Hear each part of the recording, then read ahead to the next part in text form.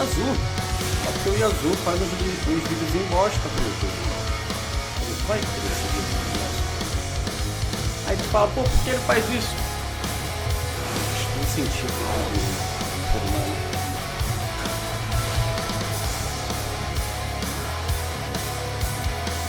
Ah, meu olho.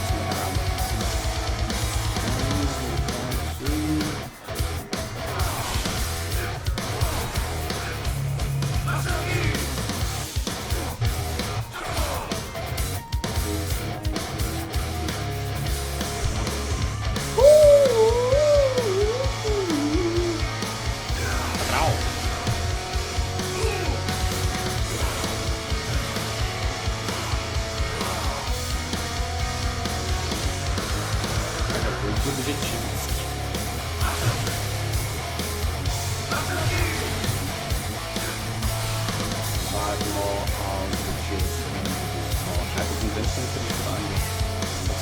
Da Diana.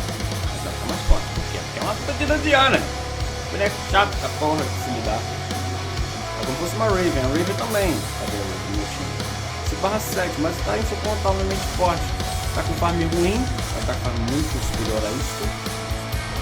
Mas tem muito dano. Por quê? Só Deus na causa.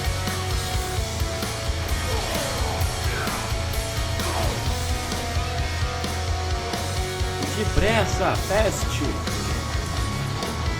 Caralho, passou no narizinho dele assim.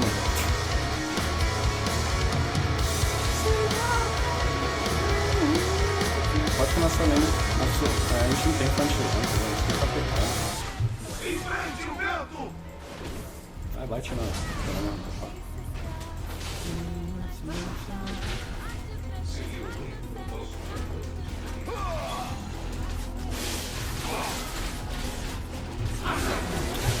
Vai, viado.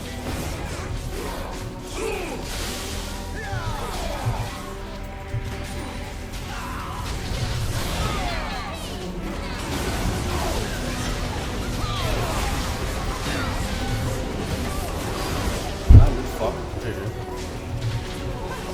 Ah, que filho da... Passa na cabeça do retardado desse, me focar tanto! Oxi! Oxi! Oxi, Migabit! O quê? Sério? Lá no quarto? Isso aqui não é porque a porta tá fechada, não? Aqui no estúdio?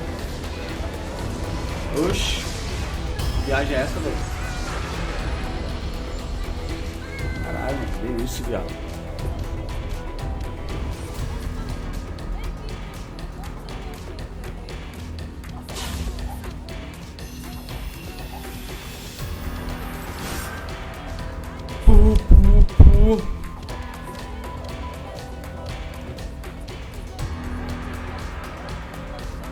Essas coisas no Twitter. Eu vou com porra toda, viado.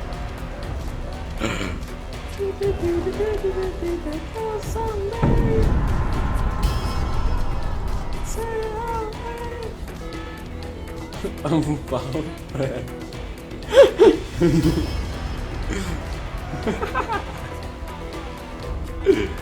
Que zoado, velho.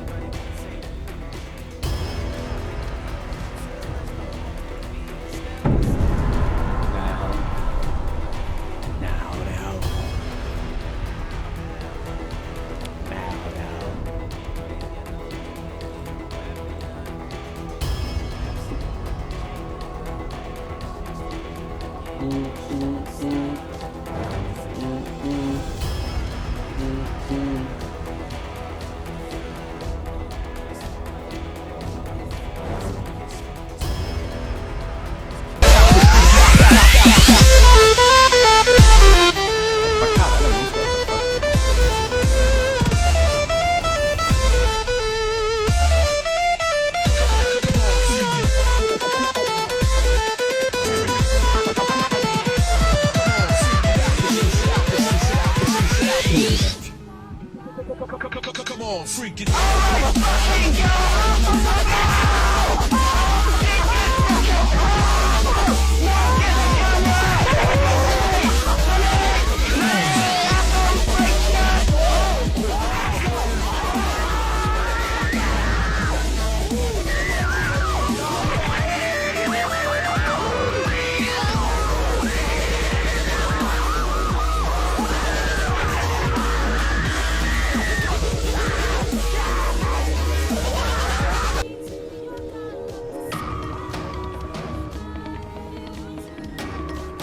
be with you.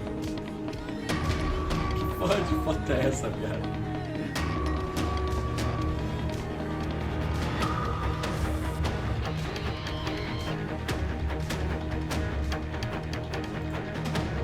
Não tem viada não, viado. Esse grupo não, oxe.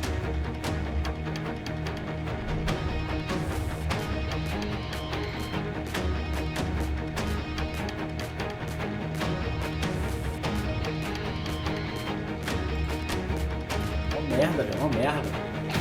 Que merda, porque a vida é assim, porque a vida é assim. Fala, sério, tem uma dica pra ser platina? Eu tô querendo, cara. Se você souber essa dica, me fala. Tá foda.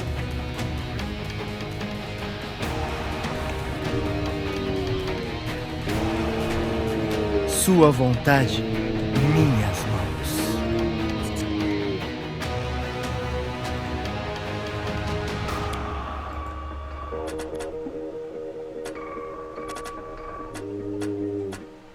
Oh God!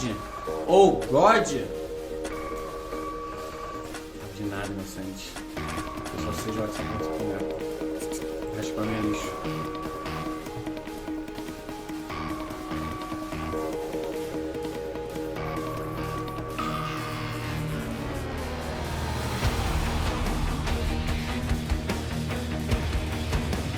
Campeões. Zé?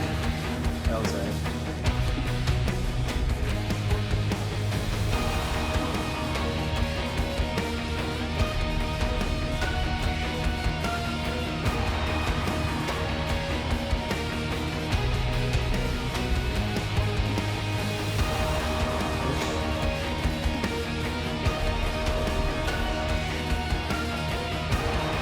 Ah, ó.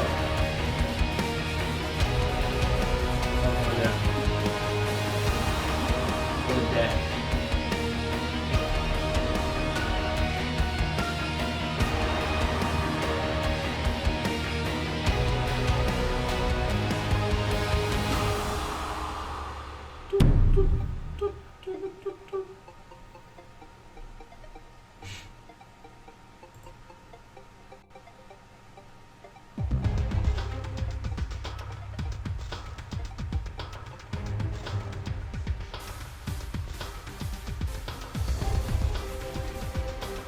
Zero.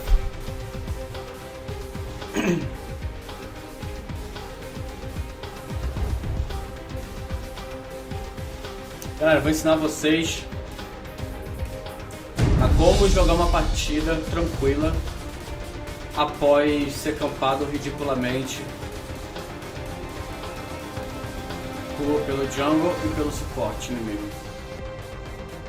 Já se estressou na partida passada, ficou tentando imaginar por que o ser humano é assim, tem essas maluquices da vida. Só que o cara faz os vídeos em bosta, tem a audácia de ficar campando ele, ficar seguindo ele. Aí eu vou ensinar vocês como desestressar. Se um dia acontecer com vocês, e o cara, por algum motivo do destino, se ficar campando, desculpa.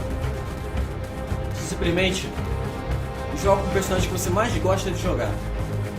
Vai ser mil maravilhas. Só vai. Só vai.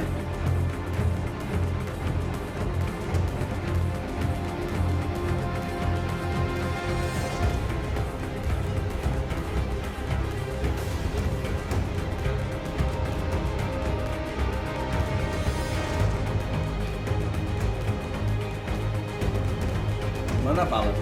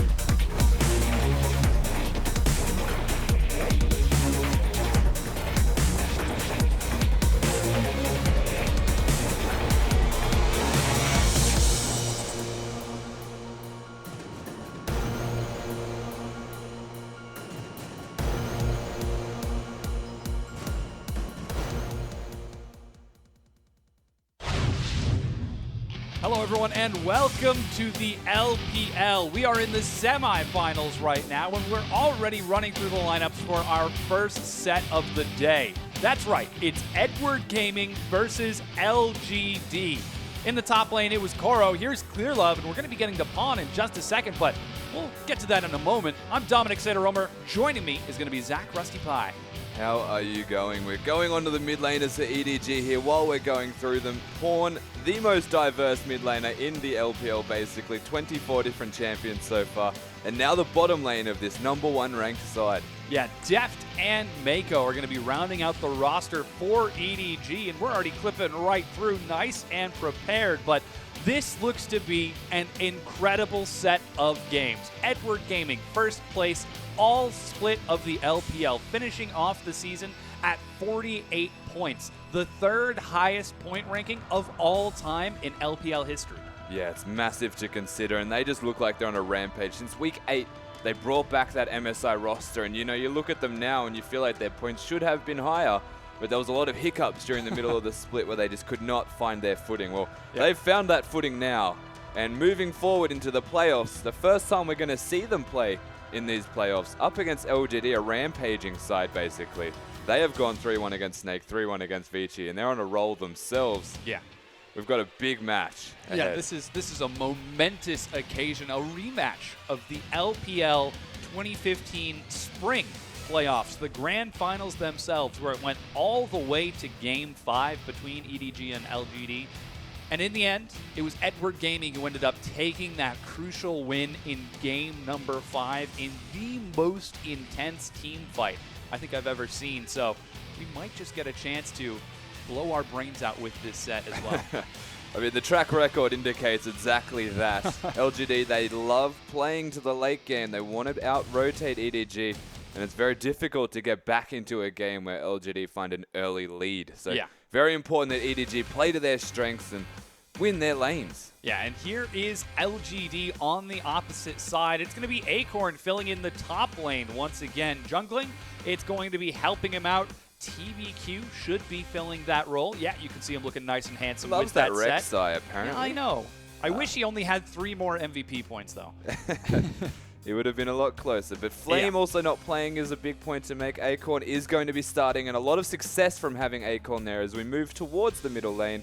The Diana fanatic himself. Yeah, and Godby, you see that Diana for his last game played right there. He actually ended up earning MVP for that set against Snake yesterday. Some exceptional play where he 1v1 outplayed a lot of people. And here is the AD carry in the bottom lane. Imp and his support PYL rocking that handsome new jaw as they get ready for this fantastic set. And of course, even PYL getting an MVP performance on Bard earlier in that set. He has been playing a lot of playmakers for his team right now. And as the shot caller, he definitely suits those playmaking champions. So it's nice to see him playing to his strengths. Yeah, he's certainly doing well. Currently 4 out of 5 this split in the LPL with Bard and a whopping 80% win rate. So we'll see if that gets some love.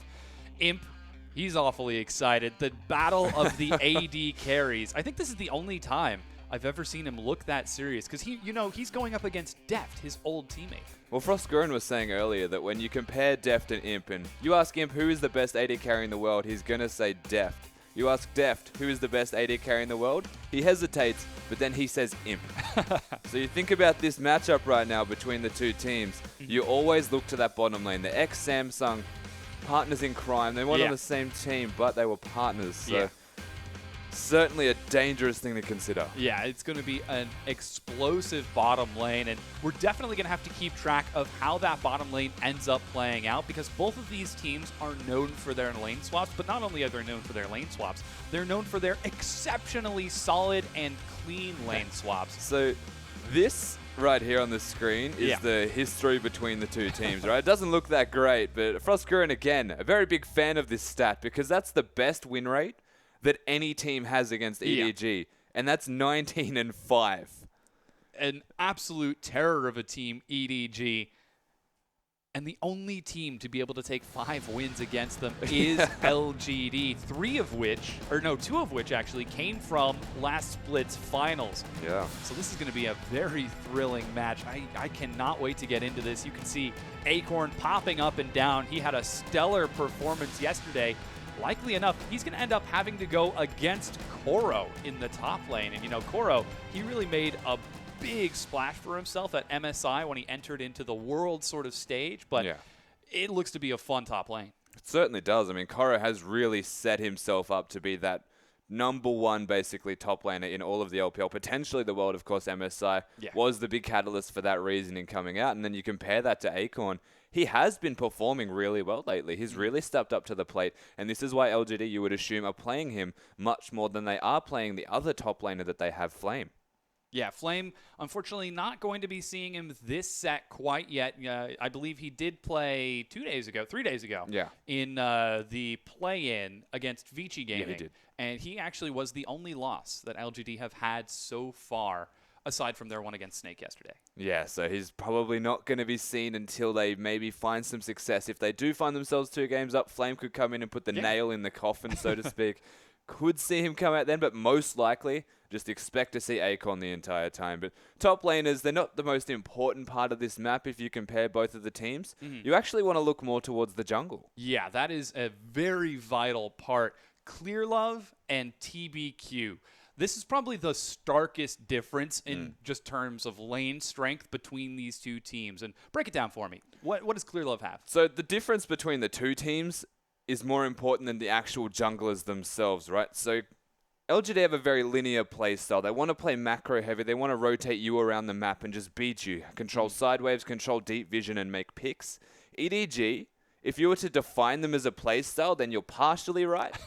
But that's not their entire play style. They are so diverse in the way that they can play. They can basically do anything. So you look towards the strengths of EDG. It's every individual member can carry. And then you look at how they're going to contrast that to LGD. They're going to pick on who they think is the weakest member. That is how EDG plays. And in this case, most likely going to be TBQ. Yeah, and instantly the Rek'Sai ban against TBQ.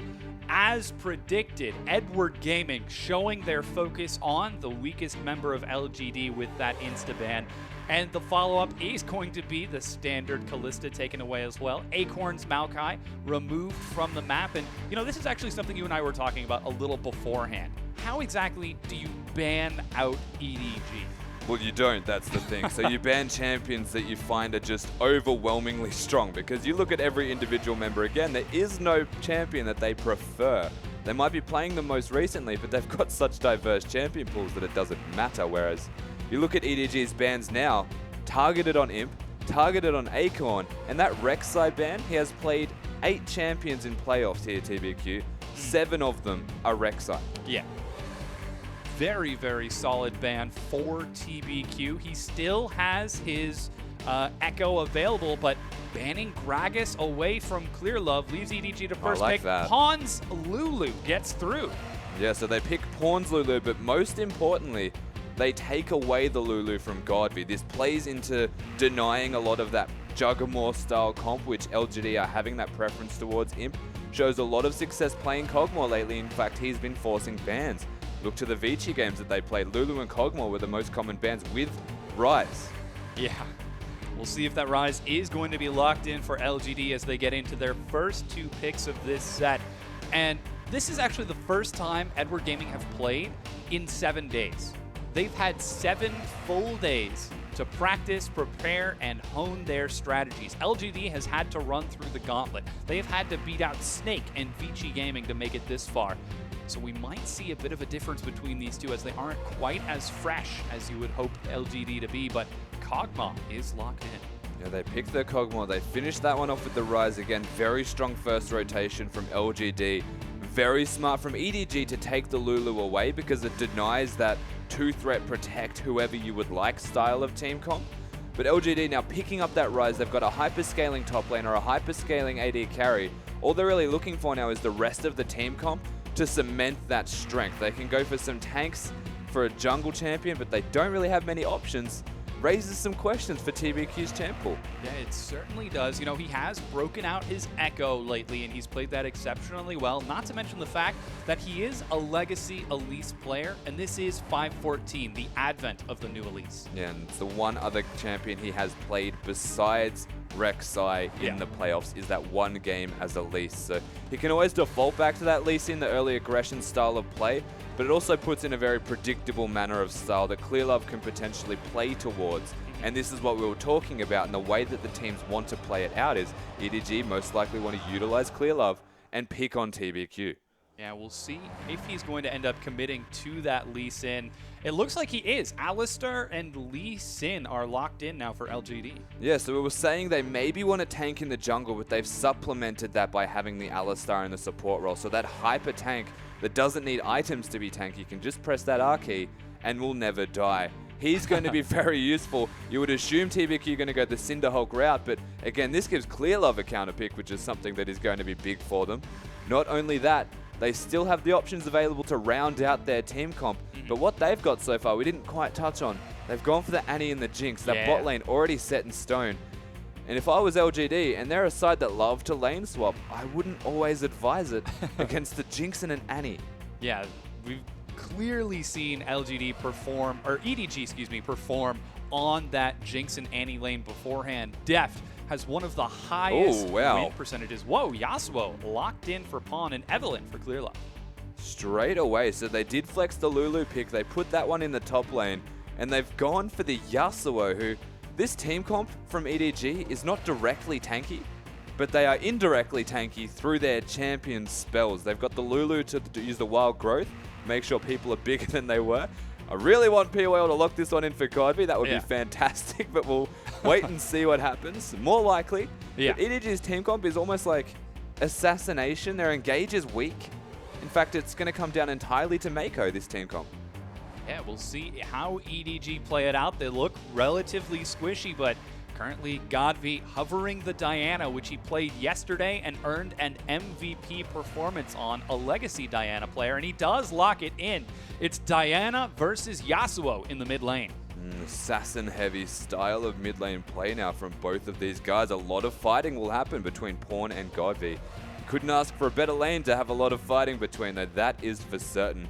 As we have both team comps now completely set in stone, Lulu seemingly a favorable pick into the Rise. Does okay, keeps him down, but if Rise ever gets going in the slightest amount, it's not possible for Lulu to do a thing. Yeah, and this Lulu in the top lane is unexpected. We've seen Pawn play Lulu, I believe last week actually, to great effect, earning an MVP-worthy performance and almost single-handedly buying his team enough time to respawn and then win the game. So it is kind of surprising to see Koro take that, but Pawn, he will get the last say with this lineup. And with these two lineups on our teams, our coaches shake hands and we prepare to get onto the Rift. Running through, it's Koro in the top lane, taking on Acorn. And Koro also providing the only extra knockup for the Yasuo. Also worth noting is that top lane not going to be very interactive. When we move towards the jungle, aggression. Yeah, very mobile on the Evelyn and Lee Sin. Here is Pawn and Godby.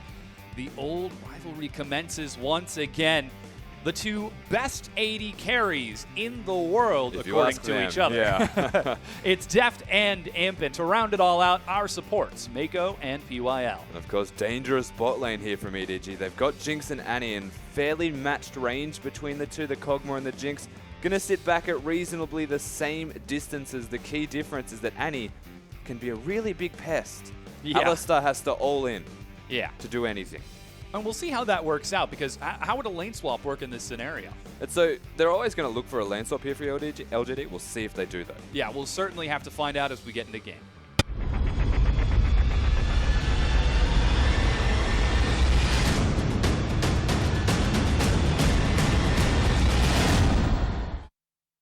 Welcome back to the LPL Semifinals, everyone. It is Edward Gaming versus LGD. Game number one is commencing right now with these two teams on your screen. And Rusty, I believe you were just talking about potential lane swaps. We certainly were. And LGD, they're a side that preference those lane swaps could play well into their hands, because we were talking about how Edward Gaming may want to play this game out, and that is to pick on TBQ. So The contrast then from LGD should be to lane swap, hide the jungler, put him in a lane where he can be in a 4v0, 1v3 scenario, and just be a pest and still have a presence around the map without directly having to 1v1 Clearlove, who will most likely be in his face. Yeah, we've seen how aggressive Clearlove loves to be, and we'll have to keep an eye on his progress. Godby and Pawn having a bit of a stare down. I feel like this is actually pretty classic of the Yasuo-Diana style. Yasuo's trying to look you in the eyes, and Diana's just looking off into the distance. Well, somewhat. Yeah. I think the key word is they're here to give vision. They haven't actually placed wards down in their respective lane, which is standard of people at the start of the game. So they're saving that, or they've placed it deeper in different areas. And LGD, they're doing what we expected. Yeah, you can already see Imp and PYL on that top side of the map. The 5-point defense from just about everyone isn't going to be spotting anyone out. So we'll have to see how Koro manages to survive, or how Acorn does indeed, and if that does unlock Mako to go for some rounds. Yeah, so EDG seemingly invading as 2 right now, looking to spot people out doing the jungle. They're not going to find anything, but they know that it's not a blue side start. They're about to see the Kog'Maw as well, so they're fully aware. And this is where Mako knows already that he's unlocked to do as he would like, and immediately starts placing down vision and wards and just walking around. Getting some great vision into LGD's jungle just to make sure he's got an eye on it. PYL on the other side of the map looks for something similar. He's going to find Koro. Doesn't quite see Clearlove. But here's Acorn and TVQ looking for some action. Well, they've actually found a very good eye, and they're not going to get him yet. Yeah, Sonic Wave goes wide. Mako and Clearlove were actually waiting in the wings for a backup. Already you can see how cerebral these two teams, as they're both prepared for the early game. And that was such a small thing, but the way that EDG played that was actually one step ahead of the LGD side. They were going to go in if that Sonic Wave connected. And they saw Lulu. PYL actually spotted the Lulu, and they said, okay, Clearlove's nearby this area. He's just invisible, right? That's just standard. He was already at the other side of the map with Mako, looking for that counter gank, so they were one step ahead. Very solid communication, though. It looks like LGD might be trying to find that first blood with a dive onto Koro, as TBQ and Acorn could set up for this. Yeah, TBQ is going to catch the minion wave. Sonic Wave lands onto Kuro. He's just trying to bully him away. He has no E, so he can't do anything. Oh, they're putting some nice damage. Getting the snare down as well. Flash is burned, and Koro gets out with his life. Yeah, he was always going to get out with his life. The question was, how much health was he going to have remaining? Forcing the flash, really big, and you have to question what Koro was thinking to be there when they were missing on the top side of the map after they just showed presence mid about 30 seconds earlier. Not quite able to find the kill, but this does buy Imp and PYL lots of time with that turret, especially with that wave nice and staggered. Not quite able to bring it low just yet, as Mako and Deft look to answer on the opposite side of the map. And Godby recalls for another Doran's just to be safe. He's a very uniquely strong laner, but really struggling here against Pawn as he's been pushing him down. Yasuo, of course, having that level 2 advantage, actually playing heavily into his hands here. Godby not having the answer, but of course, just using that teleport to get back. Things are still very close in that middle lane. Yeah, we'll see how that works out as Pawn with a recall goes for a nice and greedy Avarice Blade in this game number 1. The first turret did go down in the bottom lane. Deft and Mako were able to secure that, and they're currently headed top with Clearlove. Imp might run out of time trying to take this top tier 1. Yeah, so the interesting part is how Lulu possesses so much wave clear that it's really difficult for them to maintain strength around getting the turret. So Koro actually being here, the bot lane of EDG missing, is a sign for LGD to preemptively back off. But the key difference, Deft is not looking to last hit as much as Imp is. He's looking to take down those turrets and give that global gold to the rest of his team. And this is all another way to get Clearlove further ahead so that he can be annoying in the jungle. Yeah, the name of the game for EDG has been Clearlove in the past, but we're not seeing any crazy ganks just yet, as he's focused on continuing to farm it up and play it safe. Recall from Imp. That's back. Windwall's about 90 degrees off there, but well, it was a crescent slash. He thought it was coming from the other side. it only comes from one side. That's the real question here.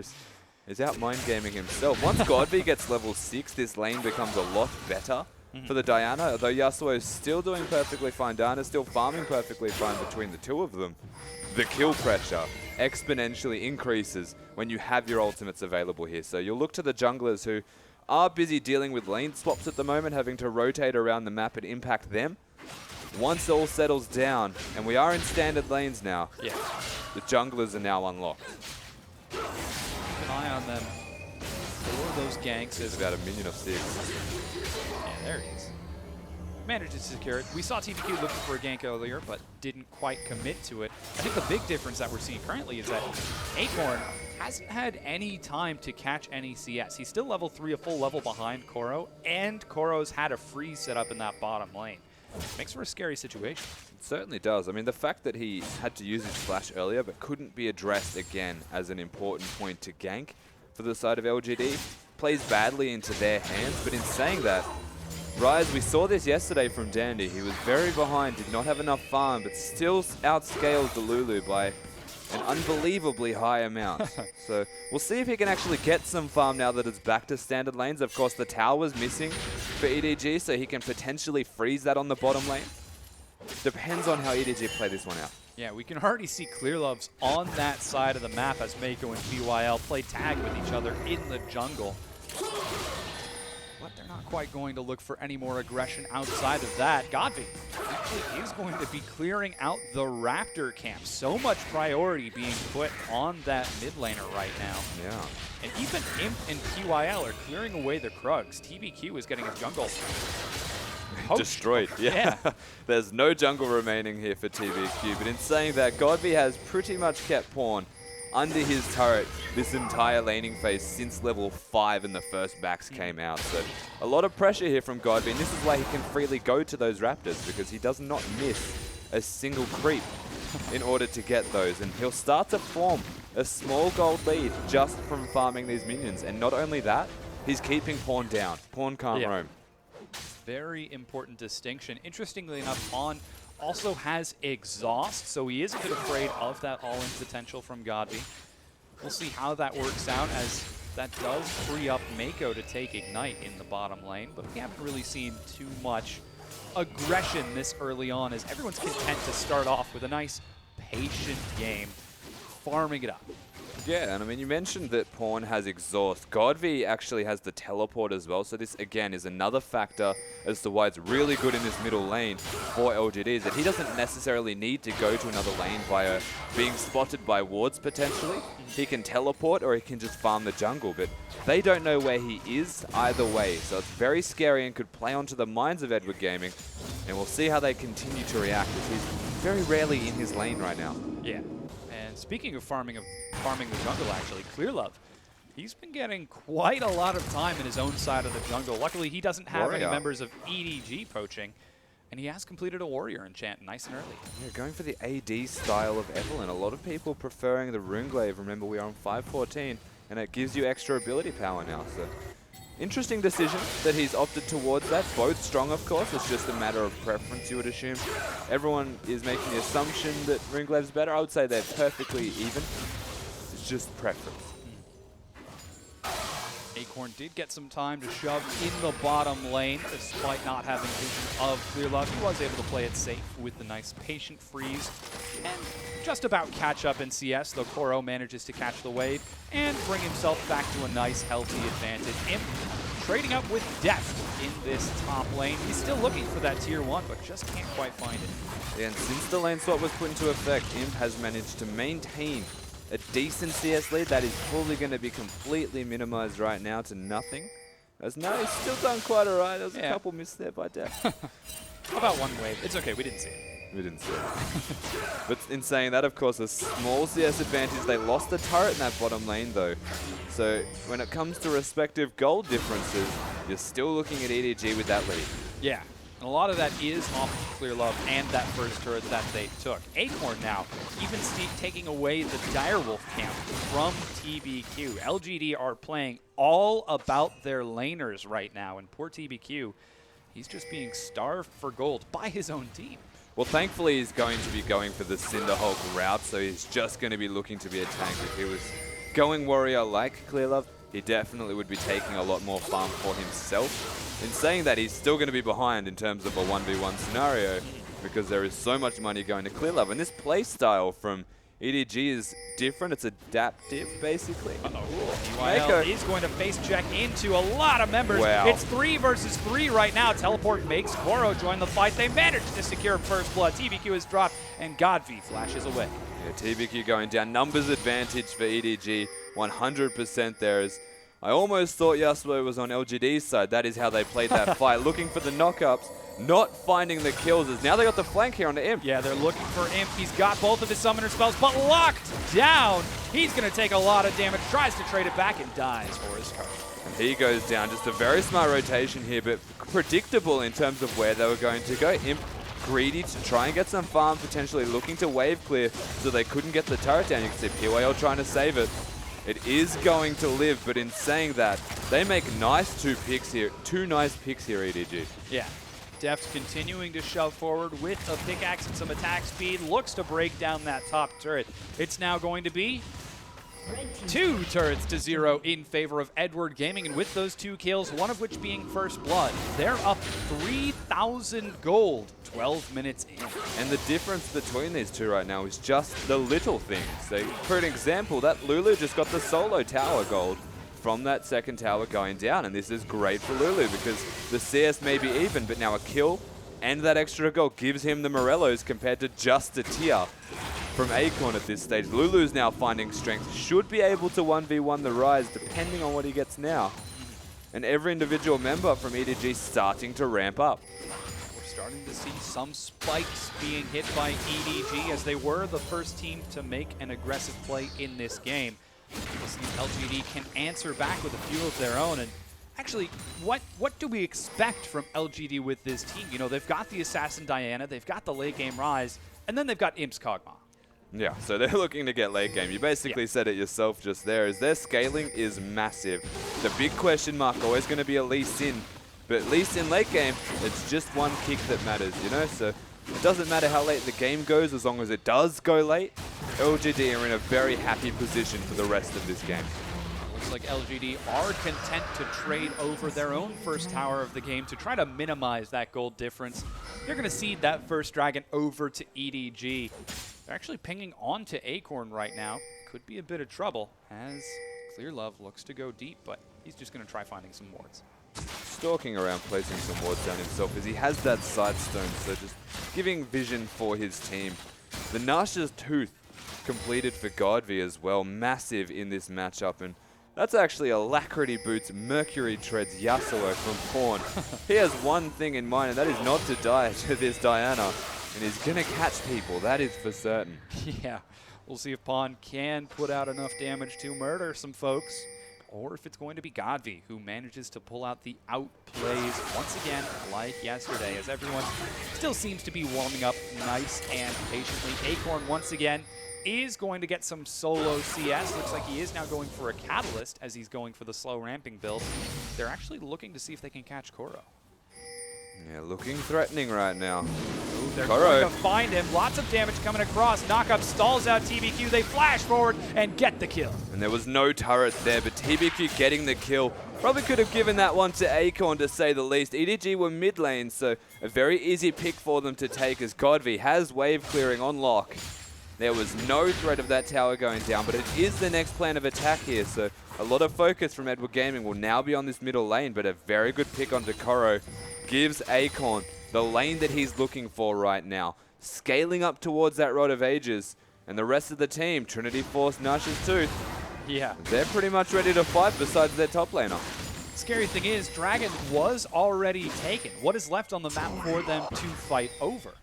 Bottom turret, mid turret, I guess. The outers, the only things remaining. Yeah. Easy standing gold for them, so not necessarily even needing to fight over them. If they just play the typical LGD-esque style, and that is just rotate and actually get them for free. Yeah, that's actually what we see right now is Godvi, PYL, and even TBQ show themselves in the mid lane to interrupt the recall of Deft and Mako. So this is something that is really interesting from EDG right now, is they've got Yasuo sitting in that bottom lane. We don't know how long he's going to stay there for, but I would imagine based off this itemization, which is really unique, he'll be there until he gets the Phage at the very least, and potentially the entire Trinity Force. he's just going to split push. This counters what LGD are trying to do, and it's just rotate around the map.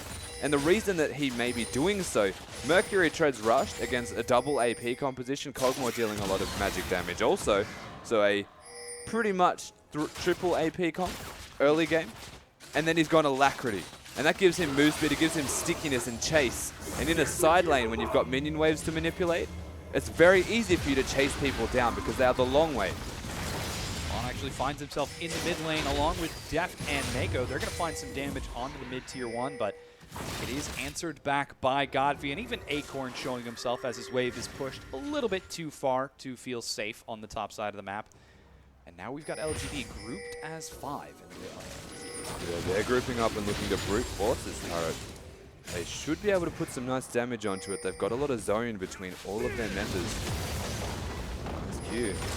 Great damage Whoa. across. The flash stun finds Imp. Looks like this could be the fight we're looking for. Double snare finds Godby. He's going to be tackling into the fight. Dashes in for tons of damage. Tries to dive on a Deft. He secures it, but he's stunned under the turret. He will go down. It's going to be Deft traded for Godby, but Imp and Pawn are still alive. Could they make the play? They dash. Pawn out of the fight. The snare locks him away. He gets destroyed. Clearlove flashes in. He's able to drop Imp in time, but TBQ just can't quite chase through the minions, but he gets the shutdown regardless. Flash is going to find Goro. He chases it to get another kill. PYL dives it up once again. Pawn is still alive. He gets the outplay. Pawn with the plays. Pawn goes massive right there for his team. He had no right being alive, but PYL headbutts him to safety when he dashed in a position where he should not be there. He manages to get an outplay, gets the turret. EDG. Teleport from Godby. He comes in from the other side, but Pawn's already gone. And again, they should not have done that well. Pawn gets an outplay. Clearlove, he manages to get kills because PYL doesn't have a headbutt. And we're going to see this again. Mako is actually the one engaging. Pay attention to Pawn's ultimate because he was going for Godby, but misses it and hits just Alistar because Godby dashes under the turret. Now, Godby does kill himself, but Pawn continues this trend through. He dashes in on a minion now, and he's about to die. Gets headbutted to safety, and then Clearlove just jumps in with that flash, looking to get people down. He will go down to the Kog'Maw, and this is where things start to look really bad for EDG. The Sonic Wave connects. Pawn places down that wind wall, gets PY under the turret. Acorn cannot do a thing, just kiting around that wall. Stops the Q from Lee Sin, and takes out Rise with that tornado. So well done from Pawn. Yeah, that just speaks to how explosive these games are going to be. That was 9 people dead, 16 minutes into the game. Yeah. Absolutely amazing. This Dragon is going to be coming up in 30 seconds as we're also approaching the 20-minute mark. EDG did take the first one. We'll see if LGD can fight for number 2. And you know, the worst part now is Pawn is so far ahead that he's almost at that Trinity Force. Got 2 out of the 3 components from just that last fight. And now if he ever split pushes, no one can deal with him. But they need him with the fight because he's just so strong. Yeah, Dragon has just spawned, and EDG are already grouped as 5 in the pit. They're going to take it down, and LGD don't even put up any sort of contest. They don't want to take any chances with that 3-0-2 Yasuo. And that was just clockwork from EDG. 3 pink wards, 4 pink wards in the river for just the Dragon. They have got that down. There is no way LGD to get near that pit without taking a whole lot of damage. That's a lot of pinks. Yeah, that's a lot of vision. Looks to be TBQ getting a healthy amount of gold when he finally manages to clear it out. But you can actually see some of the gold differences right now. The biggest one is going to be Pawn. 1,200 gold ahead from Godby by the time that fight is all said and done. But other than that, Clearlove, he's got a pretty healthy gold lead himself. Yeah, Clearlove has done really well. Of course, that gold lead has shrunk due to all of the kills that TBQ has managed to find himself. And TBQ, he has been doing really well. He's stepped up in these playoffs, and he's maintaining that strength. Moving forward into a team like EDG that are most likely going to pick on him, he has done really well so far in this game to be as close as he possibly can be to Clearlove, who is going tank now, by the way, looking for a Banshee's Veil from the looks of it.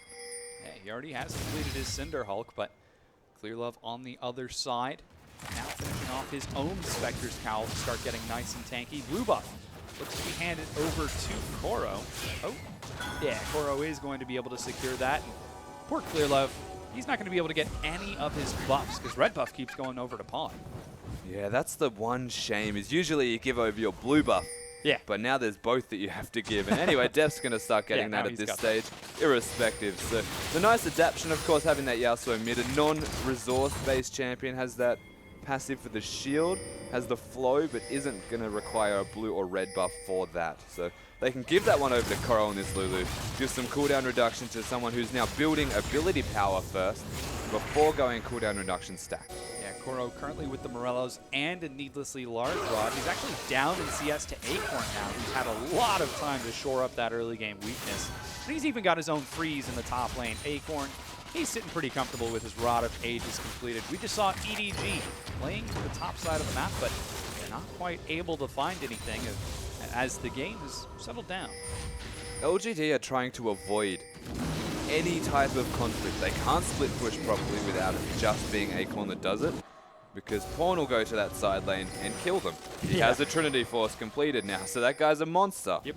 And there is no one that can deal with him. Even if they have Kite, he's got alacrity boots, to say the least. He will catch you if he gets onto you, so they're smartly not split pushing. Imp has really, really desperately wanted to do so, and is now starting to fall a little bit behind in terms of farm. And the problem here for LGD is that they're sacrificing farm onto a single carry to try and make sure that someone gets farm, because if they're both in the same lane, then they're making a mistake. So there's been a lot of jungle. BBQ gets caught out, forced to flash, and makes it out of the Flame Chompers in time. Does get out with his life, so everything is okay. Lee Sin doesn't necessarily need that when you have a side stone. Things will be all good for LGD, but yes, they have now put Godby into that bottom lane, has the Zonias completed, and his potential of 1v1ing somebody has increased now to the point where he may feel comfortable against Pawn. I'd say most likely more comfortable against Koro. Yeah. They're both going to see each other now, and Koro immediately has to take a step back. Doesn't want to take any chances against that Godby. As the wave gets shoved up and Koro is set to catch it all against his turret. It seems to be EDG who are the ones making the faster moves in this set, and that was something that we were a little bit afraid of coming into this, that EDG would be in the driver's seat for the whole season. It doesn't feel like LGD are playing to their typical style. They're trying their best. They're controlling the outer side waves. They've got vision. It's just not deep. And they're playing reactively, not actively. That's the big problem here from this side, is that they finally do get a turret solo. But now EDG, in very typical EDG fashion, working around the Baron buff area, looking to take some wards out. Just making sure to secure vision away from LGD. They are clearing ward after ward, but PYL and TBQ are emptying their sight stones as fast as they can. Dragon is going to be up in another 90 seconds. We're going to start to see some very scary breakpoints as Imp has finished off his Blade of the Ruined King. Looks like Deft. Oh, what's he going to finish? Static Shiv, does he have enough? Yeah, Static Shiv. Certainly does. Oh, and Triforce for Pawn. Wow, this is going to be awesome. Pawn's had that for like 5 minutes. He's got a pickaxe now on top of that. That's Holy how far that's how far ahead he is.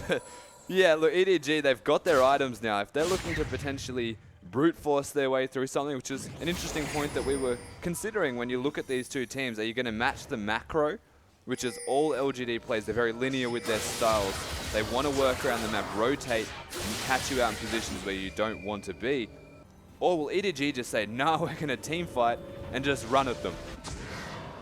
Seemingly, yeah, seems with like these a team items, fight. you'd say team fight. Yeah, that's for sure. That seems to be the general consensus for EDG, but Dragon is now up in 30 seconds. Godby with the recall completes his Sork boots and adds another Amp Tome to his repertoire.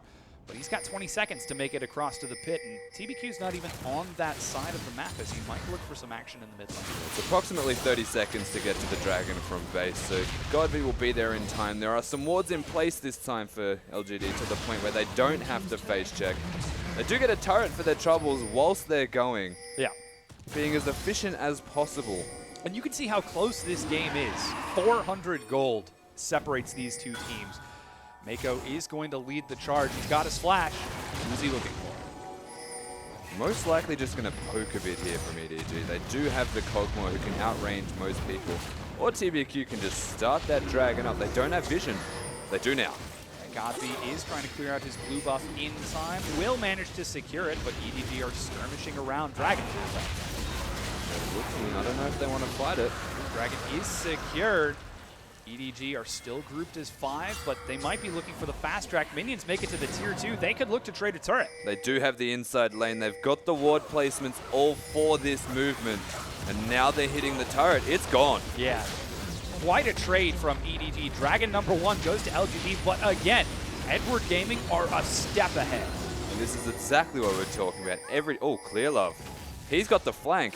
He's looking to get in from PYL and TBQ from behind. Will they be able to TBQ's catch up? TBQ is indeed. He makes it over the wall. Who needs flash when you've got a sight stone? He gets around the side once again, but EDG. I like that. I like that you referenced what I said earlier. That is perfect. LGD, they do get out, of course. The tanky Lee Sin is never going to go down to the tanky Evelyn.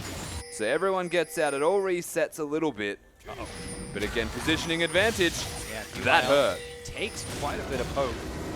Mako dashes forward. Could be looking for Acorn. Stun finds Clearlove. Godby goes in. PYL's in the back line. They destroy Clearlove. Godby's doing so much damage. Nobody can deal with him. The silence finally locks him down in time, but he's not done yet. Continuing to chase forward. He's on to Mako. The exhaust has been dropped by Pawn. The silence goes again. Imp is nowhere to be seen. They're going to chase EDG away. Wait, Imp, no way! He's trying to 1v1 Deft on the side, but Deft gets out. So Deft got caught on the flank there for the rest of his team. He could not sit there and put down damage. He spent most of the time just poking his head around, trying to draw pressure. LGD, they're pulling an EDG right now. They just want to do Baron. They found a pick, they're going. Yeah, they're rushing onto the Baron. Pawn drops an excellent wind wall. The stun finds Imp on the side. Godby tries to get in, but there's so much CC. Oh my Pawn God. is cleaning up. Double kill for Pawn. Imp goes down, and Deft gets another kill. Now EDG are on the Baron. I don't know if they want to do the Baron in this case. They seem like they want to. Clearlove's back, and Godby's still watching. He's waiting. He's waiting. The stun is standing for Mako. Can he get the outplay? The knockup denies. An ace for EDG. The Lulu ultimate denying Godby's dash. He goes down, and now they can start the Baron. No one available to contest from this LGD side as Pawn, once again on this Yasuo, just steps up and goes massive. Yeah, so much damage. 5-0-5. Here's a breakdown. He windwalls and gets 2 stacks on his Q here. That's the important part. And then Annie hits that flash Tibbers, guarantees his ultimate. And the fact that he can live this long, Def gets excited. Everyone starts to fall down, even dashing to the Scuttle Crab to avoid the Kog'Maw. Just insult to injury here is, again, an individual performance from EDG, but they put it together seamlessly. And they get a Baron. Yeah, absolutely explosive. This time, instead of being a 5-for-4 trade in favor of EDG, it's going to be a 5-for-1 trade as EDG have cleaned up all of the mistakes from their first fight and now have secured the Baron on top of it. Yeah, they hit some bigger power spikes in terms of items. Of course, the Trinity Force done when it was just the static shift during that last trade. So everyone taking a lot more damage. Mako still that reliable engage tool. One of the only real reliable engage tools from EDG. But if you're going to hit a Kog'Maw every single time, you cannot complain whatsoever. Yeah. He has been doing work for his team, and now Pawn has made his way bottom. The team has rotated. See you, turret. Yeah, LGD can't quite respond in time. The second tier 2 of the game is going to fall, and EDG continue to pressure forward. Baroned up minions make it onto the turret. Pawn chunks it out with death. LGD have to respect EDG's damage. Yeah, so it's, again, this comes back to drafting a little bit here now, why they're able to siege so well. They've got Lulu and they've got the Jinx, so they don't have the Kog'Maw, but they denied the Lulu and gave themselves the hyper carry to now poke around getting turrets down. Difficult for LGD to stop it from happening because TBQ ward jumps to avoid a zap. But he avoided it. He did. He didn't want to burn his flash. No, don't need flash, remember? Yeah, he's finally got it back. But waves are being cleared set after set. Slow push building for LGD in the top lane. Actually, that should be fairly even. And EDG can't quite break the inhibitor just yet. They do have to back off. They didn't get a whole lot from that Baron buff. They did get a turret. I things could have been worse for them. They didn't just get the ideal amount. So all things considered, with a little bit of Baron remaining, we'll see what they can make happen. But what they have done is controlled the side waves on bottom to the point where someone will have to answer soon. Dragon up in a minute. Things are looking good here for EDG. They've got the vision already set in place. They still have Baron buff for about a minute, but yeah, that's a scary Yasuo on Pawn. Already grouped as 5 in the mid lane this time. EDG will have the fast track to that Dragon when it respawns as they try to clear out some of the vision. Look at the attack speed. Oh my gosh. 100% crit as well. Exciting stuff here, Pawn. He's a massive Yasuo right now. How do you shut that guy down? You basically don't. At this stage, he's killable. He's definitely still killable. He's only got offensive items. It'll come down to, honestly, Godvi will have to be the one that kills him, or Acorn, because if Imp's near him, Imp's pretty dead. Yeah, so he's just going to be using his passive. yeah, he'll honestly just be a passive boy. It's efficient if you can get a lot of damage off. It's true damage. It's nice. Not ideal. It's nice. Zap. This time, TBQ doesn't make the ward jump in time. Oh, the sweeper just It was missed the that wolf ward. spirit that spotted him as well, so he swept that area. The ward wasn't even revealing him. Dragon has spawned now. This is number 3 for Edward Gaming. They secure it without contest from LGD as their Baron buff wears off. The game is getting closer and closer to more explosive team fights. Starting to mount up to a moment. You look at LGD and you say, what are they waiting for really? Well, they're always going to outscale. Yeah. So what are they waiting for? More items, basically. Imp has got his 3 core items set in place, so his damage, very high right now. Of course, it doesn't have a whole lot of crit. He's got the attack speed and the on-hit damage, though, as he is that cog one with the W and the Blade of the Ruined King. So if prolonged fights occur where Jinx isn't able to get auto attacks off, then things could go well here relative to the AD carries. Godvi always going to do damage. He's got his penetration item. And again, what are they actually waiting for? You'd say the Frozen Heart, if that is what that is for the Alistar, and the Banshees for the Rise. And then they've got their tanky front line, then they can fight. Damage is there. Even when we've seen those straight up explosive team fights, they've been scattered all over the place. I believe the only big conclusive fight for LGD was when they were chasing down mid lane after catching Clearlove. Yeah, it has been very hit and miss, and EDG are kiting and playing around it, but this comes back to engage tools as well. So LGD, they've gotten engaged, so they've got the Alistar. Diana's been engaging for them. Geez, they've got a lot when it comes to how they're playing the game out. But EDG, they've got just Annie, so they don't want to waste that engage. They kite back, work around the Lulu that they've got.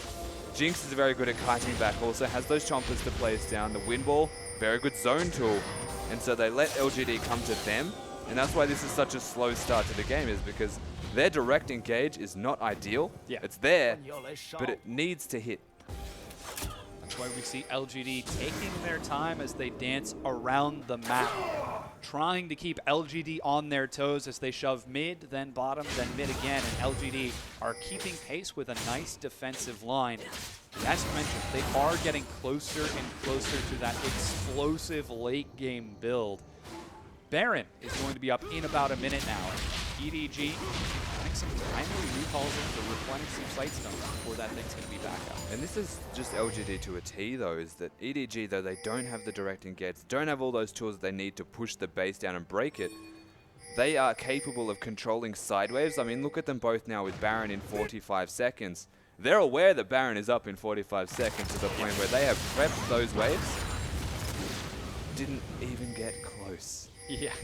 And now they can actually use the fact that the side waves are pushing and control it. Whoa, Flash stun finds Imp. He's taking a lot of damage. Flash gets him away, but Clearlove is chasing. Looks like Pawn is going for more action as he finds Acorn. Imp manages to kill Clearlove. He's getting into the side of the fight. Acorn is still alive. 5v4. Pawn goes for the dive. He finds Godby, but he just doesn't quite have enough. He's looking for Imp, but he gets destroyed. EDG pull the trigger a bit too soon. Sanyas keeps Godby alive. He's going to end up going down. No, he flashes, and he's still alive. They've lost Acorn, and Deft now dives. They could try to turn it around. The knockup. Deft is dead. Koro is going to die, and LGD are going to drop Mako for an ace. That was a really big mistake from EDG. They're about to give up the Baron, and this game has just been turned on top of itself. And we're back to even if they secure this one. Such a big mistake to dive though. The Yasuo going all in using the flash to engage on them. And his dash gets cancelled by Diana's E. Yeah. And that is what kills him. The rest of the side follows very swiftly. Baron is going to fall in favor of LGD as the third team fight of the game. This one finally goes over to LGD, and they even it up in kills, even it up in gold, but now they've got the Baron buffs, and they've got Sidewave Sprint. So disengage onto him, perfectly fine of course, but TBQ, PYL, they play disengages, and they start walking around, kicking people back and headbutting them back. Pawn dives here, uses the flash off of the minion, and knocks up both. That looks perfectly fine, but that E from Godby just cancels Pawn's dash. Imp stays alive because of this, and now Deft still full health. Godby flashes and shields at the same time to get out, and now he just goes too deep. He's taking this turret, takes a lot of damage. All that overshield is completely negated. He gets destroyed, and LGD, they just run over the rest of this fight. Sole reason they lost that, honestly, EDG, is the turret. It destroyed them. Perhaps sieging not quite in EDG's favor just yet, as Imp brings a big wave towards the bottom, but Clearlove waiting in the brush, and 5 members of EDG catch it and clear it right out. So satisfying when you crit and 7 minions die. Deft, loving life after that, you would imagine. But they're working around bottom. They're now looking to go middle. EDG on the ball in terms of where to go. But LGD are bush camping, trying to find picks.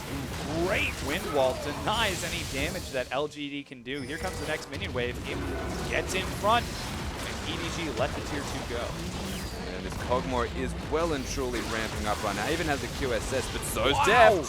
He's doing a These lot two. of damage, but he's trading it back across.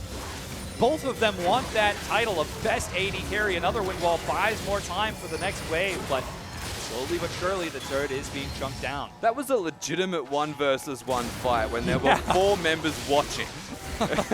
Imp comes out ahead. He's got the Baron buff. 2 cannon minions now hitting the turret. I don't know if they'll pull the trigger on this wave, especially not when PYL wants to take half of his health. Yeah. But soon, they may consider. Oh, Deft Case is forward. Clearlove on the side. Woo. I love these AD carries. Well, the best part is because it's like a Juggernaut style of Jinx. You've got the Lulu to bolster that strength. And then Imp's just Imp. So he doesn't need someone to be a support tool for him. He's going to be in the front line. LGD have backtracked to the Dragon. They're going to shred through its health nice and quick, but they don't bring it down before EDG get there. They manage to secure it. Now Clearlove is in the pit. He's got nowhere to go. He doesn't have a flash. Knockup is going to be enough to keep him locked down. A stun finds Imp on the side. Godby Pawn dives into the front line. The knockup finds Acorn and Godby. He's still alive, but gets destroyed as Imp is untouched. He's dealing so much damage. Godby chases down Kuro. TBQ manages to chase down another one. There's a teleport from Godby to help him keep pace. Deft is full health, but he's got to run away to try to keep himself alive. And TBQ should just zone here, try and stop him from recalling. He will die if he follows this, but he'll Q again. Oh, God. He's trying to go for the 1v1 kick, and another Sonic Wave. The rocket gets dodged. He's still got the resonating strike. He's buying time for his team. Is he going to follow it up? Deft, he turns it around. There's the zap. He doesn't have the damage. Deft shuts him down, but LGD are in the base. They're trying to end the game. Nexus turret number 1 goes low. Nexus turret number 2 is going down. They're on the Nexus. Deft isn't there in time. TBQ just won LGD game number 1. Just like that, the game turns around. 1 dive from EDG, and it all just shatters. 1 mistake, and LGD come back with the win. Godby grinning from ear to ear. Pawn does not look happy. There's no reason to be happy. He did so much work. He won them the early and mid game almost single-handedly, but then he managed to lose them the late game. LGD. They just played that phenomenally. They disengaged. Both these teams running that disengaged style. One just executed better in the late game. They outscaled. Yeah, so much damage from LGD. Able to wait that long. And, you know, Deft, you see him on your screen right now. He played admirably, so exceptionally well. And the fact that it is coming down to 1 mistake, 1 single error, just speaks volumes about the level of play that we're seeing. Definitely. It feels like they're matched on that macro level, and it all comes down to the individual decision-making in team fights. That's what we saw just there. The overzealous dive gives LGD the massive snowball, and that was all they needed. They got their eye in, and they take a victory. Yeah, amazing play. And, you know, you've got to start thinking, EDG, they dropped game number 1 to LGD. I would ask, what do they need to do to turn it around? But they were in control for most of the game. It was that one turret dive that ruined it. I imagine they could play the exact same team comp, the exact same game, just not dive, and they would have taken the win. It's execution. Yeah. The biggest thing there was execution, and EDG did not pull the trigger in the appropriate manner at the end of the game. So all things considered, LGD still played exceptionally. Yeah, well, we're going to toss it to our analysts, and they're going to break down what we just saw.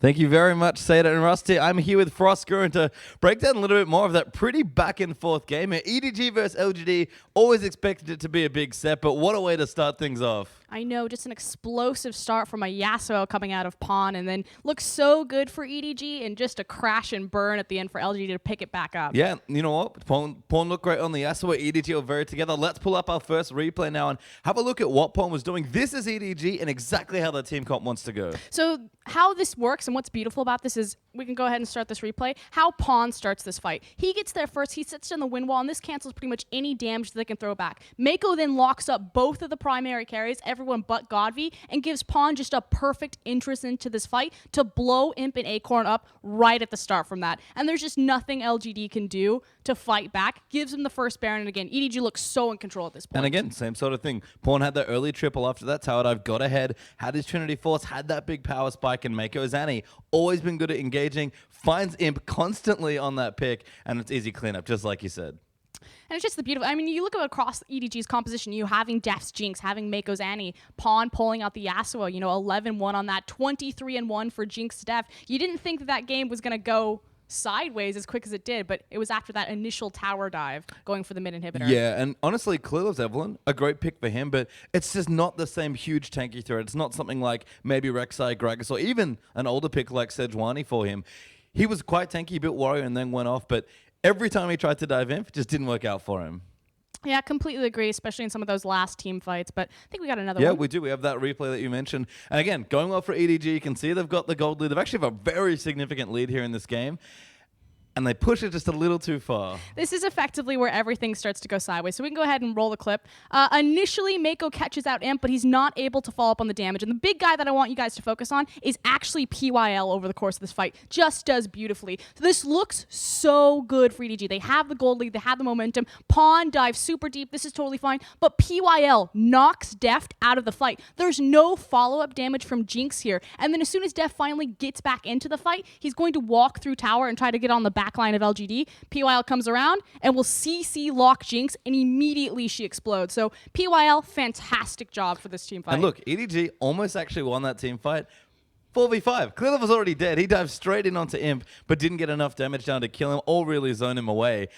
And just a greedy tower dive there. Honestly, even after Pawn's play, EDG can probably go back, push that tower, and still be fine. No, I completely agree. It pretty much evened out the gold lead and allowed LGD to get a breather and a foot back into the game, but it wasn't canceled out until the very final fight. No, and we can now pull up that fight here and see the last effort from LGD, and you can see things have even back up. Gold lead about 2,000 to 3,000 between them, and LGD's team comp finally does what it's meant to do. Oh, so you have to expect that late game, yes, you have the hyperscaling potential from the Jinx, you have the Yasuo who got the snowball going, but you're still facing across from a Kog'Maw and a Ryze. So we can go ahead and start this one up. Now, Clearlove makes a massive error into this team fight. He gets locked into the pit, and he's just dodging around trying to distract Imp for as long as possible. Finally goes down, and at this point, their front line is just too tanky. Ryze, Alistar, they're too massive. Yasuo tries to get the burst damage off, but it's not enough, and Imp is too far protected and too massive. Yeah, and even Diana, the other carry there for the team, very tanky. And he was honestly the third threat on this team after the Kog'Maw and after that Ryze. And a good chase down for LGD. They deliver the killing blow with a nice fight. And Clearlove, again, the last few fights, just going in a little too aggressive for my taste. Yeah, and Evelyn is kind of his legacy pick or a signature pick. He likes to pull it out in big, important games. So it does show how seriously, again, Jinx or Def's Jinx, Clearlove's Evelyn, that they were taking this match, but LGD with a clutch play on that dive and dragon fight. Yeah, really good team fighting. Hard to team fight EDG, but they managed to do it in game one. Let's get back into the Rift as we move back to the desk for game number 2. Thanks, Pastry Time and Frostgurin. And wow, that game was absolutely incredible. I got to tell you, my heart was pounding by the end, but LGD taking game number 1. Such an LPL game. What more can you say? It just personifies everything about LPL. The team fights, the Baron focus, the throws. Welcome to the LPL. trades. But yes, everything being traded so perfectly. Turrets for turrets, side wave control from this LGD team. And it didn't look good for them, but that dive, we saw it twice now with the replays, could have gone either way, and we're probably going to see it right now again. Yeah, we certainly will. And I want to keep an eye on PYL, as Frostgurin said. The flash knock-up and then kicking Deft out of the fight so LGD could deal with carry after carry as the threats trickled in. Yeah, the micro mechanics behind this team fight. PYL playing his part to a T. Again, hitting the headbutt pulse combo, the big factor that actually gives them this massive teamfight victory. But even God V cancelling Yasuo's dash, the little things. Yeah. So very important and the determining factor.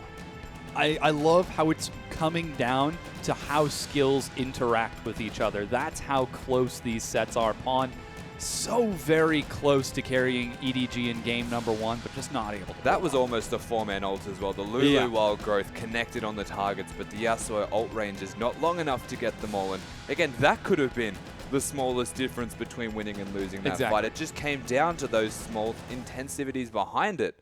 But LGD, they've done it in game 1. Yeah, we'll have to see if they can do it in game number 2 as we get ready. Looks like we're going to have Acorn once again filling in. We're not going to see Flame just yet.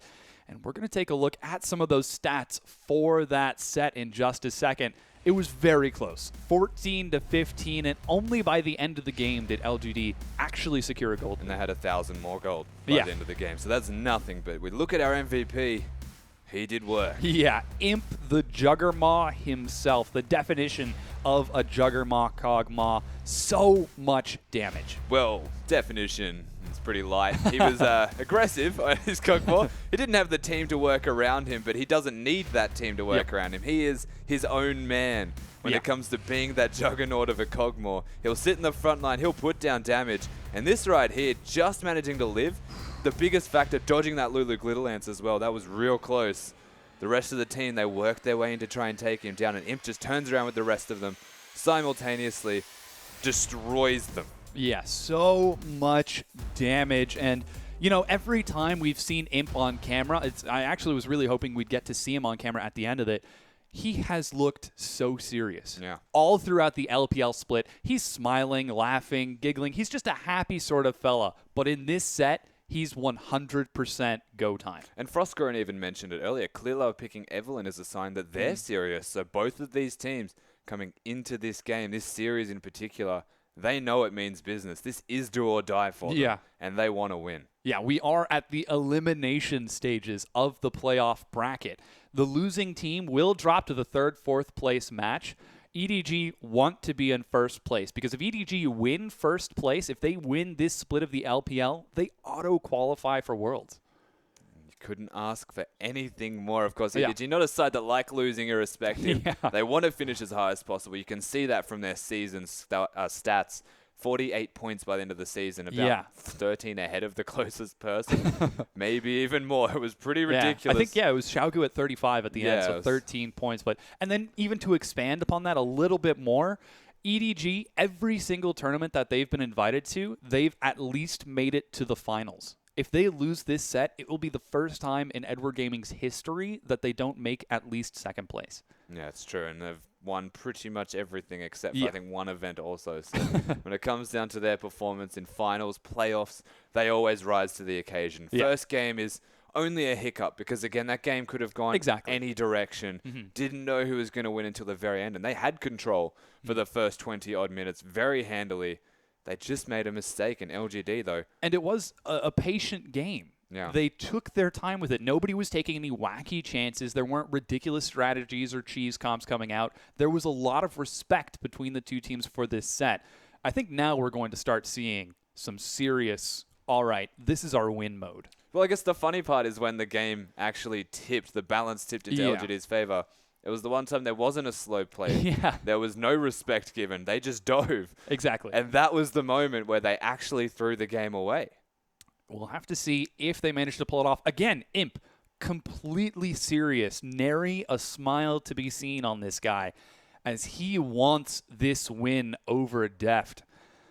On the other side, Clear Love, he's bouncing up and down excitedly as he's getting ready for game number 2, and we're prepared to get into this. And, LGD, they took game number 1 in a very solid manner by the end of the set, but they were kind of down for the early and mid game. What can we expect from them in this next set? Are they going to play that late game comp once again? It's really difficult for this side to get ahead early against EDG. I think stylistically, LGD are very good at not losing the game for as long as possible. When it comes to being ahead of EDG early, though, they really will struggle because they get around the map better. Their individual players seem to work more seamlessly as a team early and actually just find themselves with small leads. When it comes to the late game, though, which is what LGD were picking for, that's where we found them getting their stride. They hit the ground running once it actually got the 3-item stage for Diana and Cogmore, and then they started team fighting themselves. And we'll see if they go for another late game composition as we prepare to get into game number 2. Acorn getting ready for this set once again. And LGD playing quite convincingly. We'll have to see what the bans are going to be in this next set. Was there anything specifically ban-worthy from game number 1? So the biggest question mark will be first pick goes to LGD in this game. So Lulu is something that does need to be considered. So it was first picked away and was given to Koro. Not ideal for Koro, but he's still competent. He did very well on that champion. I will give him that. But it was mostly picked to take it away from Godvi. So now that they're not first pick, they may consider adjusting that and giving it a ban.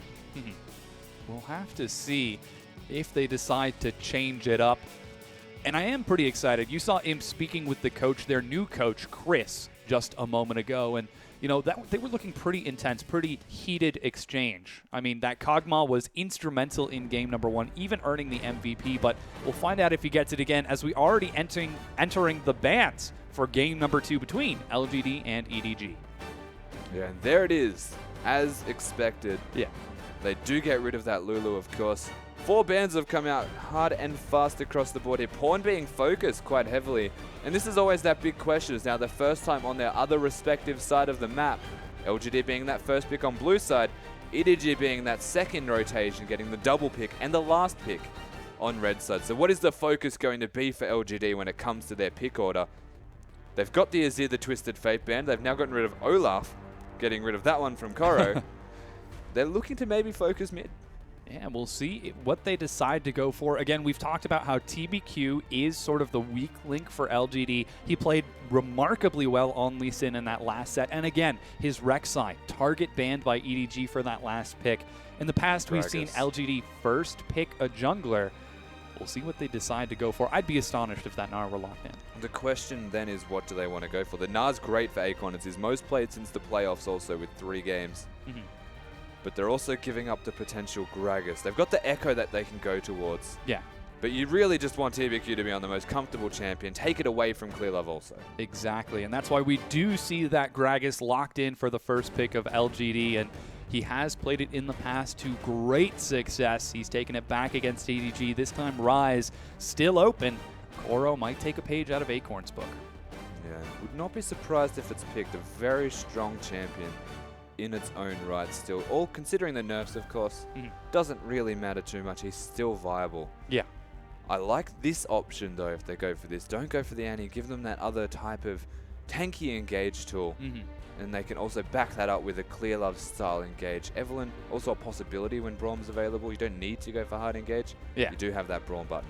And taking the Braum away from PYL. He's played that quite a bit in the playoffs. But it is the Rise and Braum locked in for EDG.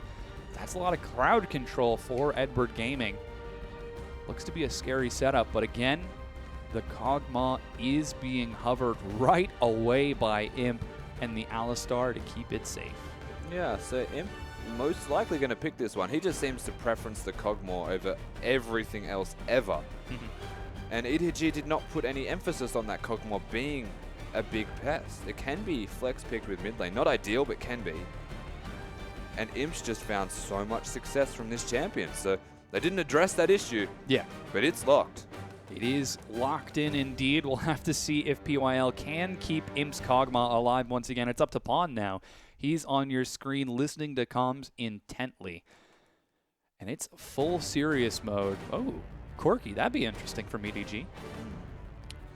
It would be interesting. I would be very surprised if they go for the... I'd be more surprised if it was that, granted. He should just go the imp skin and BM him to win the game. That's the best way to do it. I wouldn't mind a Vayne pick, to be perfectly honest with you. It would actually suit them quite alright. They'd have it like a triple threat style. Yeah. With a lot of frontline, tanky damage sources. The Corky, of course, sits back a little bit more, has that mid-game strength, can bridge the Rise, who will still be strong at the same time, but gets even stronger. Yeah, we don't know what the mid lane for Pawn is just yet. Doubt it's going to be Lee Sin, but you never know. It is Pawn. He has played 23 different champions this split, so it could be something wacky, but... These two. When LGD pick in any game ever, I don't know if it's just Imp, I'm pretty sure it's all of them, they hover the opposition's champions. Yeah, it's just the thing. Like, they just love doing it. Oh, and Yasuo locked in for Godvi. Yeah, he actually did. He actually did, and not a surprise, of course. Godvi is a freak of nature on Yasuo. He is so very good on that champion. The question, of course, from the Yasuo lock-in is, what does Pawn want to play in response? Does he want to default to maybe a Victor? Doubt that one. Oh. Does he want to extend his champion played amount to... Yeah, he's only 3 champions less played, unique different champions, than Faker. Yeah. Who currently holds the record.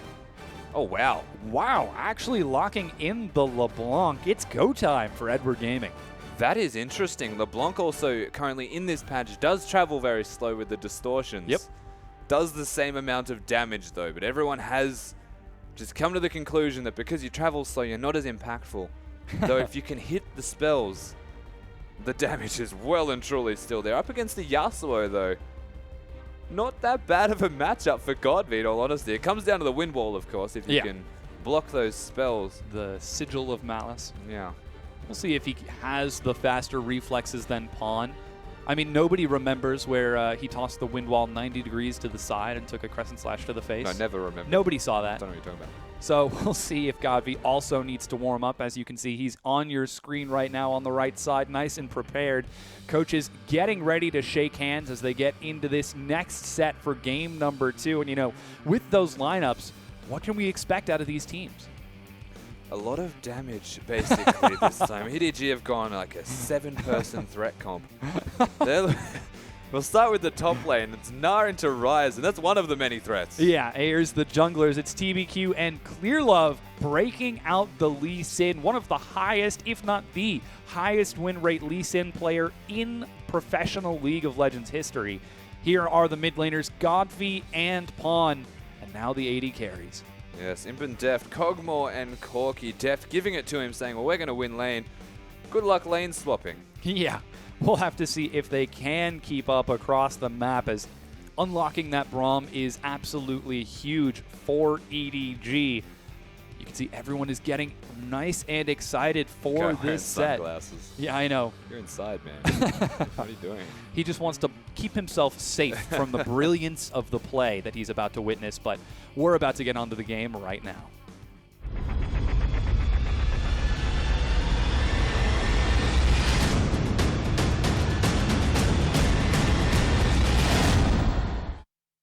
Welcome back, everyone. We're getting into game number 2 right now between LGD and EDG. This is the semifinals. The loser will drop to the fourth place match. The winner will advance to the grand finals of the summer split of the LPL playoffs. Who will advance? Currently, LGD with game number 1. Imp is about to be caught here. Whoa, good flash. No hesitation, flashes out. And again, LGD, they've just forced the flash onto Imp here. Edward with a nice engage. Does that say to me lane swap? I think it does. Oh, yeah. You don't want to be in the 2v2 now. Clearlove playing that early pressure jungler as well. Could maybe look towards your lane as a point to attack. So we'll see how they respond to this one. But all things considered, LGD running that Yasuo in the mid lane this time. Got the assassin there. A lot more of a standard team comp from LGD. EDG running very much kill people all the time.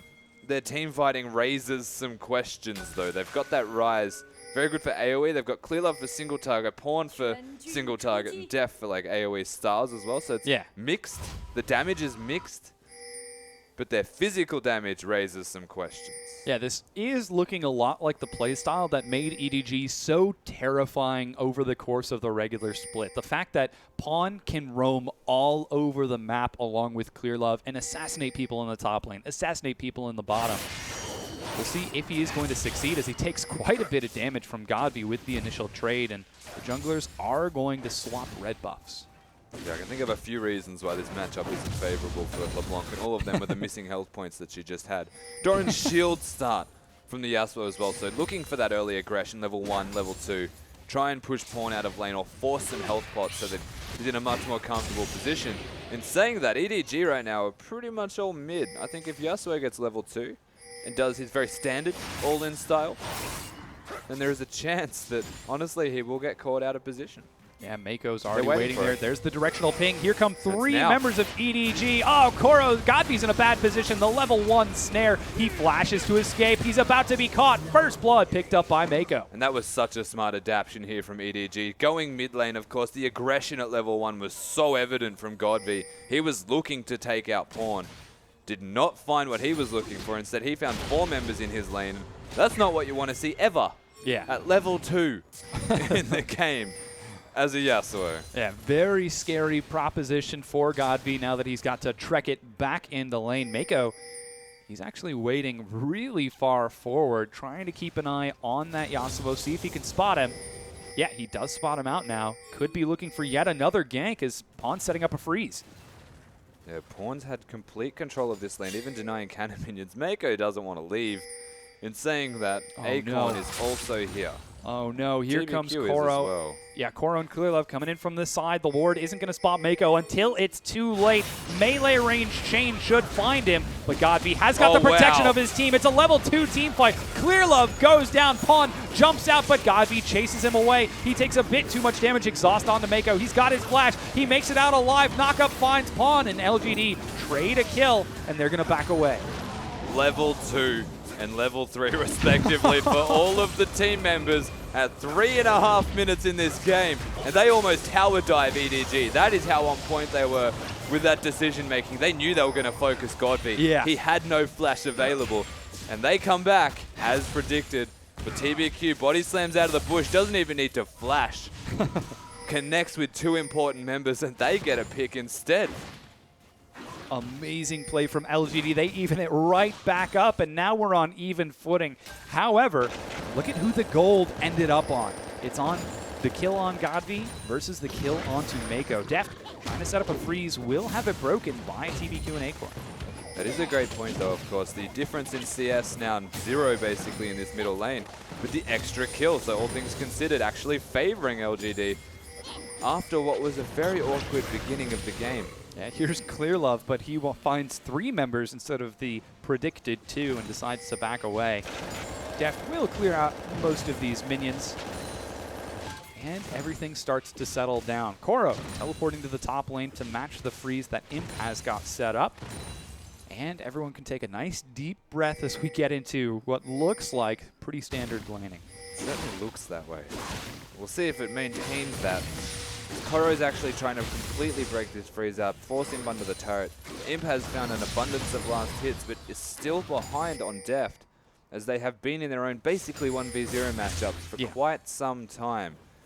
The big difference now, though, that CS discrepancy has regrown in the middle lane. And the junglers. Clear Love has spent so much time looking for ganks that he hasn't been farming. TBQ has been. This is polar opposites of that first game. We'll see if EDG can still take an early advantage, as TBQ is going to clear out a ward, and Godby should catch most, if not all, of these creeps from Pawn. Meanwhile, Acorn is going to catch some solo farm in the bottom lane. He's got some assistance from TBQ to make sure that he's nice and safe and make sure that he doesn't end up getting ganked, while Acorn, he's going to help out Clear Love with the double jungle just to make sure he can clear his jungle nice and quickly. So things are returning to normal. And Mako, actually the one with the kill. Very warranted that he tries to address some other lanes and maybe try and have an impact because he's got some extra gold. that PYL does not have. We'll see if he can make that happen, as he does have to return to this top lane 2v2. Not actually too bad, because they've got that ranged top laner in Arise, and lane swaps are not too bad for a ranged champion. We can see the freeze is being broken. Koro's not quite able to catch that in time. PYL looks like he might look for a dive with TBQ, but a ward did spot them out nice and early. Uh-oh, Pawn looks to roam up, but he is immediately called out by LG. Yeah, of course, you mentioned this earlier. Very Ari-esque in the way that you like to roam around the map. What are you going to do, Pawn? He's going to take the long way around. Uh-oh, Godvi. Ooh, just being nice and threatening. Looks to clear out a pink ward. Vision so far, very vital to keep an eye on the roams. Acorn forced to flash away from Def. Yeah, Def putting down a lot of damage. Has that Sheen there? Oh my god. Yeah, they're looking for Mako. He's only level 3 to the level 6 of Imp. It's only a Doran's Blade, however. They just zone him off of turret. He has enough money to buy whatever he would like here. It's Christmas for this Cogmore, and he's still pressuring the lanes. Actually froze that minion wave so that the next wave in the top lane hit the turret immediately. So looking to deny as much as possible before they recall. Ooh, Godvi was looking for a bit more damage. He does use the distortion, but TBQ looking for some assistance, doesn't quite find it. It's funny when you watch Pawn play LeBlanc, it almost feels like he's lagging. That's what it looks like he's doing. He's actually standing still and making you really question your decision making at every single second. It's, do I go for him here, or is he going to distort? You don't know because he's standing dead still. You're like, I have no indication of what is actually happening right now. Ooh, Deft looks to trade out with Acorn, so close to Meganar, dodges the Sonic Wave from Clearlove. Yeah, now he's got the Meganar, so he will be safe for the time being, but TBQ still waiting as Acorn juggles the aggro so perfectly, just gets level 6. Clears the wave and manages to keep himself safe. Def could die here if he pushes his luck. Does have the heal available, and this is why Clearlove is still here. It's LGD. Oh, they find Mako. They're getting a lot of damage. Here comes Imp once again. Mako does have both of his summoners, but just stands behind Koro to keep himself safe. As Pawn and Clearlove now head back to the bottom, Acorn is the target, but he knows something's wrong. He's so very aware of this that EDG are wasting a lot of time in an attempt to actually get Acorn out of his lane. Oh no, he's back under the tier 1. Oh no. This is level 5. Yeah, he doesn't have his Meganar available. Pawn is waiting in the wings as well. Here comes Godvi. Oh my goodness. EDG want that kill so bad. Yeah, and it's all just focus, and it's time being spent, but essentially time being wasted, as this Kog'Maw, who still hasn't recalled, is basically pushing and denying minions on this top lane where Koro's not getting any. Yeah, he is. That's a lot of money. Moderately ahead. That's like both components of the Blade of the Ruined King. I'll put it that way. Oh, he won't get that. He'll go Trinity Force, but that's what that is. Yeah. Very scary Kog'Maw. Looks to break down the first turret of the game. Oh. Is he going to try bouncing this last wave? No, not quite. Not quite that greedy, as here comes Koro and Mako once again. And LGD managed to dissuade the early aggression of EDG. Here's Godvi finishing off a Zeal. Dissuade, but also end up reasonably well off for their troubles, as Clearlove has struggled to get anything happening at all. He's got one assist from that very early aggression onto Godvi. And then Godvi got a kill for his troubles, as he is playing aggressive. He's dancing around. Ooh, good dodge from TBQ's Pawn, but here. he's right back onto TBQ. Whoa! Great reflexes. Pawn gets out alive, and Mako has to tag PYL to keep him safe. They're all just looking for a knockup for Godvi's ultimate. Yeah. No one found one as he flashed out of the explosive cast, which was super well done from Pawn, because Godvi can press that ultimate instantly, and he will not get knocked before Yasuo ults him. So flashes out of it, make sure it doesn't hit him, and then PYL using that flash pulverize doesn't actually find anything. But everyone is now resetting against Pawn. Gets some good damage onto Godvi, but just trades it right back. Here's Clearlove. Sonic Wave lands. He gets the knockup, but doesn't have it in time. LeBlanc turned invisible. Oh, man. It didn't press ult. Action in the bottom as well. They see Godvi's dead and immediately pull the trigger. PYL is caught, only level 5. He doesn't have his flash anymore. Exhaust is already used. He's dropped by Death. Koro had the flank, but Clearlove, he's now found TBQ. Everyone just wants to get caught. Keeping the aggression, EDG turn up the heat. Flash gets him out of the chains. So he does get away with his life, but mid lane Yasuo's gone down. PYL in the bottom lane also, he has fallen. And LGD just starts to crumble under this EDG pressure. It's a Yeah. consistent, overwhelming amount. Now the Dragon to boot.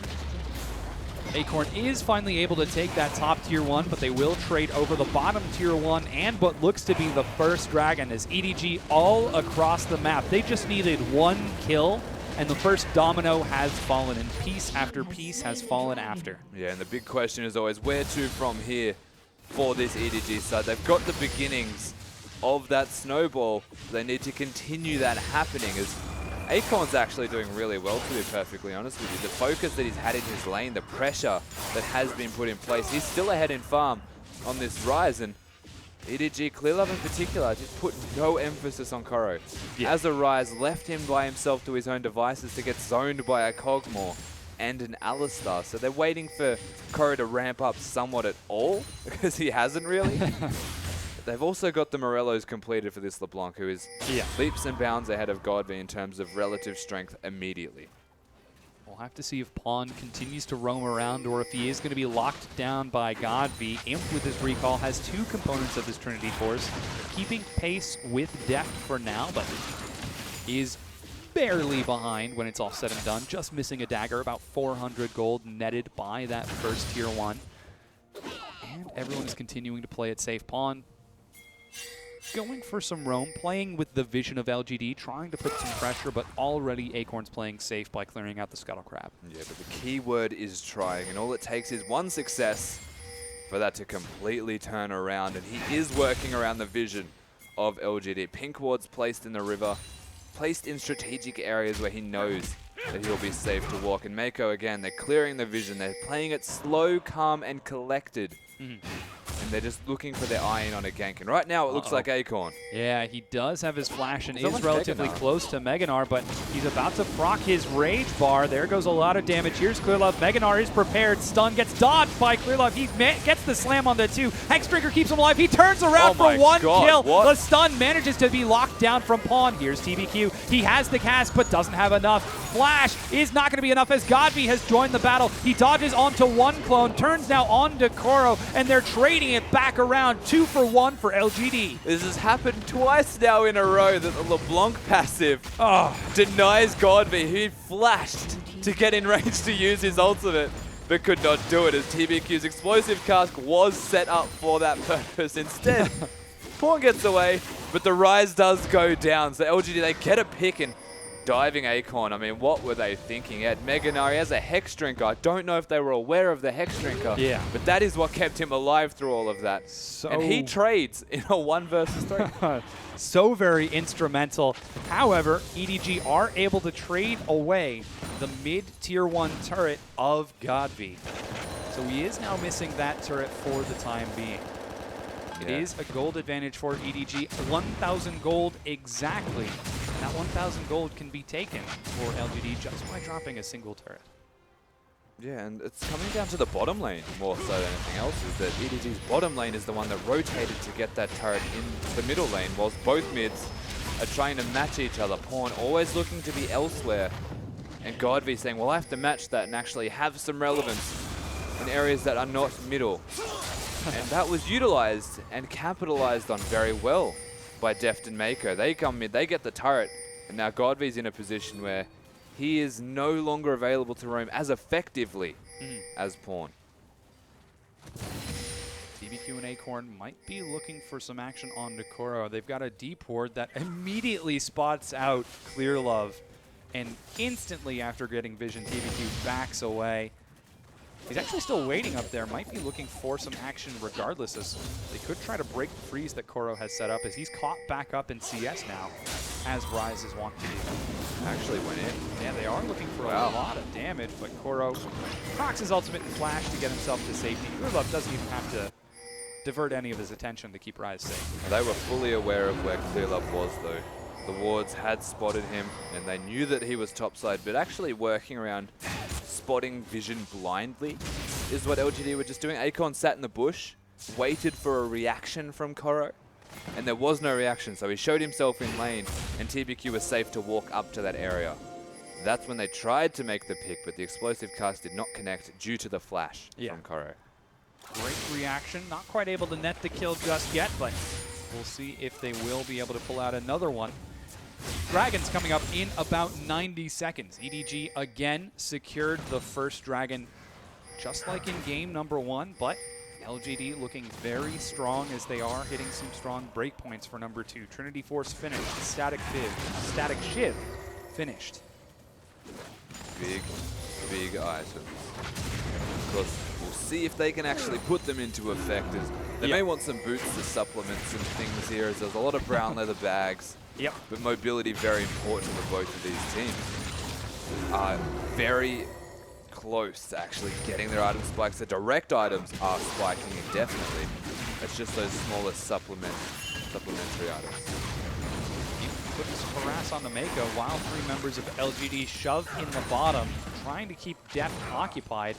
It is level 10 to 11, so Deft is just barely down in CS, and they are currently waiting in the brush down here. Might be looking to catch somebody from EDG unawares, but doesn't look like EDG are going to fall for it. And honestly, like, TBQ has felt more proactive than Clearlove has in this game.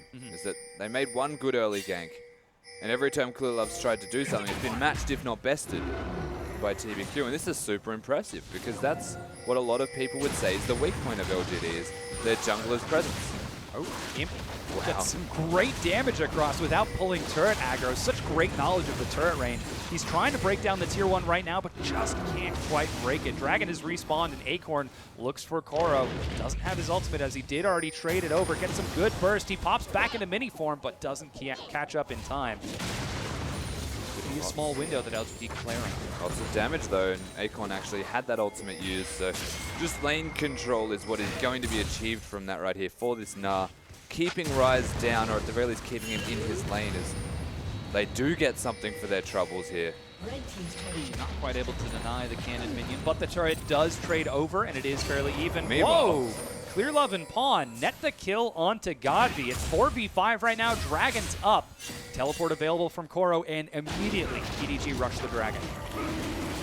No hesitation. Of course, they find a very nice pick into the middle laner, Godby, on this Yasuo. He's struggling a bit here, 1-3-1. Has got his static shiv, but is really, really struggling to get past that static shiv spike. And it doesn't actually remain as a spike for very long if you're behind. He'll end up having a split push soon to get anything done. And that's not good because it's against the LeBlanc. Yes. We've already seen the trouble that Pawn can put Godby into, as is 2-0-2 on Pawn. Godby not having anywhere near the performance that Pawn did in game number 1. But the game is still young. We're barely 20 minutes in. EDG only 1,700 gold ahead. And, you know, this is very similar to what we saw in game number 1. It was slow, patient, and measured. And then everything accumulated in those giant team fights. Yeah, and this is the LGD game style that EDG seem to be catering towards. Is that they don't really mind, they can just out macro them and then look to team fight with a lead opposed to just team fighting. And what they're doing right now is moving around the map very smartly and accruing small gold leads, in particular that mid laner though. Pawn is starting to ramp up in his strength very, very steeply in comparison to that of Godby. So they'll work around Pawn's strength. He will rotate to areas where they want to take objectives and turrets to ensure that it is safer for them to do so. Looks like EDG do get the fast track. Imp, by the way, is currently sitting bottom. Yeah, they're going to nothing to do with that. They're going to try trading this. Tier 1 is going to end up going down. That's the last Tier 1 recall from Clearlove. Koro has his teleport available as well, but Imp doesn't want to take any chances. He decides to recall and play it safe. Oh, Godby wants revenge for the previous kill that he did suffer. But Pawn's forced to jump away. It all comes down to how they play the matchup in this lane, irrespective of leads at PYL. Yeah. Teleport is used by Koro. Pawn has got both of his summoners as well, but LGD don't quite pull the trigger. You can't really dive a Rise LeBlanc. No, it's very difficult to dive either of those, especially with Rise having his ultimate available. Makes life really difficult for LGD to take the objectives if there are multiple members from Edward Gaming there to respond. Dragon and Baron not going to be contested too heavily just at this stage. Completely in control of EDG. And LGD, they need to look towards this middle lane turret. It has been standing for far too long. Yeah.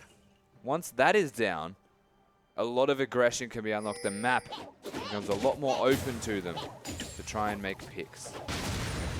And that has sort of been the theme of this game, that LGD are actually putting out a lot of aggression in this set. A lot of it off the back of TBQ, who has been just about all over the map. We did miss the gank between Clearlove and Spawn catching Godby, but TBQ's been everywhere. He certainly has been, and we mentioned this earlier, is that he may even be considered as out-rotating Clearlove right now, who's going for a Black Cleaver. That's an aggressive decision. That's all damage. And I mean, the EDG team comp is all damage, but that is all damage. To the point where I actually like it, because it's going to augment the physical damage of the team and prevent this LGD side from stacking magic resistance, which is, by the way, exactly what they are doing, is stacking magic resistance. So if Clearlove can do damage, if Clearlove can make Deft do more physical damage, then that's actually a genius item buy. We'll see if he can pull it off this set, as so far he's 1, 2, and 3, teaching us how to count. Looks like a minion wave Skipping the number 4. Minion wave finds its way down the mid lane, but LGD can't quite pull the trigger on that mid-tier 1 just yet. Looks like we could see a dive top onto Acorn. On and Clearlove look to catch him out of position. Flash bounce is going to miss. He takes a chain to the face. He's got his Mega Gnar, but manages to barely keep himself alive. Clearlove secures it despite the ultimate aim. He flashed and tried to get the double bounce over the wall, but just bounced into the wall instead of on top of Horn's head. So, Corky, can you please stop firing your Gatling gun? I can't think when you're that loud. That was a big mistake from Acorn, though, all things considered. LGD, they lose another member. It's another pick from Clearlove and Pawn, who are just working around the map right now. The dynamic duo, essentially. They're starting to snowball the entire map from just those two, and items reflect that. So maybe we were speaking a bit too soon when we were speaking of Clearlove not being too effective in this set. Deft finds some big punishment on the PYL as rocket after rocket finds that big bull's back. Jeez, Deft is so oppressive in the mid lane, bullying out PYL and him. Level 13, so working towards the 16 rockets. TBQ's pretty big, and he's the only real big member, but Deft doesn't really care. Yeah. Because he's Deft. He's single-handedly going 1v3 and zoning away 3 people. Finishing off the Blade of the Rune King and using the proc, he could look for Acorn once again, who's finished his Banshee's win. That's just so aggressive. They're going from bottom to middle to top. Deft is just killing everything that's near him. Imp's gone for a Bloodthirster as well. To contrast the AD carries, that is an overshield. That is to get rid of the burst from every member of EDG. So I like the itemization choice, but it also delays his relative strength by about that extra item. Because until that attack speed ramps up, Blade of the Rune King is just really good for shredding tanks. You've got that extra % health damage and the extra attack speed, which is now missing. Dragon has just respawned. This would be EDG's third, and they're already grouped up on the pit. LGD are set in the mid lane, and they do have Acorn's teleport. Looks like the Dragon is being started by Godby. PYL takes some poke from Pawn. He does have his ultimate, but already chunked down to half health, and EDG can't quite finish the Dragon in time as Acorn has teleported to join up with the rest of his team. That was really great from Pawn, though. PYL's so low. He's just coming in and out of areas, putting down damage and disappearing again. He doesn't have a blue buff, so he can't do it many more times. But PYL really wants him. He's getting annoyed. He definitely does. Pawn all over the place, putting out so much harass. LGD, they're going to group themselves into the pit and start trying to shred through the Dragon. This could be exactly what EDG wants, but no, they let it go. Yeah, again, Deft is super low right now. There was no way for them to consider doing that. LGD, they get themselves the uncontested Dragon. They were looking at them, EDG. They didn't want to risk it. Again, Pawn was starting to run out of mana as well, so had to respect that fact that it was only going to be useful for one rotation of spells, and Deft was too low to consider. Quite able to take that fight, but LGD do put a stop on EDG's 5 Dragons roll that they were headed towards. And again, things take a turn for the slow side. Godby actually opting for a Hex Drinker instead of a Trinity Force just yet. He's now got his second seal, so could be looking for more. Yeah, he'll be going for the Trinity Force afterwards, but accelerating the buys of the defensive items.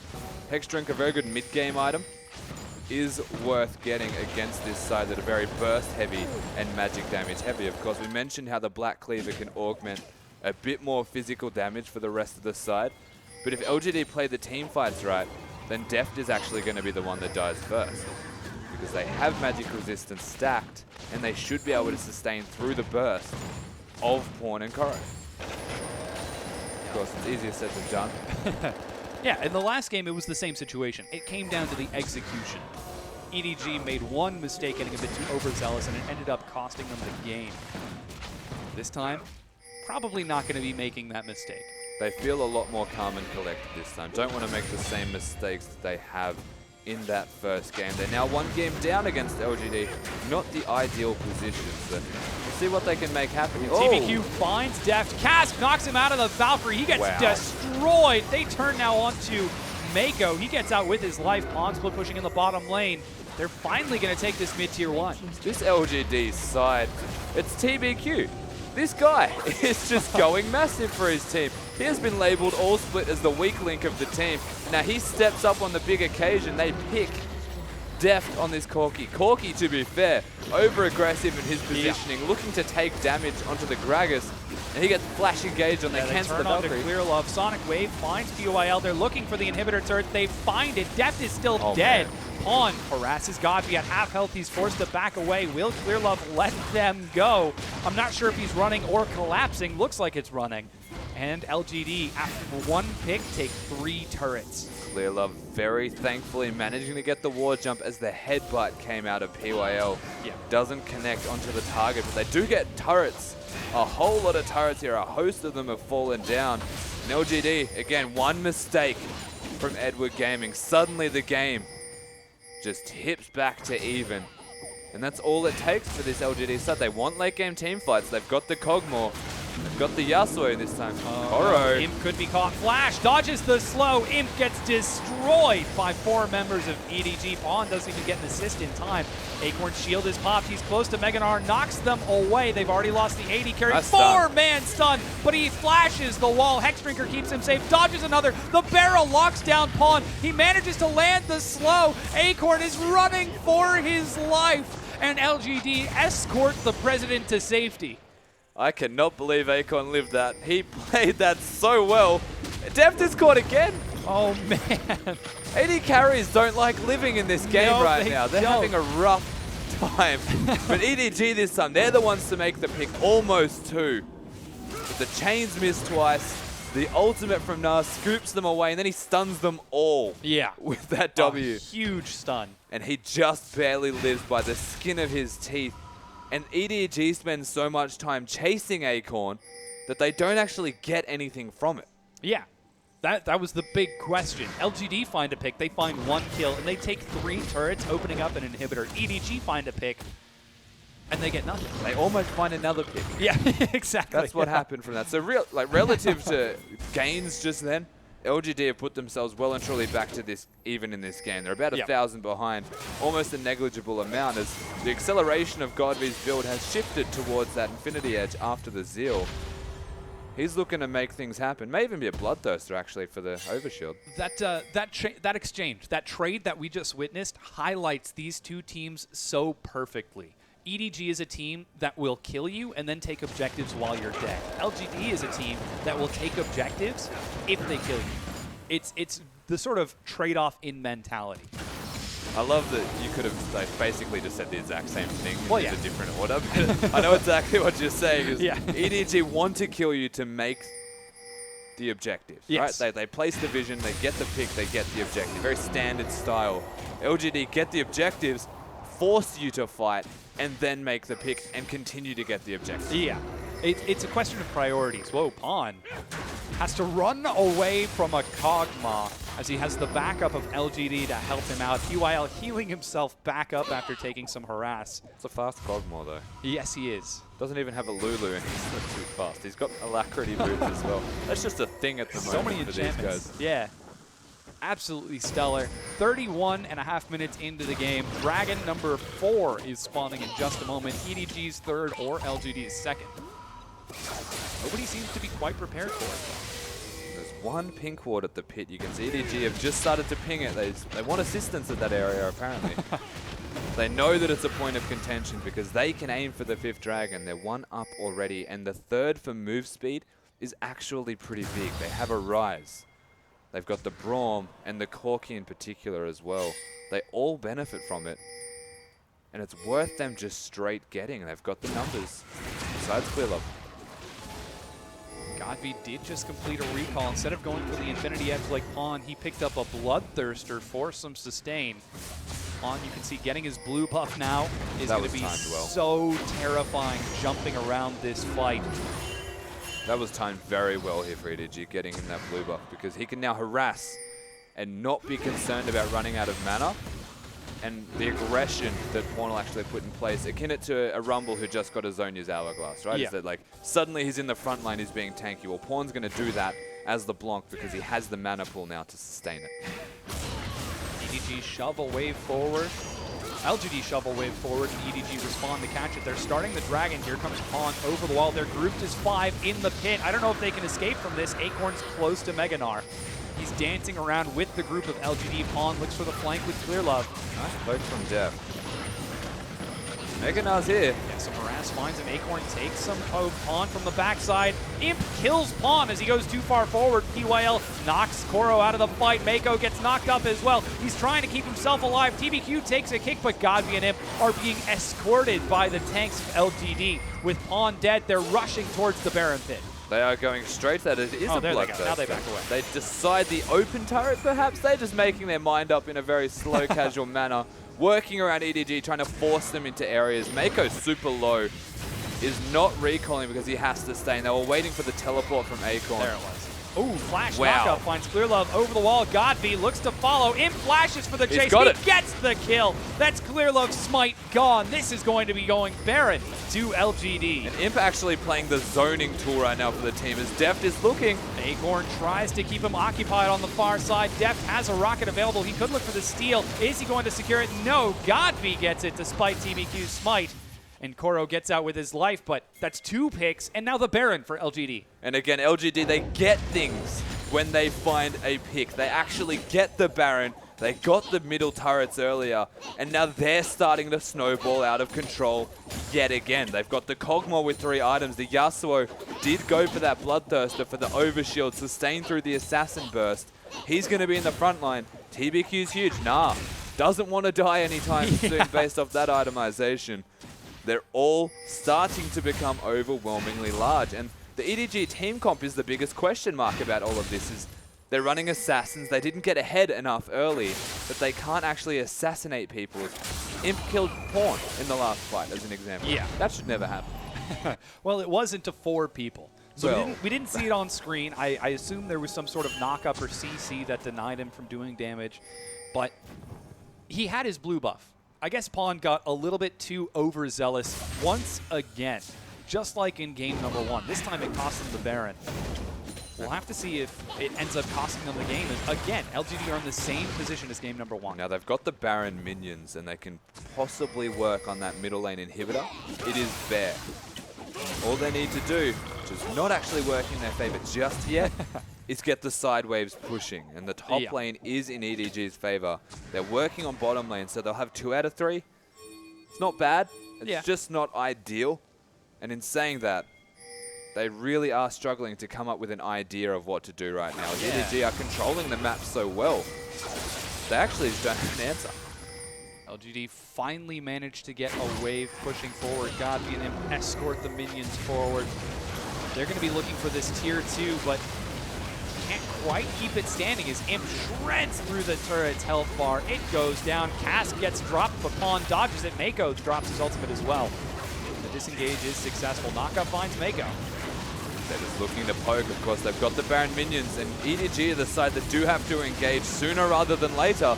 They're hitting the turret. Yeah, they're trying to shred through it before EDG can respond. It goes down. Pawn dodges PYL once again. Imp turns onto Mako from the far side. Acorn with Meganar chases forward with Godby. They have camped onto this inhibitor. Pawn looks for Imp. He manages to land the snare, but doesn't quite finish it off. Cleanse keeps him alive. Clear Love goes down. Godby 1v2 on the far side. Finally is going to be dropped, but do they have the damage? Imp nets another kill. Nothing can kill this Kog'Maw. They finally, again, they get the inhibitor. Pawn. He's looking for it, but can't Wow. find it. Gets destroyed by Imp. Such fast reflex. He's got a triple kill so far. Deft running for his life. Imp is out of mana, but he's not out of damage. With 3 members dead, it's up to Deft and Koro to keep EDG in game number 2. They take down one Nexus turret. Could they be looking for the next one? Baron buff just wore off. They're looking for Deft right now. He's making it to the Nexus. Flashes in time to keep himself alive. Imp zoning him away. They turn to Koro. He dies under the turret. They're trying to pick up kill after not gonna kill, get it. but LGD have overstayed their welcome. They're going to have to take this and run away. No, they're just going to have to run. Imp gets turned upon by Koro, but he's dropped down. Unofficial quadra kill for Imp, and LGD back away. An extended engage. They get the inhibitor. The second one should have been their next plan of attack, but they didn't go for it. Instead, they actually just tried to end the game. Rise still alive, Def still alive, their damage was there, but the focus from LGD was not. So they don't get the ideal scenario. They maybe could have ended the game if they really put all of their emphasis on that. At the very least, they could have taken the safe option and gotten 2 inhibitors. Yeah. They still get one. Things are going well here. This Imp, oh my god, this Kog'Maw. Once again, he got MVP in game number 1, was allowed to get the same exact champion in game number 2. He's performing out of his mind, 6-1-1. This is a guy who won the World Championships last year, and he's looking to be in the same form right now. Certainly is. I don't think I've seen Imp this great since he was in World Championship form, even potentially better now. He's just so on top of this. EDG are being run around, and again, this is LGD finding a small lead, getting that inch, taking that mile, which is just so surprising against the side like Edward Gaming, who are so good at playing around the map and bleeding you out. PYL. Yeah, he takes some punishment from Pawn, uses the ultimate and flashes the wall. Pawn continues to chase, lands the chain, snare. Doesn't quite tag PYL in time as, again, LGD escort a member to safety. However, Dragon has just spawned and EDG are grouped up. They escort, of course, as the Dragons. The PYL very low now from being poked down by Pawn. EDG can still definitely fight this. In fact, it's advised. Yeah, they're certainly trying. Dragon's down to 2,000 health. They're going to try securing it. It is going to go down. Clear Love gets a lot of damage. Koro comes in from the side. He finds Imp, but he can't deal with the Kog'Maw. He single-handedly is shredding through that Rise's health bar. He goes down while the rest of LGD take care of Deft. Imp solo kills it. So much damage on that Kog'Maw. 3 members are dead. Got it. Mako is dropped. That's 4 members dead. Pawn, the sole survivor. Acorn teleports onto the Nexus turret. He's looking for game number 2. Pawn, does he have it in him to stop the 5 members of LGD dashing forward? It doesn't look like. As LGD look to close out this game, Imp is on the Nexus. It's going to go down here, and LGD are up 2-0 over EDG. Unbelievable play from Yes. LGD, to say the least. They take down game number 2 in emphatic fashion. They make this game look easy once it hits 20 minutes. And it's just clockwork for this side. I cannot believe this. Imp is going off. Kog'Maw is an issue that needs to be addressed by Edward Gaming, but the biggest issue from this game was their draft. Yeah. They picked Assassins, and they did nothing with them because they couldn't. They found a lead, but LGD, they get given the smallest amount, and they take the game from it. Yeah. You can see LGD smiling from ear to ear right now. Oh my goodness. But even like at the micro level, the adaptions that the teams made, the Bloodthirster choices, the Hex Drinker, they had a game plan, LGD, and individually their decision making is what carried them to the stage where they can team fight, and their shot calling reigns supreme. Yeah. LGD are playing incredibly well right now, taking game number 2. They're up 2-0 in this series. This is the first time EDG has lost since the playoff bracket has been announced a month ago. Over, I think, 17 games? Yeah. A 17-game win streak. This is the first time they've lost, and now they lose a second game in a row. LGD, this team is making a run for finals. Yeah, this is record-breaking levels of performance here from LGD. EDG down 2 games. They've got some questions now coming into this third one. Yeah. A lot of things they'll need to change. It's looking very scary for them. It certainly is. Oh my goodness. EDG, I've not seen them look so out of place since, I can't even remember. I think when it was Bamey and Koro were on the roster and they were having a bit of communication issues a long time ago, EDG just looked like they don't know what to do. Yeah, again, week 8, when they actually changed to the next roster, they looked unbelievable. But now they're showing weaknesses. Yeah, they certainly are. We're going to toss it over to Pastry Time and Frostgurin to break down that match. Thank you again, Seda and Rusty and Frostgurin. Very dramatic start to this series. All of a sudden, LGD looked impressive in game 1, but going off in game number 2. And remember, this is a rematch of the finals that we saw last split, and it went to all 5 games, but now LGD game, set, point, looking to 3-0 Edward Gaming. Yeah, and they have a decisive lead here. And you heard them mention it. It just felt like drafting here, and especially the AD carry pick for Imp Cogmore. 2 games in a row. His playoff record on the champion has been stellar. So right now, Imp is 100% for victory for Kog'Maw for the LPL playoffs, but during the actual regular season, he's only 33%. But I think it's particularly important as a denial against Def. Now, Def's all-time Kog'Maw record is 23-7, one of the champions that he's very famous for back in Korea. So it makes sense, and it makes sense that he's looked excellent on it. And it's just so good in this metagame as well. Like, how much does Kog'Maw add given how people are playing in the LPL right now? The beauty about Kog'Maw is his siege potential and his power spike. So initially, you think about Kog'Maw as a hyperscaling AD carry, but he gets initial power spike in the mid game with the Trinity Force completion, and then just gets stronger from there. Yeah, and a lot of that sieging had, honestly, a very slow game. But let's bring up one of the later fights in the game here and just look at how LGD handle these team fights. And the fact that we have to start a replay at 36 minutes with an inhib going down, it just kind of speaks to what happened this game and how much of it was sieging. But we can go ahead and go through it. And at this point, it's really just about Kog'Maw and how much damage this champion does sitting in the backline. I like to call it the sit and spit.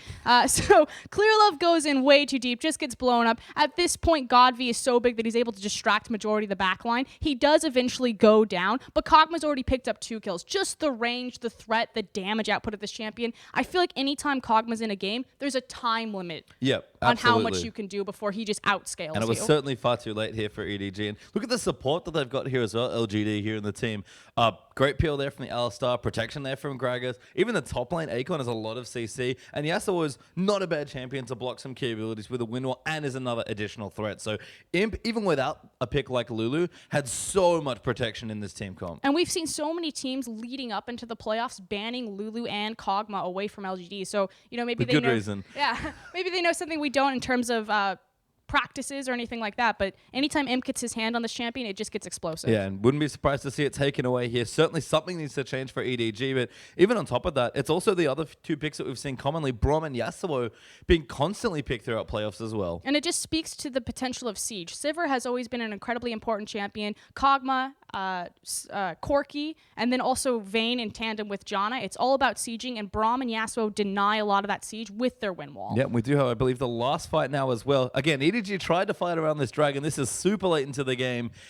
They don't really have to fight for it, but LGD know that if EDG want to pick a fight, they're going to pick it now. Yeah, I'm not quite sure why they decided to fight for this high risk, high reward, but we can go ahead and roll through it. And again, Imp just is untouched in the backline. TBQ manages to secure the dragon.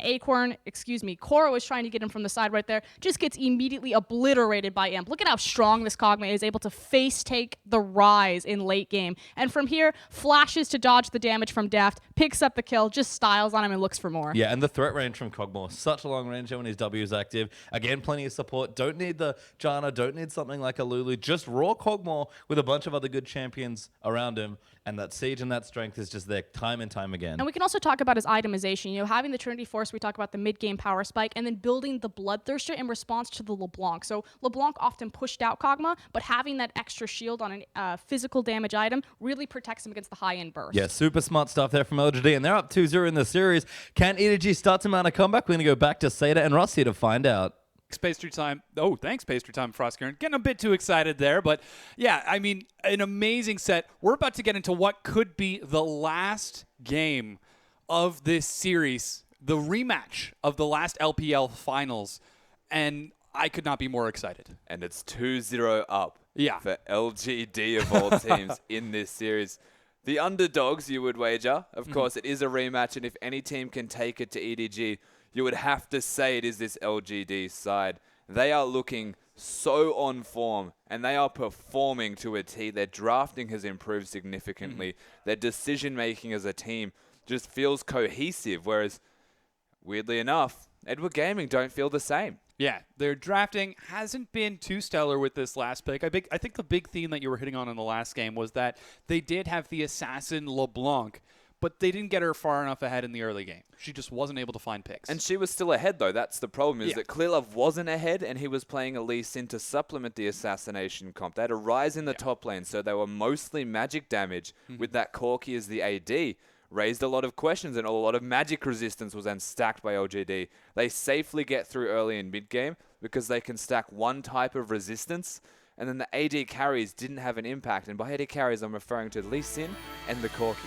Yeah, here are actually some of those highlights from that last game. Clearlove, time and time again, got picked off by Imp's ridiculous amounts of damage on doing whatever he could with Def, but you just can't find a way into this team onto that oh-so-vital Kog'Maw. Every time someone goes forward, they end up getting picked off. Yeah, and PYL spent most of this game at sub 400 health because he was taking the brunt of the damage. And this just goes to show the positioning of this EDG side as Koro has no match in a 1 versus 1 with Imp. And that is exceptional considering how much sustain Imp has gone for in his build. And even through all of the burst of Koro, this game was just so handily given to LGD. Yeah, it's absolutely amazing. And, you know, EDG, this is probably the lowest they've ever been in an actual playoff set. I mean, sure, they've gone to Game 5, but starting off 0-2 with this, if they want to advance to the finals, if they want to auto-qualify for the Worlds coming up later this year, they need to win 3 games to make it to that final bracket. You can see, again, it was a relatively low-kill game, pretty even in overall gold, and again, Imp, MVP on that Kog'Maw. He is having a fantastic series, having a fantastic playoffs, as this Kog'Maw was just unbelievable. He was the catalyst for so much success as he gets the first kill. They get the second one very quickly. You can see, even having to use the ultimate from Yasuo Godvi on just Braum, he was using it on just Lee Sin. Yeah. He only had to lock people down so that the rest of his team, Imp in particular, can then just demolish them. And that's exactly what he did, as you can see. The 1 versus 1 against the Rise. Very convincing stuff here from the Kog'Maw. You know it's pretty dangerous when your squishy, immobile Kog'Maw, low mobility Kog'Maw, sorry there, Kobe, can out-damage a late-game hyperscaling Rise. It is a really scary proposition, but we're getting down to do-or-die time for EDG. Their playoff run, their whole split is on the line with this next game. It definitely is, and of course, very important for them to fix all of their issues in drafting immediately. If they want to play the way that they were playing, you don't necessarily want to have the assassins, or you don't want to have multiple of the assassins. You could even have gone for the Jace middle instead of the LeBlanc and kept that Lee Sin as an example, because then you've got the Corki Jace, you've got that mid-game bridge for the Rise late game, but that feels like a lot of their picks are then taking things away from LGD opposed to picking it for themselves, such as the Rise. They knew they had to take that, otherwise it would have been eaten up by LGD immediately. Yeah. But the Kog'Maw needs to be banned. If they don't ban the Kog'Maw, they have to pick the Kog'Maw. But then that's the scary thing, because Imp has been playing Twitch to great success as well, going for 1-man versus 5-man flanks, as we saw yesterday, and then being successful with them. There's a lot of intricacies to Twitch, whereas Kog'Maw's a lot more straightforward. I think is the big difference between the two, is that Mako can play Braum, and we see Twitch actually lose when it is against the Braum, because he just stands in front with that Unbreakable, and no one can take damage because it's only Braum taking the damage. This was when we saw Imp lose the game as Twitch, but when he wins the game, he can get that flank off onto the priority targets, take them down immediately.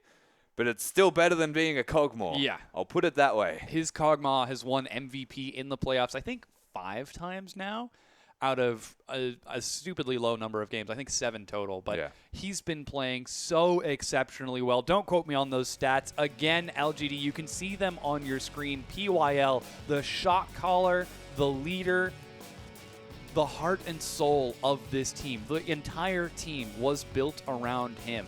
This is his opportunity to make it shine. And that's exactly right. And they're one game from shining bright, making it to the finals. Of course, it's only the semis. I know it feels like a final. Yeah, I know. It's still only a semi.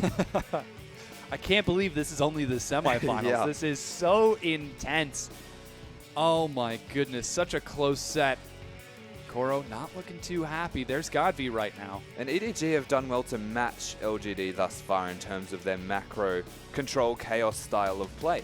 They've done exceptionally well to maintain that strength, but once it hits late game, that's the big question mark for this EDG side. So perhaps when you think about what do they directly want to change in their own drafting besides bans, pick scaling stuff that has a mid-game bridge. Yeah. You don't want to have a period of time where you'll flounder, because if LGD get one small amount, they seem to take the whole game from it. And you need to be very particular, very careful about your approach to this next game. Yeah, it is the last opportunity for EDG. They need to win these next 3 games to advance. Acorn psyching himself up as he gets ready for game number 3. Could this be LGD giving the first 3-0 sweep to EDG that I think they've ever had? It's a scary proposition. As you can see, Chris, the new coach for LGD, he's been guiding them through a lot of their drafting phases to great success. And their drafting seems exponentially improved on what it was prior. Yeah. They look like a whole new side. They look reinvigorated. Imp is just styling on people right now. Yeah. He's making it look easy against Deft. Yeah, of all people. So, we are now into pick and ban for game number 3. LGD are up 2-0 so far. Could this be Edward Gaming's last play in the LPL this year? We will certainly find out.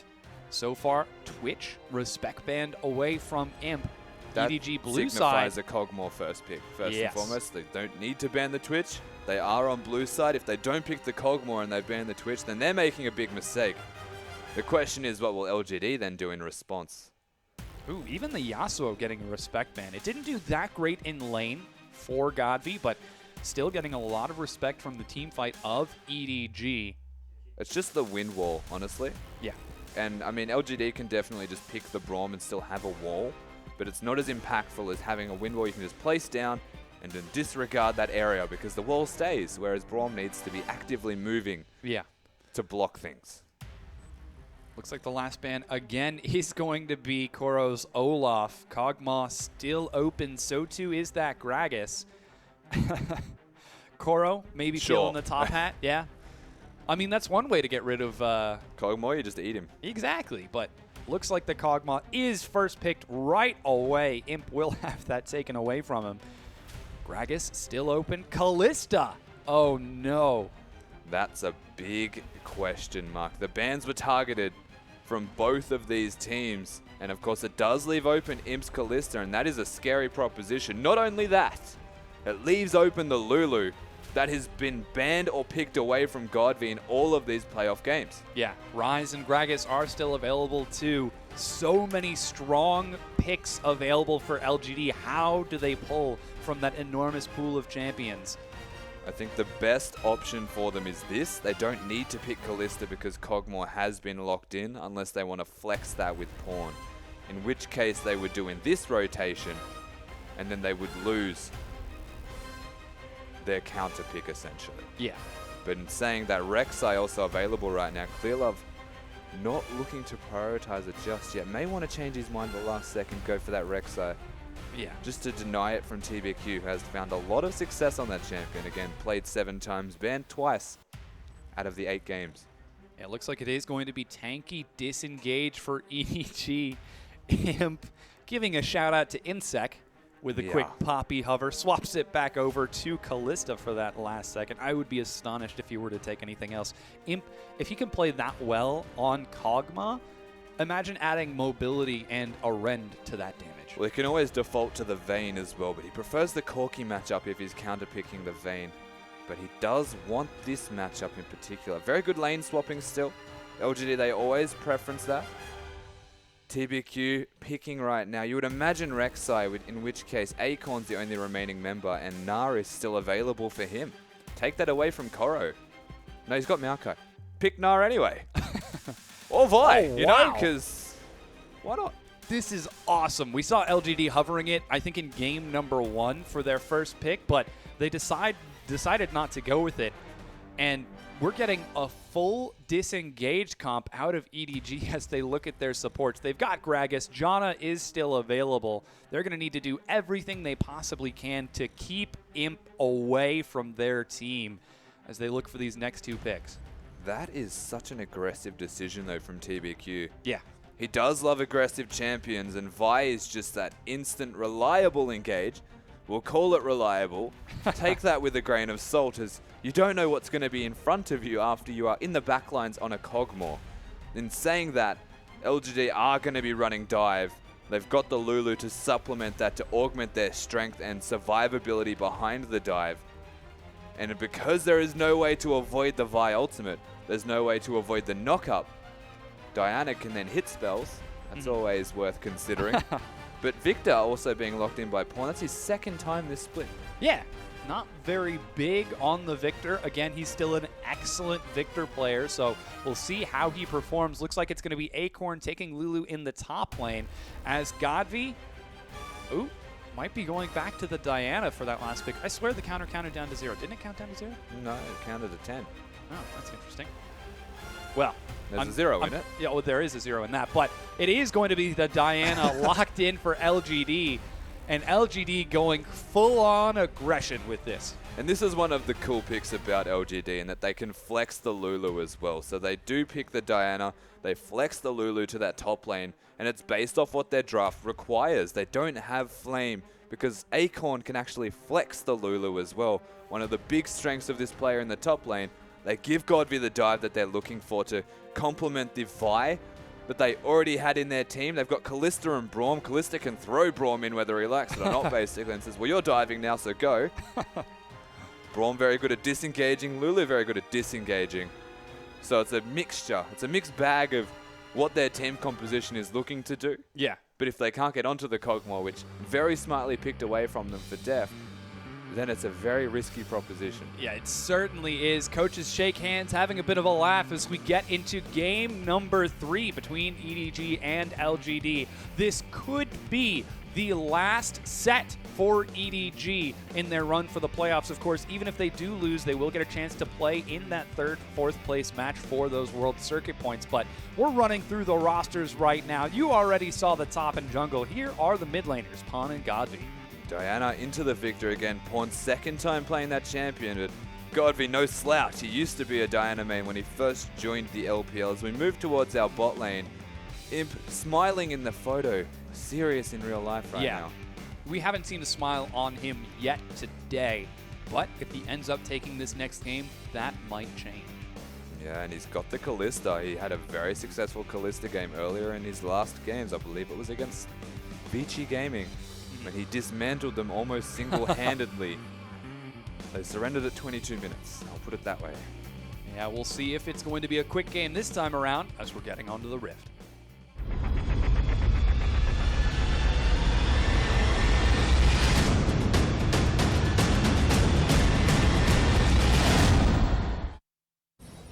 Welcome back to the Rift, everyone. We're getting into game number 3 right now of our first set in the semifinals. That's right. It's Edward Gaming versus LGD, and currently LGD are up 2-0. This could be the win that propels them into the finals. And of course, EDG very good at taking Game 5 games, taking it to Game 5 and really bringing it to LGD. They've got the makings to do so with this team comp right now. Feels much more standard and to their style. So Very good to see that from EDG.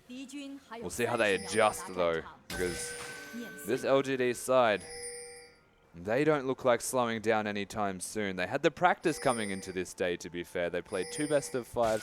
Yeah. They hit the ground sprinting. Raised some questions about EDG's warming up to this. They had a break. Yes. But from what we've seen so far, they've still got it.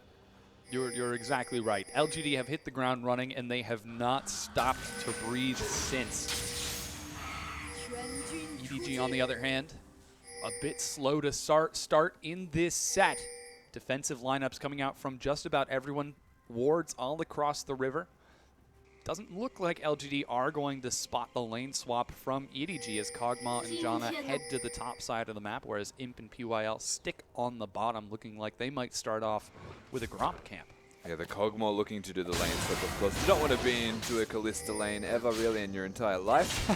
Does want to avoid that one, and they are going to be upside down, which isn't a bad thing for LGD by any means. They love lane swaps. They relish in the fact.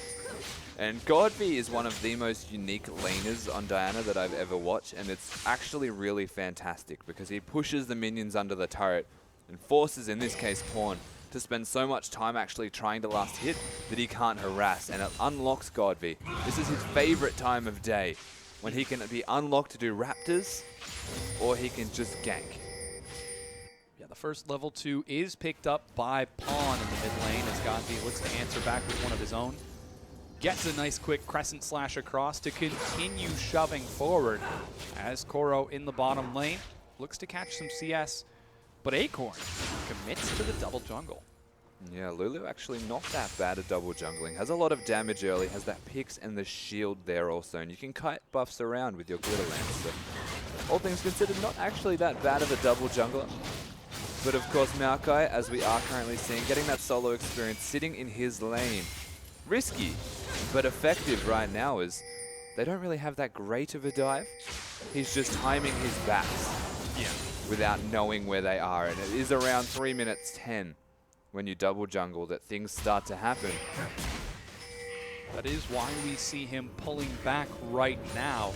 TBQ getting spoon-fed camp after camp by the double jungle and even the help from PYL as they steal away the Raptor. Godby with a recall, opts for a second Doran's ring, and just decides to burn his teleport to get back in. Even Clearlove on the top side of the map is going to spot out that Acorn isn't showing himself. That means that Koro on the other side is going to have to play safe. He's already got a ward. Yeah, so LGD pushing around as expected, looking for Koro because he has been laning. Ooh, they could catch him. That was close. TBQ, nary a pixel is what kept Koro alive from that knockup and eventual CC chain from the Braum. But he gets out with his life. And everyone continues farming. He does get out. And all things considered here, LGD actually spike a little bit earlier than this EDG side in this particular game. They've got the Lulu for the strength, and Kalista always translated to be that 2-item power spike champion. You want the Runans and either the Bloodthirster or the Blade of the Ruined King before you hit your stride as a champion and can start kiting around teamfights. Now, Maokai's a great pick in the Kalista, to be fair, because it's guaranteed to engage, but so is Vi into Kog'Maw. So in terms of that relative strength, it exists on both of the teams, but spike timing, Deft is about 3 items, Imp is about 2.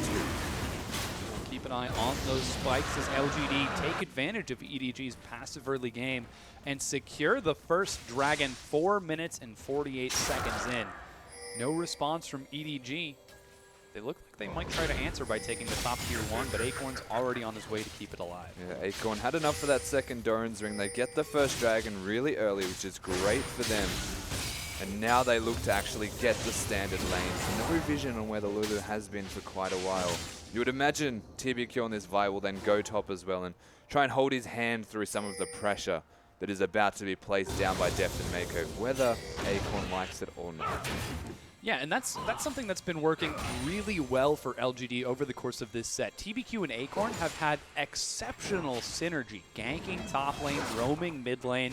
The two of them really have been a great tag team, and normally we say that of EDG, that it's Clearlove and Pawn, or Clearlove and Poro, but TBQ and Acorn making the move during the early game. Yeah, they really have been making it happen. TBQ stepping up in this series. Clearlove just didn't have the answer. They're diving. Oh yeah, PYL's already tanking the turret. He's going to be snared down. This could be first blood, but he gets out alive. Imp nets the first blood. Close from Koro. He tried to flash Twisted Advance to ensure the Braum was staying under the tower and tanking it.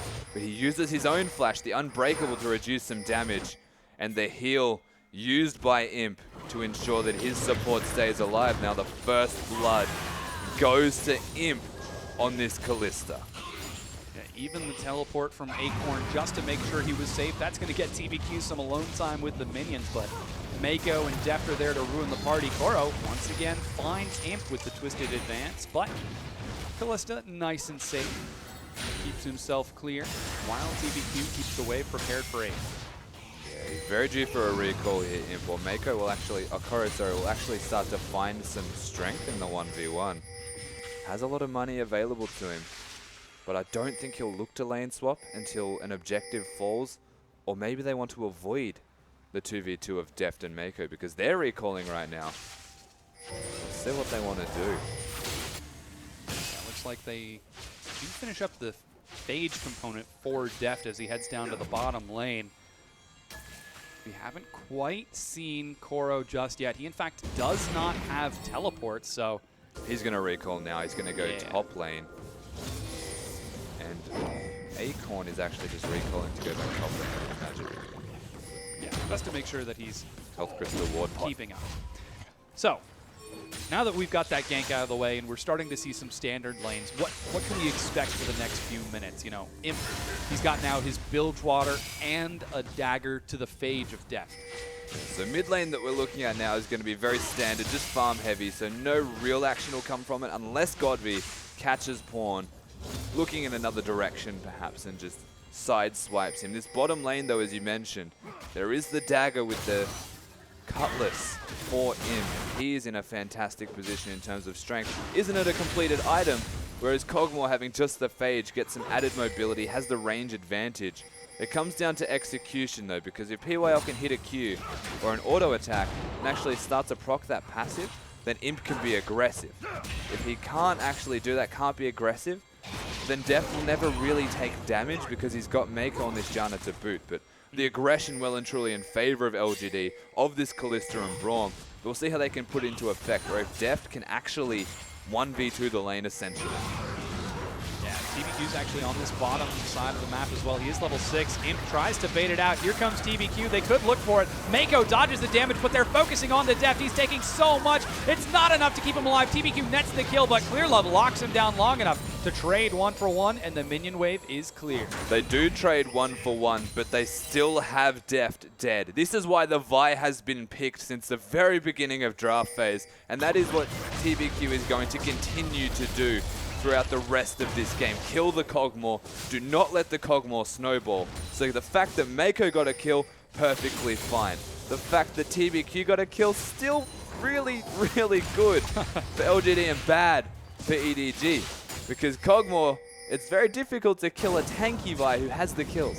Yeah, should be a little bit tricky. Smite being used to try clearing the wave, and Imp, he's looking for the turret, but just can't quite find it as Mako and Clearlove keep it standing. Dragon's up now in a minute or so, but LGD still running away with the momentum in this set. Imp 1-0-1, and TBQ all over the map. And all things considered, Imp was still farming when Def was dead as well. Yeah. So the gold distribution evenly spread here between all of the members of LGD, whereas Mako, the sole beneficiary of the money in that bottom lane, now has a sidestone, which is great. Yeah, this is exactly what happened in game number 2. The gold was on Godby in game number 2 versus Mako, who got it with his Ignite. There's a Braum Q as well, I think, as well. So Yeah, they, yeah, like, it's getting the kill. They do get the kill at the very least, which is fantastic because it removes a lot of control. That was close. It certainly was, but Godby doesn't secure it. Pawn is able to get his own blue buff in time. Both of those mid laners do now have it. Oh, and it just wore off of Godby. So never mind. Timing-wise, Pawn's going to have control of this lane a little bit more so now, but he doesn't really. He's stuck under his turret. He has amazing wave clip, but if he pushes outside of the safety zone that is going to be his turret, then Godv can just destroy. He can chunk him out very easily. And you can see the way Godv's actually been playing the lane, standard Godv style, push and disappear, push and disappear. And at the moment he's in push phase, he's about to disappear, and you never know where. That's the strength of what he's actually doing right now, is the wards are deep, they spot pawn every single time, and he can move appropriately. He can go top lane, he can go to the Raptors. Right now it's top. Yeah, it looks like he is headed towards the top lane. Koro smells that something is amiss, will try to recall in the safety of his Tribrush, but we'll see if he can get out with his life. Imp finally going to clear the first turret of the game. Turret secured. Nice 200 gold. Dragon has spawned, and TBQ, with his unstoppable force prepared, is already on that side of the map. Is Vi now Malphite? I consider it an unstoppable force. A single target. True. A single target unstoppable force as Vi fight is starting the Dragon. It is going to be relatively uncontested here. Mako might get vision of it. They might see it being done. Actually, 3 seconds himself. And EDG are going to let this go. That's Dragon number 2 going to LGD.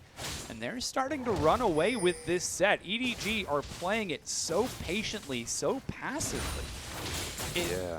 It's slightly concerning. So they've still got the scaling team. They keep that in mind. Yes. They've got the Cogmore Victor. They can blow people up at any stage of the game. They're just not taking unnecessary risks. Yes. They're being as aptly risky as possible, trying to win lanes, but not going too far out of their way to do anything in the lanes. They just want to get items. They want to get going. Pawn putting a lot of his emphasis on upgrading his Hex Core as well. And they're still waiting on the Trinity Force for the Cogmore, so they can't fight. Not yet. Not yet. Well, we'll see if they will be able to fight soon. Again, you mentioned it's a 2-item spike for Imp, a 3-item spike for Deft. So it is still a few minutes away before he can take anything. I guess the contrast to that is Victor is a 1-item spike, basically.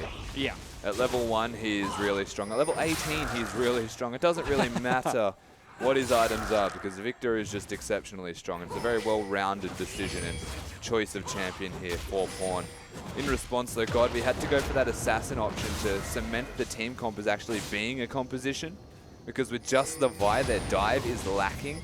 But now they've got the Diana, the Vi, and the Kalista able to throw in Braum. So still definitely a strong comp. Godv looking for action in the mid lane. Doesn't quite find it. Teleport being used. Pawn forced to flash away. He drops the Chaos Storm. Godv goes low as 4 members of EDG, the gank squad, shows up and answer with a kill. Yeah, Akon teleporting. Koro not actually. So finding a very nice numbers advantage to be there on time. They do lose another turret though. Imp is getting all of the money in this game. Yeah. For LGD, but they do get a pick. They can translate this into damage. The tower not as likely. Yeah, they're trying to break it down, but Acorn with a pretty solid amount of wave clear keeps it standing for now. Here comes Imp, charging his way down the river to group up with the rest of his team. Pawn with no flash has got to play it safe. He manages to catch up to Mako. They could be looking for it. Flash is used. Monsoon not going to make it in time. Mako goes down. The cast doesn't keep him standing. TBQ dashes back. And that's a lot of vision control from EDG, but none of it in the river, and they overstayed their welcome. Jana using her shield to hit the turret once, and then to walk out of the turret by herself.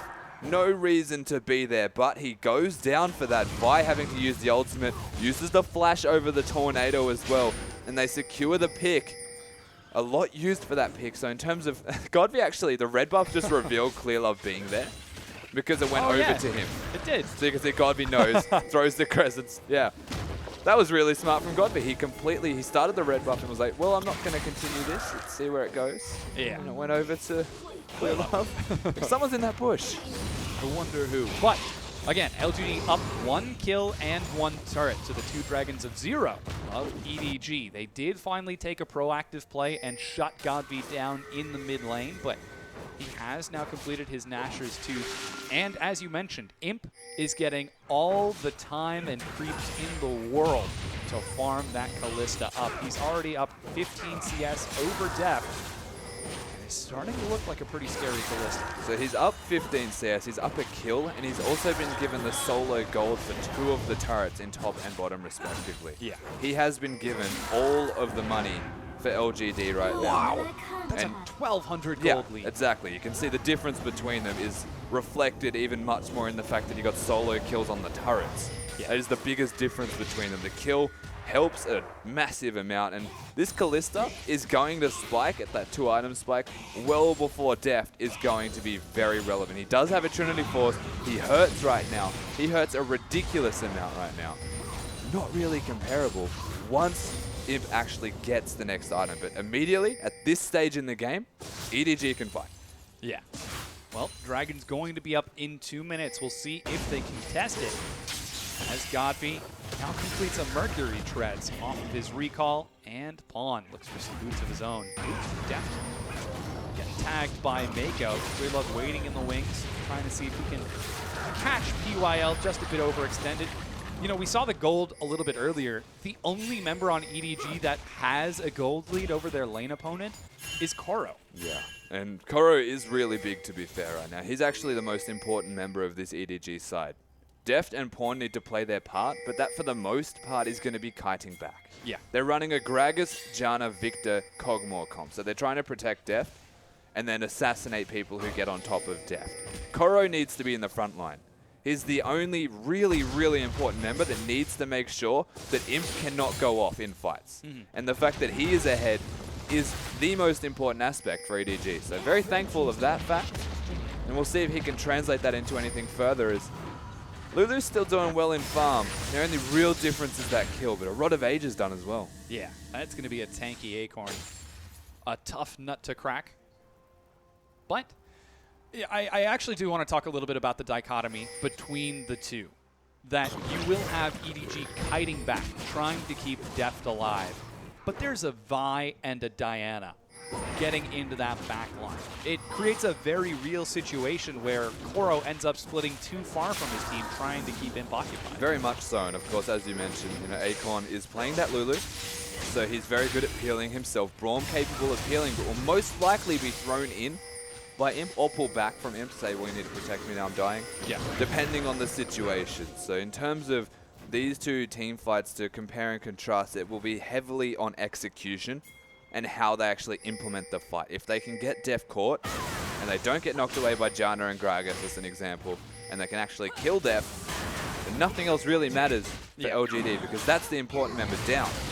Whereas EDG need to kill Imp, they need to kill Godby, they need to kill TBQ to ensure that people are safe, and then start to win the fights. Ooh, Dragon has spawned, and EDG, somehow hearing you through time and space, Rusty, have decided to group up and look for a fight. As 5 members, they're prepared around the pit. Acorn will find some time to split push. He's shoving as hard as he can, so could get some damage onto the tier 2. Finally, Koro's heading over to deal with that shove. And LGD managing to appropriately juggle the waves. Don't sacrifice anything. And we were mentioning how important Koro is. If Acorn can keep him split pushing in the top lane, he has to teleport in, potentially late cancel the teleport even. It starts to look really bad for EDG because he needs to be in that front line. And if he's not there, then LGD can do exactly this. They know he's top lane right now. They're just going to go straight for it. The teleports. Double teleports initiated by both of the top laners. Acorn grouped up. No Righteous Glory just yet for Koro. They're onto the Dragon. It is secured by the Ren from LGD. That's number 3. TBQ gets knocked out of his Vault Breaker charge. Doesn't quite find a target. And EDG are going to disengage appropriately. And they don't even need to fight right now, LGD. They've got Godby split pushing in the bottom lane. He has his teleport available. Acorn does not have his anymore, so he needs to group. Oh man, they're looking for the tier 1, but they can't quite find it. TBQ gets locked down. He targets Pawn, but splits too far from his team. PYL gets pulled away. Imp still alive in the back. He's the primary guy. Godby joins in. He tries to find a kill, but can't quite in time. Mako with a great Monsoon disengages. TBQ ends up going down to Pawn. And LGD take the turret and find a kill. It took a very long time for them to get TBQ to go down, and that is the biggest problem that EDG are facing right now. Is he's a monster of a Vi, and he needs to be addressed first. So Imp's getting free hits off. Godby was in the backline, and he's still pretty much full health. That is a dangerous predicament to consider wants to actually start to finish some more items. Dinah only having the Nash's Tooth, and Callista only having the makings of that Runan's Hurricane. Once they're completed, that team fight, if that was to happen again now, with those items completed, LGD had that in the bag. Yeah. Unfortunately, that wasn't quite the case this time around, and EDG keep themselves in the game. They take that mid-tier 1, and they're actually going to even it up in terms of overall gold. LGD, however, are on track for a 33-minute Dragon 5. That is a very early Dragon 5, and EDG, they could find themselves very well zoned out of the finals by LGD if they drop those next dragons. That was a full Abyssal Scepter buy as well. Oh, wow. Yeah. So he's just got some items. He's online. This Victor is massive. He actually prioritized upgrading that Hex Core as well. He went for Lucidity Boots to supplement the lack there of cooldown reduction that he otherwise would have had. So smart itemization choices here from Pawn. He's looking at efficiency. And now he's looking to be relatively tanky because it's all about that keyword of zoning and kiting. And between Pawn, between Clearlove, and between Mako, they have an abundance of zone. Yeah. They were able to kite TBQ out in that last fight, as TBQ did go for Pawn and then instantly flash away before getting shredded by Deft and Pawn together. Looks like they get tagged a bit by PYL. Quite able to pick off any kills and get any rewards from it. Acorn Split on the other side of the map doesn't have his teleport available. Hurricane's completed as well. Imp is big right now. He needs to be focused first from EDG. If they're looking to make a pick in this game, it starts with Imp, and it has to be Pawn. Yeah, here comes Godby. He dashes forward, manages to find Pawn. The knockup drops him out. He's getting destroyed. Knockup, the poor guy can't settle down. He's finally going to be dropped by LGD. They pick up a kill. Will they be able to take anything else? Are they going to pull an EDG? Again for the third time in the series? That would be really risky. I doubt it. They're against the Cogmort still. Ooh, Deft does some serious damage. They're going to do it. They're trying. Imp is playing so well right now. Currently 2-0-1. Smartly, though. Yeah, they decide not to. In saying that, we were just talking about Imp's got his Hurricane. It's going to be on the back of Pawn to make those picks. The exact opposite just happened as Deft. Oh, he could be caught out. Oh, man. Flirting with danger there. He's going to shove forward looking for the tier 2. Despite not having a mid laner, they're continuing to pressure forward. PYL with a potential flank lets Koro squeak by. They managed to keep the tier 2 standing. The TBQ was too low to actually go in on Deft there. He would have gone down for his troubles. They didn't have vision of where Imp was, which was the big factor as to why they didn't commit to taking that turret down. But another pick in favor of LGD. They take down Pawn. We're back to standard again, but that is still momentum shifting in LGD's favor as they've now got control in terms of vision around the Baron area. Dragon is their focal point, though. They want to win this game through Dragon. Yeah, 2 minutes until that next one comes up. Imp hops the wall, dodges the damage. Pawn never stood a chance. That's gross. Oh my. Imp's massive. They're now looking at the Baron. They're in fact starting it. Again. Oh my god, Koro's on the other Take side the of the map. scuttle. He doesn't have a teleport. They're just going to try shredding through as 4 members. It's going low. Yeah, here comes Godby. He's trying to zone it out from the far side. Can they be able to secure it in time? They do so much Ren damage. They're going to be able to secure the Baron. This is Pawn getting caught twice in a row right now. Imp has just capitalized on this entire game, single-handedly found them a Baron. Single-handedly, we got them the pick in the middle lane prior to that, which gave them control for the second one for the Baron. This is all Imp. Now, Dragon number 4 is in 48 seconds. They've got the Baron to push out side waves faster. They're a lot more efficient in their map movements right now. The LGD are in a point of strength, absolute strength, where the answer is not really there from EDG. They're still scaling. Yeah, EDG right now just an echo of what we've seen over the course of the LPL. This is not a team that we are familiar with. And so far, if they continue playing like this, LGD look to take game number 3 in a 3-0 sweep, getting revenge for last split's playoff finals. This is incredible. LGD are playing out of their mind. Pawn has respawned with the Baron buff. They prep the side waves, secure the Scuttle Crab. Dragon is up in 5 seconds. Clearlove just recalled. No chance of a smite steal. And we were talking about efficiency and how the Baron's going to optimize that. Well, that's what is happening now. Scuttle to Dragon immediately. EDG need to at least look for a potential steal, but PYL is zoning them away from it right now. It actually almost stole it, I will not lie. 74 health. Yeah. They get Dragon 4 though. Yeah, that's Dragon 4 to LGD. They've got Baron buff right now. They're still going to have it for about 2.5 minutes.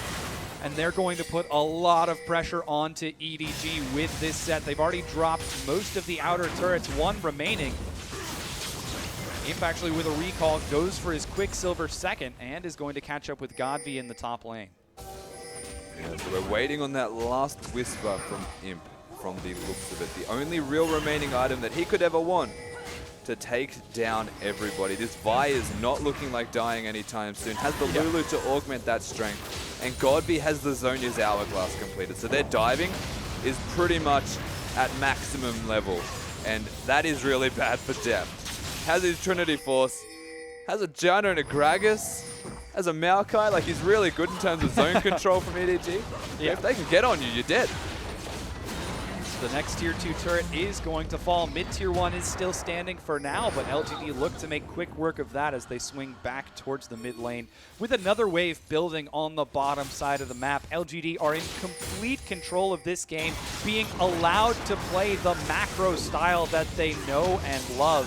EDG try to keep it standing. Here's Godby from the side, but he decides not to commit to it in the tier 1 falls. And we call EDG the Baron team, but the strengths of LGD actually having the Baron is that their macro capabilities exponentially just increase. They go through the roof, and it's so difficult to deal with as Imp's ulted. Oh, he throws PYL in, catches 3, the stun finds Clearlove, but Imp is dissuaded from pursuing further. Koro tries to engage, but he doesn't have any backup. Deft is forced to run away from the 4 members. They catch Koro out of position. He tries to keep himself standing. He will go down to TBQ while Godby distracts from the side. He doesn't get a kill, but he buys enough time for LGD to pick off Koro. Horn goes really low in the 1v1. They put a lot of pressure down onto Godby and he just flashes out to safety. This Diana is very far ahead in comparison to the Victor. Imp is like, I'm not even going to begin to compare him compared to Def. He's a monster. And LGD do not look like slowing down right now. They got a Baron, and they took a lot from that Baron. Yeah, they managed to take down 2 turrets so far in addition to a kill. They did finally run out of that Baron buff, so what you're seeing currently is a visual bug, but they have got complete control over this game, total momentum with this set. And the scary thing that I just realized is Baron and Dragon were taken within a minute of each other. They're going to come up at the same time, and EDG are going to have to make a choice. A very good point to make. And of course, LGD have the same choice to make because it's not always as simple as do we take Dragon 5. They could bait Dragon 5 to take the Baron. Exactly. It's only going to be the first Dragon for EDG also. So they don't lose anything by focusing a lot of their efforts around the Baron area and then translating that to an immediate Dragon.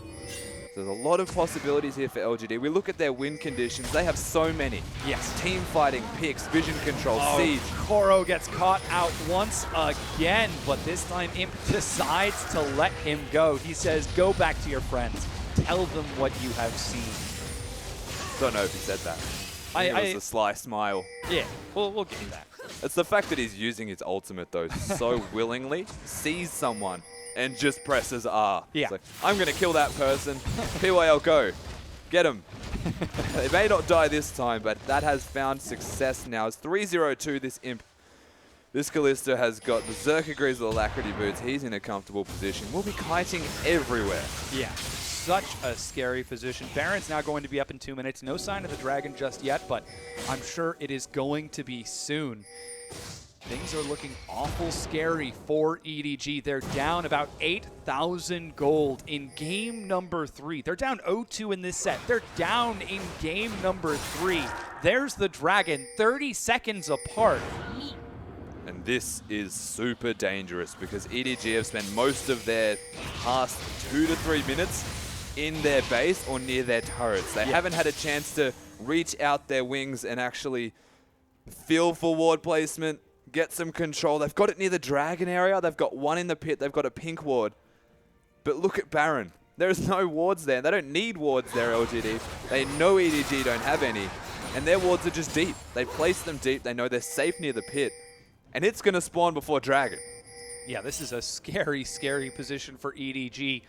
There's the last whisper from Imp. Blade of the Ruined King has now been finished for Deft. And you've got to wonder, what can EDG do?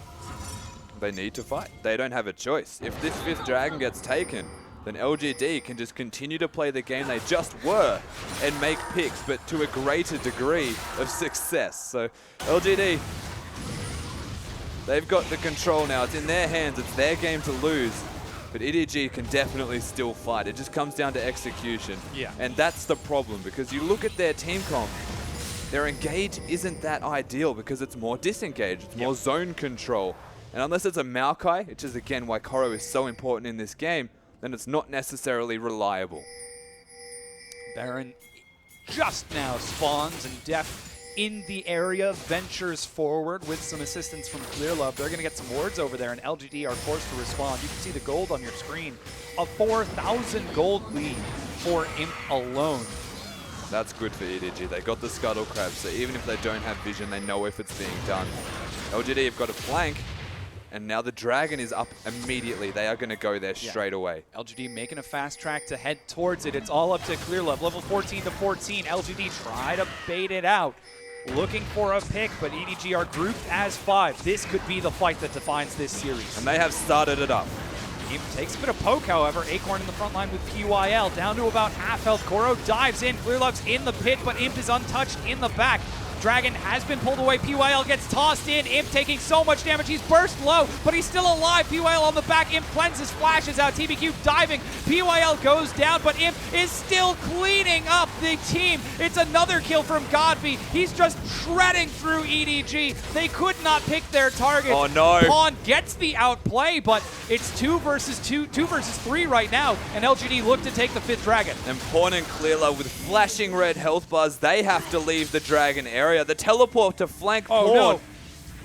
I don't know. He's got this. I don't know that he sees it. The ward. It's Dragon 5. Dead. He dashes forward. Pawn has been removed. Godby looks to start the Baron with 5 dragons and another Baron. LGD could win this. And this team comp again, LG, they protected Imp. They got the Lulu ultimate, the wild growth. He used his QSS to get to safety. They get Dragon number 5. They get the Baron. And now they are so far ahead of EDG. Yeah. It's a 10,000 gold lead, 33 minutes into the game. This is LGD. They are making a case for the playoffs. They are making a case for finals. This is beyond belief. This is exactly what we're looking at. LGD look like a refined team right now, and it's all on the back of Imp. He hasn't even died in this game. The only person besides Clearlove who hasn't actually died. He is having a stellar performance in this series, but the game is not over yet. They still need to break the base, the most important aspect of this game, and there are still outer turrets remaining for EDG. With 5 dragons and a Baron for the next 3 minutes, EDG have to hold out. LGD are giving a bit of a reprieve for now as they prep their waves in the side lanes, but Acorn will teleport to join up with the rest of his team. This tier 2 looks to be the next target. This is the LGD special. They've got the split push going in the top lane. They made sure the wave was pushing, and then they rotate immediately. They work around their strengths as a 5-man roster. Godby's got the flank covered. They're going to go straight from mid to top, and then they're going to keep mid pushing because they have Baron and they have Dragon 5 right now. They're in a point of power. Very hard for EDG to match. Yeah. LGD are in complete control of the objectives. Deft tries to get some poke on the TBQ, but he is so tanky.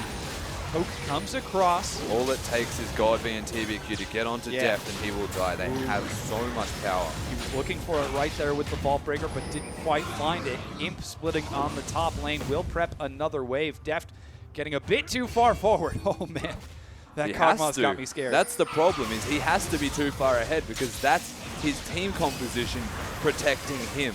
And he's now against the side that can blow him up when he has to be at the front. Ooh, TBQ is looking for a juicy target. Can't quite make up his mind as slowly but surely those inhibitor turrets are being poked down by LGD. Sooner or later, one of them is going to break.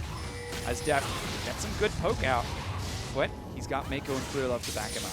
They're just pushing their luck, EDG. They're trying to push them out, and it's actually working for them. As the Dragon's still there, but the Baron is starting to run out as well. Things looking... Actually, the Dragon's gone now as well. Dragon's worn off. Baron is only going to be up for about another 20 seconds or so. And they only managed to break one tier 2. EDG managed to hold. They've done exceptionally well to hold this onslaught that LGD are putting in place. They're running them around. They're trying to find their way in, but holding firm, holding steady is EDG's side. They've still got fight left in them. They haven't given up just yet. Most certainly. And, you know, throughout this series, that's been the question. In this game particularly, EDG, they've been looking so passive. It doesn't look like EDG playing at all, but now we're seeing them defend. Now we're seeing them wait. They are still here. It's just a controlled style. It's not that pressure cooker that we're used to seeing of EDG, where they apply it at very apt times and consistently to force errors. They use those forced errors to find leads. They can still do that, and they have been, just to a lesser extent. And this is because they're against a macro-oriented side like LGD, who spend most of their time doing exactly that and keeping the pressure on in other areas where they're not. It's almost like a deceive style of play. And it has kind of put EDG on the back foot here. They're down 13K. Yeah, it's a scary position. Kog'Maw finally gets his last whisper. We have reached a late game scenario for Deft. On with his Rabadons on top of the Abyssal. These guys will do damage if they get the chance. But Godby and TBQ look to eliminate them before they can. Acorn sets up a split push on the last tier 2 while Imp is on the other side of the map. EDG look Double to pink respond strat. appropriately. The big difference now is going to be, you say that Kog'Maw's reached that late game stage, and I completely agree because he's at his 3 items. But if you compare him to Imp, he's about 5,000 gold behind. Late game stage is very relative to your opponent, I suppose, in that respect. Yeah. So he's still at mid game compared to Imp's late game, if we want to give the comparison. And though he's still going to be doing an exceptional amount of damage, very difficult to kill those diving members of LGD. Yeah. Really risky spot right now. Touch and go. Dragon's going to be up in about 30 seconds. Barrett a minute and a half after.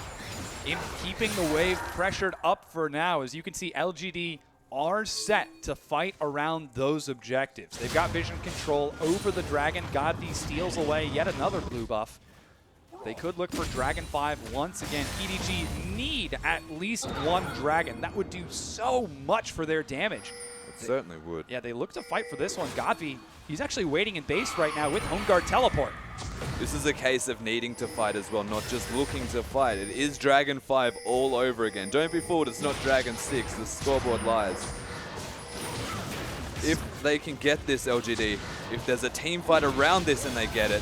And here comes Godby with the Home Guard Teleport. He comes in from the side. Koro dashes in, but Godby can't find his target just yet. Deft in the back. Koro buying some time. He's looking for Imp. Godby trying to find someone, but it's too little too late. Imp in the back is still alive. TBQ dives onto Deft. He's not quite able to bring him out. Deft is still alive. He drops TBQ. Here's Godby. Oh my Deft God. gets destroyed by Godby. Imp kites forward. Nets a triple kill as it's all said and done. He's going to look for the Quadra. Mako goes down. Pawn, the sole man left alive. He's going to try to keep his team in this game. Acorn and Godby are going to do the Dragon together whilst Imp pushes down the lane. They've got a teleport for this Lulu. We're about to see a 1 versus 1, you would imagine, between Pawn and Imp. He's going to try and desperately defend, and there is 20 seconds remaining on every member of EDG. Imp, yet again, this guy is so big right now. Yeah. He is single-handedly almost winning them this entire series, and he gets a quadra kill in that fight. An absolute terror. Pawn tries to predict Imp's movement to the bottom side, but calls it incorrectly. He's going to lose the mid inhibitor and might just lose the top one as well. Dragon 5 up for LGD. You may not see the particles of it, but they certainly do the damage, and you can see Koro burning with all of that true damage. He might be trying to catch PYL, but with going to Imp Baron. available, yeah, this is a scary position. Baron has just spawned. You're exactly right. Baron has been up for a while, but they wanted to get that inhibitor because everybody was dead. Take the free objectives before you take the contested objective of this Baron. And now EDG are alive. They're going to look to contest this one again. They have to. They're grouped as They're five. going in. Koro goes in. He finds Godby from the side. Baron has been secured, but it's Dragon 5 against Not. Clearlove knocks out of the fight. Koro goes down. TBQ's in the back onto Pawn this time. PYL follows him up. It's a bouncy castle. Great disengage, but it's not enough. Def is the last one left alive. This is the ace for EDG. No, Clearlove's still up, but they're rushing forward. It's game number 3. LGD are up 2-0. They could advance to the finals. The surrender vote. EDG have lost to LGD.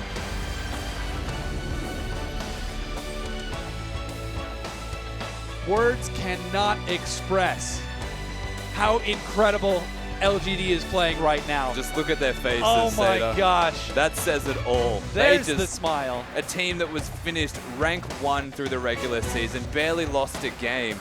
They have a track record that is positive against LGD of 19-5 before this best of 5 series. Well, LGD had something to say about that. Yeah, now it's 19-8 in favor of, well, still EDG. But with this team play from LGD, they will advance to the finals of the LPL Summer Split. You can see them shaking hands. Imp, finally a bit of a smile on that guy's lips. He was taking it so seriously this whole time. He did not die in that last game. I think over the span of 3 games, he died a grand total of 4 times. Imp played unbelievably well. Every member of LGD played their part. Even in that last team composition, having the dive styles, the execution was on point. Their team fighting just looks unbeatable. And even if they go through shaky early games like they did in game 1 and 2, they still bring it back. There it is. That's the happy guy we were expecting. He's but all smiles now. yeah, I mean, LGD, this is a team that I think a month ago, wasn't even qualified for playoffs. They were in 10th place in the standings and managed to climb all the way up to, I believe it was 5th by the time the split ended, before climbing non-stop. Every team that they face looks like tissue paper, and they are just torn to shreds by this Imp.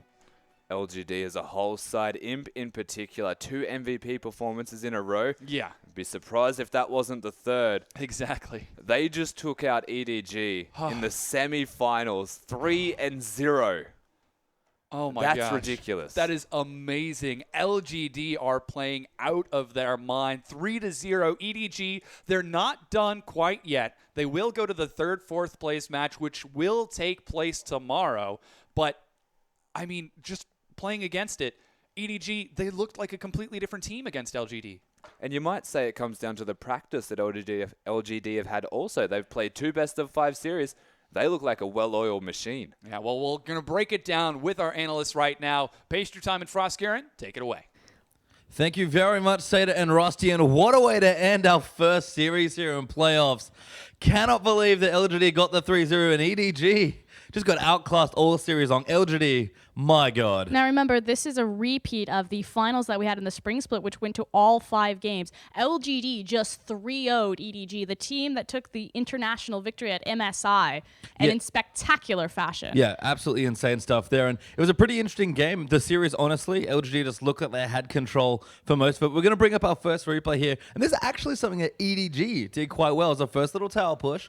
And you can see kind of how their comp was meant to work here. Yeah, and exactly just what Pastry Time said. We can go ahead and roll the replay. This is how the comp works. So they have Gragas and Janna, the 2 best forms of disengage, versus pretty much an entirely dive composition. So LGD saw the Kog'Maw pick right there, which is why we have the Diana, why we have the Vi, and just the reach of Kalista, just trying to dive and impact that backline. But in that fight, you just saw Mako and Gragas, Clearlove, do such a fantastic job resetting, creating space, and creating time for Kog'Maw to scale up and put down the auto attacks. Unfortunately, EDG never really got a chance to do that. Yeah, not again. That was like realistically the only fight they won. They got a little closer in some of the other ones, but a lot of this game was just LGD playing the map very well as soon as they got a pick. And even if they didn't, they would engineer vision and all the objective control just beautifully. And it really speaks to how powerful of a pick Callista is for LGD in particular. Now, Callista has been permabanned throughout the LPL, but specifically against Imp. Not only was he one of the first AD carries in the LPL to pull out the Callista, but he started ramping up on it very quickly. And what it does is it offers so much objective control for LGD, who actually have a fairly weak jungler, though. Props to TBQ for stepping up. Yeah, this he's series. played really well. His pressure's been great. The ganking, but maybe not so much on the smite front. So we actually do have the other replay here, and it is a late game dragon fight. LGD poised for dragon number 5, and EDG, no, they have to fight. They could have picked the last one. They didn't go for it to try and stop 4, but they have to stop number 5. And at this point, it's the gold deficit. About 10K between these teams, about 8K, and as well as that dive comp versus the reset comp. So we can go ahead and roll this one through. Big thing to watch is just how much damage Imp is going to do. But Koro knows he has to engage here. They can't afford to let a smite battle go down because if Callista's on an objective, she's already going to take it. You have the Fates call. It almost looks so good as the Chaos Storm wipes through the backline. But just the power and the gold lead that LGDA have help position themselves through this. A nice wild growth, likewise, from Acorn coming out onto Imp. And like you can see Imp just having a field day there, leaping forward on Callista. Pawn does get a counter kill there in the back line, but they could never organize a fight in a choke point. It's really hard to force your opponent to run at Victor towards objectives when you don't have Callista and you don't have the lead. And that was also another big thing, the fact that most of these team fights went around the Dragon Pit as opposed to the Baron Pit. So blue side Victor is incredibly potent because if you think about red side, they only have 2 little choke points to disengage off of the Baron Pit, which is just perfect fighting grounds for Victor. They never gave EDG that chance. No, they just got on top of the Baron after getting a pick. We saw the 1v1 from Imp versus Pawn, and then as soon as that happened, ran straight to Baron, and same story. Callista, just as good at securing Baron as she is Dragon. Anytime she's on top of the objective, you get going, you're never going to win that smite battle. And PYL, talking about like high-level objective control, the lane swaps, all that macro-level play, that's all PYL. And huge congratulations to LGD and PYL in particular. Every single player on LGD are there because PYL is the captain of the shot caller team. It's great to finally see him head into a finals with his head held high. Yeah, and we do have a last replay here as well. Sort of the last hurrah for both teams, but LGD, again, fight after fight after fight. They've got all the advantage in the world, and they're still playing these fights this well. This is 5th Dragon. This is a massive gold deficit, and this is going to be a slaughter. So here we go. We can go ahead and roll this clip. Eventually. There we go. Here we go. Again, Callista is already on top of the Baron, which never spells good for any sort of jungler. Clearlove isn't able to even get towards the pit to attempt to make the steal. And from here, TBQ, the dive composition right onto the back. You have Victor, who is a very low mobility mage, and likewise, he's standing right next to Imp, or excuse me, Def. Def's doing his best trying to orb walk this back, but again, just the massive amount of dive and the fact that Clearlove went down in the very first part of that fight meant that you didn't have the Monsoon or the Cask to reset for Kog'Maw and Victor to give them the space necessary. And they dove the right target as well. Like, you look at Def, you think of Kog'Maw, he is the real threat. Honestly, at that point, Pawn was doing much more damage, so even again, in a situation where LGD are obscenely far ahead, they still pick the right targets. And Vi, don't see it very often. It's definitely a TVQ special, but he made it work. Yeah, and exactly. Rusty pointed it out on cast. The only reason that Vi was picked up there is because they knew that the first pick, Kog'Maw, they needed to run the dive composition. Likewise, Godvi then immediately locks in the Diana, and they had a first rotation Lulu just to deny the Lulu-Kog'Maw synergy. And let's talk a little bit more about Lulu, actually, because we looked at Kog'Maw and Imp was going off on it in the first 2 games, and there was a couple Lulu bans. You could see why, because it does pair well with the champion. And then, okay, they take Kog'Maw away this time. Lulu's left open, and I'm thinking, oh, great, EDG, such good drafting here. But Lulu actually did work even in this composition. Yeah, I mean, anytime, Lulu's not going to be an awful champion. She's pretty much just a utility bridge champion, but I still think its primary purpose was to be a denial against Pawn, and a denial from not a Juggernaut style composition, but just giving Kog'Maw that much more space and protection come a dive comp. Yeah, and again, it's a great played game from LGD. EDG, unfortunately, will have to play in the 3rd, 4th match, but LGD are awaiting their opponent in the finals. We do have another broadcast coming up around 7 p.m., so an hour's time or so, as Invictus Gaming are going to be taking on Snake. But until then, we'll see you later for the broadcast, but you guys have a good night.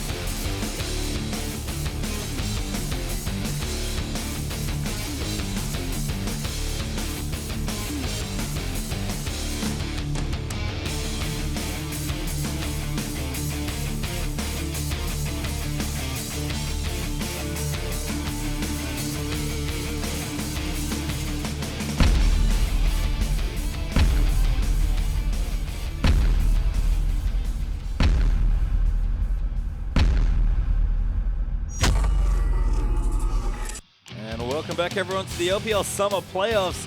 As we'll wrap up our last series here before we move into number 2, EDG versus LGD, and Imps Callista with a quadra just towards the end, but they held this series all the way through.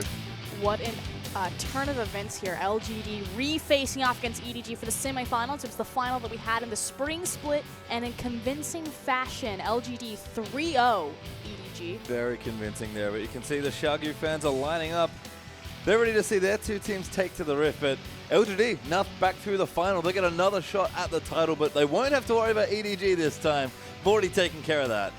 Well, they will have to decide who they're going to face, if it's going to be Xiaogu or Invictus Gaming for this next matchup. It's true too. We'll take a quick look through the end of that game. Honestly, the game's only got more one-sided. EDG had such a good run at game number 1. Game 2 looked close, but LGD had complete control in the third. You know, we talked about how important the Kog'Maw pick was going to be, but that did leave Imps Callista over, and that is a worthy MVP. He won all MVP for all 3 games, I believe, as well. So a very good player, obviously, playing excellently throughout the entire semi-final and really showing that he may just be the world's best AD carry. Definitely picking up the first blood here, and it just gets more disgusting as he finds Pawn, checks him off his list. Poor Victor, just can't do anything. I think Cassidy's bad against a good counter to Victor. Try the Fed Imp Callista. Imp's just a counter to Pawn. Imp's counter to champions, I think, in general. He had so many kills this game, so many good plays. And when they finally forced him off the Cog, he happily snapped up his signature Callista and just went to town game after game. LGD are a team that play almost solely to set up Imp, and you can see why. Just beautiful performances, particularly not just Imp, but PYL looking great, Godv, and more importantly, TBQ. Probably the best series of his career right there. Was fantastic play out of his Gragas. For certain. It's just a strong showing from LGD. And 3-0 LGD sends a message to whichever team gets the... I was going to say luxury of playing them, but after that, I don't think any team really wants to face them. But they, of course, do want to move a spot forward. Position does matter a lot here with Worlds on the way. You do want to finish within the top 5. And both these two teams that we'll have for our second semi-final, Xiaogu and Invictus Gaming, still looking to make sure they secure those top 5 spots. It's incredibly important for Xiaogu in particular just because they didn't have a chance at circuit points during the spring split, because obviously qualifying up through LSPL. So they really need to finish as highly as possible here, get as much points, and put themselves in a good position if they want to make a Worlds run. And they get a couple of points from LSPL, but not nearly as many as, say, like LPL 50 playoffs. Or 60. Yeah, not nearly as many as LPL playoffs. Also fun to note, I believe there's actually a lot on the line for LGD here in this match. So depending on the outcome of the of this particular semifinal, LGD can find themselves finishing in the number 1 circle point spot after beating EDG and automatically qualify themselves for Worlds. They're definitely looking for Xiaogu to face across them in the finals because obviously IG are the big point contenders. So if Xiaogu win, LGD will be the number 1 spot. And of course, IG would love to take it here, get a shot at LGD in a final and see if they can take a title. We will have a different team winning the LPL playoffs for the first time in a very long time. Since EDG pretty much has been a team. So just again, that's monumental. EDG win every single tournament they attend. Naturally, they had their hit and miss performance at Worlds the last time they went around, but any sort of domestic playoff or tournament, EDG have been dominating it, if not winning it, but in the finals. LGD, 5-19 at the start of that game as their all-time record, now tying that up to 8-19. Yeah. I mean, there's a lot of history between those two teams. The rosters have been different, so it'll take a while to play catch-up all the way back up towards 20. But EDG had another dominant summer. We're looking almost unbeatable with the MSI roster. So to get knocked off in that sort of fashion by LGD, they're going to have to content themselves with 3rd or 4th place, depending on that much tomorrow. But, of course, second semi-final now. Let's talk IG Xiaogu. These two teams have had very impressive seasons. We haven't seen Xiaogu through the form of the playoffs just because they did finish and secure that 2nd place spot over the LPL season. We did get to see our first look at Invictus Gaming in their playoff run against Vici. A little bit worrisome. They did manage to reverse sweep it, but... Which was cool, but maybe not what they want. I mean, IG played out of their minds to get to where they are right now, so have to be credited for how well they're playing recently. But it is a scary thing to play against a team like Vici who have looked good but got swiftly dealt with by LGD in the 4 games that they played. But you have to wait for IG. If it took that long to warm up, okay, sure. But they can't afford any sort of stumbles in this series. And it's very important, too, just the fact that Vici were out team fighting Invictus Gaming for a majority of that series. It wasn't until Game 3 where IG really started to punch back and get their foot back into the series that they started to take over in team fighting. And they're now facing against Xiaogu, possibly one of the best, if not the best, team fighting team in the LPL. And Xiaogu's coordination is just crazy across the board, and they're always good at getting into good spots. Their AD carry is nice and aggressive. Their jungler is honestly the primary carry. It's funny, you look at maybe a team like EDG, honestly, and Snake, combine them together, take a couple parts here and there, and you sort of get Xiaogu. They're a really hard team to pin down as far as playstyle goes. I think the number one thing to say about Xiaogu is every single person on that roster is a playmaker. Yep. And they're super clutch, late game team fights. It's incredible. But when we talk about, clutch, performing under high pressure, making those late game calls, that's something that IG are very good at doing as well. As you think back all the Baron Bates or the final Baron fights and the base races that Invictus Gaming have had over the course of the LPL. So I'm expecting pretty back and forth games unless Xiaogu just get the snowball and smash. Yeah, and that's all comes down to Swift, honestly. And the jungle's Yes. a really cool matchup here. I'm sure they've played each other a couple of times, but never in China with these stakes, I don't think. First time they've ever met in a playoff, it'll be Swift versus Kakao. Super excited about this. Now, naturally, Kakao is probably the more famous, just been around a little bit longer, but Swift almost has this This is aura. little baby Kakao, I think was kind of his coming over, but he's definitely defined himself and put himself in his own role. They're very heavy playmaking junglers. Both of them are kind of the center forwards of their team. I think Invictus Gaming, it's weighted towards the top side of their map. Kakao bouncing between Rookie and Satai, especially his synergy with Rookie. We saw that to fantastic effect in their Vici series. But Swift, he's the core, and kind of everyone else moves around behind him on Xiaogu. And excellently, I might add there. When I talk about mid laners, Doinvi, crazy man, will do just about anything you didn't expect, and then a little bit more. He's been a linchpin for this team since day one. And we call Doinby in the office the genius mid laner. He is a genius. He is facing across from rookies who's no slouch himself as we look at the Xiaogu Yep. lineup. And let's not forget that Xiaogu means Reaper. It does indeed. As we start on the top side, it is V, the big carry top laner that's played a few more tanks recently. Yeah, he's kind of a role-playing top laner. He can fill out that carry role. Hecarim was another big pick for him, but most recently it's been Maokai. But it's all about this guy, Certainly Swift. is. Don't worry too much about the haircut. Swift has been phenomenal all split long. I His like games, that haircut. It's great. It's definitely something. Doinby's haircut, also something to look at here. And much like his hair, his play has been awesome. And why we call him the genius mid laner, Doinby is so smart about how he goes about everything. His champion pool is massive, and he'll always play what his team needs him to play. Yep, TNT will kind of do whatever his team needs him to do. The champion's kind of less relevant for TNT, I feel. It's all about that aggressive play style. We call him a low econ AD carry. Doesn't get a lot of resources, but he always performs, and it's because he has this guy in his lane with him. Yep, TCT, the man, more than happy to take a bullet or 5 for his bottom laner. They're a great duo, honestly. They're very eclectic in some points. They can do different things. We've seen a bit more Vayne, a bit more Cogmore in that from TNT, and even some more disengage from TCT. But it's the overall flexibility of this team from every single lane that makes Xiaogu such a threat. Again, they're all playmakers. Should be noted that TNT and TCT played together before they were on Xiaogu. They chose to be each other's dual lane, so there's definitely some bromance synergy going on to rival Kakao and Rookie. There's a lot of synergy there. You can see Doinby smiling there with his hair's faded a little bit, but some pretty groovy glasses nonetheless. There's a face mask on for TNT. He knows it's time for business. Doesn't want to let any extra germs in, so he's got people to kill in the bottom lane. He wants to hide his facial expression. They can't see him smiling. That's true. As we see, TCT, formerly known as Moore, a player that a lot of Western fans are familiar with due to his tenure on LMQ, and a fine support player. Like, if someone has to be the weak link, it might be their support, but that does not make him any worse of a player. Yeah, it just speaks to the strength of Xiaogu, that the weakest player on your roster is Moore, now known as TC2.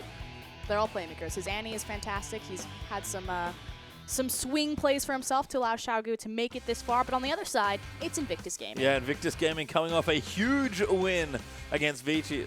So momentum is there, most certainly. As Zatai here, going to be starting in the top lane. Lots of tanks, but Zatai can do just about anything. His carries in particular are always great to watch. Yeah, but in the jungle, this is the man himself, Kakao, and he had such an incredible Elise game, especially in that Game 3 there, getting the 1v2 to save his Nexus and to get Invictus Gaming back in it. Yep, Kakao has been great, and Rookie has been possibly even better here in the summer. It's nice to see his trademark picks back like the Yasuo, but Rookie, as always lands excellently, can play just about anything.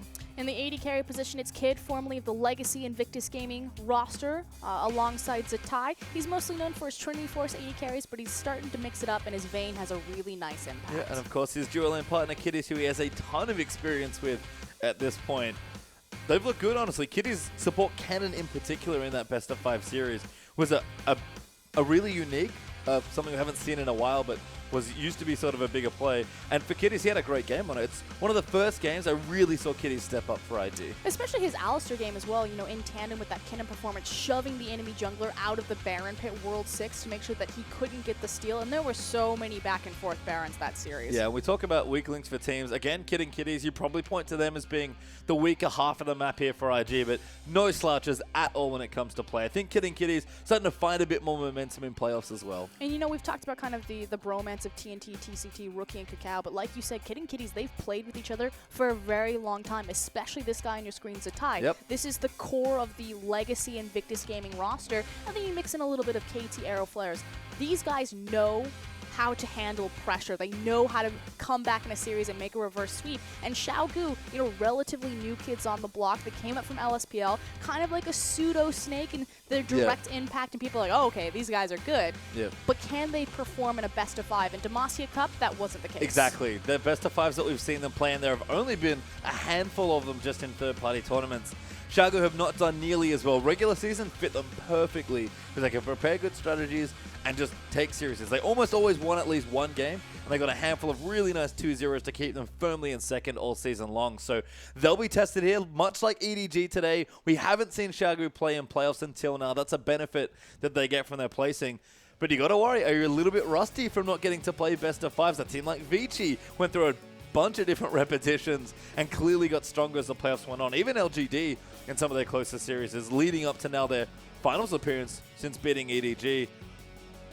It's kind of a blessing and a curse to not get to play this late, but if both teams are prepared, should be a very close best of 5. No, I completely agree. The debate, if you're on a hot streak, if you have the momentum behind you versus the time that it takes to prepare. And Xiaogu, they've had a lot of time to look down at Invictus Gaming and Vici, and these are who we're facing, so let's prepare our strategies accordingly. And that's great for a team like Xiaogu, especially that player right there, Doinby. He is all about that preparation, very intelligent player. And this is the thing, we call them the kings of teamfighting. It seems to be that if you're good at teamfighting, you're bad at macro, but that's not necessarily true for Xiaogu. I wouldn't say that they're the best macro-oriented team, but their draft phase in particular and kind of the compositions that they run, having that fantastic dive comp when they finally took down EDG's Jinx for the first time, running the Nocturne Kassadin. They're very creative, they have very wide champion pools, and they're not afraid to do crazy things. No, especially not in the mid lane or the jungle position. They will do whatever they need to do to win. And it's mostly based on that guy standing behind the screen. Of course, we're now looking at IG Snow and Mafa, who are the coaches for Invictus Gaming. On the other side, it's Xiaogu Hero, the former coach of World Elite. Yep, and again, both strong coaches. You can tell that these teams have got different things in place here as far as their play style goes. Xiaogu might have a bit more versatility, but you want to talk about momentum and hot streaks? IG must feel on top of the world after that reverse sweep. And we are going to get into Champ Select for our first game here. Xiaogu will start on the blue side, the benefit of being the higher seed, as Yasuo is the first ban and Elise the first for IG. No surprises there to see the Yasuo taken away. Rookie had an incredible performance in Game 5. It all came down to that one moment. Goes back to the Yasuo and just went insane. Yep, sounds like Rookie and Cacao as Twisted Fate also sees a ban. That's 2 mid lane bans now for Xiaogu up against IG. And Kalista going to hit the ban list there as well. IG keeping them pretty standard on the red side. You would suspect then that the last ban would be that Ryze. That said, V isn't the greatest Ryze player, at least not what he's shown competitively in the LPL. So curious if they're going to keep that power pick off the board or perhaps open it up. Well, Xiaogu now 5 or 6 seconds left to decide. They do ban Lulu, who's been a super popular pick in LPL playoffs. Especially for Invictus in particular, they love their Lulu compositions. But on the other side, that is the staple ban. So Elise, Kalista, and Ryze all hit the bench on red side. And again, IG keeping it nice and set. Is already first pick Victor for Doinby. Something that should be pointed out is Xiaogu have an incredible and ridiculous difference between their win rate on blue side and red side. And it just goes to show how well they understand their team and what their priority pick needs to be. So getting Doinby on that Victor. And like to extend that, the reason it is because whatever they pick as their first pick, they always build their team around it. Again, very smart team, good drafters, always execute well. But they have the team to do it. So whatever they think they're playing against, they'll take that first pick and they'll build everything around it. So look for Doinby. It's not going to be a Nautilus game this time around. Much more of a carry performance this time, as Gragas is already locked in for IG. And that's the thing, by not prioritizing Gragas and choosing to focus out Rookie, who will possibly go to his Azir this time around, it does leave open Cacaw's Gragas, and he's been a monster threat on it all through the LPL season. Feels a bit weird to have Azir open. Against Rookie, especially, that they would prioritize. But it just, how high Kog'Maw is in priority, taking away that Lulu to deny the hyper carry synergy. Yep, certainly seen Lulu do a lot of work, even without Kog'Maw in that last series as well. So Gragas, Braum, the first two for IG, lots of flexibility and plenty of power in their first two picks. And the nice thing is, they're the non-gold dependent champions. So you can put them in your jungle, put them in your support, and you're always going to have a good turn. And Yasuo and Braum, of course, spiking up in popularity just because sieging towers and prioritizing the standing gold on the map is kind of the way to do things to snowball yourself into mid-game. Yeah, I feel like AP Ezreal was a thing, and everyone's like, okay, Braum Yasuo really good, especially Braum against these champions. It's like, hey, this works and against then everyone. AP Ezreal dropped off, like, oh wait, this champion's really good. Yeah, it was interesting how that all worked out here. As Maokai's locked in for V, he's played this countless times in his LPL career. And again, good role player, solid champion to start game one with. They have a really good Baron fighting composition so far. Even from just the two picks of the Maokai and the Victor, if that Thresh gets locked in, it's just another thing. And why I say Baron fighting composition is because from blue side, Victor is so good at choking or blocking off those choke points that lead away from red side. So if you think, if you're on red side approaching the Baron pit, you have two little tunnels into the river, and Victor's gravitational field, his Chaos Storm, his laser, they will just devastate you. So you're either flashing over the back of the pit or you're running into the enemy team. Yep, and both of them are bad here, as we do have Kog'Maw actually locked in instead of the Thresh. No need to pick up the Thresh because you already see the Braum. Yep, makes sense here, but a strong pick, and Kog'Maw again continues to have quite high priority here in the LPL. You can see Rookie though, considering the Azir, it was left open. Kid, he's played a lot of Vayne and Kalista recently. One of them banned away means they consider these two. It's actually been his most effective champion for the LPL summer split. So again, normally known for his Corki, his Ez, but he's really shown up on the Vayne if he decides to lock it in. But no surprises that Rookie's going to go to Azir. Normally that's the champion that's banned away from him, but Doinby obviously feeling comfortable about the Victor and Azir matchup. Doinby's played a lot of Victor, so that doesn't really surprise me, but we'll see if it costs Xiaogu here, as he has been one of the best looking mid laners in this particular patch. But Kid swaps away last second. Tristana or Azir, their last two picks. That's actually a very big comfort pick for Kid, going back to his Tristana. So not a Trinity Force 80 carry user, but he does have a legacy run with Tristana. Should be right at home. Not bad against Kog'Maw, depending on your timing window, so I can kind of see what Kid wants to do here. But Xiaogu do have a team comp to complete here. Started well, they've got the solo laners locked down, they've got their strong AD carry. It's simply a matter of how do they want to complete this team comp. I suspect that TCT is either going to look towards Janna or, I was going to say, not Alistar, but Thresh, especially for that Kog'Maw. I can understand the want to go Alistar. He's still going to provide decent disengage as well as offer this team some secondary hard engage, especially if Swift is going to go back to his Nidalee, which does lock in. I was going to say, we had the Elise ban, but Swift, a very aggressive jungler, has Nidalee constantly banned away from him, and Alistar Nidalee will complete the team comp. Not many people play this jungler anymore. It's just the idea that Swift is so aggressive. He's going to be the most proactive player on the map, especially during the early game. And on the other side against Invictus, you would think that it would be Cacao, but it's actually Zatai as the most proactive early game member. Yep. Not that Cacao isn't central in the spine of Invictus Gaming, but Zatai will always try to win his lane. So 9 times out of 10, when a first blood happens, it's between Cacao and Zatai. And I feel like Cacao's sort of chilled out a little bit, to be honest. He has had more aggressive games, but likes to farm up a bit more trust, I guess, in the mid-game power of his mid laner in particular, and just in general the metagame. Well, it Just also a bit more mid-game team fighting. Yeah, and it just works to the fact that Invictus Gaming, we call them the chameleons of the LPL. They don't have a really definitive style, but since their match against EDG in the regular season, they've started to team fight a lot more now. That dropped the ball against Vici, where they quickly picked it up and managed to turn into that team fighting team, although we will have a Nautilus in the top lane. Nautilus top. That's usually the Doinby special over on Xiaogu, but a big tank there to match the Maokai for IG. But it just lends the fact that Cacao is fine to power farm, and more importantly that Invictus are fine to wait until late game and look towards a 5v5. But that's incredibly terrifying against a team like Xiaogu. Especially when Swift is on a champion like Nidalee. So, again, not many people playing this pick anymore. We saw Beast play it yesterday, I believe, on Snake, and didn't have as good a time as he would have liked with it, but Swift is one of the few players, probably with Spirit and maybe Cacao, that still gets away with a champion this aggressive from the jungle. It offers him just so much mobility, control over his jungle, and his ability to augment his AD carry to assist with siege, not just with the poke from the spear, but the primal surge attack speed increase. Yeah, I like it a lot. I think both teams have drafted excellently here for game number 1, which means you should have a fun start to the series. Coach is going to shake hands. They'll be happy with those drafts. I'll get into our matchups. Just short, let's start in the top lane. It is V on Heck. Oh, that's not Hecarim, that's Maokai. You're just so used to seeing it. I really am. And then Zatai on Nautilus, so matching the tanks there. We see a lot of top Nautilus if you're new to the LPL. It started with Haluka, and it's going to continue with Zatai here. Certainly is, as we see the jungle matchup now. A big key factor between these two teams is their aggressive jungler. Swift on Nidalee versus Cacao's Gragas.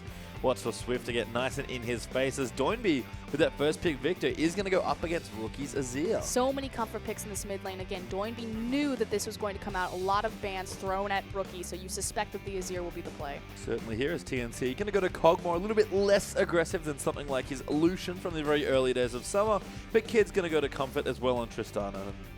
Both carry Sim fine, as we'll round things out in the bottom lane with TCT on Alistar.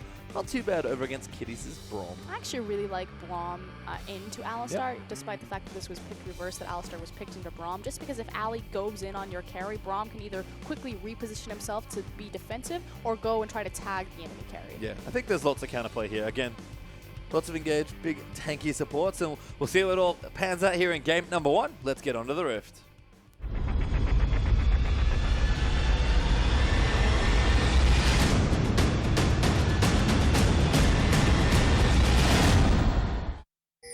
And here we are as we open up the best of 5 here in our second LPL Summer semi-final.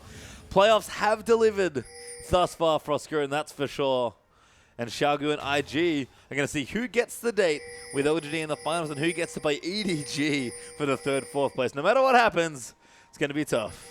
And again, Xiaogu had the higher seeding, but only by 1 placement. Invictus Gaming did come in 3rd, Xiaogu into that 2nd spot, but they have not performed well in a best of 5 as TCT is caught out. Yep, problems there as the stun already in. And that's good damage down for IG.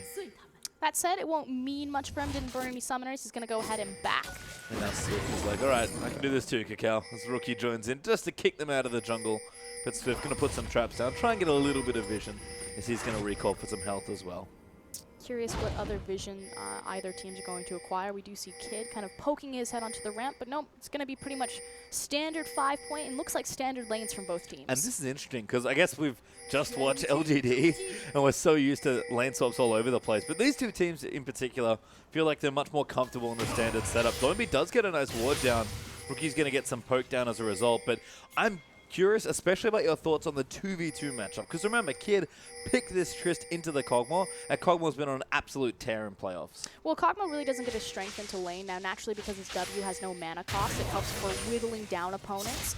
But he doesn't have nearly the control over the creep wave that Tristana will have with the explosive shot. So typically, Kog has to wait until level 6, where power will start swinging back to him. But we do have a bit of a counterplay on this red buff. Quite the bait here as Xiaogu have started the Crocs. Flash forward, finds Cacao. Little too aggressive. The buff does go over, and Cacao will body slam his way to safety. Now Swift going to try and chase them down, but I cannot believe IG got away with that. Really brilliant play from Cacao. He doesn't even have to burn his flash there. In fact, he gets 2 summoners off of Alistar and gets the red buff. Been tagged by a trap, and the blue buff is watered, but Cacao, knowing all this, is going to do his wolves. Really clever pathing from IG. And this is something that I really like about standard lane matchups, is it means that all of the pressure is on the jungler to impact the maps versus the macro map movements. And with Swift to Cacao, as Swift is now trying to make him pay. Cacao's only level 2. Swift needs to land the spear. Doesn't quite get there, but he's going to take the wolf. But this is what standard lanes does. It's a jungle versus jungle matchup. You have Swift, you have Cacao. They're both incredibly strong. Let them go at it. And they are going at it so far as Cacao goes back away to his Raptor. Swift is going to take his blue buff, so is not intent on getting 3 buffed here, although might still. We'll see how their blue buff goes on the other side, but at the very least, Cacao is having some trouble there with no health there. He'll have to back after this. Probably be safe enough. Is he going to die? I hope not. That'll be real awkward for Cacao. No, he'll be fine. Just manages to get it, but doesn't get level 3. Swift getting blue buff, going to run straight to his, you have to think. Yeah, you're right. More importantly, it means that Swift will not get 3 buffed and possibly might look for a gank on Rookie here in the mid lane. Nope, just going to go ahead and go around. Yeah, checked it out, but instead decides to get in and amongst the Raptor camp, and then I'll go back over to his side of the jungle. So lots of early aggression here. Kakao with a nice creative steal with a bit of help from his duo lane. But as it all stands, Swift is going to make sure he gets his buffs, and we'll be about even here in 4 minutes. But this is what I was talking about in the 2v2 lane matchup. The fact that Tristana has more tools to impact and control the minion wave with the explosive shot gets the push and the level advantage lead on TNT and TCT. So at least until Kog'Maw gets level 6 and he gets his sit and spit, Kid and Kitty should be perfectly fine down in this lane. See Doinby just farming it up. Actually doing nicely against Rookie, who's making sure to respect the range of Victor there, who does good damage with his lasers. Top lane as well, Zatai actually forced back from an early V teleport to get his second Endurance ring. He's going to go back and do pretty much the exact same thing. So all square back in the top lane as well. It's going to be a wet noodle fight for majority up into this top lane. What's his face? Zatai. Yep. My favorite player. No. Nautilus top has more control of the creep wave with the Riptide, so we'll see if he tries to abuse that or if he's fine just to let the creep wave center and continue to farm this one out. Again, typically Zatai is the most proactive member on the map, even when he's on tanks like Maokai or Trundle. See if he does the same thing on Nautilus as we actually see Swift keeping his head up there. Yeah, like what Swift is doing. Lugan spotted by a ward here, and Zatai fairly tanky. Going to be in a tricky gank. He does land some damage, but going to hook away to his turret, and Swift, that's about all he had in him for that gank, because Doinby low on mana, going to get chunked out by Rookie. How this matchup works is Azir typically has control of it in the early phase just because he's going to be able to abuse with the Sand Soldiers and the auto attack range there. It starts to shift as soon as Victor makes his initial back, upgrades the Hex Core, and then gets enough levels where he can start free-clearing the wave and hold Azir down. But if Rookie can get a good lead in the levels probably 1 through 8, Azir can take control of this lane. Rookie right now is actually going back. So he'll get an item, which is nice. Vintage Codex actually fixed up, but Paul slightly behind NCS as he walks back to his lane. Doinby, though, just trying to get all these creeps, has to last hit them all with his auto attack. So it'll take a while, but he'll get there eventually, and then probably go back and get the Hex Core upgrade you described. Yeah, I was going to say, what's important here is just the back timing for both these mid laners, but Victor is just so cost efficient in his early itemization, you know, spending that 1,000 gold, getting the evolution point, just the immediate power that it gives, versus Azir having to wait for his completed initial item. And there it is, Doinby going to pick up some wards, get that Hex Core upgrade, and get a biscuit for himself as bottom lane now. Swift peeking his head around for a gank, is going to go Runeglaive by the looks of things. Not surprising at all. Probably expecting close to a full carry build here from Swift. Yeah, he likes to do the Runeglaive into either a Roa or sometimes a delayed and late tier. It's a very carry-oriented middly build, trying to chunk out and do massive damage with those spears. And this is what we talked about, you know, in the standard lane phase. This is Kakao versus Swift. Yep, and right now you've seen the battle back and forth. Swift with a slightly faster clear time. He's ahead on creeps by a couple, but all quiet now, and no first blood just yet for either side. So we've had the first initial backs. The top laners are still fighting it out. No teleports up just yet. We're going to be up to first blue buff soon as well. So Zatai going to try and make a fight of it, but like you said already, lots of wet noodles. And we have very similar team comps from across Xiaogu and Invictus Gaming. Again, IG, more of a chameleon of the LPL. They have been shown more of a recent preference for team fighting, is again Swift peeking his head into Kakao's jungle. The only real difference between these comps, because they're both about creating space for their AD carry, is actually Swift's role versus Kakao's role. But ooh, good TNT combo there in. from TCT. Kid's actually flushed out. He's going to get tagged by a spear. Swift will dive in, and that's a good first blood for Kog'Maw, as now Kitty's going to get chased down as well. He will live, but his AD carry is not so lucky. And you have to suspect this from Xiaogu's bot lane, but more importantly, IG's bot lane is so low pressure, so passive. Kakao really doesn't spend a lot of time down here, so just getting a free and clean gank. And you know that's great for Swift, and like you said, passive certainly for Kid and Kitties. Not to say that they are bad players by any stretch, but there's more of that low econ style. They like to farm up and fight in the mid game. They don't eat up the resources for Invictus. It's mostly about, again, Kakao bouncing between Zatai and Rookie in particular. Well, Swift as a result does get a kill down there. And a Sheen will now be up for Kog'Maw. TNT can continue some of that pressure. As we and Zatai having another battle. That cannon creep's probably doing more damage than the Nautilus. But again, it just goes back to the primary difference between these two comps. They're all about their AD carries, creating space. You have secondary damage threats in the mid lane between Victor and Azir. But Nidalee being a carry versus Gragas being a disengage in another part of that front line. Swift needs to get the snowball going if this pick is going to matter late. Well, he did get the first part of the snowball, so good to get an assist there. He's got his Sheen up now as well, so can get even more aggressive. You see Braum actually clearing wards out from the blue. Smart stuff there from Kitty. Probably expecting that to be a point of contention. As you can see, we've got people roaming over there already. Second rotation, especially with bot lane having that kill advantage and transferring it to the Sheen. I think they're going to try to invade this with their power spike. Kitties barely misses getting speared to the face there. Does clear the wards as well, but Kitties will go back with his sight stone and put another down. Yeah, problem is the fact that Rookie has complete control of the mid lane right now because Doinby doesn't have a lot of mana, which is why you see the pings on the mid lane. So Swift and Kitties are going to go ahead and pull, Swift and TCT are going to go ahead and pull off of this blue buff because Azir is beating Victor. Yep, you can see now Azir will go and get the blue buff instead. So a smart play there from both sides, just sort of push and pull as Rookie does get himself the blue. But of course, Doinby's going to have his up soon. Actually going to go back first. Get a bit more mana, get some items going. And again, we'll reset. It's just that first blood in the bottom lane, but if Nidalee can get any more work done, look for Swift to really take over the mid game here. A lot of kill pressure now on the bottom side of the map, especially because TNT has his ultimate available. Again, this is when we start to see the transition to Kog'Maw taking power. TNT looking good.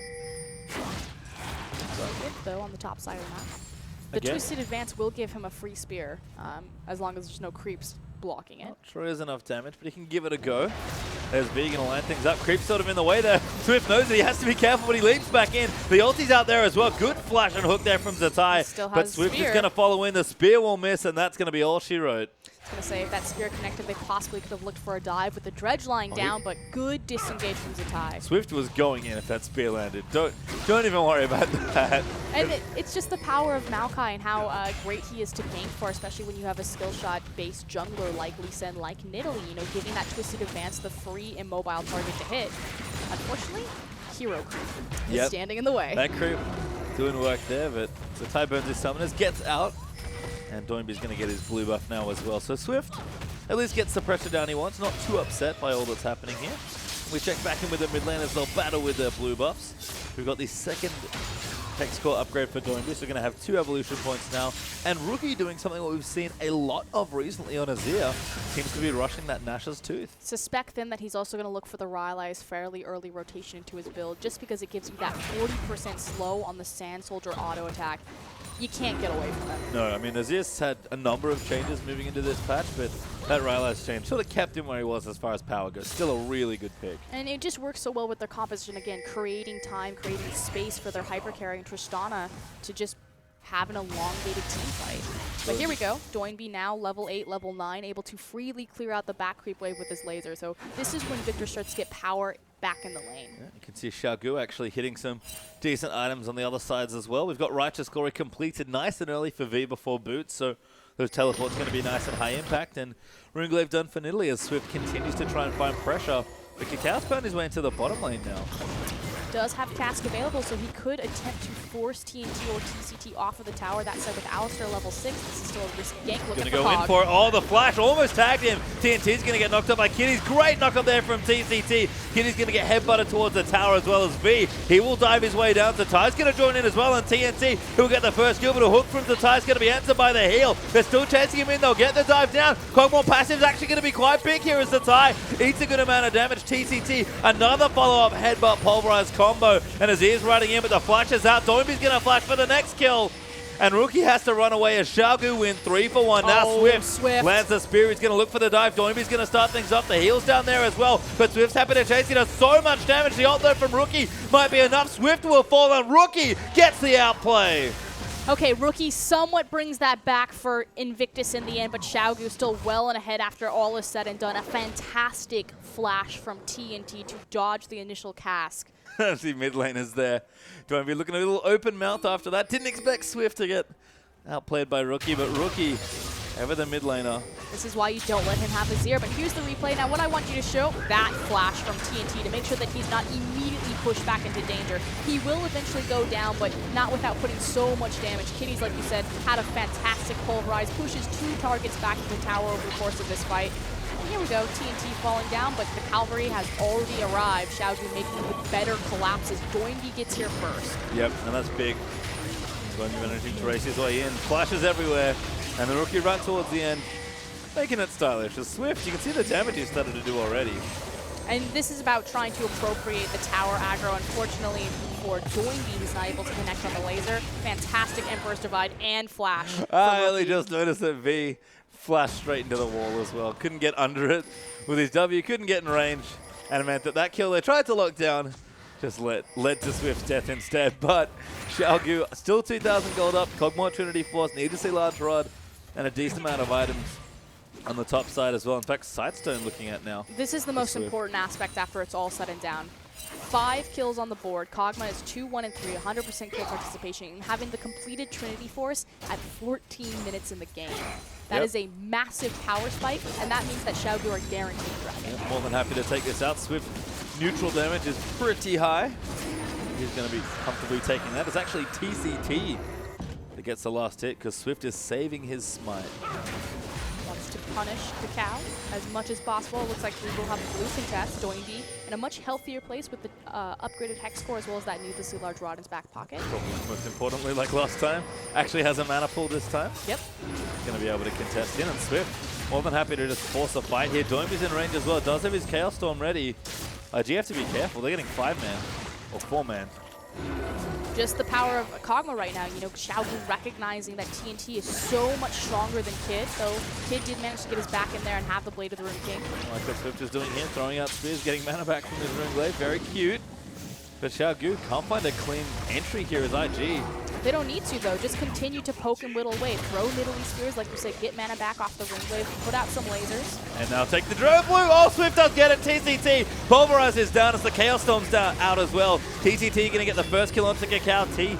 And almost getting himself stunned up there by Trist plus Braum. But Xiaogu get the blue and get the kill. Just the power of Victor. And again, Xiaogu understanding their composition when they wanted to approach that fight. Lay down the lasers, lay down the poke before you look for the all-in engage. And unfortunately for IG, not willing to pull the trigger to look for the hard engage or disengage off the blue buff. No, couldn't get it there. And Xiaogu continue to get themselves further and further ahead. Almost 3,000 gold ahead now after that little pick off around the blue buff. And Swift, who does currently have a Ruby Crystal, I'm guessing that'll be a Sidestone.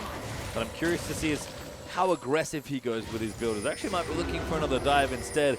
Might make a tower instead. He doesn't necessarily have to go into that full damage mode simply because Doinby and TNT are so healthy and so far ahead of the clock right now that he can afford to be more of a frontline tanky Nidalee. See where he wants to go as far as directions in the build order are, but being Zatai again, having a fun time. Zatai actually getting decent lead as far as CS goes. Trying to trade some damage in again. Not a whole lot going on here as far as kill potential in the 1v1 top lane matchup, but V again, sitting in the lane. He has 4 kill participations out of 6. He's getting farm. This is exactly where V wants to be. Yeah, and it's not where Zatai wants to be. We talked about how Zatai is the most proactive member on Invictus Gaming's map. He always tries to look for the outplay and the kill potential. So picks like Aurelia, picks like Trundle, they do wonders for him because he wants to be aggressive. He wants to fight. Not that he can't play the tanks, but it just doesn't fit in his MO. And I think, frankly, this draft phase really punished IG. By the looks of things, yes, as Doinby does not get knocked back there. Pops his Ghost as well, and Cacao, realizing 1v1 versus Victor, doesn't really fancy it. Swift is going to sweep in, though, as well. Just trying to donate blue buff and saw the commotion. A little back away here. Just, again, 2v2 in the mid lane.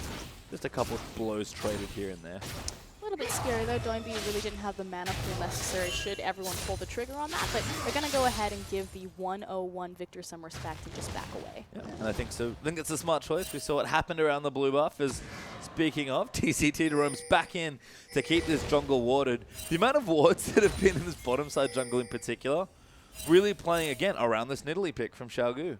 No, you're absolutely right. You know, keeping that deep vision down, tracking where Cacao is and meeting him at every corner. I mean, we've had, what, 2 blue buff contests, so both rotations. Expect that to go down for a third if Xiaogu continue to hold on to their lead because they're excellent at understanding when they're ahead and pressing that in. Like you mentioned before, same thing in the bottom side for that exact reason. TNT knows he's much stronger than Kid with that Trinity Force. He's able to just bully him off the lane with TCT.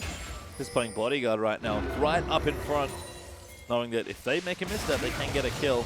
And Cacao's going to wander down as the tower does fall. I was going to say, meanwhile, Cacao sneaking into the back of the lane, but there's no reason for them to continue forward and chase now. Kog'Maw does have the range advantage over Trishana for now.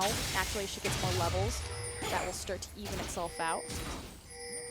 Got 25 or 30 CS ahead for TNT. Means he's in a happy place on Kog'Maw. And like we've said, he's gone to a lot more of these scaling carries. It's still the same sort of player, can play low econ, even on the likes of Kog'Maw and Vayne, but he's gotten a bit more attention for his team, just, I guess, based on shifts in the metagame, and it's still benefiting him. He can play with resources as well. We also have to think that patches are going to be like an ecosystem, and I Yep. think the biggest thing was control mages were so strong, and just because Kog'Maw and Vayne in particular, although hold on, TCT may be caught out. Pops his ulti. Here Kakao's comes going to Kakao. run in as well. The stun is there. Does get it.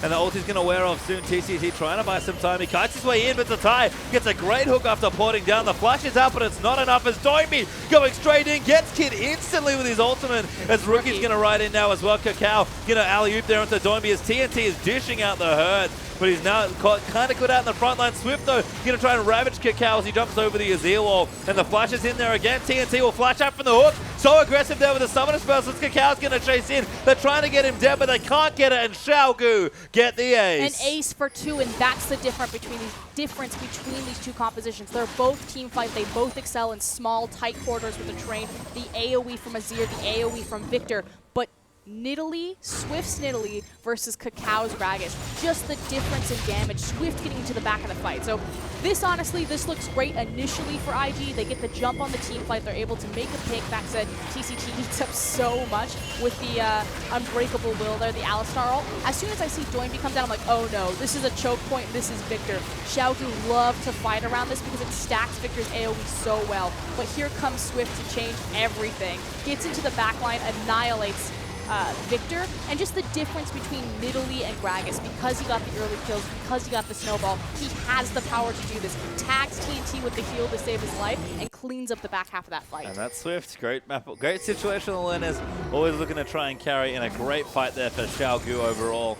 As he's got Rod of Ages. It wasn't a side stone, excuse me. It's just the roll build instead. It's a steel blue once more. I know, I got tricked. So did I. I was like, you know, he could probably go more utility-oriented because Kog'Maw and Victor are so far. He's like, what? Come on, I'm Swift. Exactly. Like, Nidalee. And that's how he plays here. Because you are going to get Dragon number 2 out for Xiaogu. Nidalee ravaging through this objective. As Swift will take it out again, saving his smite. Might have had a second charge up there after the blue steal, which they also got. And all of a sudden, Xiaogu find themselves significantly far ahead to start this game off. They're what? 7,500 gold up. They completely own Invictus Gaming jungle right now. So what they're doing is it's about siege. So picking up this little Kog'Maw, moving him to the mid lane, although Swift is looking to assassinate. Tags Rookie there with a spear. Rookie's like, I don't really fancy what's going on here. We talk about poke champions versus Azir. In a small way, Swift is fulfilling that role. Nidalee's love doing this, standing out into Fog of War, throwing spears from the side, Rookie's fish in a barrel. so sick of this game as TNT and TCT with all that poke will combine and take out the outer mid lane turret. Likewise, there is a pressure point built up onto the bottom side, but instead of prioritizing the tower, they're going to go ahead and try to siege up what they assume is a red buff. It is not. It is an empty pit of sadness and dreams. Well, there's still objectives to be taken here as Doinby is pushing out bottom side as well. Got himself a Zhonya's Hourglass all completed. Now going to go back home as Swift continues to put this jungle on farm. And this is why Nidalee's such a massive pick for Swift. Not only does it fit in his MO of wanting to be that carry-oriented. Kid, goodbye. Tried to 1v1 Victor, who's hiding in a brush. Not a good plan. That's just upsetting. Maybe for IG. Sure, Doinby is very happy.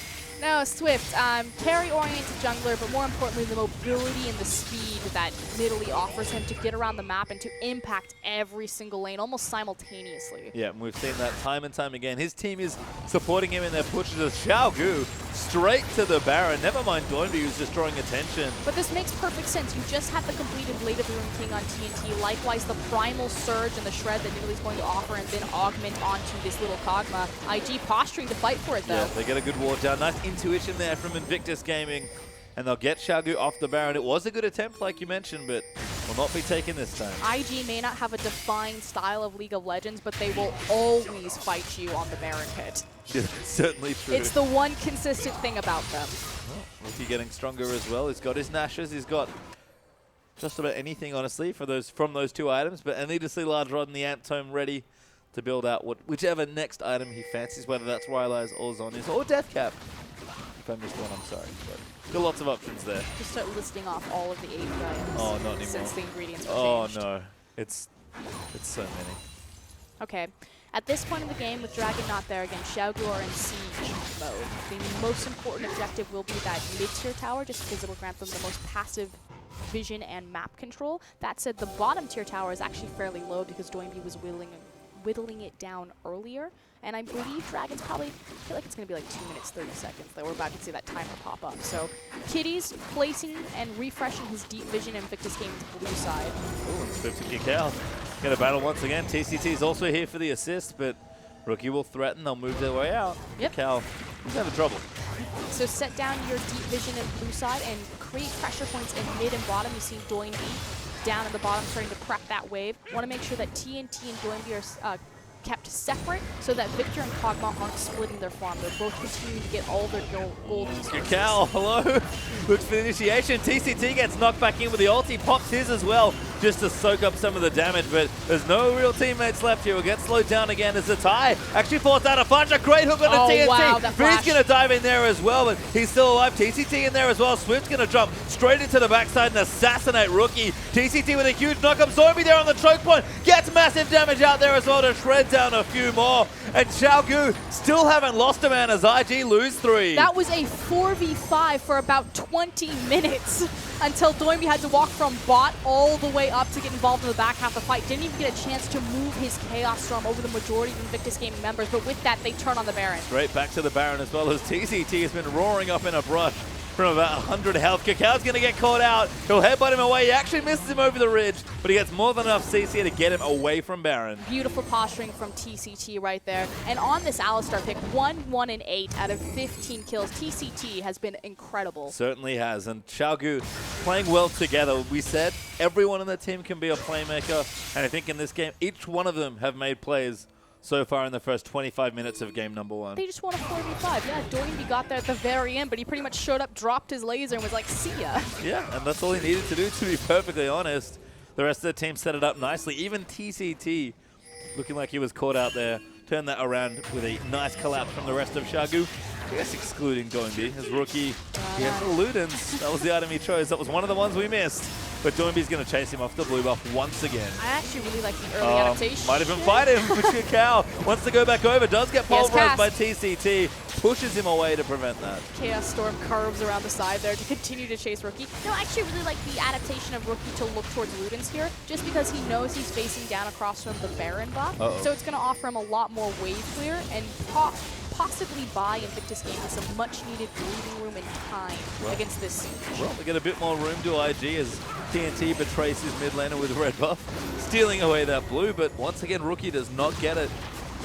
And Xiaogu are not stopping on the siege. That's one of the nice functions of this comp. It actually, especially when they're ahead, comes together very nicely in sieges. Again, if they're ahead, the beautiful thing about Nidalee is if she has the creep wave on you, naturally she can keep throwing those spears because there's less of your minions in front to block. But if you ever siege onto her, kind of loses her worth. Certainly does, but Xiaogu have gotten themselves a monumental lead in game number 1. We're approaching 15k as TNT jukes away from that. Going to turn it on to Kid. Kid doesn't really have the damage to go down, but Rookie does barely, and Kid will hop away to safety, but 1v3, TNT almost made that work. But meanwhile, IG put so many resources top that V does find a free tower in the bottom side. And now the teleport's coming down as well. Hook does land in, but TCT is going to chase through. V's more than happy to tie them up as TCT is going to look for a pick here. Swift finds a spear into Kitties. They just need to delay them for a little bit longer. Rookie poking from around the sides, doing nice damage. Does right in, looks for the ulti, doesn't find it, and Doinby takes him out. Bit of a misstep there from Azirius. Xiaogu now diving the top lane tower. Kakao gets a huge ulti, but Doinby's going to pop the Zhonya's. Will still fall by the looks of things. Does die to Kid. But Xiaogu is still in a bad situation. Almost made it work. Again, another 4v5. Kog'Maw wasn't in that fight at all. Still dead. Actually just came back to life, and now Doinby goes down. Kid will pick up the shutdown bonus there, so sigh of relief a bit for Invictus Gaming. We'll see if they can continue to stall this game out long enough to make this Tristana relevant. And look, yeah, the trades are good here for IG because they're still getting some gold. Xiaogu might be playing a little too aggressively. But I feel like that's the perfect way to describe Xiaogu, getting the snowball. Nidalee just encapsulates them so well. That snowball champion, the high mobility, the high aggression. Surprised TNT is even here, to be honest. That dragon did not stand a chance against Swift, who has himself the Rune Glaive, the cooldown boots, a blue elixir, and then, of course, his fully stacked Rod Evaders are almost there with 9 stacks, and a Rylai's Crystal Scepter. Swift is going full-on bruiser AP in Italy. I actually like the fact that he's still offering his team a bit of a tanky front line, taking the health off the Rylai's as well as the Rod of Ages, but still being swift. Yeah, I think it's about as far in that direction as we'll go on this champion. He's like, all right, I've done my job. Rylai's, that's a defensive item, right? I have some health items. The rest is up to you, team. And they've been doing a great job as well. Infinity Edge almost completed for TNT. Doinby is massive right now with the Morellonomicon third just for a bit of extra cost-efficient punch. And now TCT is going to go once more as Kid barely jumps himself to safety. And you have massive CS discrepancies between every single member of Xiaogu, particularly that jungle. 155 to 92. That's incredible because the majority of that is jungle creeps. Yep, and that's the power of Nidalee once again, especially when Ahead just ravages through the jungle. We've seen Swift pop through about every camp. And IG, they normally don't lane swap. They're a very standard lane team, but I feel like you have to lane swap against Xiaogu. You can't just give Swift the run to meet you head on head. You have to hide him, protect the jungle, transition into vertical jungle, even it out and wait until the big team fights. But IG, it's not something that comes naturally to them. No, and especially in this jungle matchup, I'd agree. I think in other ones, more standard ones perhaps, you can get away with it as they do try going on to Doinby. Zatai gonna look for the initiation, but Nice a good pass. cuss. Huge knockups there as well as they're trying to make it work, but Swift just jumps in. He'll assassinate a few more. Rookie is already dead. Kakao's gonna get locked up, and V and TCT are tanking every tower shot, and Kid, who'll get destroyed by the Kog'Maw. It looks like he died, but he is still up. And it's another race there they get to, but Swift gets himself a triple. That was best case scenario for Invictus Gaming. That was the best layering of their abilities. They can't ask for anything better, but the gold deficit is just too massive at this point. Xiaogu will surely close this out. And IG will surrender the game. Xiaogu get themselves close to 20,000 gold up in game number 1. And in just under 30 minutes time, QG's aggression overpowers IG. I have to go back to the top lane pick. I know this sounds weird, but Zatai on Nautilus. Not that he can't play it, but play to your comfort. Give him a carry champion. If you guys are just going to sit and elongate a lane phase, give Xiaogu standard lanes, this is what's going to happen. Massive CS discrepancies across every single lane. Swift invading, being more aggressive than Kakao, and you're just going to lose. It's like passively losing the game. Just gave it away. And look, mid lane was fine. You can see Doinby there on your screen looking happy. Rookie looking significantly less so than who came out of that game. And Kakao and Rookie, they've certainly mixed up their pace. They've adjusted to the metagame, but Swift has only one speed. It is obscenely fast and forward. And they just couldn't handle the pressure. For me, it was mostly Nidalee. Like, Kakao can... it was all Nidalee. Swift can play all the champions, but here's Nidalee. There's a reason why it's been banned so much against it. No, I completely agree. Swift, put the acceleration on, drove the pace of that game, especially on the bottom lane. Early gank on TNT and TCT, finding the snowball, abusing the power spike off of that Trinity Force, but gee, this is not their style. No, and that's the right spot to put the pressure as well. We talk about Doinby. He's on Victor. He can just play Just the let farm him game, sit that's back and fine. farm. V plays the farm game. That's sort of his job. He'll stay in the top lane for as long as he possibly can, making sure he gets his farm. So go bottom lane. And what happens? Kog'Maw gets 5 kill participations in 15 minutes and takes over the game. I like how we have to say kill participation because, again, it's still Swift. That's the thing. TNT is a very low econ AD carry. He doesn't normally get the kills, but he still does a fantastic job with the limited gold resource that he gets. Most of it goes on Swift. It's true. He got some kills, though, did TNT. Yeah. Got at least enough there to just get forward. By the time that game was ending, he was on his way to Infinity Edge at 30 minutes and just destroying people. But we said this, watching IG versus Vici, they were struggling to out-team fight Vici for the majority of that series. Now, they did come back with a reverse sweep. Very possible. All of those players are veterans, but not looking good so far against Xiaogu. Not at least for game number 1. Let's get a little bit more insight as we go out to the war room with Seda and Rusty. Thanks, Pastry and Froskin. Wow, what a great set from Xiaogu. They've been playing in really, really well with this set, and it was a little scary in the beginning, little touch and go, but I think you wanted to talk about that early invade. Well, it all started when Kakao tried to take that red buff away from his opponent Swift, and from there, Swift said, well, no, you can take my red buff, but now I'm just going to take everything of yours and try and win the game through that. So it was capitalization on a lot of aggression from Invictus, but every individual member of Xiaogu just seemed to step up and perform in that game. Yeah, we actually have a replay of the first team fight, and, it was Invictus Gaming taking the initiative here. Yeah, exactly. So the same thing as the first time. Kakao taking the red, Swift taking the rest of the map. This is what happens here is Kakao comes in. It does get flashed by a TNT, so we'll roll this one through. He does get to safety from that one, thankfully. Lives under his turret for an exceptionally long time, longer than he had any right to be alive for. V comes in with TCT, and they actually push them back under the turret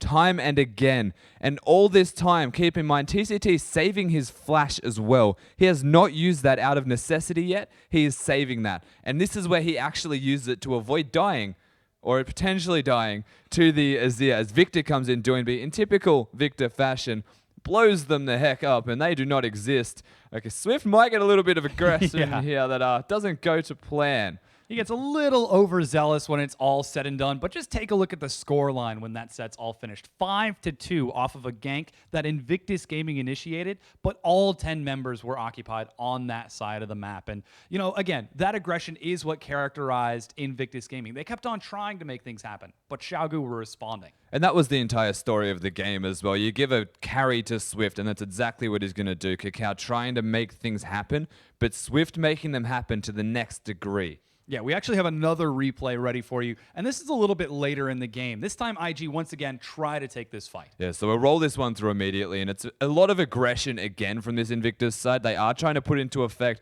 Gragas does waste his explosive cask down here in an attempt to secure the kill when someone does go down. Already dead, wasted. Meanwhile, up here, though, V's in. Doinb has blown someone up. He's not necessarily relevant in the fight anymore. So when he goes down, everything put into killing him doesn't matter. Swift can just assassinate from the sidelines. He's got the vision advantage around the jungle areas. Here's a Nidalee after all. TNT, fantastic flash to actually dodge out of those engages. And all that's left is the cleanup party of the rest of the Xiaogu side. And again, Victor didn't need to be killed with all of that emphasis when he'd already killed someone himself. Yeah, already using all of his cooldowns to pick up the kill, but it was pretty solid for Xiaogu during the mid game. Now we've got that last team fight that ended up propelling Xiaogu towards their eventual win at the top game. You can see they're already pretty far ahead at this point. And funnily enough, this fight is actually the ideal fight for Invictus Gaming. The only problem is it happened with about a 15k gold deficit. So we'll roll this one through. Keep in mind the Azir ultimate as well. Really clutch. They force out the Zonias super early, so it's really easy to combo all of their spells. But Swift is assassinating Rookie every single time. He continues to do so. And because they put all of their effort into Doinb again, and he just puts down his damage, TNT and Swift, quite literally like every other fight in this game, are left to their own devices to just take out the rest of the fight. Swift gets a triple kill. Yeah, so much damage on that Nidalee and Kog'Maw together. And the fact that they were that effective, despite so much pressure trying to put them down, sort of brings a question to IG. How do they deal with it in the next set? I'd probably ban Nidalee, to be perfectly honest with you. The Kog'Maw's a big issue they need to address, but that Nidalee was just disgusting. Yeah, well, we'll find out if he's going to get it in game number 2 as we send it back to Pastry and Frostgearin.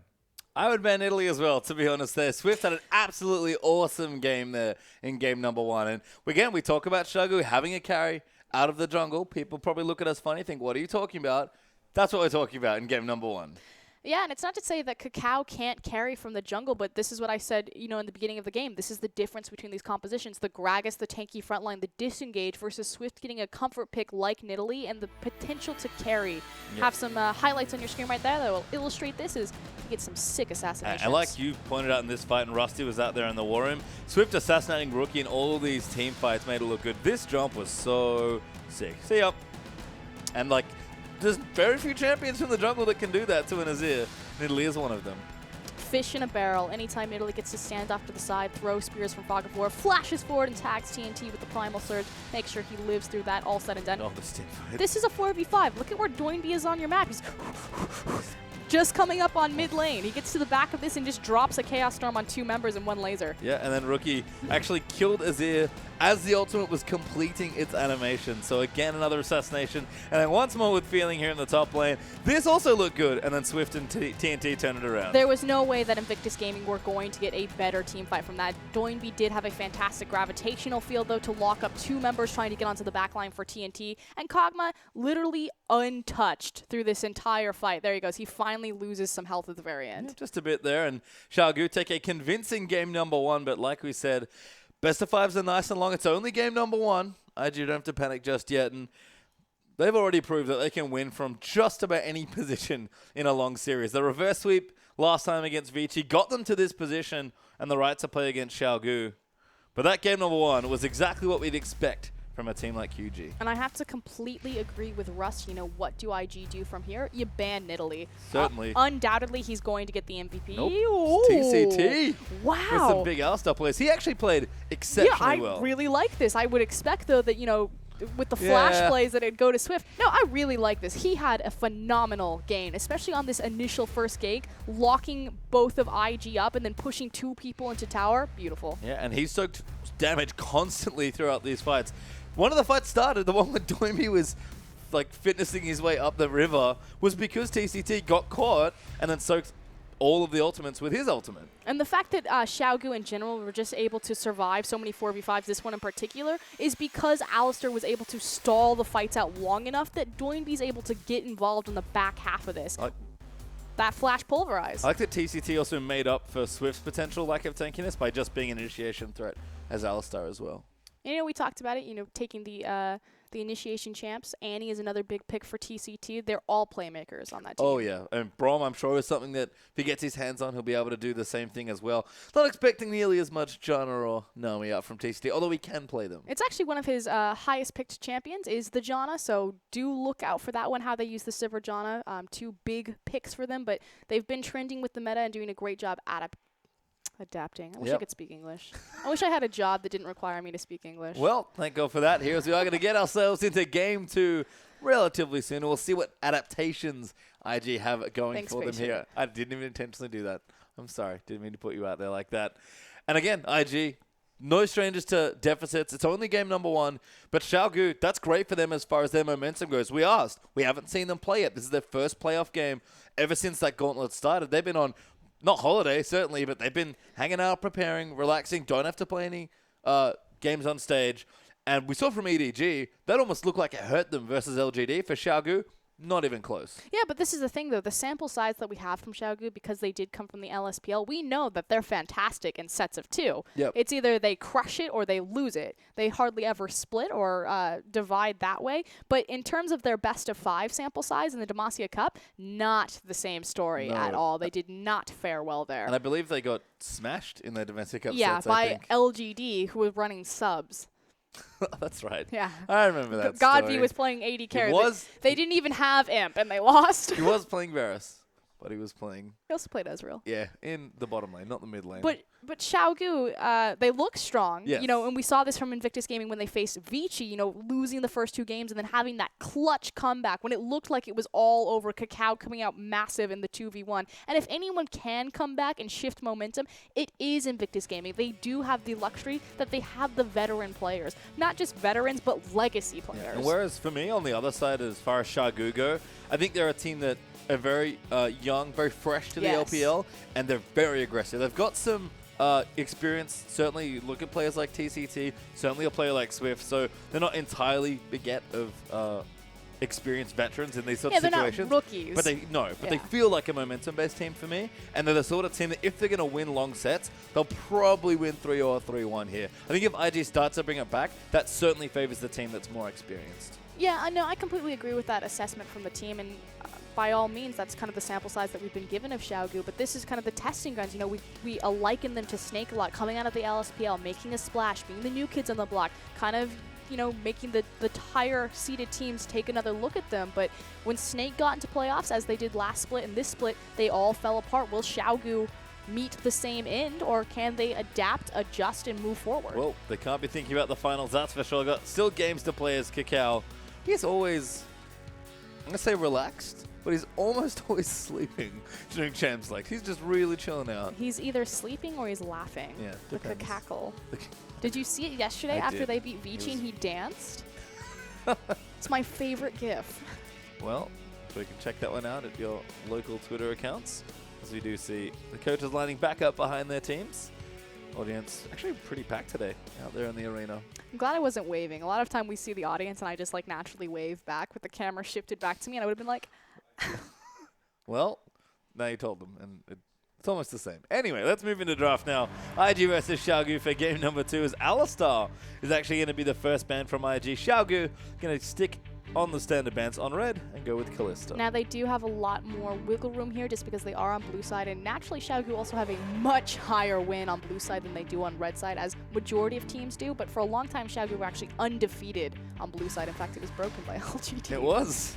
A team that seemed to be on a hot streak right now. Maybe that team's pretty They're good. not bad, certainly, awaiting the finals. For the winner of the game between, the match between these two is Cassidy actually going to get a ban out there as well. So a very targeted mid lane ban. Doinby has an 85% win rate on Kassadin, and he plays an abundance of Kassadin games. Play a lot of Cassidy. Is Yasuo going to get a ban there as well? I think this tells me that they're going to ban. I would ban Azir here and pick Victor. Well, we'll see if IG do want to do that. We do have... Yasuo just got banned on purple side. That's true. It might be something that Doinby doesn't play, but they certainly want to keep it away from Rookie. Zatai does play Ryze. That's true as well. There's Victor banned out from IG, Okay, which so he wants to take. might I was close. might force the Rise ban here, which would, like you mentioned, probably facilitate the first pick Azir, but it's Twisted Fate that actually gets the ban Oh, they're trying to force him into picking between Azir and Ryze. And then they can just pick up Maokai Azir in second rotation. Yeah. And Maokai is such a good pick into Ryze. Not only, I mean, that said, it's not a great 1v1 matchup. It's going to give Ryze a free bypass through his lane phase, allow him to hyperscale. But come those late game team fights, Maokai means so much in denying a lot of damage that Ryze outputs. And you can see just how much Xiaogu respect Rookie as a player. That's twice now he's eaten those exact same 2 mid lane bans. And IG didn't make it much easier by banning Victor as well to take another mid laner out of the pool. But both these mids are very flexible. They have plenty of options later into the draft here as IG taking their time with their first pick, but they do settle on Ryze. I would immediately rotate Maokai and Azir. I don't think you can give both Ryze and Azir to Invictus Gaming. Don't have to take Maokai right now as well. They can probably suspect that they'll yeah, get it. If you want to prioritize your support higher up, but I guess that makes sense since Alistar is also banned. Now you're right. Yep. We'll see what Xiaogu want to do. They're hovering Braum at least right now. I do like the choice of Azir though. I think that would be a strong pickup, but might not be the case here for Xiaogu. Again, a team that's very smart when it comes to drafting. Red side's been a lot shakier for them certainly, but not like they can't win on red side. That's for sure. As we do have the Braum lock in, they're just going to consider their next pick now. With this, I can only think that Rookie's going to go back onto his Azir unless he was really uncomfortable on it. Maybe. I mean, one of those things where mentally Xiaogu are like, maybe he won't take it. Maybe we'll get it later in the draft, as they do take Kog'Maw. Well, it could also speak to, you know, with Victor, Twisted Fate, and Yasuo banned, you have to assume that Rookie's going to go towards the Azir, although right now he is flashing the Lulu. That's also another big pick for Invictus in particular. They really like their Lulu compositions. And again, And Doinby has had some crazy picks to counter mid laners. You know, the Nautilus, the Maokai mid coming out. he's always got an answer, does Doinby. As IG getting aggressive with these hovers at least, but they do have a Rise. They don't have to worry too much about the late game, but just need to look and think, how do we get Zatai into the best position to carry? Lulu makes a lot of sense just because she's going to offer speed to Rise and allow him to gap close and get on top of people so he can hit them with that 600 range snare. You can see Rookie kind of flicking between a couple champions. Probably not Zillion, although would also have a speed up if you want to get technical. 2 seconds left. They lock in Annie. They lock in Lulu. Rise online. Okay, this makes sense. Again, Lulu is there for the Rise. Works really well in speeding him up. Yeah, and whatever 80 carry they get, they also couldn't give it over to Xiaogu because of the Kog'Maw. Seeing a lot of that too, being split up constantly by different teams. And Xiaogu now going to consider their 3rd and 4th pick. Maokai would be a shocker if they didn't pick it up. I'm shocked that they're hovering Maokai. It's probably going to be V's champion. Like you mentioned, matchup can get a bit shaky. I'm just curious what Doinby's going to grab. Will he take the Azir and create space for his Kog'Maw into that Lulu matchup? The thing about Lulu is she's one of the few champions that can actually outrange Azir if she uses her shield, places it on a back caster creep, and then shoots her glitter lance from there. Or if he's maybe going to have something up his sleeve and pull something special. Never counter Doinby. That's certainly I true want here. the Nautilus mid. I want the Maokai Nautilus I don't know team. if the Nautilus is good against the Lulu strictly. Might be okay against the Rise, but we're going to leave the mid lane till last year as Maokai is locked in, and Nidalee once more for Swift. We heard Rossi say it in the War Room, ban the Nidalee, but it was not banned. In fact, it's picked quite late here for Xiaogu. Cacao will get to prioritize his matchup into the Nidalee, however, and I really like this with Rek'Sai. So the power of Rek'Sai is obviously when she's in her burrowed form, has the Tremor Sense. She can see Swift coming and setting up. Likewise, it'll also empower Invictus Gaming to check into Fog of War on top of objectives, so hopefully they won't get picked off as often. Yep, have to definitely keep Swift and the rest of Xiaogu out of their jungle this time. We'll see how well Kakao can do here, as certainly was a pain in the side last time around. But IG trying to complete this team comp. They can't take Kog'Maw. I've seen some teams go to Jinx as almost like Kog'Maw number 2 in some ways. It's not nearly as good, doesn't do quite the same things, but has similar sort of properties at least. You know, you and I were talking about the differences and the similarities between Jinx and Kog'Maw. Now the thing is that Kog'Maw will have an initial power spike off the Trinity Force, and he technically is the hyperscaling. Oh, I guess they're both hyperscaling. But Jinx is the most efficient AD carry with the Trinity Force, just because she gets AoE crit damage off of her rockets. No other champion. I think Tristana is probably the second most effective with the Trinity Force, but she's now itemizing Blade of the Rune King more often than not. Infinity Edge? What did I say? Trinity Force. Oh yeah, Infinity Edge. Yeah, it's Yep, the AoE I know what you crit. meant. I know what you meant. I'm just thinking the big yellow sword. No, it's the Infinity Edge for Jinx because she can get the AoE crit off of her rockets. Jinx and Rek'Sai. Much like Trinity Force is efficient for Kog'Maw, as there is the Azir last pick for Doinby. I was looking at Kid and I was like, it must be a Trinity Force user. No, yeah, well, not this time. It's twice in a row now, actually, that he's played Auto Attack Reliant champions. And TNT is going to go back to Kog'Maw. Why not? A champion that seems like a lot of these carries don't want to give away. Doinby on the Azir though. Not that he can't play it, but I was hoping for something a little bit special. Not today. Not today. Just a pick that makes sense here. Good with the rest of your team. Helps protect TNT. Creating space. You got Maokai to create space in front of you. You have the Emperor's Divide for disengage. Braum will provide disengage as well as hard engage should you need it alongside that Twisted Advance. And more importantly, you have a secondary carry in Swift's hands. Yep. So it's all good here for Xiaogu as they line up another nice team comp for themselves. But IG, no slouches on the scaling end. Going to have Rookie enable a lot of the strength out of Ryze and Jinx in particular. And a bit more aggression there as well, especially coming out of Kitties. So something a bit different here for IG. Something very similar, to be perfectly honest, for Xiaogu. We'll go through our lineups now. Starting in the top lane, to Ty's Ryze versus V's Maokai. The thing that I really like about IG's composition, though, is that, yes, they're waiting for the late game Jinx and Ryze to come online, but Jinx is so good at sieging towers when she has 5 points in her Q that they have some options if they don't want a team fight before that power spike. There's Kakao versus Swift again. Rek'Sai versus Nidalee this time, but Swift still on that Nid as Rookie gives up the Azir pick to take Lulu. A bit more of a team-oriented pick there, but should be just fine in the 1v1. And last but not least, bottom lane, lots of late-game long-range carries. Jinx versus Kog'Maw to kick things off. And joining them down there will be your supports, Kitties versus TCT, and it's going to be, I believe, Annie. Who was the other one? And Braum. Yep. Good stuff there. I like the engaged option here from Kitties. Not going to go for those disengaged options. Not so good into Braum, unfortunately. And Braum being such a popular support means that they've kind of dropped off a little. Poor John and Nami. Nami especially. I still think John is incredibly powerful. Yeah, well, not this game at least. Not going to see her, as we are going to get onto the rift for game number 2.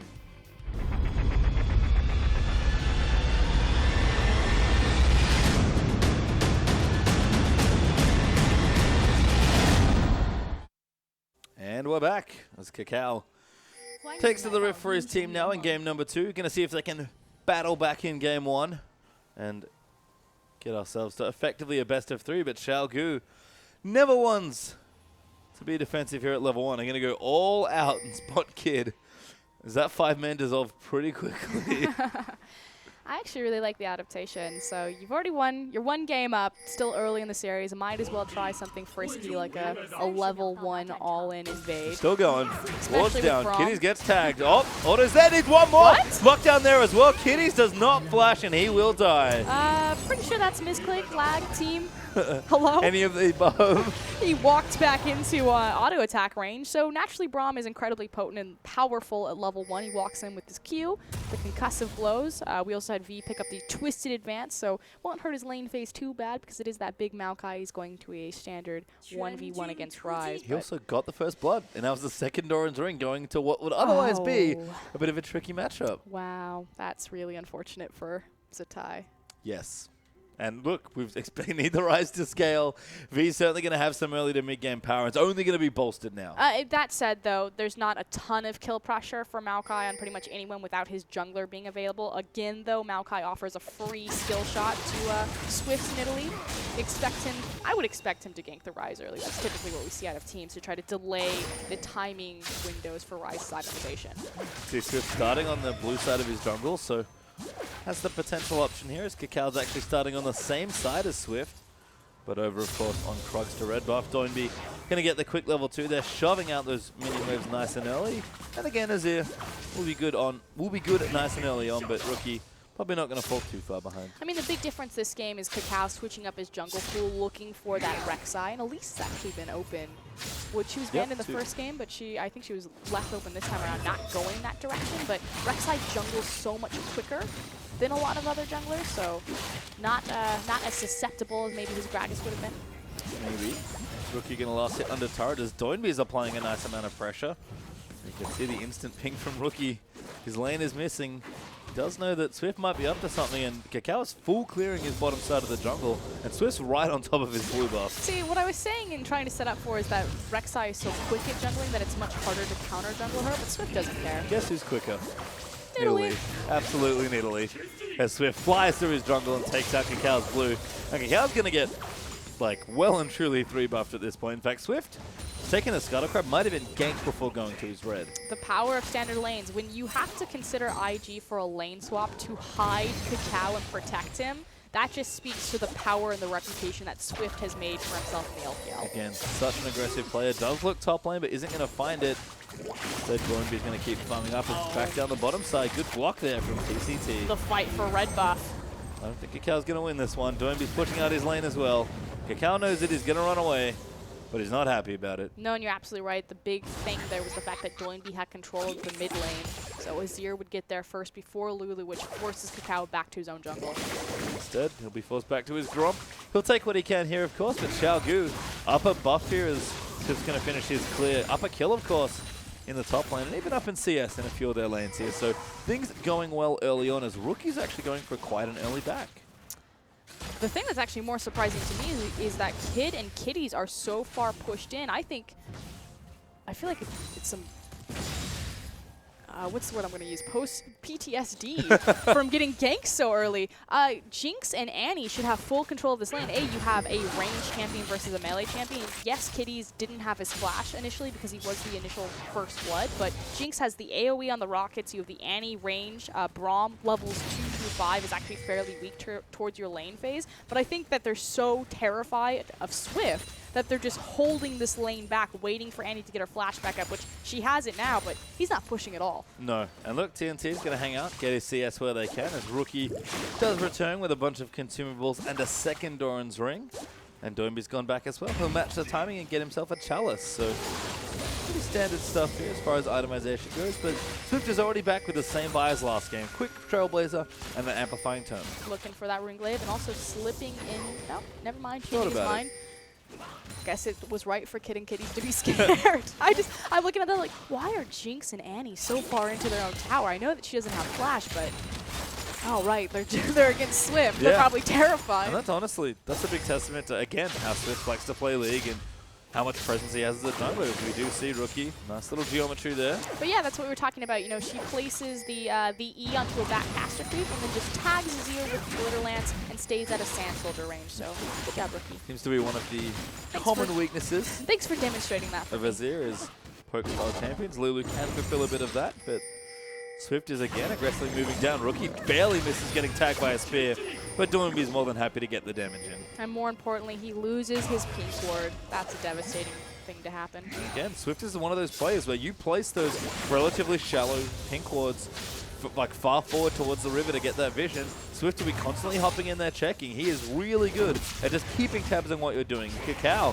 he's trying to keep away. He's going to take his jungle while Swift is on the other side. Doing a much better job keeping up and farm with Swift and kind of avoiding him, but you're absolutely correct. Nidalee, especially Swift, is unlocked just because Doinby this time around, you know, they knew that the Azir-Lulu matchups were going to come up. By giving him Azir, though, he has full control over the initial part of his lane phase, constantly keeping Rookie shoved in. Not going to get it. Oh, Kakao's no. actually tagged. Swift's going to get the kill. Probably wish the Krog had taken it instead. Wow. That was hilarious. That's really unfortunate, though. Kakao. Yep, gives up secondary blood. That's going to be an easy sheen for Swift should he choose to back. But more importantly, this is going to time right on the second rotation of buffs. What are the chances that as soon as you kill the Krug? Well, he saw the trap go down, so you knew as soon as the Krug went down and he sees the trap, he's like, there's a Nidalee there. Well, Swift managed to get the kill. Are they gonna Just dive? wanted the buff. More than happy to get Cacao instead, and now he's going to continue taking that jungle. They can't dive. It's too low. It's Don't- too low and to be crazy. Don't you tell Swift that. He's crazy. He's not that crazy.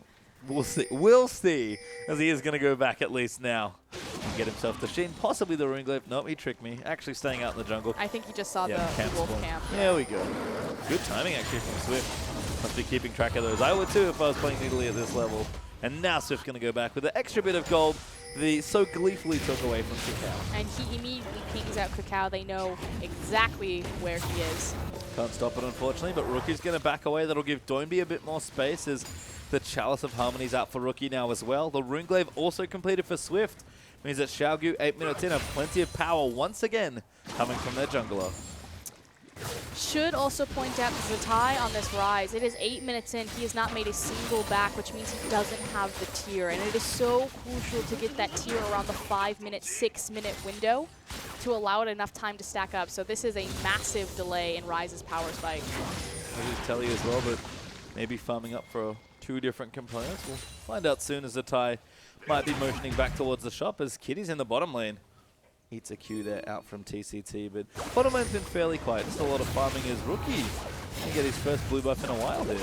How early he has to rotate over to the blue buff just to help Cacao secure it. And now pings on to Dragon for Xiaogu. They know the blue buff's been taken. They've got plenty of control. Good damage as well between these two, and a really smart bit of timing.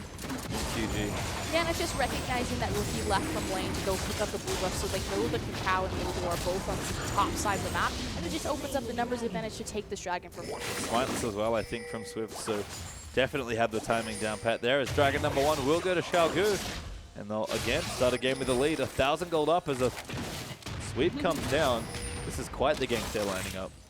They want them to face check into the river to check for the Dragon, but what they don't realize is the back of the pit is warded. The cow saw them as well. Yeah, so they knew that the Dragon was already done. There was no reason to face check into the river, but it's Xiaogu saying, okay, they're going to suspect that we're on Dragon. They're going to come try to stop us or peek in, and we're just going to murder them. Well, not this time, as IG do have the vision to make sure that doesn't happen, but Doinby also getting pushed in a bit more now as well. Rookie starting to again use that glitter lance poke to annoy Doinby if nothing else.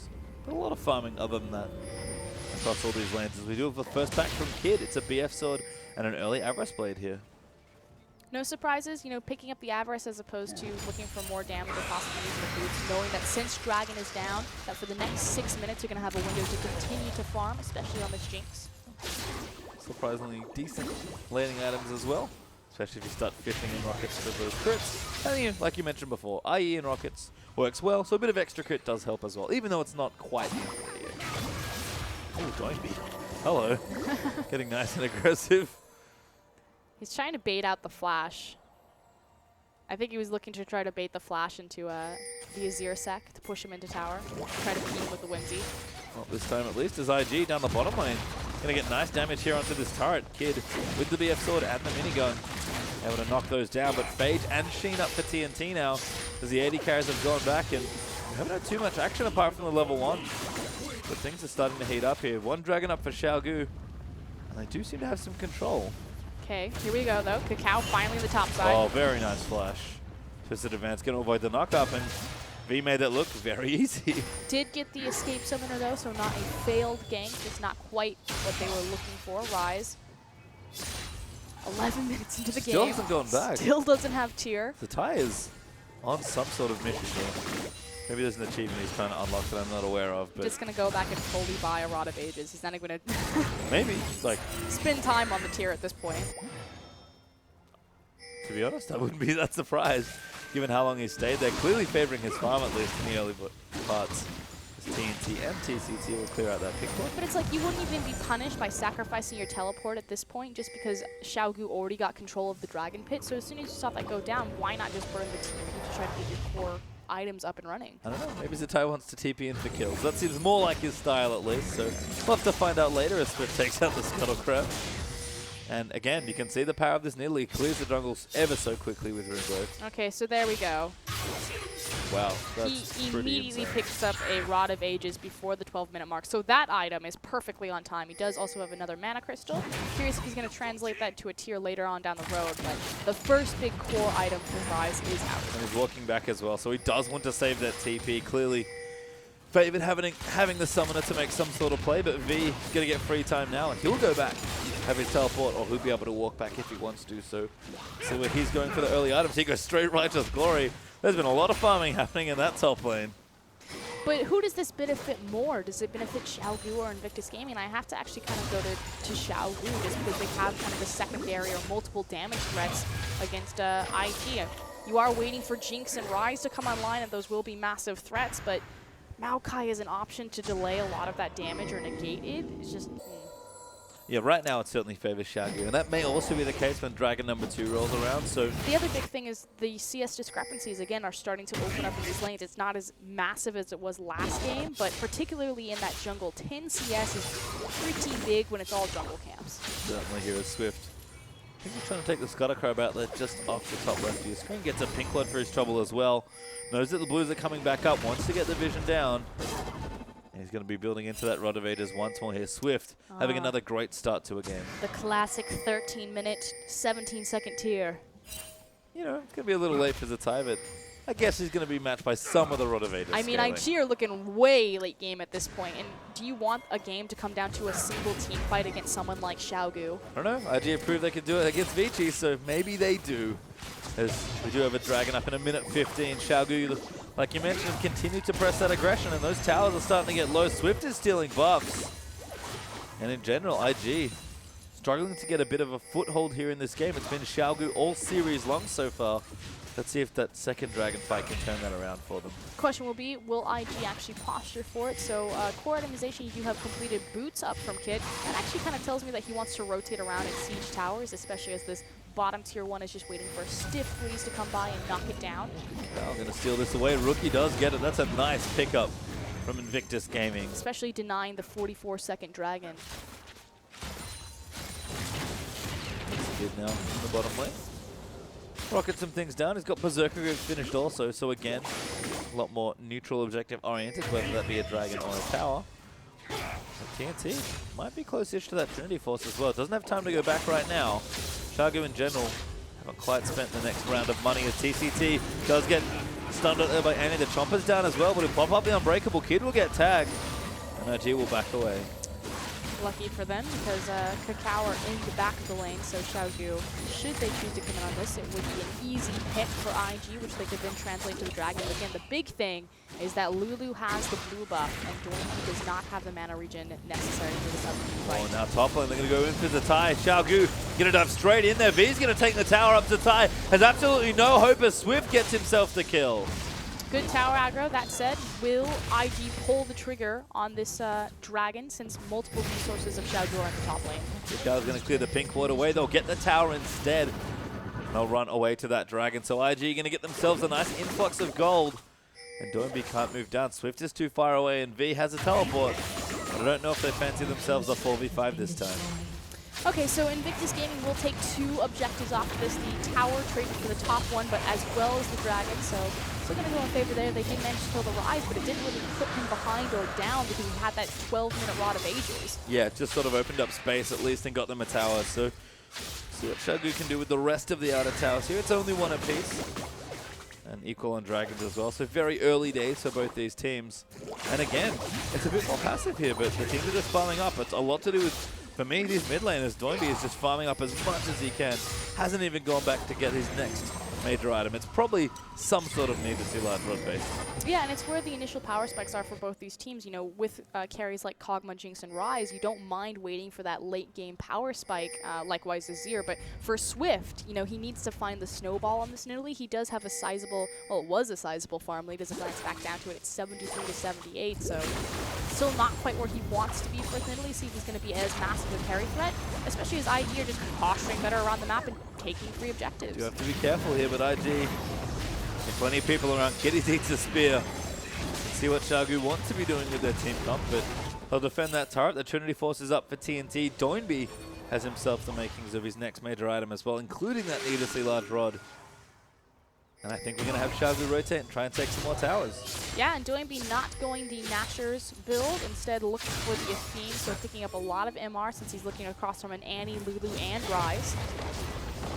So the big sensible choices. Kitties gets tagged, and that Oh. spear plus the ulti is enough to kill him. My god, that was a lot of poke damage. Just the reach. And this is the power of Nidalee. Anytime she's pushing on you with the siege, and this is a siege comp, it does create a lot of space to protect this Kog'Maw and be a good 5v5, but Azir, Nidalee, and Kog'Maw are so good at shredding down towers. Certainly are, and that's where Xiaogu gonna look to get more of their lead in this game as Kakao has to tunnel out of his own jungle. V is pushing in the top lane as well, and Xiaogu up a turret, looking to even press in onto the tier 2 mid as well.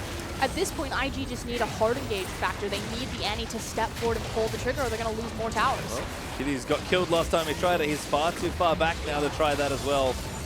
And Xiaogu will get a second tower here and retreat back to his Sun turret. Just taking second tier mid at 18 minutes in the game is massive. It opens up so much space and control for Xiaogu, and they have their pick of the litter where they want to go next. I suspect it'll be bot lane for that last getting outer. You have some backs happening now as V has the distortion boots and gets a Spectre's Cow, so he's going to get stronger. Vampiric Scepter up for Cog as well, as TNT going to move towards that Blade of the Real King. And a bit more farming from Doinby and Swift, the carriers of the team, as they'll get further ahead and closer to their next item. It's actually CDR boots once more for Swift with a bit of extra AP from the Amp too. So TNT and TCT are being delegated towards the top lane. There's no standing outer, so this is just to soak up farm.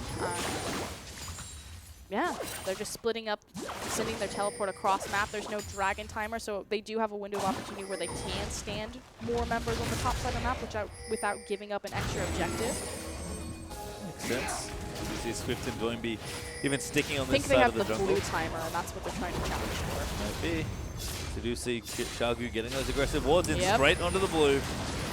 The wards are out. Kakao popped in too, but Swift's going to get it. I think this might went over. No, it was Swift that gets it, and Doinby's going to zone him away. And we've seen, Swift having the perfect timer on something as small as the Direwolf camp, but on the blue, rotating his bot lane to have more control on the top side of the map to continue to deny Kakao at every single turn. You can see Kakao has used the tunnel system to get over to this side of the map quite quickly. He's trying to deny this blue away from Doinby, but I don't think it's going to work for him. He'll ride in for it. He'll get spotted, but Doinby is going to get it, and RG will lose both buffs this time.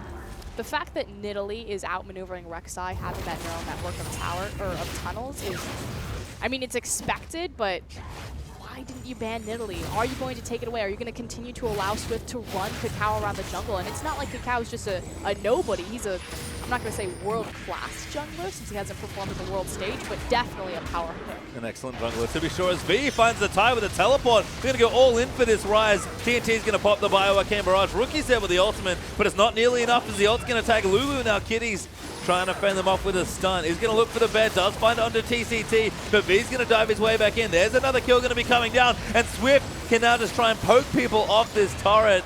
As IG are defending, but Swift, he really wants some people dead. Kakao doing his best sidestep there, but Swift has gotten onto the side of the tower, so fish in a barrel. With Oh my god, they're going spears. for Baron. Oh. So aggressive from Xiaogu, but so smart. And Swift is trying to fight two away. He actually needs to be at the Baron for the take as he gets the bear down. Awards there. Now IG know what's wrong, but I don't know if they can stop it. Kid and Kitties have to make a huge play here, but the damage is good. Here comes the Kitties is teleport. going to jump his way in. The port's down. Doinby's going to kick them out with the ultimate from Azir. Kitties will die. Swift gets the Baron. Kid's far too low as TNT flashes for the kill. He will get it. To Tai will die as well. And Xiaogu get the Baron and 3 clean kills. And a 1-2 punch Xiaogu with a very early Baron just decimate Invictus Gaming and open up this gold lead to 7K. What a beautiful inverse divide from Rookie just to completely close off the pit. Yeah, Doinby with the Rylos as well. Plenty of extra utility here in those fights. And Xiaogu making game 2 look an awful lot like game 1 for Oscurin. Yeah, a little bit slower pace. It didn't quite snowball as effectively, but again, we talked about this. There's no problem for them to wait and elongate the lane phase, look towards that late game. They have Azir, they have Kog'Maw. They can meet Ryze and Jinx at 40 minutes. And do you want to be looking down Xiaogu if this game comes to a single team fight? Well, right now, Xiaogu have plenty of momentum and quite a lead in this game, so they don't have to worry about that for a little while longer. IG do have to worry that this game has gotten out of control already now. At almost 8,000 gold ahead. IG are going to try and contest with this dragon, but I don't know if that's the right idea. At this point, they just need to wait for Ryze and Jinx to come online. You're looking for 3 items out of Jinx. She has the Infinity Edge complete. Now you're looking for the Static Shiv and then the armor penetration from the Last Whisper. And for the time-based power spikes for Ryze. We had a very delayed tier, but a very early Rod of Ages. just need probably 10 to 15 minutes before IG can get a foot back into it. Well, right now, Shargoon is going to continue on the rampage. They go up 8,500 gold now, and they're not stopping. They've got Baron buff up for just under 50% of its duration. And like you mentioned already, especially when ahead, their siege is really good. Constantly, you're just going to see Swift postured off to the side, throwing out those spears from Frog War, so they're harder to see, harder to dodge. Ty's pushing, by the way, and he doesn't have his teleport. The split push rise, always a threat. Trapped a bit there in the top lane. Does get the tower, but Xiaogu might just get in for this. V's actually going to dive in. This tower's already dead to Ty. Little too much time there in the top lane, and Swift and friends break the base. He may end up trading a first-tier outer for the inhibitor. That said, IG trying to hold them here. Bear down there for Kitty's. Doimbe going to ride in onto Cacao. Looking for something here as Rookie's taking a massive amount of damage. Swift will dive back in. He'll get the kill. The knockups are there, but the damage from Doimbe is far too much. And they're just cleaning house as a tie. The only member of IG left alive will fall down as Xiaogu get themselves an ace. And they have a massive minion wave, 2 cannon creeps as well as the Kog'Maw behind them. IG may have just traded 2 members of Xiaogu for the game. They may just have, but the first Nexus turret will fall. The second does not look particularly healthy as Doimbe surfs out of the way. Cacao is up in 10 seconds. Xiaogu may have enough to get this Nexus. They will. And in under 24 minutes, Xiaogu are going to go up in game 2 and 2-0 in the series. And it started out fairly stalled, a little bit slower pace, but immediately Xiaogu just explode. Once they have the edge, they recognize that, they force you to teamfight them. Getting that pick, transitioning it into a 21-minute Baron, and then swiftly ending the game. The game ended 2.5 minutes after that Baron was taken, if it was at 21 minutes. That is absurd. It was like 20 minutes, 30 seconds. Well, still fine. 3 minutes after, which is still very impressive. Pretty much used the whole duration of the Baron, and the game ended within the buff here. Really impressive stuff from Xiaogu. We mentioned Italy in game number 1. Might not have seemed like as much of a problem until maybe 15 minutes in, but it became one very quickly. It's just the I honestly think that the biggest thing is the standard lane phase. You can't allow Swift just to run the map, to set the pace of it, especially against someone like Cacao, OG and title holder. He's a fantastic jungler, but for whatever reason, Swift is just working him around this map. It's that nitpick especially, and everything is going according to plan here for Xiaogu. Bottom lane's doing fine, getting their kills where they need them. Doimbe's just farming up on Azir in this game. Victor in the last one. You know, V's in the top lane, having a fun time, getting a bit of help where he needs it for the Rise matchup, and getting strong as Maokai. And then there's Swift, who's just wrecking faces all day long. And that was honestly objective control more than anything else. He wasn't even ganking that time. Not nearly as much as the last game. No, completely agree. Got the early, they got the early dragon. They traded second one because they decided to gank the Rise top lane. Zatai, you know, he switched it up. He got into a carry-oriented jungler, picking up that Rise pick. You know that he wants to win his lane, that he wants to be that active carry, but IG, they just look passive in every single lane, and they're just passively losing. And their CS discrepancies and their team fighting, they need to change it up. Otherwise, it's going to be a clean 3-0. It certainly is here. Xiaogu looking nice and aggressive here. This is the way they like to play. Again, it's been all by the book for them, but IG found themselves in this spot last time. But let's get a little bit more on that game once again from Seda and Rusty. Thanks, Pastry Time and Frostgear. And another great set from Xiaogu in game number 2. These guys are playing so well. For newcomers to the LPL, they're 1 game away from being in the grand finals of their first split. Yeah, they look like a well-oiled unit, honestly. They just came into this so prepared. They've shown up at this best of 5 series. 2-0 up already. And seriously, every individual member has performed from Xiaogu. There is a standout, though. Yeah, there certainly is, and I think we all know who that is. It's that guy in the jungle, Swift. Yeah, it's the one that Frostgurn thought was deserving of MVP. We thought the Nidalee ban was going to happen as well, but it didn't. He 3-buffed again. This Nidalee is a force to be reckoned with. An absolute force of nature. We've actually got a replay of a fight that happened at the Baron, and at this point, it was a generally slow-paced game, but Xiaogu really taking the initiative with this. Yeah, so before this fight actually happened, keep in mind we are 20 minutes in by this stage. There was already a big advantage accrued for this side. They've made a pick, and now they're going to go for the Baron. So roll this one through and keep special mind of the carries of Xiaogu. But when I say that, Actually, it means Swift for the most part. He's the one focusing on that Baron, making sure that it goes down. Secures that one, whilst the Emperor's Divide is a zoning tool. TNT just goes ham up the top side. He can just chill up there. The rest of Xiaogu just capitalize off the rest of Invictus. And they were over-aggressive to get into the Baron pit to steal that. But honestly, the decision to do Baron at all was a master stroke. Yeah, it absolutely shows how Xiaogu is playing right now at the top of their game. And Invictus Gaming, it seems like they're falling a little bit behind with this set. They just can't quite keep up with Swift. I think Frostgiren said it the best when they stole away the blue buff and then Nidalee made it all the way to the other side of the map faster than Rek'Sai, who had a tunnel network.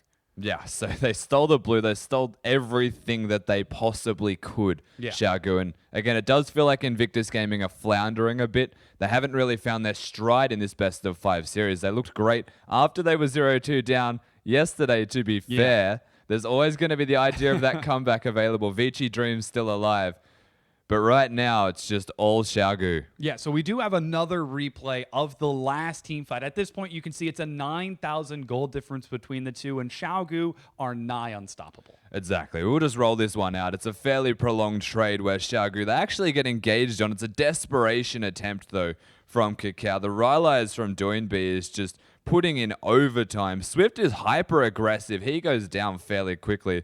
But it doesn't really matter because, again, when I said look at who the carries were at the Baron fight, the same thing applies here, is that maybe you take down Swift, maybe you take down the Kog'Maw, but if you take down one and not all of them, there are still so many carries available that they can still win team fights. Yeah, a very scary position for Invictus Gaming, and it's a position that they found themselves in yesterday when they were 0-2 down and then ended up winning 3 games in a row. Well, it's crunch time once again. We saw how Kid and Zitai looked incredibly panicked at Game 5. We can only imagine that this is weighing on their nerves. Exactly, and the question will have to weigh in again as to what do they change to actually fix the issues that they're currently dealing with. Number 1, Nidalee. Yeah. I should say it time and again. They need to get rid of that champion because he is solo carrying the jungle and pressuring Kakao out of being able to impact his lanes. Kid and Kiddies don't always win their lane. They rely on jungle pressure from Kakao.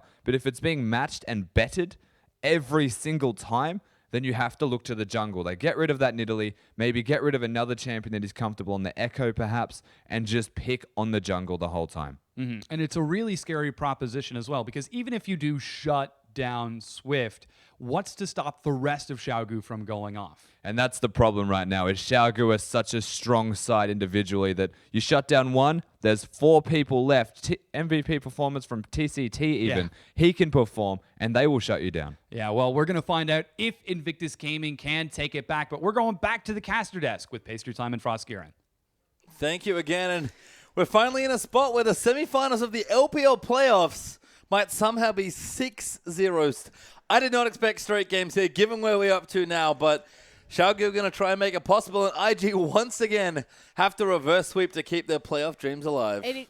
It looks devastating as we have the highlights on your screen right now.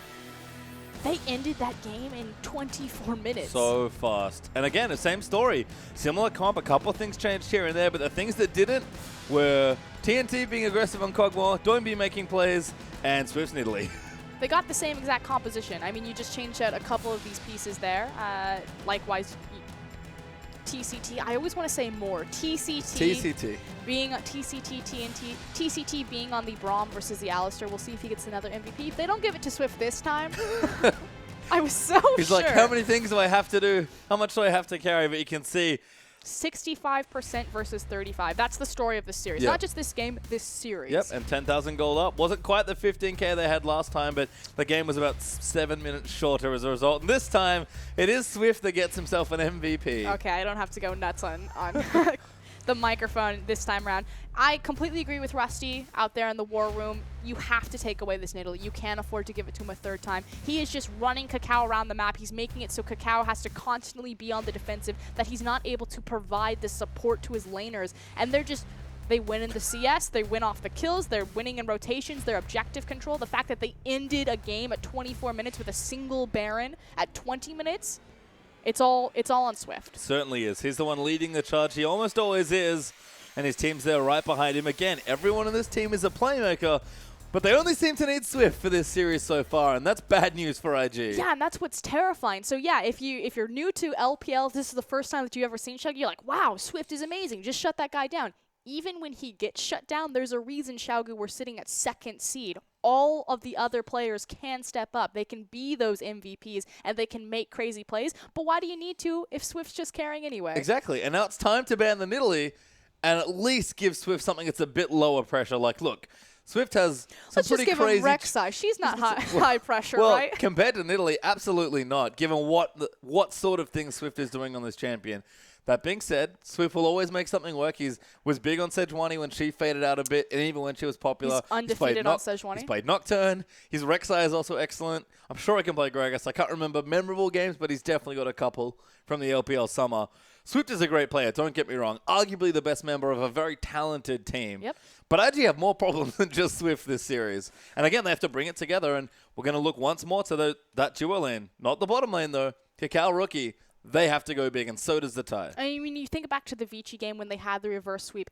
It was honestly on the back of Kakao and Rookie, their synergy. The Elise, the Twisted Fate in game number 3, I think Kakao then shifted up his champion pool, looked for the Gragas, looked for the Rek'Sai, but the KT Arrows, they need to arrive. Yes, and we say that because it's just those two. Of course, they're playing on IG, but they did it against Vici, went full KT versus Blue. Gonna have to do it again here, but unfortunately for them, that final only happened once. So I don't know if you get more than one reverse sweep moment. Do you get more than one miracle? I don't know. Well, I guess we're gonna find out today, because IG, if they're gonna make that miracle run back in, it is going to start in game number 3.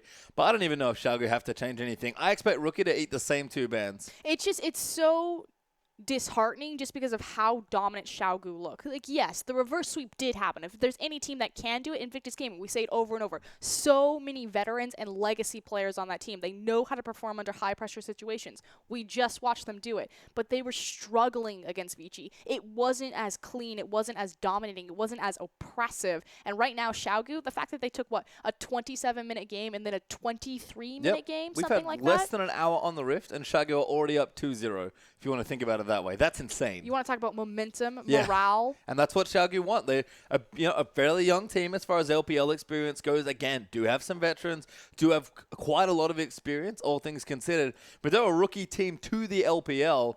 The fact that they're poised to go 3-0 and make their first grand final is very impressive, but they are a team that certainly treads on things like momentum. No, I completely agree. And so we're just going to see if they can keep that momentum up or if Invictus Gaming can find their hurrah. Well, it's going to have to start here. Invictus Gaming have no more games left to lose. We are going to see the teams once again. Can imagine their coaches have been discussing pretty adamantly what's going on as far as the drafts go. See TCT return to his chest. Swift looking pretty happy after the first 2 games, thinking, hey, semifinals pretty easy when they get nearly every game. But probably expecting to not get it again. I don't think he expected to get it in game 2. Yeah, and it did also come out fairly late into the draft phase, so making sure that he got the matchup, making sure that he got it into the composition that he wanted. Now, Kakao did get to pick the Rek'Sai into the Nidalee, so Kakao definitely trying to shift things up, finding an answer to the Nidalee, but I agree with Rusty, I agree with you, just ban it, take it away. Couldn't stop the freight train as Doimby throws a look there at the camera. Always looking very handsome and stylish. He's looking fly. And his play's looking great as well. Victor game 1, Azir game 2. Pretty standard meta champions, but playing them exactly how his team needs them to. And we look again back to the LGD EDG series and see another similarity. It's that Kog'Maw for TNT. No, I completely agree, and you have to suspect that we're going to see another Kog'Maw this series, either on the side of Invictus Gaming or perhaps Xiaogu getting it for a 3rd time in a row. When a team is in a best-of series and it's the final game, there's no more chances, you always have to expect that they're going to go for a late-game hyper-scaling comp. Now, IG have tried that last game and it didn't work for them. Suspect that they'll try it again just because you don't want to try to give up a series on a snowball play early game, but... I don't know. IG might need to just go crazy and do something really, really just out of left completely field. mix it up. If I was IG, I might just go nuts. I might pick crazy lanes. And I think if I'm IG, I'd probably go crazy at level 1. Because, like, you tried standard, you tried late game.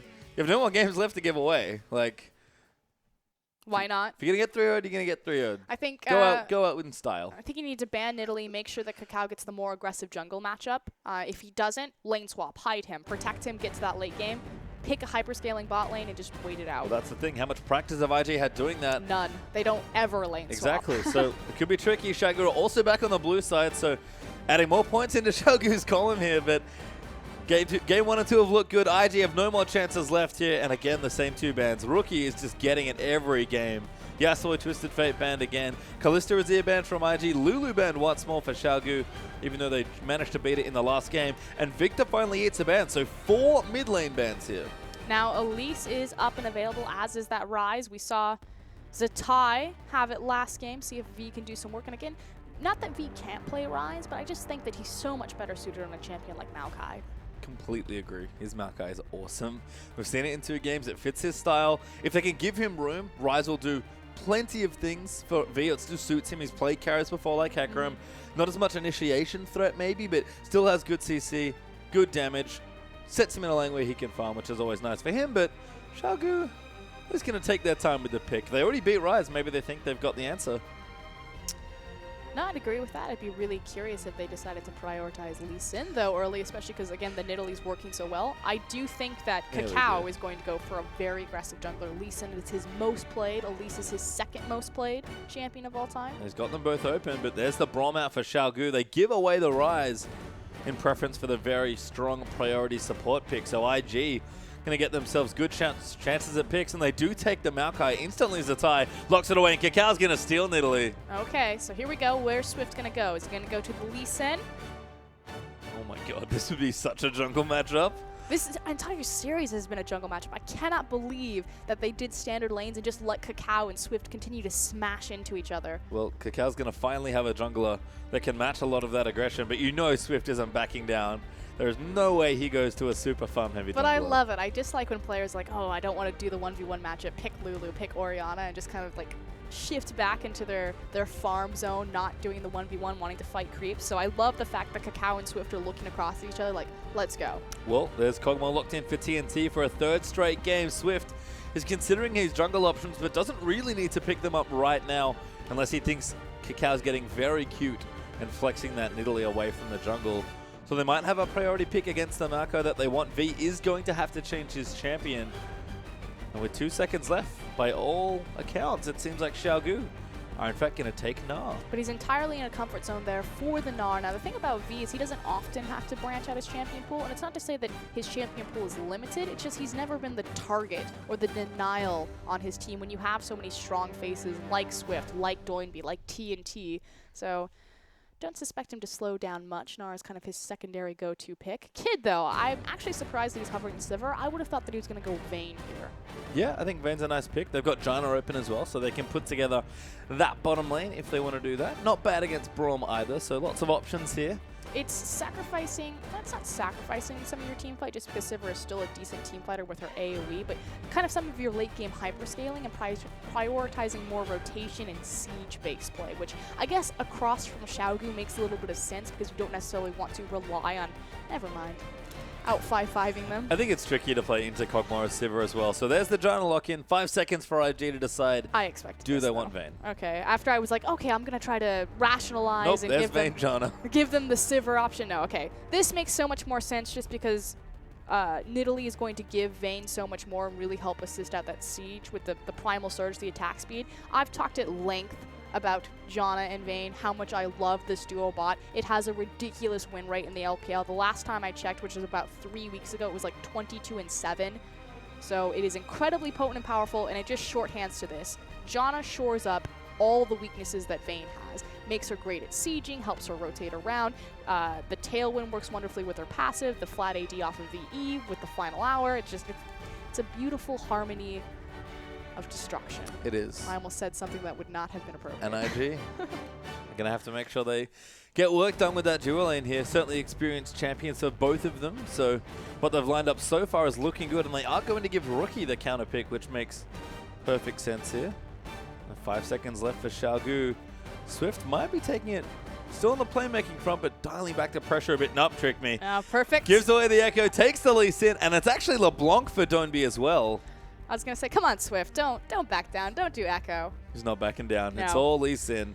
Perfect. I would not have a 3-0 sweep any other way. Well, Xiaogu are looking for that, that's for certain. But this is the second LeBlanc we've seen today. Did not win the game for Pawn, and a champion that's been Well, you're very absent on this patch with good reason. You have to think that the hyper carries were pushed out because of assassin play like LeBlanc. When LeBlanc was such a big pick, you couldn't pick someone like Vayne, like Kog'Maw. And then as the Cinder Hulk meta took over, it made assassins obsolete because they couldn't burn through the tanky stats. So you saw the rise of the control mage because it's about rotating through your cooldowns and whittling down the tank. As the hyper carries come back, Kog'Maw and Vayne, naturally it's going to empower the assassins to come back and try to blow them up. Especially with 4 mid laners banned. These guys have to reach pretty deep into these pockets to get some other picks off. But LeBlanc's a weird one, just something that we haven't seen that much of, but Doinby's very experienced on the champion. Rookie will take Ahri though. He is an absolutely terrific Ahri player. If anyone's going to be comfortable here with his entire series on the line, it is going to be Rookie. We have a lot of bridged power spikes from Invictus Gaming across their composition, but again, they have the late game scaling potential with the Vayne, which is what we expect. They have great siege, pick potential, team fight, so very well rounded. On the other side, Xiaogu, they're just trying to run into you. Yep, Swift, get him in there, get the jungle taken away from Kakao. Be as annoying as possible, gank those lanes, and snowball to another quick victory. Xiaogu have only really played at 1 speed this series. Not to say they can't play a little slower, but they honestly just haven't needed to. And honestly, over the course of their last few weeks in the LPL, they've been playing from behind more often than not. It's kind of comforting to see them get the lead and then really turn the acceleration on. Certainly a team that benefits from this sort of momentum. Best of 5s have not been their friends, but we win 3 in a row. It's that much easier. V going to take Naren to the top lane versus a tie for what could be our last game, but IG, they'll fight back here as Kakao's going to steal that Nidalee away, and Shiv's like, all right, you want to play this game? I'm going to take Elise in. Now Kakao known for his clutch plays, as is the mid laners, Rookie versus Doinby. So yes, IG may be on their back foot, but they've come back before. Certainly have. In fact, very recently here in the playoffs, as Doinby on LeBlanc versus Rookie's Ahri. It's almost a throwback matchup. Very skill intensive for the 2 mid laners. And TNT still on Kog'Maw, has not been taken away versus Kid on the very veteran pick for him, Vayne. And again, it's not a legacy or a signature pick for Kid, but this split in particular, Vayne has been his most successful champion. Yeah. And that's TCT on Braum. I like this pick up, but Kitty's with that Janna to complement the Vayne. It's all very beautiful there in the IG bottom lane, and they need it to be. You can see the Kakao Slans are going to have to be risen up high here in this game because he has work to do. Did it last time. Pressure's on. Can he do it again? Again, veteran legacy players. If anyone can come out on top, it is Invictus. It certainly is. And with that, let's take to the Rift for our 3rd game.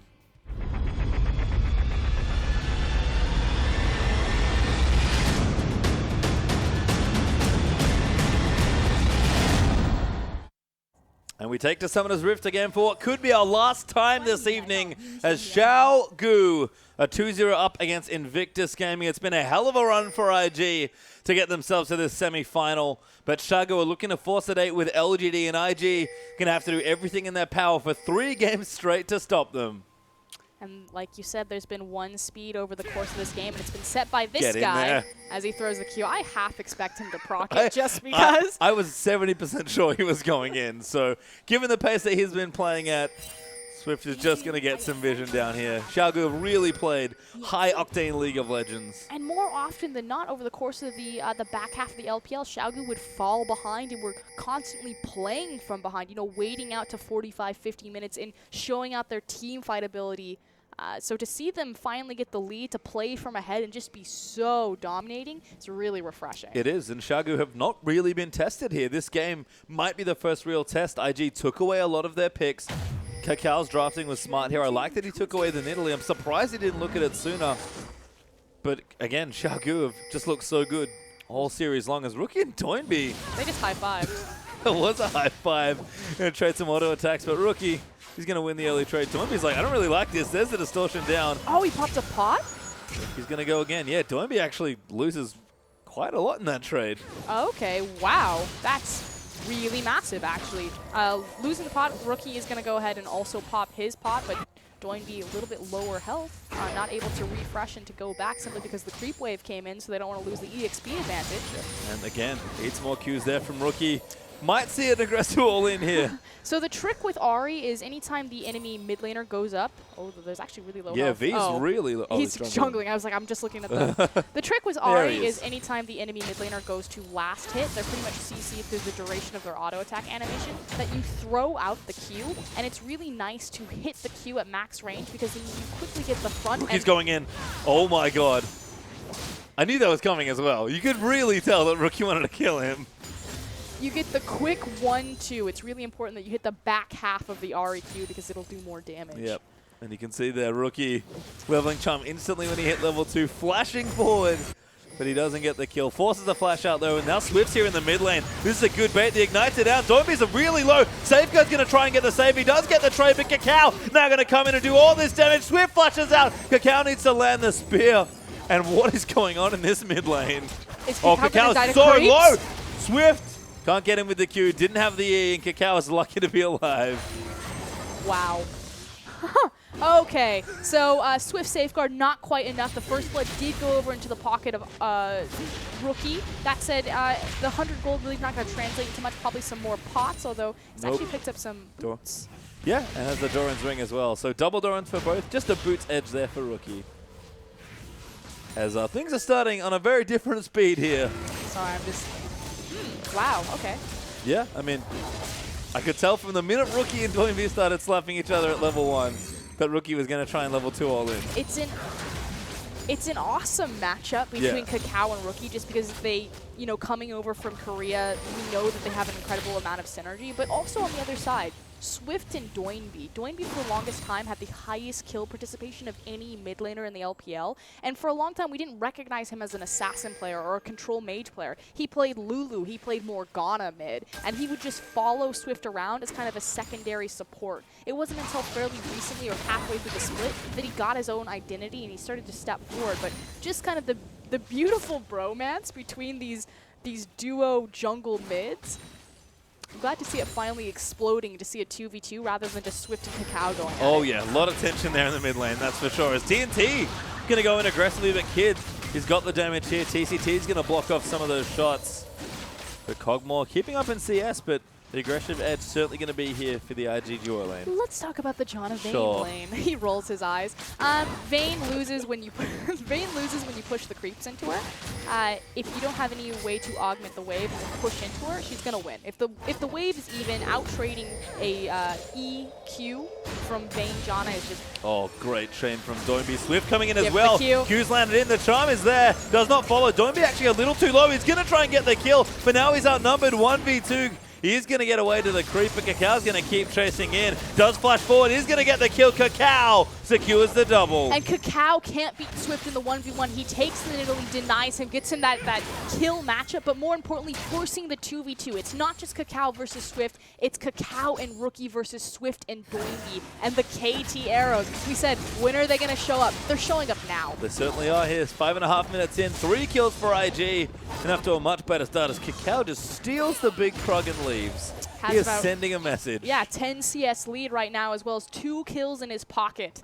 And this is the thing, like, Swift's Nidalee has been a hallmark pick for him recently towards the back end of the LPL, but don't forget, Cacao is no slouch at jungle Nidalee as well. Well, the thing is they're so similar in their styles. I would say Cacao's a bit more reserved in that he can transfer into that power farm mode, just because that's what Invictus Gaming really needs from him. But he made his reputation on being an aggressive, insane jungler. And he can do that here into Swift. Certainly is here. The top end of game 3, and like we've said, they need it here. So the rest of IG farming up nicely. Kid's got a nice little lead there in bottom lane, and it's about even in the top for Zatai. But as long as the mid lane and jungle are going well, as long as they're keeping Xiaogu out of their half of the map, IG are doing more than they already have in this series. And the person who's benefiting the most from that is actually Rookie. Look at the CS discrepancy between him and Doinby right now, and the level discrepancy. Having the Spirit Rush available, it's trouble, to say the least here. As Rookie's 15 CS up, Doinby will collect what he can here. But he's going to struggle here. And again, LeBlanc, just a curious pickup. We've seen a bit of Ahri, but not that much LeBlanc. We'll see if Doinby can make it work. Pawn tried in the last game. Did plenty of damage, but couldn't quite get the picks that he wanted. again, the Assassin's just coming back since Vayne and Kog'Maw are such priority picks this time around. But here comes Cacao. They're looking for the dive. Oh, he's actually on blue buff now, I think, as well. I think. Might understand. Shago getting assist pings down on there, so Yeah. they seem to know, but Kakal's the one finally stealing away those buffs. I think it was the Wolf, the fact that Swift had...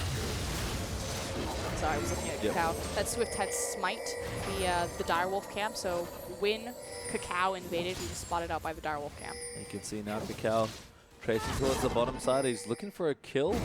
Bottom lane might be the next target. Does check the camp. The Krogs have been cleared. Actually just spawning back then. So we'll miss those. The red buff back up as well, but Cacao's onto the dragon now. So they have a blue ping straight onto him. I think they know what's going on. Going to start with the Scuttle Crab. He does have control over the bottom side of the map right now just because Kid and Kitties are very healthy, very far forward. Likewise, complete control over the mid lane, which allows him to invade freely like this. Yeah, and this is exactly what Swift was doing to Cacao. All games 1 and 2. So Cacao even leaving creature as well. You can sort of even pick the mentality of these players. But just from level 1, you know, taking away the Nidalee, knowing that you're going to be aggressive, Rookie locks in the Ahri, massive spear. Doinby might die. Rookie's going to go straight in for it. Looking for the kill. The Ignite's down as well. Doinby will die. Does not have enough tricks there to keep himself alive. And Swift is level 5 as Cacao rolls in at 7 here. Rookie just needs to land the charm. Only 3 seconds left till it's back up here. And they might just go ahead and dive. The spear will miss. Swift is going to try and make an outplay. Needs to flash forward. Does get it in. And he gets the kill. Oh, okay. Disaster a little bit for IG. They still have the lead. The fact that they're just trying to style on each other, there's no reason to go that crazy. You already got the 1v1 kill in the mid lane. Just shove the wave in, deny the CS, deny the experience. But like you said, you can tell what these players want to do to each other, and they're sending a message. They certainly are. Message received on both sides. As IG still hold the lead here in this game, it's close to 2,000 gold up. But Swift and Cacao have not let up on the pressure here. Warriors finished, Runeglave's done, and they're going to keep going. But what I was saying is from Champs to like this was the message that they're sending. We knew, like you said, that Rookie was going to be aggressive in that mid lane, flashing forward, making sure he got control of the wave so he could open up Cacao to start invading Swift. This has been pre-planned and thought out since he locked in that Ahri pick. And IG looking good finally here. A lead in game number 3. They've had a good start here. Again, Xiaogu have shown off some late game team fighting. Aren't super far behind, have options here. But the lanes are going well, and that's been the first time we can say this so far. I've never seen a team in the last chance in a best-of-5 series in a semifinal try to style so hard on their enemy. Well, that's the thing. You have to win a best-of-5. It's not just one game. No, and you said it yourself, you know, the momentum. Just IG need to go crazy. You know, don't play towards late game against Xiaogu. You have the tools in your bot lane to do that. You know that Kid and Kitties are just going to sit down there, low pressure. They're not going to take any risks, but just turn the heat on. And heat is on right now. It's Rookie. 20 CS ahead of his mid laner. Got those Sork shoes done nice and early. Pretty much that's the advantage as far as boots go, as Doinby is just left with his parts for, I assume, a Morello Nomicon. He'll get his farm where he can, but Rookie's going to keep applying pressure, and Swift might need to visit some of these lanes here, but he smites away that Raptor camp. And Doinby's with the blues just trying to clear as much as he can. He's just under so much pressure. He really can't afford to assist his lanes. We have a massive CS difference between him and Cacao, and more importantly, a level difference, level 8 to level 7. Yep, and that experience is paying off nicely. So we look through some of the other lanes now. Bottom lane going well for IG, but top lane's actually in V's favor as Cacao swooping around the bottom side, and now they know what's going on. The other thing that I want to talk about again, Rookie. Normally, we recognize Rookie as being very good at minion wave control, especially in the mid lane. He's always very early to bounce his waves to then hold it, and most of the time, he's just about denying as much experience and gold as possible in terms of the creep. You know, holding it close to his tower, standing on the back of the casters, and then just threatening you to try to trade for CS. This time, pushing forward in, allowing Cacao, you know, the pressure of having control of the mid lane to make these crazy invades, to keep the heat on Doinby so he can't roam. Cacao's going top. There's the ulti up from V. He's getting it onto the ties. The wallop goes down as well, but it's about to be a 2v1. The spear misses there for Cacao as V has to try and find a way out of this, but he doesn't have an ultimate. He's got no help coming. Cacao's going to keep moving in. The Hex Drink is there, but Cacao, he just does too much damage. He gets his 3rd kill of the game. But with the resources expended in the top lane, Xiaogu are going to try to pull the trigger on the dragon. Although, can IG posture? Good wait for Rookie, looking for Doinby. Doinby gets out, he tries to get the chain down. Great distortion out there to dodge the time, but Rookie's going to all in him. He's going to get the kills, he ignites him once again. Rookie is so punishing, and with complete control of the mid lane, they can't even commit onto the dragon, so IG will lose nothing for this. And that's great. IG now going to continue rampaging through the jungle as Doinby looking a little lost now. The LeBlanc pick, he wanted to be aggressive, but Cacao and Rookie, the KTR's duo, is taking it to them. And Swift, he's left cleaning up the mess in the mid lane. You just have to think Xiaogu are looking at each other. This just got a lot harder. Yeah, hang on a second. This game was much easier. As TNT still farming away. Rookie getting a bit more pep in his step. He looked despondent, honestly, after the game too. Kid and TNT going at it, but Kid might just all in him. Jana back as well means that TNT can have to curb that aggression. Has to be careful, is level 8, so when he presses R, he'll get some free stats there with the final hour, as well as Kitty's getting closer to that level 9 to have all 5 points in the shield, but really not going to find his stride until he's that Blade of the Rune King complete. Only sitting on the Vampiric Scepter right now. There's an extra longsword as well, but TNT's pretty short on items as well, so he'll build up that Trinity Force. Looks like he's got a lot of gold stashed up here. I was going to say, I don't think either carry has gone back in a long while. It's fine for them. They'll keep farming away. But it's really, again, it's all the commotion in the other lanes here. Top lane finally had a visit from Cacao. We thought it was just the mid lane that they were going to get towards, but mid lane's at it again as Cacao stealing away camps. And Doinby's like, come on, man, get out of my lane. He's almost doubled the CS between Swift and Cacao. And again, jungle creeps, that means so much more than lane creeps. Cacao's going to come in again. Rookie's going to get himself chained up. But they're just going to dive this tower. They'll take it at the very least here as Doinby just can't do anything right now. Invictus Gaming completely changing up their identity and their MO. Yes, we expect them to play towards the top side of the map, but Cacao, he's only visited this high once. It's been entirely about Rookie's lane. And again, Rookie, most of the time, holds his wave, freezes it back, applying so much pressure as they start to roam top. Good vision there from Xiaogu as V does get himself away. He might actually get all in anyway. Flashes out and moves away from the charm, but V getting towards that Mega. Wanted to bait them into a dive, but IG very smartly back away. This time around, though, Xiaogu do pull the trigger on the Dragon because we have Swift in the pit. He's going to start it up. He's level 8. Should be able to finish it. He's got his Sight Stone as well, so a bit of extra health on some vision here. And Xiaogu, again, not out of this yet. They've fallen significantly far behind to start things off. But they'll get a Dragon for themselves, once again retaining control. Still 3,500 gold. It's not good news. But Xiaogu can come back from this spot. And they've had plenty of experience from playing from behind. Again, yes, and Invictus Gaming looks fantastic right now. Cacao and Rookie really showing up, changing up their identity of how we expect Invictus Gaming to play. But 45, 55 minutes, you're still facing across from Xiaogu. If it comes down to one team fight, are Rookie and Cacao and up. Yeah, and both teams have their kind of 80 carry insurance policy, to be honest. Kid there on the Vayne, TNT on the Cogmore. There's been a lot of farming here. TNT actually has a slight lead in the lane just based on the way they're playing. And he's going to go back over a pretty well-timed Trinity Force once again. And they can look to maybe move those lanes around and get influence in some of the lanes that might not be going so hot as Kitty's. Does Tornado himself to safety, but that was a scary situation. It's really hard to siege in or to try to gank in on Jana purple side, just because when you're pushing to that narrow little corridor for Tornado and Monsoon cover so much more surface area. So should be fairly safe in there. Expect the next big point of contention to be on that 5v5 Dragon fight, which we have a nice little 5-minute, 6-minute window. Plenty of time for these guys to farm their way up, and maybe the mid lanes to catch up, at least on the Xiaogu side. Rookie Morello Nomicon, which is matched by Doinby, but Sork shoots and an Aether Wisp up, looking for that Luden's Echo, I think, versus Negatron Cloak. Yeah, this is the big difference with that mid-tier tower down. That unlocks Rookie to roll on the map, who's already on a fantastic roam champion in Ahri. So where do Cacao and Rookie strike next? Will it be on this bottom lane, or will they make another rotation towards top? Finally seeing a back here as well in the bottom lane. If that Kid's not going to go, it's Jana that's moved. They might look for a tower dive here, but it's a bit risky. And they'll back away instead. I think I'd take the free bag. Yeah, I was going to say, they need to take the free bag. It's 16 minutes in the game. He's sitting on a long sword and a ruby crystal. Probably get a lot more than that as he goes back with... Bam! There's a Trinity Force. Easy as you like. Buy one, get one free. Must have been a sale. There's Dagger as well. Is that Ruby Crystal and Longsword transformed very quickly.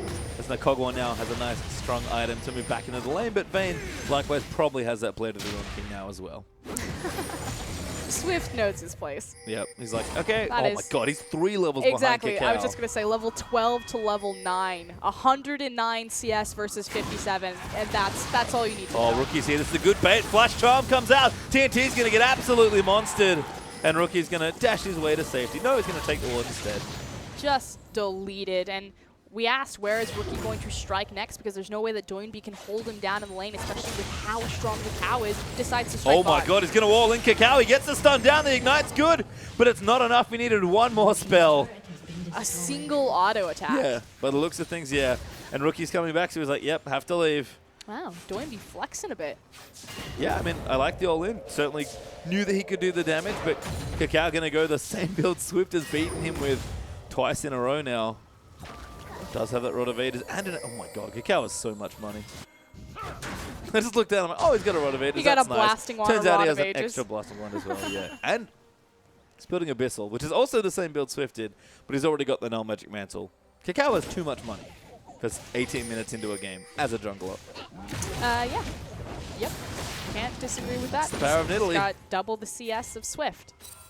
Not bad, as Swift actually kills him. That'll be some nice gold with a bit of Well, help from TCT. Apparently Swift doesn't care how much gold he has. Well, not when he has Braum there to help him out, Swift. Did your blasting wand save you now, Kakao? Certainly not. Did you find comfort in your Braum? Probably did, up until the point where he got killed at it. As you do see Xiaogu have some fight left in them. More than a bit, actually. Still that gold lead's there for IG. It's actually grown a little bit more since we last checked in. 5,000 up now, which is impressive at 18.5 minutes. But Xiaogu more than happy to stand and fight. Dragon up in a minute 40 or so. Yeah, I'm glad that you pointed out the Dragon. That's going to be the next big point of contention. That's going to be the arena. So Xiaogu, they're the 5v5 team. They've beaten the likes of EDG, of Snake, with 10k gold deficits. So, you know, this one's pretty sizable, but it's not something that Xiaogu haven't come back from in the past. Certainly not out of reach here. As Swift lining up a gank in the mid lane. Doinby wants it, lands the Q, but it's just under some minions. Puts the ward down, gets some vision. Really important to get those deep mid lane wards just because it's a high traffic area, especially when you're posturing and setting up for this Dragon. Again, 1 minute 14 seconds on that timer. Make sure that they reset the map, get control of their waves, and try to posture and fight for this one. He's actually going back now, so he's going to get a shot in as well. And something we've sort of missed in and amongst all the mid lane chaos and action, V has had an excellent lane against Zeta. He's 20 CS ahead still. In fact, he's closer to 30. Especially on a high-impact champion like Gnar. We talked about this. Yes, V's his go-to is going to be Maokai. He's a great Hexon player, but Gnar's still relatively high up there for impact, and he's sitting waiting for something. It's Bansheville. Yep, straight up Banshees, which will help nicely against all the spears and charms that are being thrown around. Does Kid in the top lane? Yeah, especially as Dragon. I mean, he's got plenty of time. He's still got 40 seconds, so he could be up there trying to create a slow push, or IG might actually just be giving up this Dragon, or think that they're able to do it with Rookie and Kakao. He has to go now. He does make his way down, so he might make it there in time. Yeah, just resetting the wave. You can see Luden's done for Rookie as well, so items starting to come out. In fact, both mid laners have 2 items, which is much more cost efficient for Doinby, who's actually caught up a little bit in CS as well. So things aren't looking too bad as we line up what's going to be the second Dragon fight. Okay, so if Xiaogu and IG both want to contest for this one, and we have a full 5v5, the thing that you need to look for is you have the itemization of the Luden's Echo on Ahri. Naturally, she has great pick potential, but with Luden's Echo, she also gets great poke potential. That synergizes really well with Kakao's poke. So IG, to prep for this, throw out your poke, use your Ludens, hit some spears, then look for the all-in 5v5. Or just take Dragon. He's going to have to put down. The Dragon's already dead, though. So V just going to keep split pushing in the top lane. Xiaogu, happy to give that up and fight another day. Just recognizing when they're behind. I thought for sure Xiaogu would try to fight for that one, but I mean, this is actually pretty telltale of what they do a lot of time. We talked about how they're used to fighting from the back foot. A lot of the time they'll fall behind in these games. I think they're confident in maybe some of the other pressure here as well. Playing a bit safer as V's still running rampant in the top lane. Doinby's going to clear out this wave once more. And Xiaogu are forced back in to some of their towers towards the bottom side of the map, but still making headway. V has to expect that he's about to get collapsed on. He has the last standing outer tower, which means it's the easiest one for IG to siege. Likewise, there's no reason for IG to be on the bottom side of the map with Dragon down.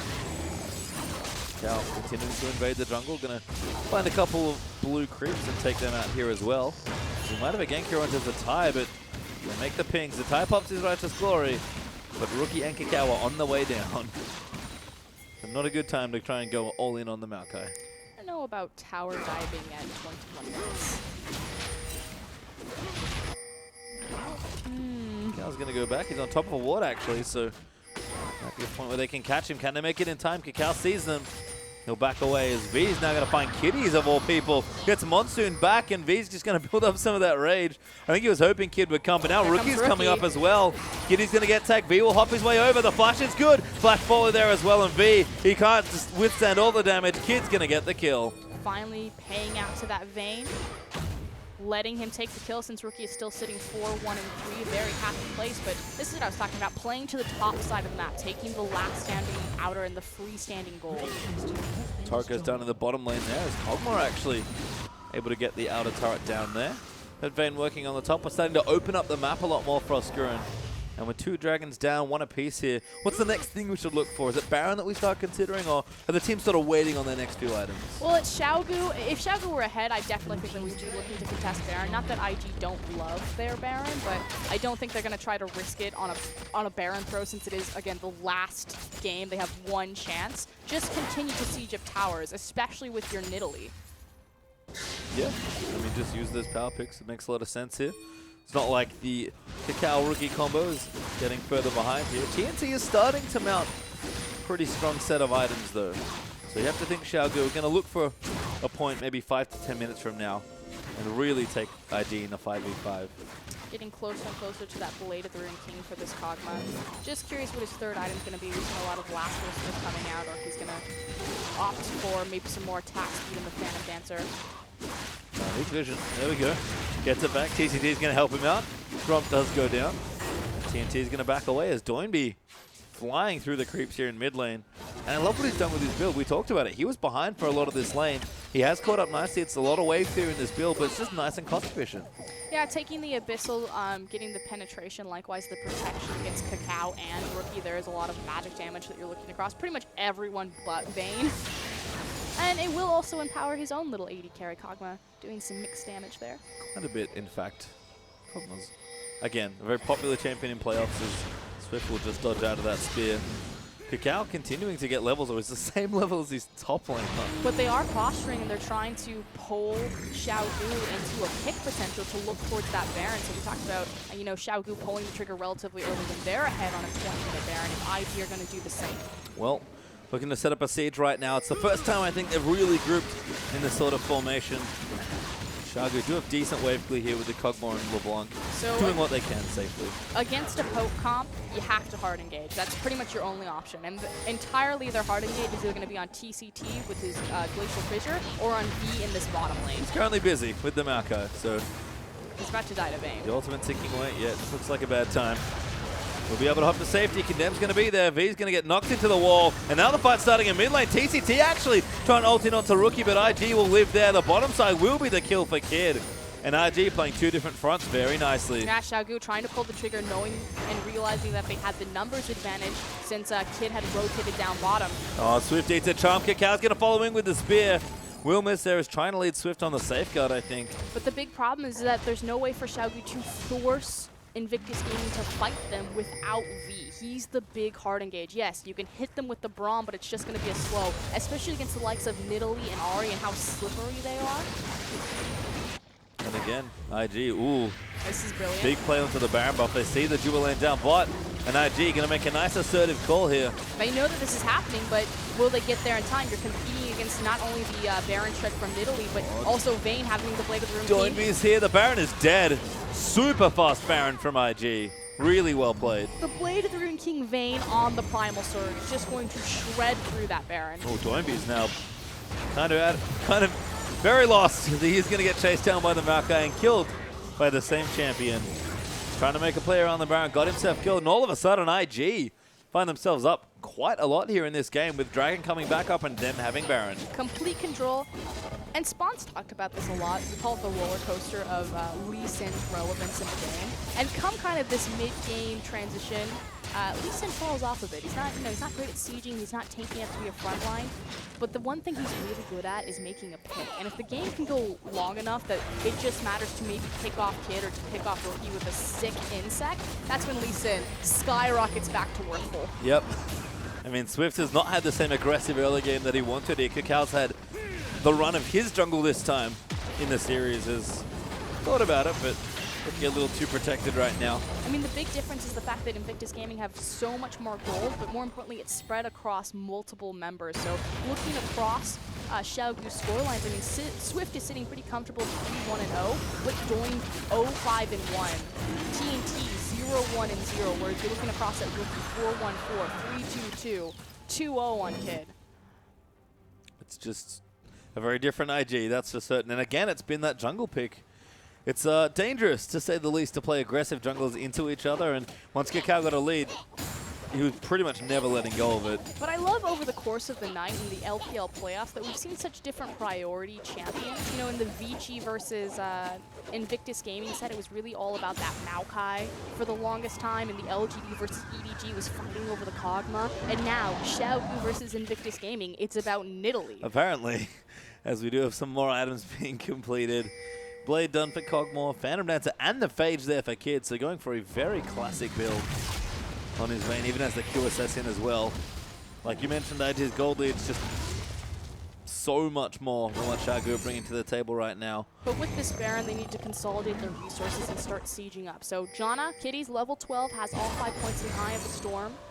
You've got great pick and poke potential from both Rookie and Kakao on the Nidalee and Ahri. Just need to start approaching these towers and get Bane in there. And Rookie is always in the front lines threatening. Zatai there as well, nice and big on the Maokai. TCD can only block so many spears, and this Baron buff is still here, able to cream another tower down. That's 6, as all of the inner and outer turrets are now dead for Xiaogu. V has to hurry up. He needs to get here right now. If Xiaogu don't get the perfect He's fight, coming, here comes the flank. Swift gets a big kick on there to Rookie. Goes into Kakao there as well, but V's a little late to the party. Swift trying to ride in and do something. Huge ult there from V. Finds on to fall, but Rookie is still alive in the backlines, and Kid is able to do the damage. Rookie will not be pinned down as he gets the double kill. Kakao will assassinate Kog'Maw. And Xiaogu, they pulled the trigger as soon as they could. But there's the ace for IG. Invictus Gaming get a complete ace and the surrender. I mean, that game was over from that point. 30 seconds left, maybe 20 on the Lee Sin, but Xiaogu could not live through what was going to be the last push in that game. And in about the same fashion, just for another team, another game ends very quickly. I was just about to open my mouth and say, Xiaogu, they have to find the perfect fight if they pull the trigger here, because if they die, the creep wave is behind them. You have the Baron buff, it'll pretty much mean the game. And Xiaogu normally are so good at creating the perfect environment of fighting from a 10k gold deficit. They've done it before, but IG, completely different animal that game. I mean, Xiaogu do what they had to do there and didn't execute as well as they could. IG able to play around it and take game number 3, which means we will push ourselves to at least one more game here in this best of 5. And somehow, like you already said, it's about Nidalee. It's I don't know how or why, but today is about Jungle Nidalee for this series. It's also about momentum. We talked about it. Veteran players, they've been in so many high-pressure situations, every single player across Invictus Gaming's roster. And yes, Xiaogu, it's not a team full of rookies. They do have competitive experience, but not to the same degree. And they've never been tested like this in a best-of-5 under this high pressure. We saw IG do it against Vici Gaming, and it looks like they're poising themselves to do it against Xiaogu. Well, you can see the Kakao signs there in the audience. He certainly deserves a round of applause for that game, and there's the smile that we all expected. Kakao got his own badge on as well, I believe, there, just on his jersey. So looking nice and cute as IG will stay alive for another game and push on to one more. And honestly, if I'm sitting in the semifinals of the LPL playoffs and I'm up 2-0, I'm feeling great. But the only team I don't want to be up against at this rate is probably Invictus Gaming. Yeah. It's too dangerous. History. The KTR's miracle's too dangerous. History seems to be repeating itself again, and I know people are probably getting tired, stop talking about the KT Arrows, but to be frank, the KT Arrows showed up that game. Well, yeah, at least the core part of that team being Kakao and Rookie, but it was IG that were able to take that game. But just Kakao and Rookie changing that up. It's no longer the 1v1 in the jungle, Kakao versus Swift. It's Kakao and Rookie versus Swift and Doinby. And we talked about it. There was no need to make some of those early tower dives. You could have just reset the wave, denied as much CS experience as possible. But they're sending a message. The message has been sent there. And I like how it even enabled the other 2 lanes. Because Zatai's like, okay, I have no pressure. I'm going to keep going. And even Kid and Kitty's in that lane.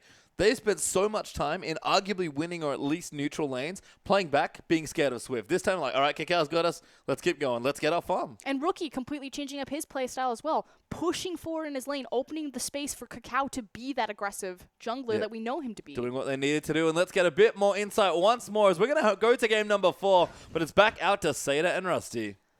Thanks, Pastry and Frostgurin. And Invictus Gaming taking game number 3. I'm having flashbacks of yesterday, and if I were Xiaogu, I might start to sweat a bit. It's happening all over again, Seda. The comeback, the 3-2 dream is still well and truly alive here for Invictus Gaming. And they took that game so very convincingly.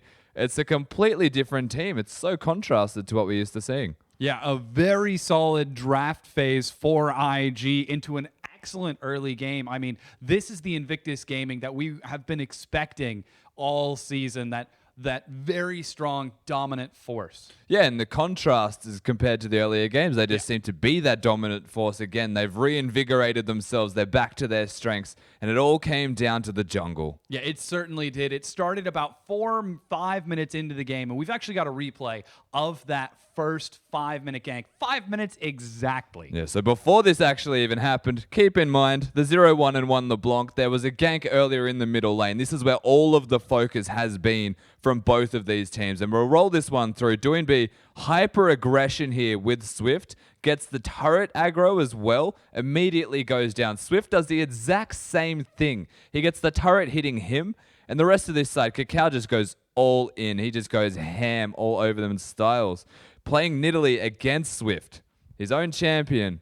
Biting back. Yeah, just saying, hey, you can do cool things on Nidalee, so can I.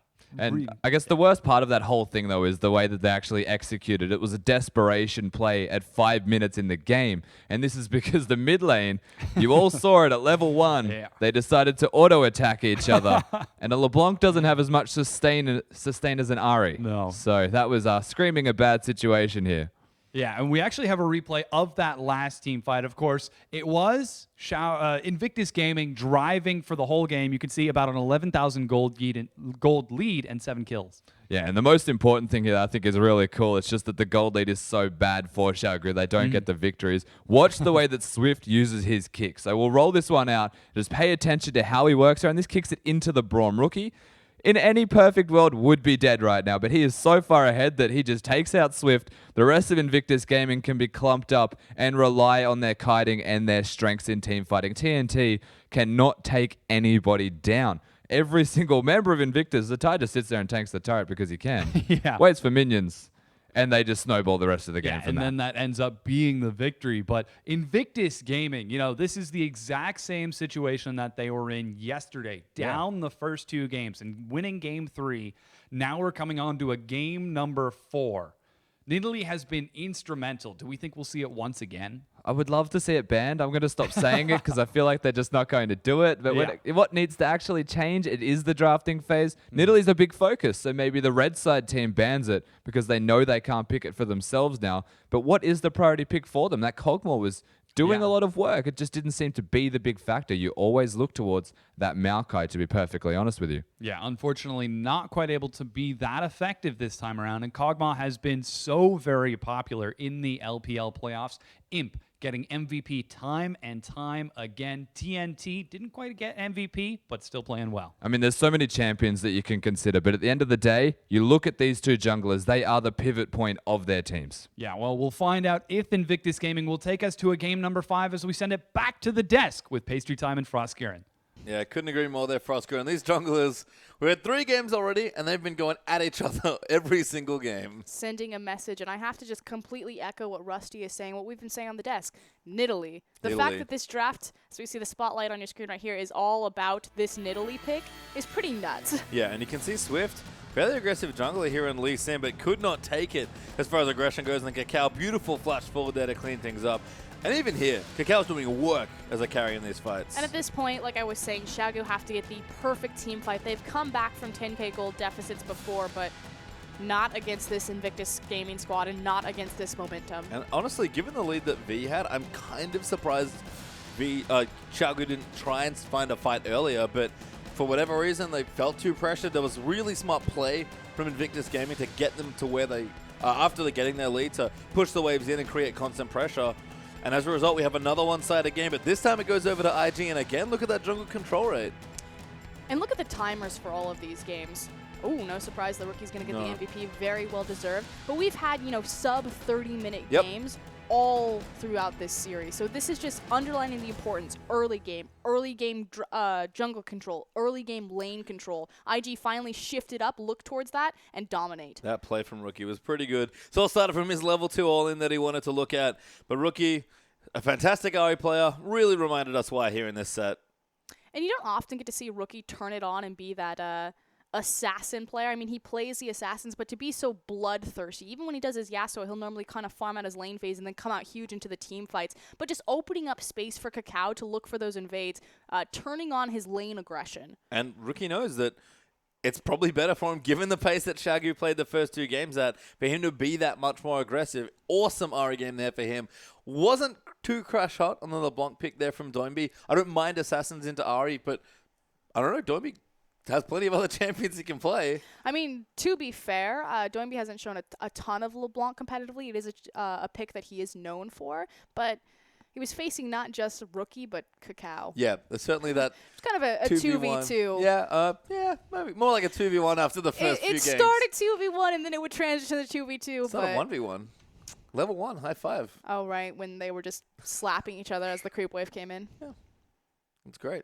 I mean, Rookie won that exchange very handily. Yeah. Makes sense there on Ari. I don't think Doinby expected Ari to be around that corner. I think he was like, oh, crap, I got to level up an ability. I don't even think he had W at this point. No, probably not then. Well, decided to fight. Didn't pay off, and then the instant flash charm level 2 all-in that then resulted in a Kakao gank in the mid lane. Very aggressive. Lots of action. Very high pressure point there for these two teams, and I do not expect that to change. I like that you pointed out a lane swap before, but after that game, I think we're okay. No, I think we're perfectly fine. And I think the biggest thing is, again, transitioning away, getting Kakao the priority matchup, taking away that Nidalee. We'll see if that pick goes through again, but that's definitely going to be the contested thing. It's not just the Nidalee, it's I have the stronger jungle matchup, or I have the more aggressive jungler, and then switching the matchup instead of the 1v1 Swift versus Kakao, the 2v2. Swift and Doinby versus Rookie and Kakao. And you sort of mentioned this throughout Game 3 as well, but that also changes the dynamic of your mid lane. I like that Rookie is pushing more and opening up more space for Kakao. And again, I just have to emphasize this. If you guys haven't watched a lot of LPL, normally Rookie, he bounces the wave, he holds it right in front of his tower, he stands on the back caster creeps, and he just dares you to come up and CS, and he just denies you through gold and EXP. Rookie, we always knew he can be that bloodthirsty mid laner, he can look for the kills, but that's something we more identify in the likes of Pawn, in the likes of Cool. So to see Rookie kind of flip that switch, because that's what his team needed him to do in a high pressure situation, little bit concerning for Doinby. Yeah, I mean, Doinby is a fine duelist, but not on the same level, honestly, as the likes of Pawn and Rookie. Yeah. That's their specialty, to be honest. Doinby, again, much more of a smarter player, good at roaming with his jungler, certainly, good at creating pressure. Usually has crazy things in mind as far as picks go. We'll see what Shaga want to do here. They can adapt and change things up. They will have to adjust a few things here, especially being back over on the red side. But IG, all they're thinking is we did it once, we can certainly do it again. And they, like you said, will be on the blue side, have that priority pick this time around. Well, Kid actually had a good game there as well. See him there on your screen, looking good with the Vayne. Certainly, again, much more comfortable pick for him in recent weeks. Doinby doesn't look too fussed about that. He's clearly confident in the matchup. It's one game. They still just have to win one more to close out this series. Yeah, we'll see what they look like after they lose game 4. If that's where we're going here. Rookie as well. Getting himself pumped up. Knows that he's got big weight on his shoulders here to try and carry these games through. And again, his teams can't be thinking about what's going to happen later on. What does the final look like? You just have to think. We're playing one game now against this team. I'll play the next one when it comes around. Play each game as its own game. Xiaogu needs to reset as well. No, completely agree. Kakao looking very passive for once. He's normally just sleepy or he's super excited. Now he just looks thoughtful. Got to go back into focus mode here. He won one game there against Swift by stealing his Nidalee away, but isn't necessarily going to get the same luxury again. But again, when the games are this crazy and this high energy, you have to be really focused as a player because you want to talk about momentum. You play this style of League of Legends that's really bouncy and back and forth. It can be hard to stay focused. Yeah, and you also open up yourself.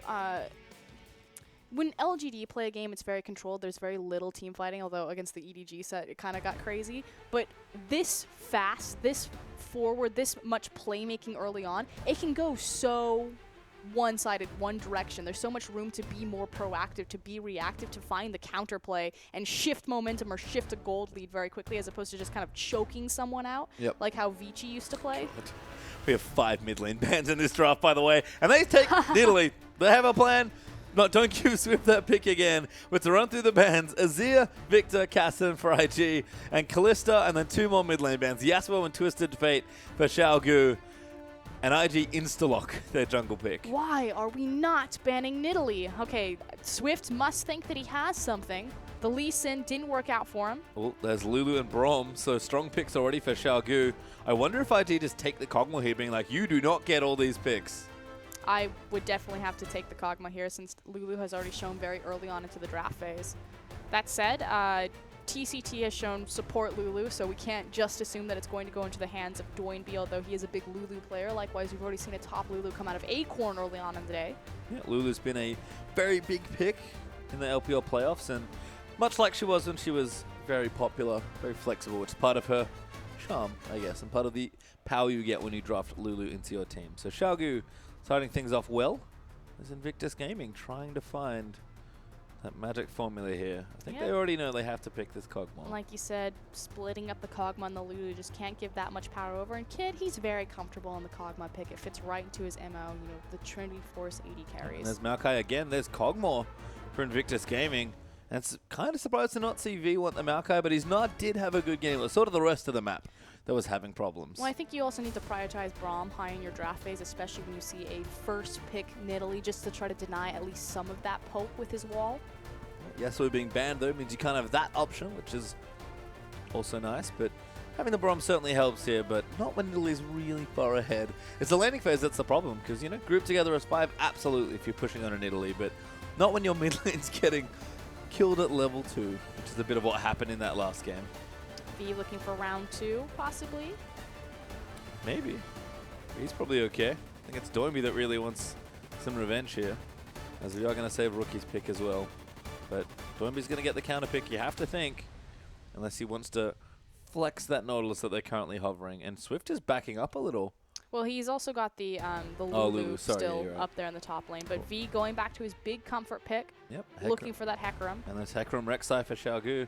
Good team fighting, much more emphasis now on grouping as 5 and fighting then, rather than all that aggression. I mean, that said, Cacao did not like the Rek'Sai Nidalee matchup when he was on the Rek'Sai. See if maybe Swift finds more success on it, but did not go very well for the Rek'Sai. Well, sort of what happens when Nidalee gets insanely far ahead. But again, Swift took Lee Sin. Aggression didn't work for him, so I like that he's bringing it back a bit. He knows that if he gives away Nidalee, he has to compensate somewhere. And if you can weather the storm and keep Nidalee behind, and especially keep up, which you can do somewhat on Rek'Sai, you can find yourself in a really good place. Because as long as QG sort of weather the aggression that IG brings at them, they have a great mid-game team, even without their AD carry currently being drafted. No, I completely agree, and Rek'Sai obviously offers a bit more utility than Nidalee, and just, you know, being able to control and secure objectives with her Tremor Sense, but more importantly, the global range of her ultimate if she sets up her tunnel system correctly, and controlling, you know, split push pressure and objectives. Yeah, Rek'Sai for me is much more about controlling the enemy jungler rather than getting too aggressive. Although Swift has shown that as well, as IG do complete their draft. Orianna and Alistar are their last 2, so a lot of combo potential. It's good team fight, and really just in Italy is the odd one out there for Invictus. Yeah, it's the pseudo Lulu coming out of the Orianna, so again, you give a lot of protection to Kid's Kog'Maw, and as well as really nice ball delivery systems for Rookie in both Zatai's Maokai and Kitty's Alistar. And now QG have to line up their last pick here in the draft. They know that if they win this game, they'll mark their date with the finals with LGD. I don't think I ever want to play a Game 5 in a best of 5 once I've been up 2-0, especially against Invictus Gaming. So QG know they want to ice the series now, but they are going to regress back to something a bit more comfortable, something we saw a little bit more from the late LPL weeks. Lots more team fighting. They don't get Kog'Maw. They're not going to take Jinx. But it is effectively going to be Jugger Twitch. That is the last pick onto TNT. Yeah, we've seen the rise of Twitch, and it makes sense. So the big thing about the LPL teams in particular, everyone knows this region for team fighting, but their terrain control and how they team fight around terrain is incredibly important. So I'm actually really curious that it took so long for Twitch to kind of rise back as hyper carries became more valuable, just because his rat-a-tat-tat is so devastating in a straight line in those tiny choke points. Imp has been playing it recently to some success. I think has a win and a loss in playoffs on it, but it's even drawn a ban away from EDG in the series we saw earlier today. So certainly a champion that fulfills a lot of the same sort of roles that Kog'Maw does, especially when they have the Lulu Braum already built in. Also another great mid-game power spike should he choose to itemize the Ghost Blade after the Blade of the Rune King. Always a fun option here. We'll see how QG navigate the rest of this game, but let's go through our matchups now. As we line up game at number 4, Zion Maokai again taking it away from V, but this time he goes to the Hecarim. And this is the biggest comfort pick for V right there. If you can't have the Maokai, go to the Hecarim. Nara's kind of third tier for him, so see if he can maybe have more of a team-based impact. Speaking of, that's Swift's job here on Rek'Sai, but he has to control Cacao and the Nidalee. He went off in Game 3, and Nidalee's won every game so far. We'll see if they can break that curse here as Rookie. Going to line up Control Mage versus Control Mage, Orianna versus Lulu. The interesting thing about this, though, is that neither of the mid laners are sitting on their assassins, so I feel like this is, again, a 1v1 Cacao versus Swift. Swift certainly got the better end on Nidalee, but the role has been swapped, so we'll see what happens as bottom lane flies by. Kog'Maw versus Twitch and Alistar versus Braum.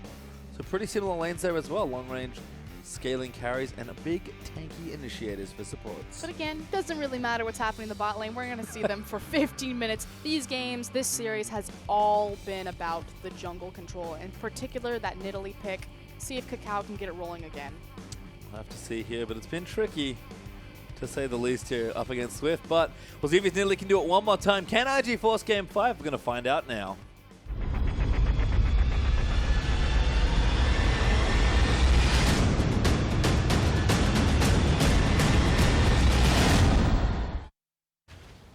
And Xiaogu move out for one more time under the rift. They probably say they have to play this game, but they're going to go down for another sneaky invade. I feel like I've seen this before, and I feel like IG have too as they ward that brush. Yep, kid immediately knows what's going on. They did get first blood last game. They're still hiding in Fog of War by sticking close to that wall, but they need to now, diagonal go down to the corner of this. Oh, TNT is going to sneak in with the ambush. They'll see Kitty's first. He gets tagged. They've actually got the inside track now, but they'll turn it in onto Kid. Force the flash out of Kitties. This will mean that Kid and Kitty will probably go back to being very passive, very defensive, holding the wave in front of their tower, letting themselves be pushed in.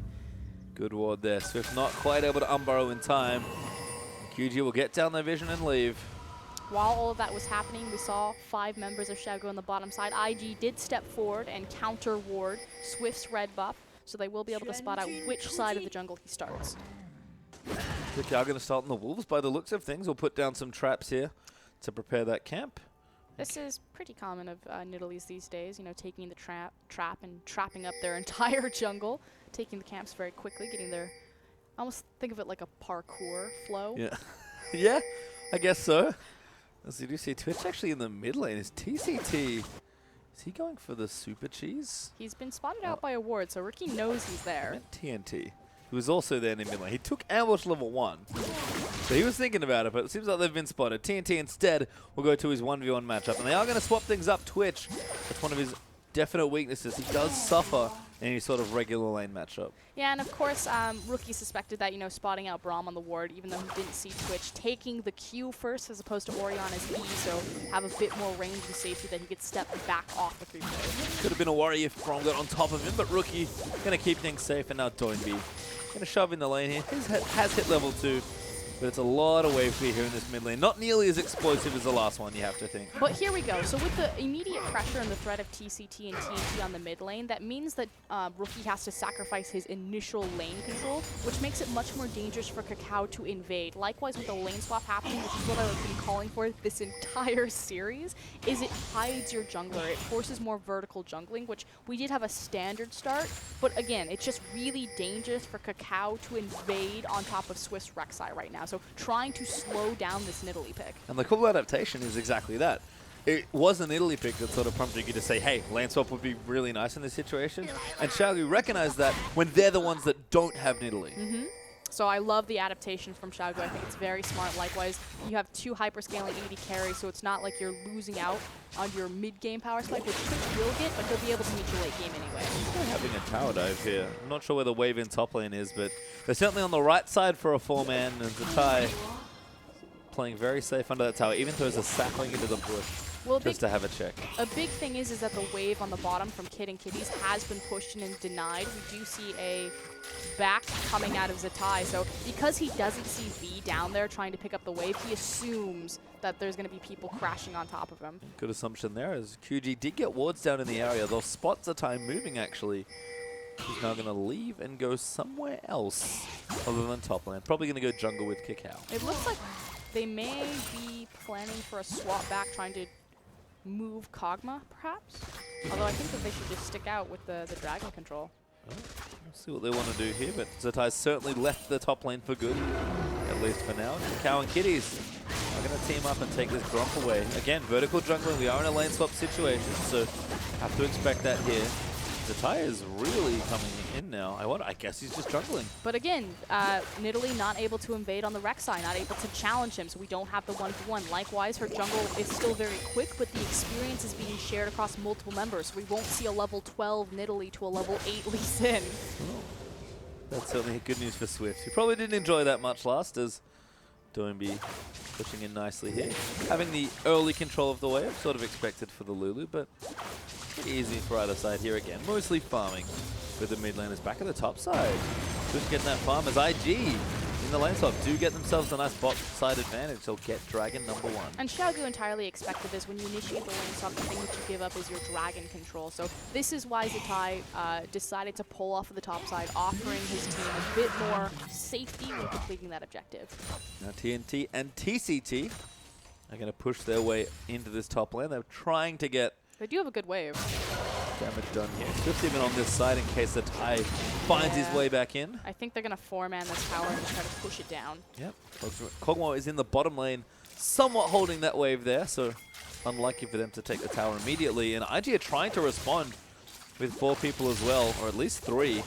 The tower, at this point, I have to think, is already dead. This is a really good macro response from IG, though, to commit all of the resources to try to make it so Xiaogu can't trade any objective for this. And they're going to back off, so they're going to get the dragon for free. Yep. Nice move there from IG. Understand what's going on. Respect QG's power in numbers and do move the appropriate amount of people up to deny that tower.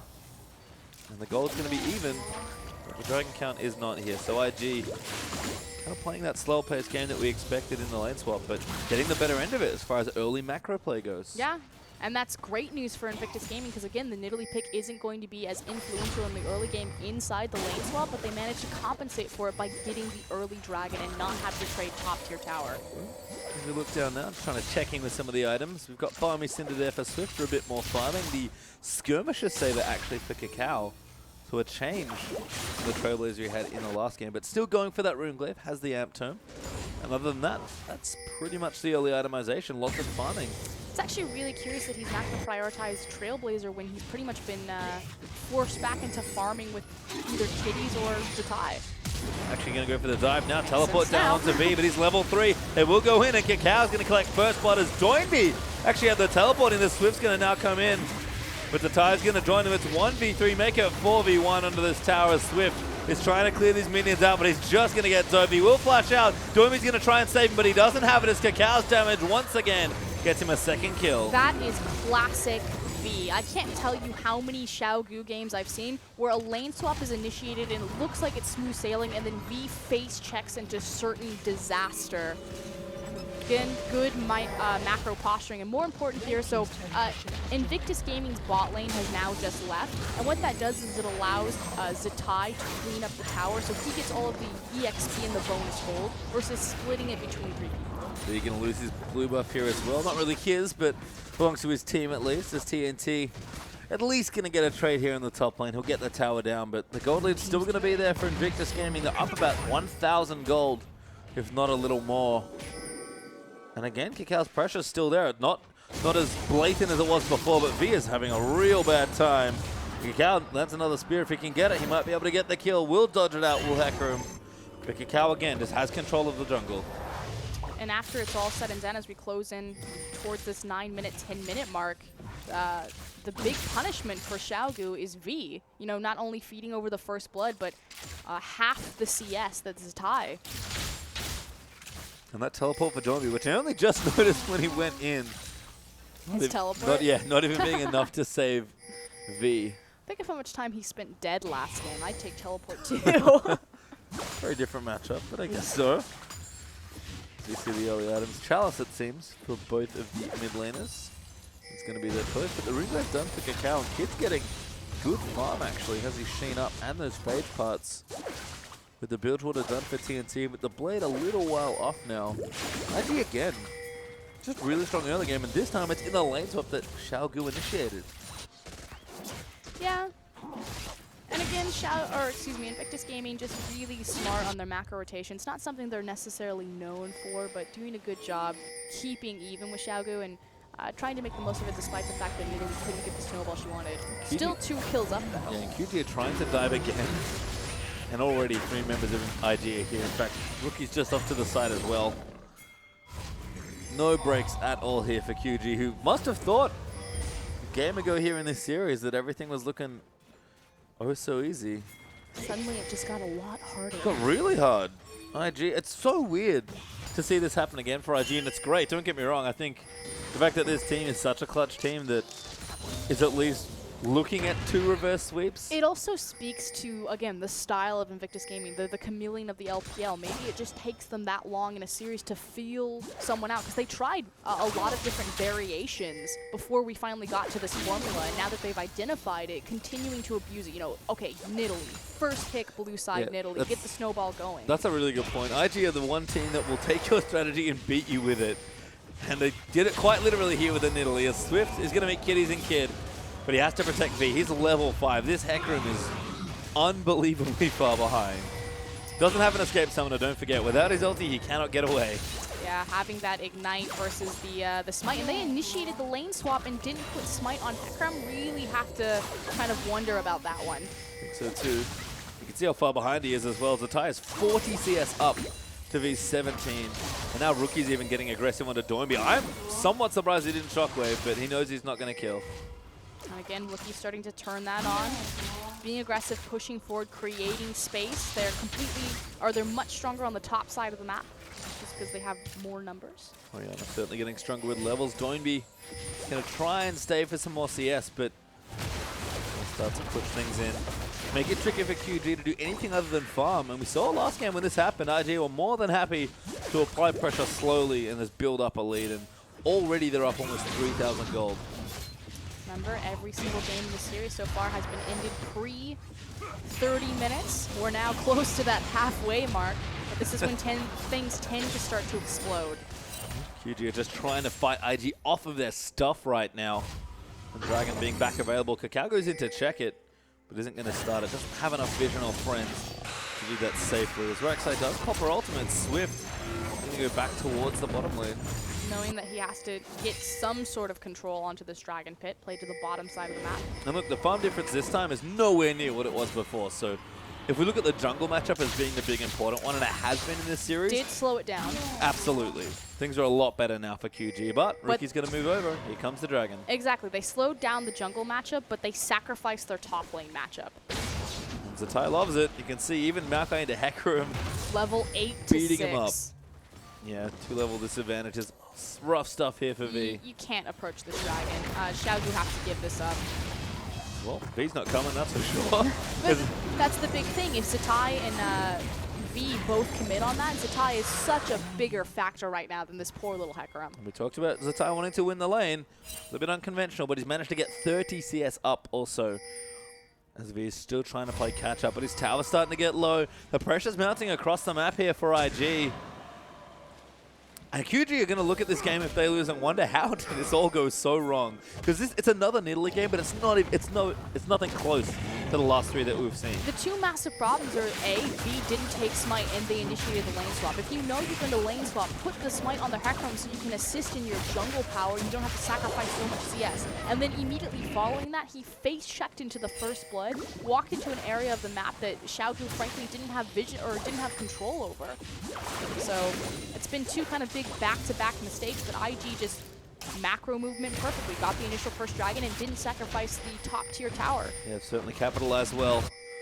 And the gold lead might look a little innocent right now at 2,000 gold, but IG are not far off from breaking down 2 towers, coming up about 2k more gold, and continuing to strong arm their way towards game number 5. That's the thing that IG are playing for here, is that shot in the finals.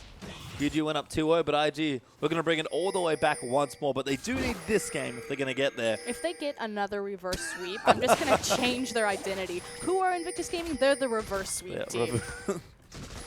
Well, again, you have to make this game They're at like least. the ditto of the LPL. You don't quite know what shape you're going to get.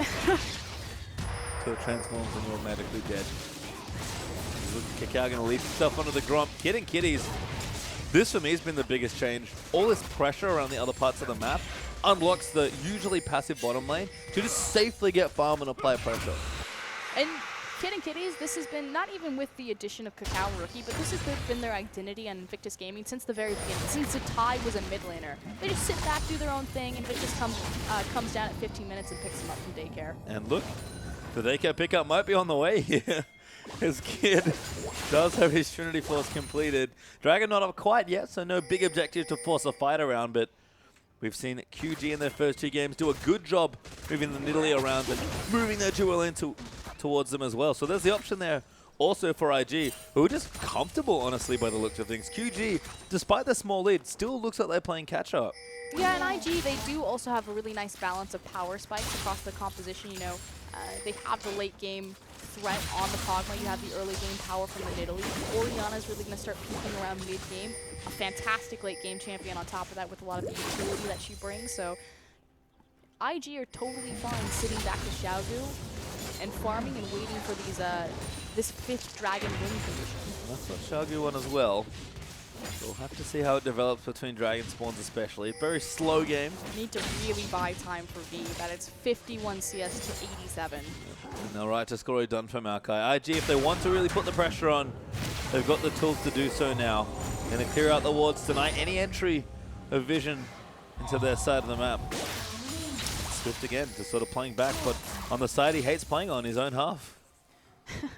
We do have the initial power spike coming out of Xiaogu. The Blade of the Rune King is finally complete. Likewise, picking up 2 long swords to look towards that Ghost Blade. So, see if TNT possibly looks for some sort of assassination potential. Typically, when Twitch has the Bork, it opens up a lot of danger zones on the map because it can just ambush behind you and delete you. Twitch is going to move. Kid's sort of, again, holding the lane here. Kid and Kitty is more than happy to keep the farm going. Level 10, actually, for the Kog'Maw. Nice bit of extra experience being given over by Kitty, so I like that he's been leaving Kid to his own devices, because Kog'Maw does like the levels as well. Twitch going to go back, probably Brutalizer maybe done, never mind. He's going to come back into the lane, but QD have just been stopped by IG. Like, we're waiting between dragons here, and IG just hold the lead here. They have no problems at all. And unfortunately, you look across the itemization, again, pointing out V versus Zatai, the fact that the Righteous Glory is complete. This next dragon spawning in 2 minutes, there's no tools to fight. Oh, now TNT going to go all in. Swift's down here as well, but the teleport's also in. It's Doinby that pops out first, but Kitty's going to get himself knocked up. The ulti's absorbing a lot of damage, and there's the ult out from Brom as well. Kakao will get tagged. Kitty's there as well, as TNT is going to get the first kill, but Rookie, huge 3-man shockwave, is going to wipe the floor with them as they turn it right around, jump onto TNT. He will be killed number 4 as Kid is unleashing with his W. And Rookie once again makes the huge play. So what I was literally just saying is that Xiaogu cannot fight. They're too weak. They don't have the resistances. They don't have the flanking potential. If Zatai and V show up to a fight, the Righteous Glory versus the boots on Hecarim is already a massive disparity before you include everything else. Look at this team fight. So it's Doinby that shows first And it looks, you know, a little bit decent for Xiaogu as they get all of the resources on the single side, but they're not able to put out enough damage. Here comes Rookie. Look at that shockwave. And Not now they're gonna going see it. again. No, too late. No time as the tower does go down. They get the kill actually as Swift will take out Cog. Kakao trying to get a trade. He will get the first one onto Brom, and the passive is going to wear off. Swift is trying to chase him, but Kakao is going to leap away as far as he can. Rookie is so close to saving him. There's the shield. There's the speed up. Pops the heal as well, and pounces off to safety. Did he just assassinate? No, he only assassinated one person. TTT. Okay. He I was took the gonna say- tower, I thought he killed the support, and he somehow got away. I thought he killed 2 people. He traded 1 for 1 and hopped away to safety. Oh, that's right. Kid died. Sorry, Kid. Yeah. Well, still get the trade. Not bad in a day's work here for Invictus Gaming as TNT trying to put the pressure on a little bit more. Rookie going to face check the Twitch. TNT is unleashing, but the shockwave's there as well. And actually moves him far enough away to stop the damage. It is a bit comforting for Xiaogu that they still have a damage threat and the assassination threat from TNT, forcing Rookie to use the shockwave defensively. Keep applying pressure, never mind. TNT in trouble. Ulti up from Doinby's good, but it's not quite enough by the looks of things to tie. He'll get kill number 1. Kakao's going to chase down for another. And Swift, he's gotten tagged. Doinby is absolutely dead as Kakao pounces on his face. And Swift is going to tunnel out to safety, but IG starting to get that advantage to work, and they're so far ahead. They continue to consolidate their numbers into one central location. It's pulling into 4v4s, into 5v5s, and they're just not strong enough right now. Xiaogu are normally so good at identifying when the perfect time is to fight, completely drop the ball. Is the pressure getting to them? Maybe. I mean, we talked about QG and best of 5s. Don't have the best experience as far as like numbers go, and don't have the best experience as far as their time in best of 5s has gone. It has not been pretty for them, and it's been the opposite for Invictus Gaming, who honestly 5 minutes ago were 2,000 to 3,000 gold ahead, have ballooned that advantage to about 9K. IG look so comfortable, so coordinated right now. This is where they live, in the reverse sweep. Reverse sweep city, populated by IG right now. Populated by Kakao. Yeah, that's true. Kakao and Rookie, they are the defining factors. Zatai of Kid and reverse Kitties sweep are just town. visiting. On vacation. Pretty good holiday here for IG. As V still behind. We'll see if QG can catch up, but let's look at IG. Rabbit on Death Cap done for Rookie. Blade of the Ruin King halfway done for Kid. Kakao is destroying the junglers. Doinby sees the dragon going down and instantly leaves the area. It's like, there's no way. I'm not going over there. He didn't have flash. He does have his ulti, but probably not enough to live through the 4-stack Rod of Ages. That was super cute. Him just going back and forth. He knows. He knows he can't live. QG just have to buy as much time as they can. And IG, oh my god. Rookie gets a kill in the top lane. Did use his ultimate. V could ulti out in time. And they're going to take this tower and keep that gold lead up. In fact, they'll kick themselves up to 10,000 gold ahead at 20 minutes and 45 seconds. The fact that IG are so far ahead that they're able to split up their resources. Kakao is taking the jungle on the bottom side. Rookie is murdering ponies on the top side. And V's having a real bad time this game. That lane swap. And meanwhile, on red buff, Kid. Kitties. Just hanging out.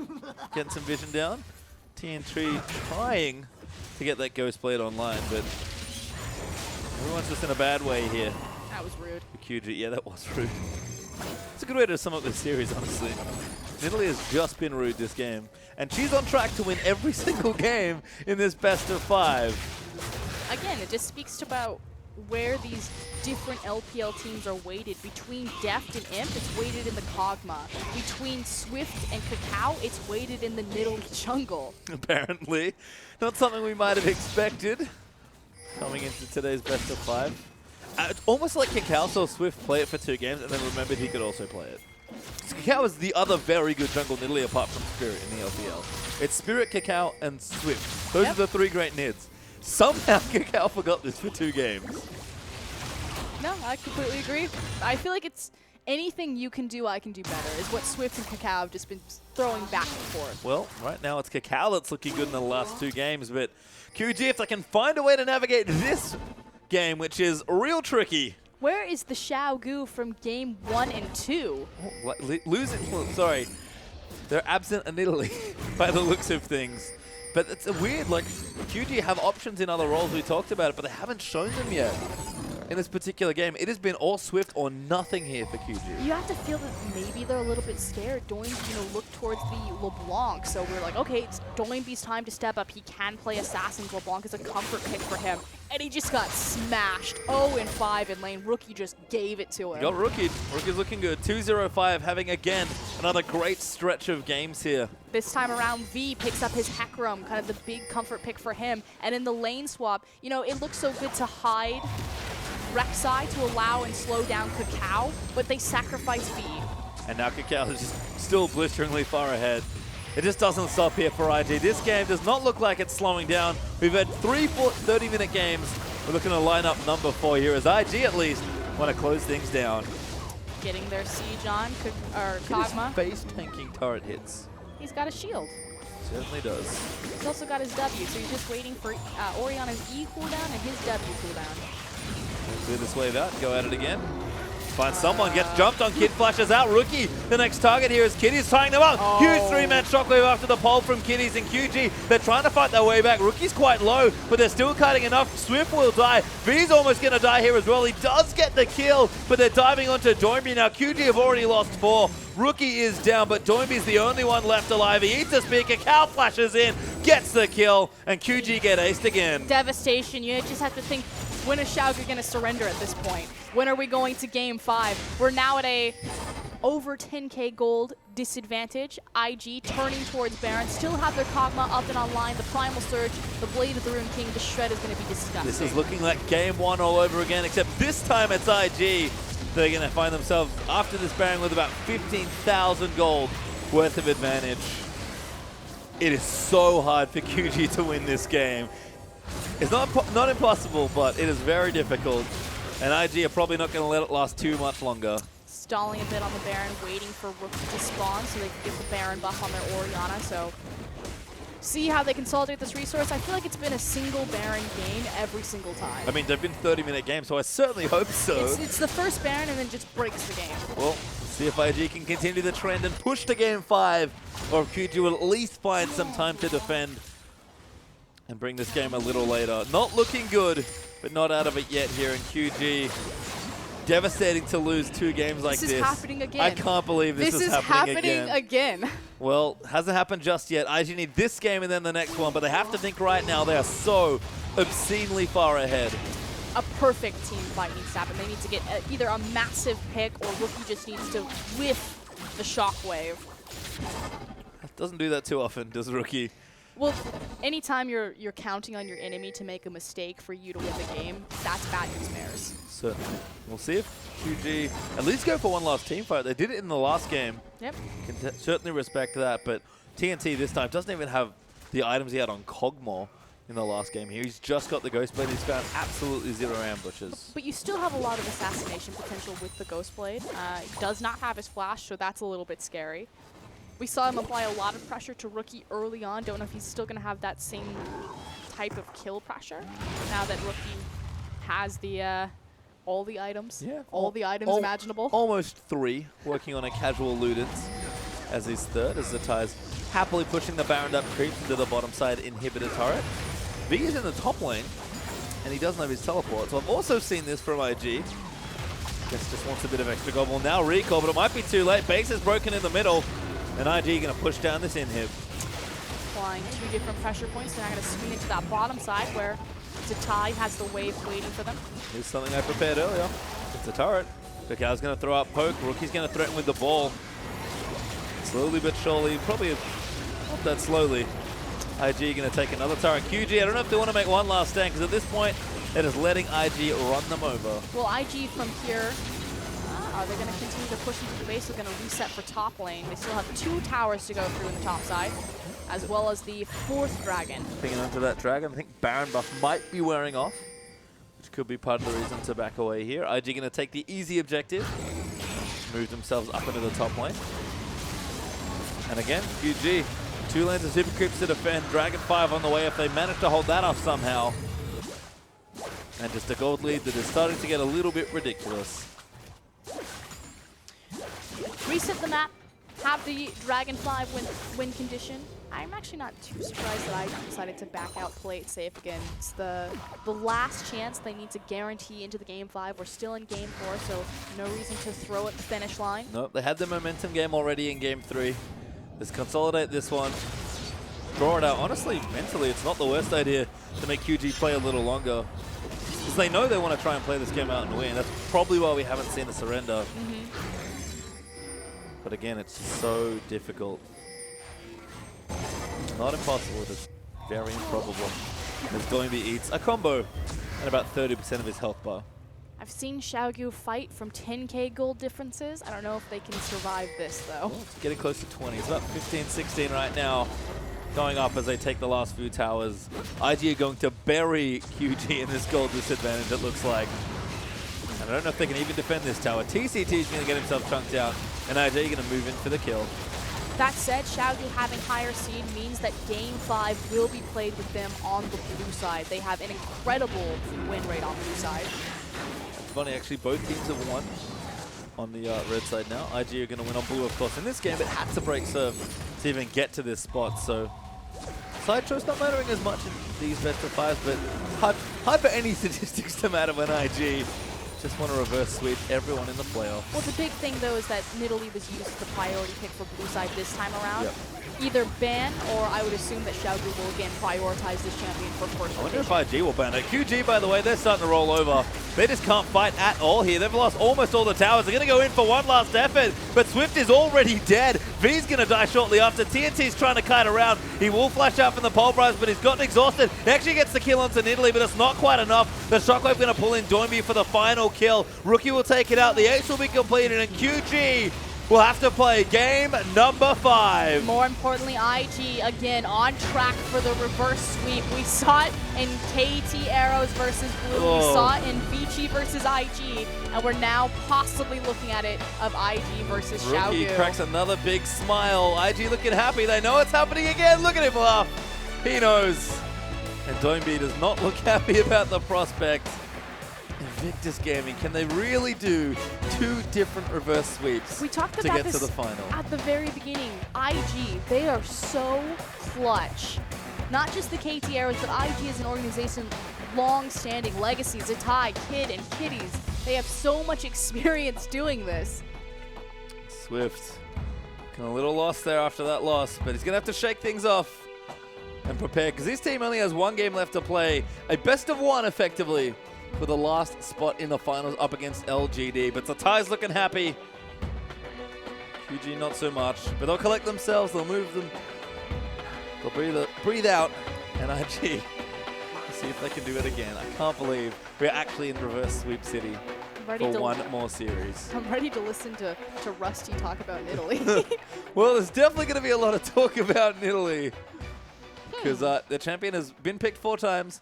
It has won 4 games, and it has been instrumental in every single win. It just speaks to the style of these junglers. This is Swift versus Kakao. They're very aggressive. They're very forward. They're the center, the rock, the spines of their team, and that champion just empowers them to do everything that they're good at. We talked about the lane swap, trying to hide, create more of a vertical jungling, slow Nidalee's ramp down. But again, Xiaogu, they sacrificed their top lane talent there, and Nidalee got snowballed anyway. Yeah, rest of it couldn't quite work out, but let's get a bit more insight, possibly into that Nidalee, as we're out one more time to Seda and Rusty.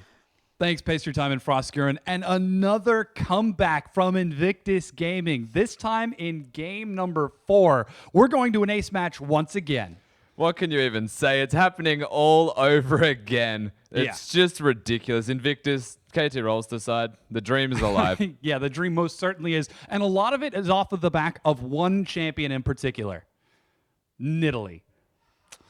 Look, it is off Nidalee. Nidalee has been doing a lot of work. Needs to be a point of contention between both of these teams. Honestly, I don't know why it hasn't been banned. We said it since the very first game. Yeah. Yet, it's still happening and spearing people left, right, and center. Exactly. And first, we saw Swift use it to great success, and Kakao target picking it away 2 games in a row. I mean, the fact that this champion is still getting through is incredible. And it's picked on red side by Invictus, blue side again by Invictus. It has a 100% win rate from this series alone, from both of these teams playing it twice. Yeah. They need to address this. Yeah, they certainly do. But we actually have a replay of that early game gank. It was still fairly even during this set, and Xiaogu were the ones who pulled the trigger. Yeah, so Invictus Gaming, again, they played to their strengths with jungle. It is a very heavy jungle matchup. Kakao found a 2-0 advantage early, and we'll roll this one out right now. Xiaogu trying to make things happen. Kitty's too tanky. He's never going to die. But try as they might to get him, they end up getting Kakao fairly low. But this is where the shockwave comes into effect. And everyone from Xiaogu trying their best to make a pick happen, to try and get some kills. It all just unfolds in front of their eyes. TNT goes down very promptly to this kid. Extra range bonus of the Cogmore. Invictus Gaming, it's the mid laner as well as the jungler now. Yeah. And that is the biggest change that they've made. The first 2 games was all Swift and Kakao duking it out.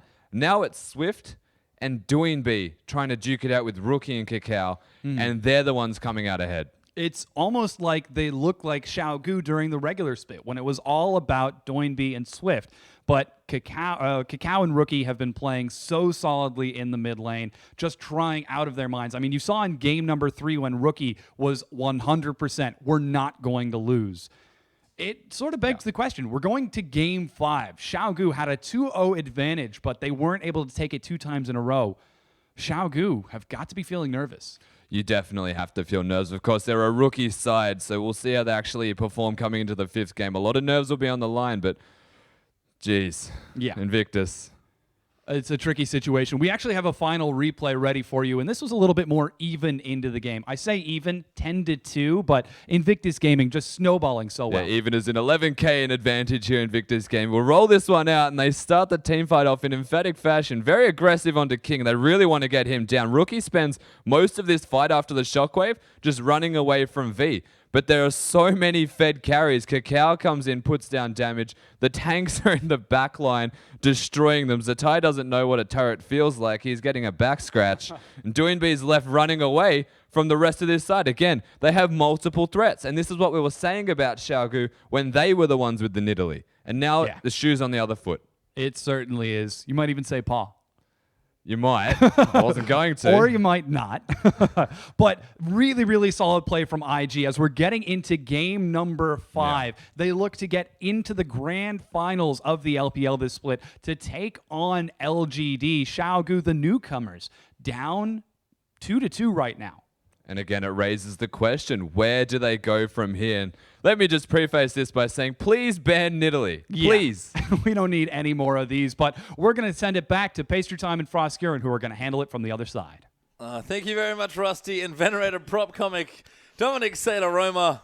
It is time for game number 5 once more. Invictus Gaming can't help themselves as they look to line up another reverse sweep. I think it's their second in about as many days, Froskuren. But how do these teams keep getting Nidalee? It's like, how does Seda keep getting these props? That's a better question, but I agree. We heard it from Rusty. He's been saying it since game number 1. Ban the Nidalee. Ban Nidalee. And you have to think IG going to be on the red side for the final game. She's gone. Swift's not getting her. And again, we talked about this. IG, they're the chameleons of the LPL. Maybe they're so predispositioned to reverse sweeps because it just takes them that long to kind of figure out what the enemy team's doing. We've seen the evolution of their priority in their draft phase and the draft phase in general, and they seem to have figured out the formula, Nidalee. So I can expect that from red side, since they will be playing red side for this last game, the best of 5 series, that they're going to go ahead and pull the trigger and ban it. Finally see a Nidalee ban. I'm counting on you, Invictus Gaming. I wonder as well, like if you are IG and you're like, okay, we're going to ban Nidalee this series, like when do you ban it? Do you like make it third ban, like give them hope? Oh my god, we're going to get Nidalee. Like, no. You do it last. I think so. Yeah, naturally, because you're also kind of looking at Xiaogu like, you going to do it for us? You're going to give us a free ban That's a good point, from... actually. Yeah. It's almost like I used to draft for teams. Sometimes. I've heard you do other things apart from watch the LPL. But right now, we have a best of 5 that's about to end. After a crazy day of semifinals, we thought that we were going to have a 6-0 LPL playoff day. How wrong we were. How wrong. It looked so smooth sailing the first 2 games. The fact that all of these games, again, did that one still end under 30 minutes? If it wasn't, it was very close. Disappointed. I think it was. Like, It probably was. It probably was. By like a couple seconds. They've been so one-sided, and Xiaogu, smooth sailing. But we talked about this. If they're going to win, like you said at the very beginning, it's probably going to be a 3-1 or a 3-0, that they need the momentum. They're a very momentum-based team. All of the sample size that we have of Xiaogu in terms of best of 5 doesn't look great. The Demacia Cup performance was very shaky. They lost to LGD when LGD didn't even have Imp. He was on visa issues. So, in a set of 2, a quick 1-2 punch, Xiaogu looked fantastic. In these elongated series where it's about adaptation, it's about changing things up and figuring out different strategies, this plays to IG strengths. Not only are they clutch, again, the chameleons. Yep, and they're adapting very well here. It's just a matter of doing it one more time in the best of 5 and trying to push through. And for QG, I assume you come into this game, you have your strategy, you say, this is what we want, adapt as the picks come in, and just play your game. You've already beaten them, you know you can do it, just don't fall to the IG pressure. But the big thing is they also haven't really played to, they've done the snowball and kind of the ramp thing, which we expect from Xiaogu, but the other thing that they're really good at is team fighting, and I feel like we haven't gotten a good 5v5. I mean, it's hard to 5v5 when your lanes fall behind horribly because you're getting Nidalee for the last 2 games. Like, it's tricky to say specifically, other than Nidalee, what the biggest factor in these games are. Because we've seen it in every single game. Exactly. So I agree. QG can win a more even game, or even a game where they're a little bit behind, but they can still make plays. Yeah. Whatever's happening on the QG shot calling side doesn't seem to be nearly as assertive as it has been, because they're not playing to the strengths. Even that third game where they had that Gnar, that had enough items to at least try and force something, they waited to literally the last possible moment to force a team fight. If they'd done it maybe 5 minutes earlier, they actually could have come back into the game. And I'm really glad that you bring up the pick. So yeah, we've seen adaptation from IG, but we've also seen adaptation from Xiaogu, pulling out the lane swap. But, starting at the Gnar, and then the next set after they lose, they go to the Lulu, to the Hecarim, but they prioritize the lane swap to slow down Italy. But it denies their 5v5 because V falls so far behind. I just feel like ban Italy, take standard lanes, look for the 5v5, do what Xiaogu do best, which is team fight. Yeah, and the other thing as well is that the ban pool is starting to get real messy in this game, because we went from 2 standard mid lane bans for QG. Yep. To 20 1 or 2 from IG to make 3 or 4, and then 5 in the last game. We were lucky not to get 6, with Kalista just eating the final one there. But we do have the highlights here from the last game. Talked about it already, but watch Majestic Cacao get first blood and then kind of snowball the rest of the game from there. Just the wind blowing through his gorgeous mane as he... I can't. Yeah. I'm just Seda with the spear. Triggered is Cacao. You can see diving back in onto Swift, and even these little pockets of fights. This was the big one here.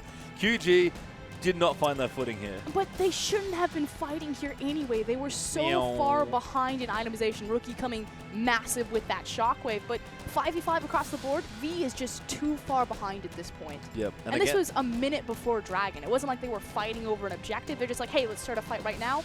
Oh, wait, we're, 7k gold behind. Yep, and again, you can see the last-ditch effort for QG came literally when the Nexus was almost about to get attacked. But it was too much here at this point. IG were far too far ahead. And it's been a tough road for Xiaogu, a team that we expect to maybe be a little nervous, a little inexperienced in this particular situation, versus a team that has so much experience, if only recently, in this spot. And this was the most one-sided game of them all, I think.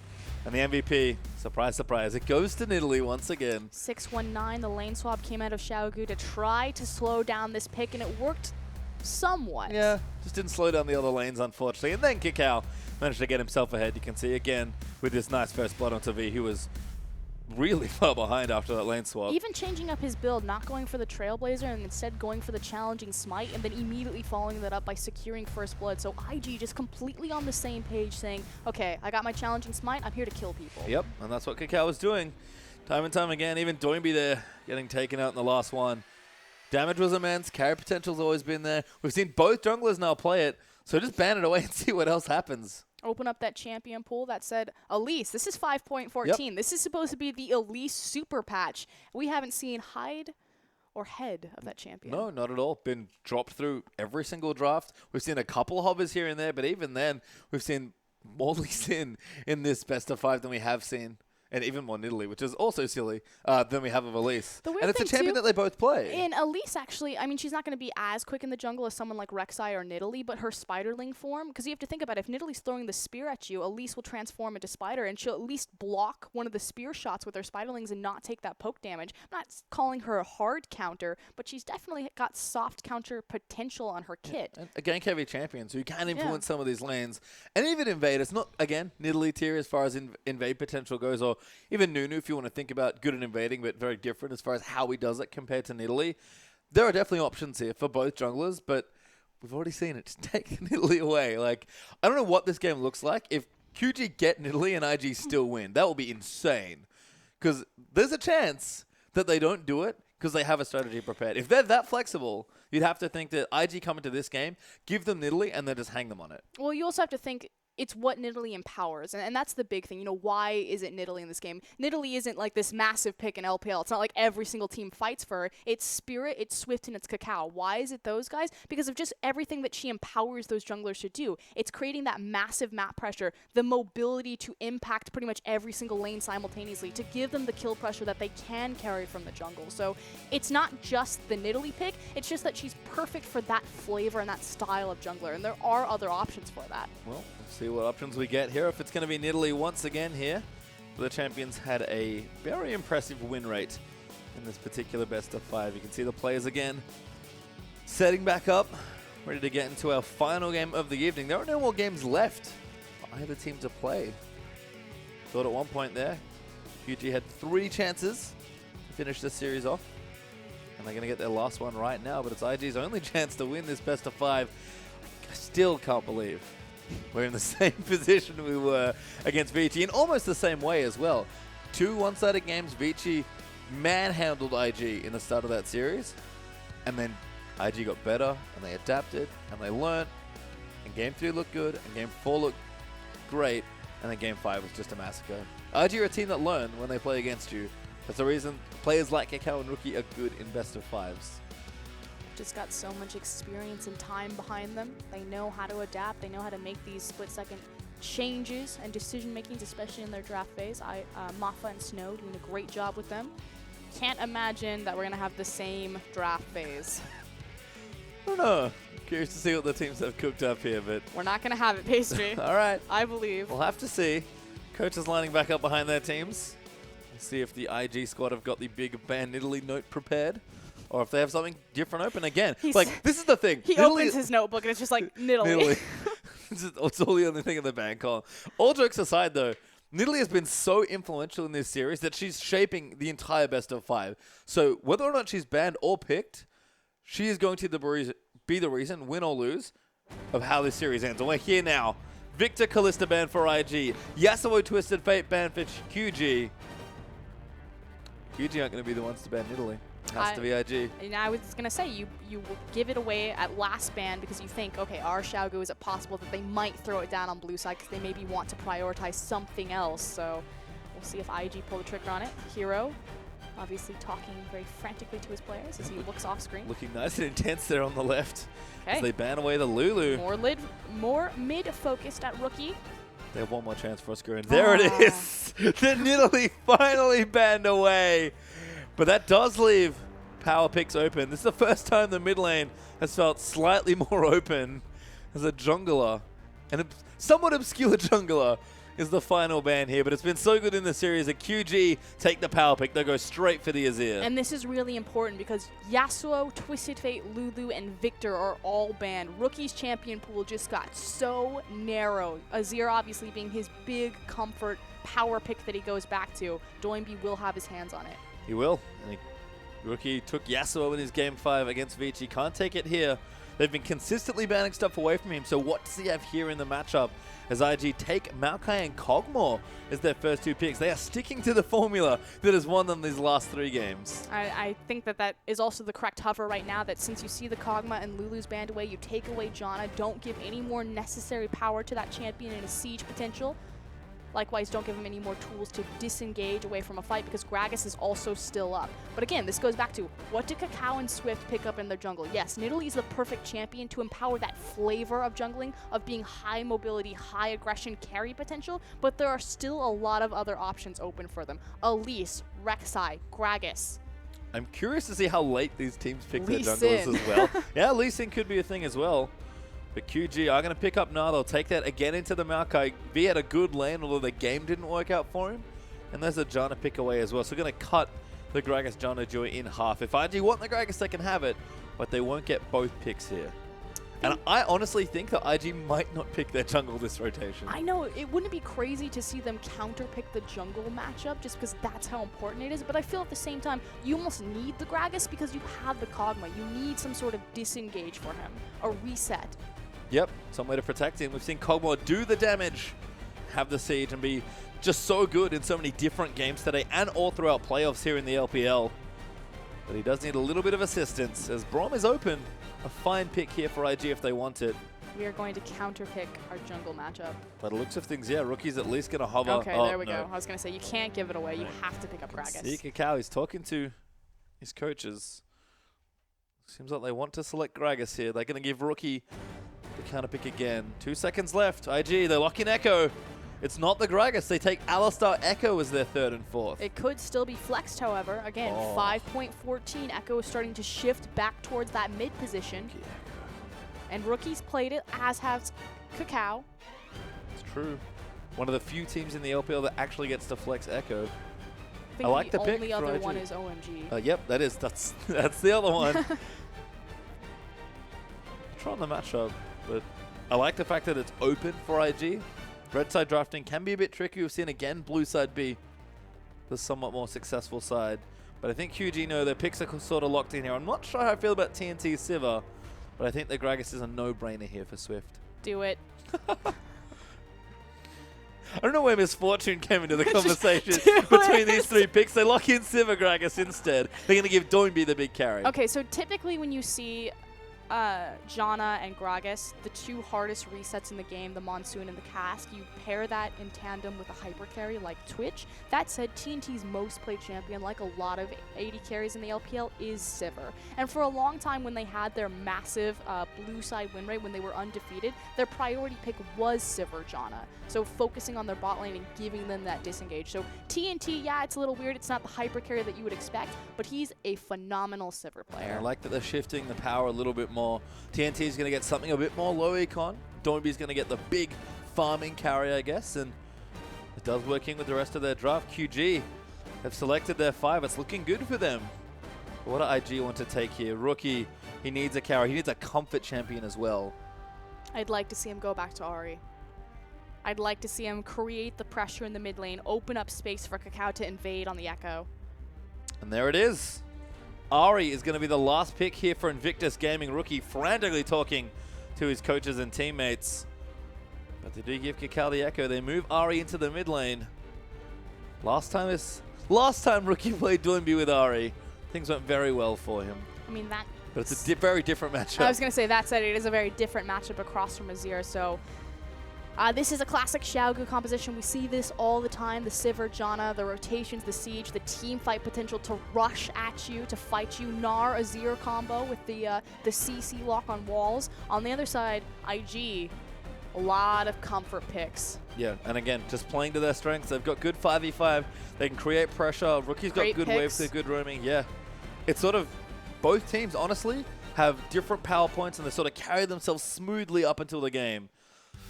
And given the fact that Nidalee's finally gotten banned, I think the game will be nice and smooth. It'll be a very big Game 5 here for both these sides. We've had 4 games of Snowball League. What is Game 5 have in store for us, Schooners? To go through our matchups, V on Narf versus a tie on Maokai as Swift takes Gragas into Kakao's Echo.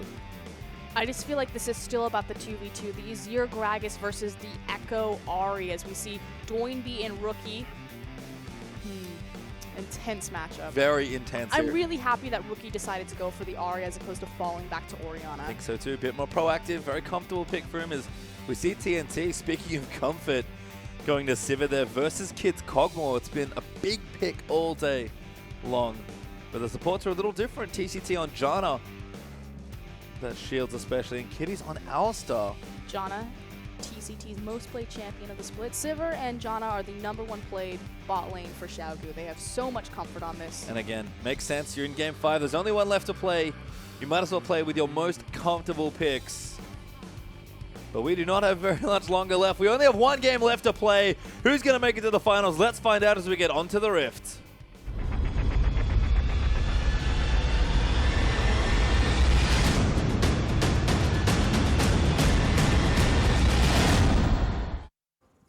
And for us, Gurren, it all comes down to this. Game 5 between QG and IG, as we have gone the distance once again in an Invictus Gaming best of 5.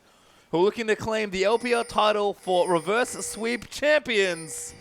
And I cannot believe this is actually happening. They might not win, but the fact that we even got to this spot, one hell of a run here for Invictus Gaming. And both teams are very hungry for that spot in the finals. It has been a roller coaster of a series. There's been no game that's gone over 30 minutes. Everything has been one-sided. And Doinby, again, walking into Rookie. This looks like a repeat of Game 3. It does a little bit here as Rookie feeling confident, nice and aggressive. Again, have to expect that the mid lane is going to be nice and bloodthirsty here. That was how they kind of got themselves psyched up for Game 3 and then carried themselves to the spot. So I think both teams, look at the mid laner for IG and the jungler for QG, to go a little bit crazy. We do have a lane swap being initiated by Invictus Gaming, which very out of character. Normally they do not lane swap. That said, after the success that they got on Zatai last time, can understand why they want to pull the trigger. Yep, certainly here. Zatai is going to start with that jungle, but V and Swift are going to pair up as well, so they're maybe expecting it. See a couple pings there. Might have spotted Kog'Maw already. Now it's about controlling V. So again, V has a tendency where he just kind of walks into certain death or very unfortunate situations a little bit before Xiaogu are primed and ready. And he's so key to their team fighting power. As a kitty. Oh, you got one. Swift's going to get the knock up though. V's going to chase him. Doesn't have the hyper, just the boomerang. And Kitty's, he'll shake it all off. He's going to keep following them apparently. So what's really important there is that Alistar did manage to get one of the Sentinels, which denies a lot of EXP to the jungle duo combo there. You can see Zatai now getting How harassed far is he also. going to chase them? He like chased them all the way, all the way around the Checking corner. the wolf camp out, you know. Get off my lawn. Trying to see what he could do. He's actually going to go back now. He's going to walk down bottom and help out Maokai. Oh, actually just does cancel that recall. Zatai thought that was in tower range, I think. But he gets a lot of harass as a result. Could be perhaps heading back to lane to quickly pick up level 2 before he goes back to Zatai. Oof, Rookie. No, it's because they're pulling Zatai off. Okay. They're going to swap him back around. I He's like, see. guys, I'm already done. Get me back into the 1v1 lane. I'm out, please. Does have his teleport. He's going to go for a stroll, perhaps meet up with Cow and do some double jungling. That would make sense as well. We saw this actually be one of IG's adaptations in the last game where we had a lane swap. Rookie always does this. He always pulls his wave. He always gets a nice freeze in front of the tower. So we've seen Rookie turn on the bloodthirst, go for the 1v1 outplay and the kill.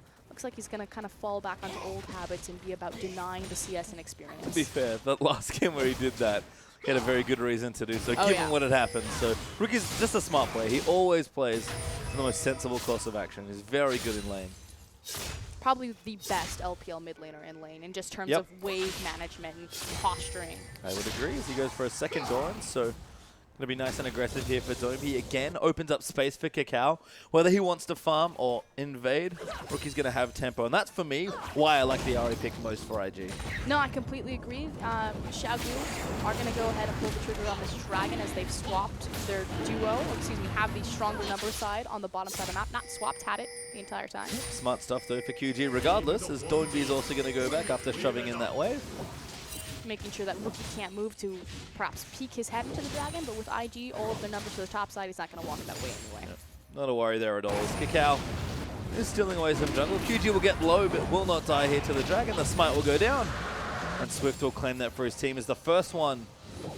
This last game goes over to Xiaogu. And we saw this last game, but it was Invictus Gaming starting the Dragon 5-game win condition early. So we'll see if they're able to make the same smart macro plays that IG made for him. You can see Zatai actually continuing to follow Kakao for quite a while here. He's actually teamed up with Kitties as well for a devastating 3-man gank unit.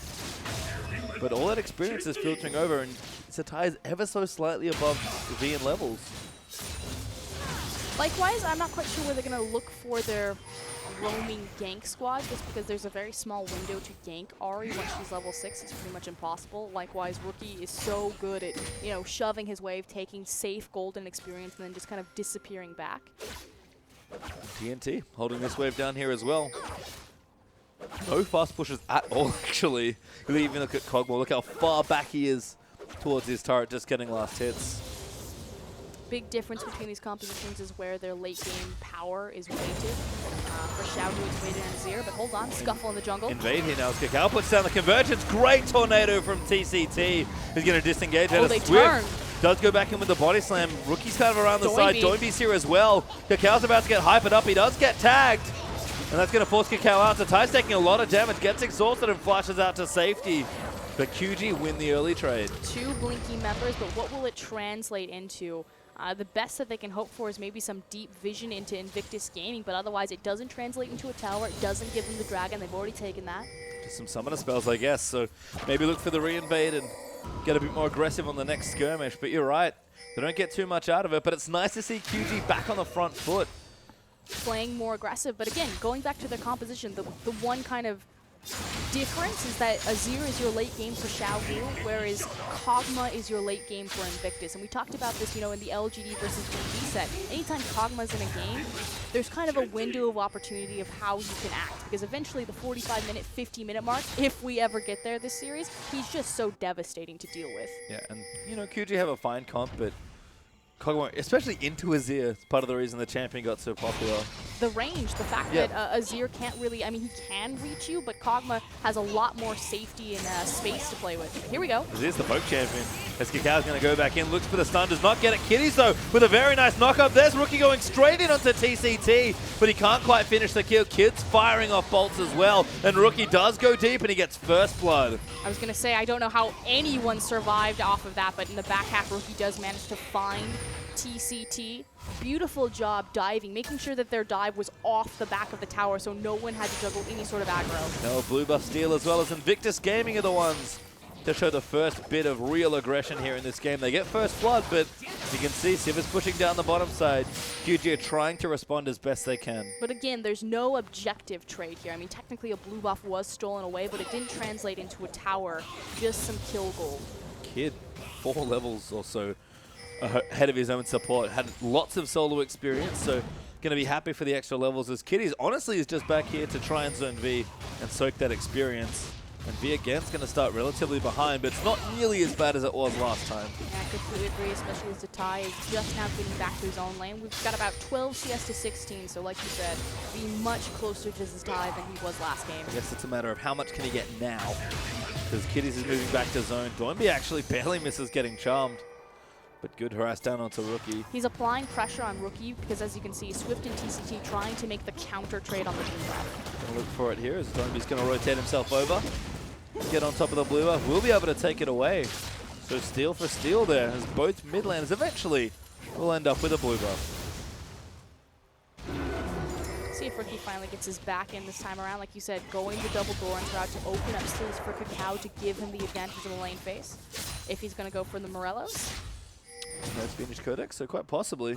But a Chalice up for Doinby, it could be that item as well for Rookie. Plenty of options here early on into this game. It's only been 1 kill, we're 9 minutes in, and Dragon will be back up in a minute 30. Xiaogu did get the first one. Oh, IG. Smart macro play. Posturing for another dive, though. Kakao is not level 6, and he's also spotted out by a ward. Back away from that instead as TNT starting to proxy this top wave and continue to deny Zatai. So much emphasis on denying both these top laners. Kakao constantly applying pressure to the top side, forcing V to back off the tower.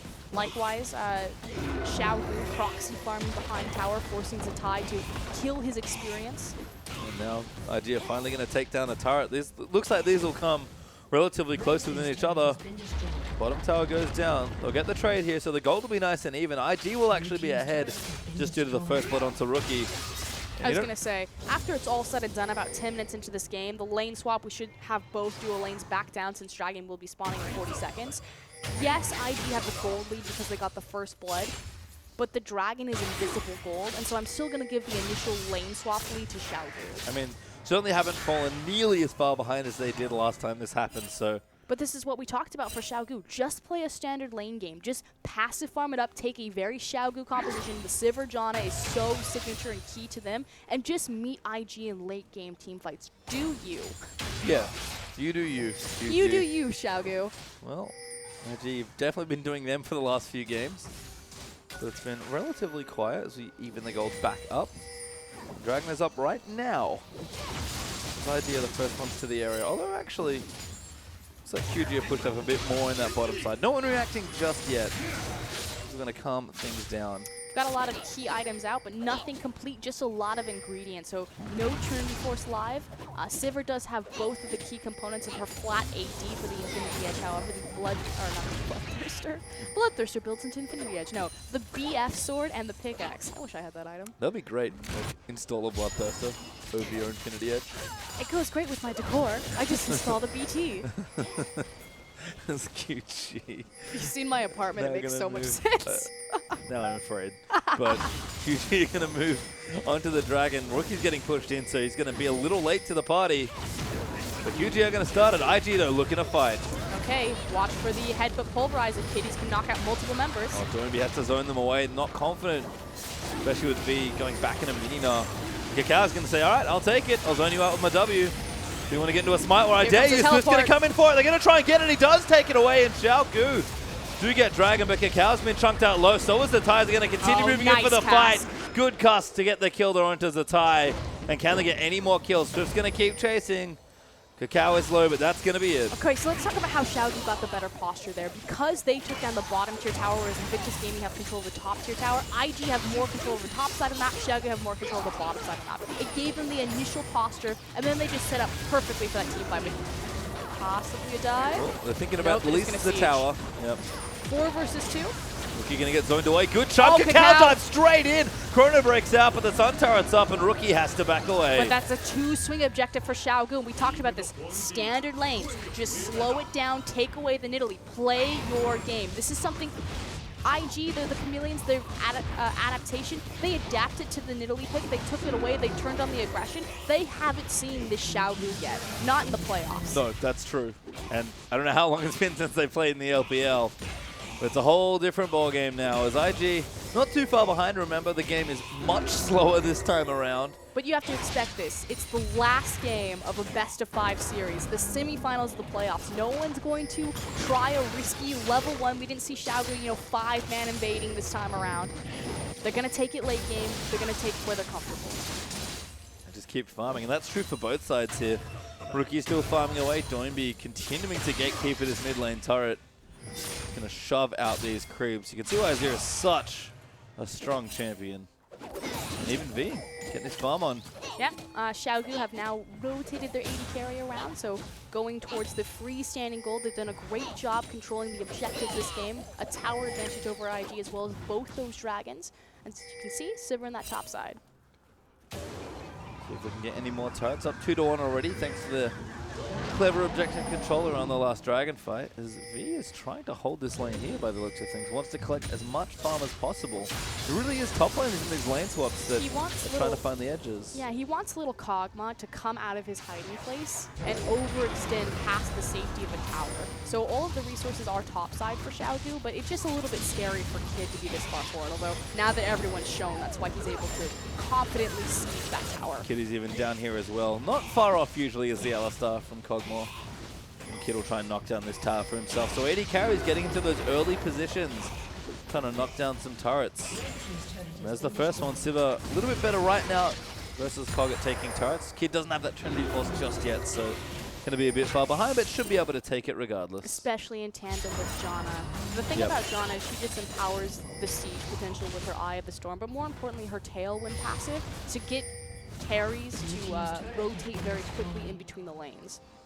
Now Rookie making his way down to the blue buff. Going to take that for himself. So Ty collecting some farm as it crashes into his turret. And again, quite a lot quieter in this particular game. Less than 2,000 gold between these two teams. Although Xiaogu do have the gold lead and the dragon lead. So they're certainly off to a good start here, but never count out IG. This is going to be A much closer Game 5, kind of expectedly, than we've seen the last 4B. We had a lot of snowball I wouldn't in have this series. it any other way. Exactly. But again, just to remind everyone, Dragon, I consider it invisible gold. Every single stat in this game has a gold value associated with it, especially when it's a scaling AD stat that the first Dragon will give you. So yeah, it looks about a 1k, 2k gold difference between these two teams, but you always have to take into account that extra power because Xiaogu have the Dragon advantage. Looking to play around the third one here. It's not up just yet, but looking to try and get that vision down. Baron, not really a consideration at this point in time, so would make sense that the teams are hanging out down here, and there it is, 2 minutes up. I mean, it's the LPL, but 15-minute Baron's pushing it. Once upon a time, I'm sure that would have been a thing, but no longer the case. If anyone would do it, it would be. Can you imagine you show up to the pitch like, go get it. Oh. That's the first time the Baron buff changed. They like tried to go for the 15-minute Baron. They're like, oh. Yep. But we have Xiaogu attempting to siege on the bottom side of the map here. Now, typically, I would say that their priority objective should be that middle tier tower, but just playing around their deep vision, playing around the building wave that they already had. Dragon will be spawning in 1 minute 30 seconds, so teams should still be refreshing their deep vision, playing around bottom side, and trying to posture for that next big Dragon. Yeah, I like the group there from QG. They've got Sivir already with the Infinity Edge, so don't really need to worry about other farm, with Dragon being the more important current objective. But Kid is still farming up. Rookie went back. He's got a needlessly large rod now as well. And the Righteous Glory is just completed for Zatai. So IG can look to contest with his next Dragon. It's rare to see a team get 3 in a row. You have to think IG are trying to stop the next one. Yeah, and they've put themselves in perfect posture, like you said, pointing out the Righteous Glory, the turn. Of course, they're on the power spike. The Righteous Glory will particularly be potent for that flank, which both teleports are available from either top laner. So just about can V micromanage his mini Gnar and mega Gnar form, and will Xiaogu protect their vision and get better posture on this pit. Now again, they still have more control. Oh, never mind. Bottom tier tower went down. Alright. Even control on either side of the map. Kid takes away the grub. Wants to get a little bit stronger. The cow gonna take the wolf camp as Echo. And only 15 seconds after that next big objective is going to spawn. 3 dragons is a big deal here for QG. That's usually the sign that you can, especially at this stage, given how early the first one was in the lane swap, makes that 5th dragon win condition, even the threat of it, just appears that much earlier. And it kind of forces the onus on Invictus Gaming to be reactive, that they can no longer give it up, and they may force themselves into a less than ideal situation or team fight. And again, against Xiaogu, the kings of team fighting, that can get very scary. We haven't seen them appear yet this series, but I promise you, they're there. They're certainly good. As you do have QG, the first to the area on the dragon. B's building rage now as well. He actually might teleport early, just to make sure he has it, but both top laners sort of have to come soon. Cacao trying to line things up. The tie's going to come in. B has to come in soon now as well. He does come in. He's actually looking for a bit of a behind flank. the team, though. Doesn't really have the rage to do that. They're going to try and take the dragon down. They will get it. And V's actually dodging out of the way. Managed to get himself to safety. IG will lead a tornado, but they already got the dragon. QG have no reason to fight as Cacao is going to leap onto V, but he can't get the kill. In fact, he might be in trouble. Chrono break here for Cacao. Might be lining things back up, but a little too dangerous as QG barreled through the jungle. Indecision just rocks Invictus Gaming here. They lose posture on the Dragon despite the fact that they had a 4v5 in front of them. V was completely split up from the team, and more important, Xiaogu get the Dragon and posture on this mid-tier tower. They get it. It's 4 towers to 2 now as IG. Starting to fall actually pretty far behind. Frankly, they should have immediately pulled the trigger. V made such a massive error on that teleport, splitting himself up from his team, not even having the threat of Mega Gnar. I could understand if there was a Mega Gnar behind you, but that was a little mini Gnar. Little baby squirrel. It was a little baby squirrel. The squirrel does get scary, but it was going to take V a little while to build up that rage. Instead, QG managed to divert their attention. They do get the dragon. It's number 3 now, and 3,000 gold up for Xiaogu now as well.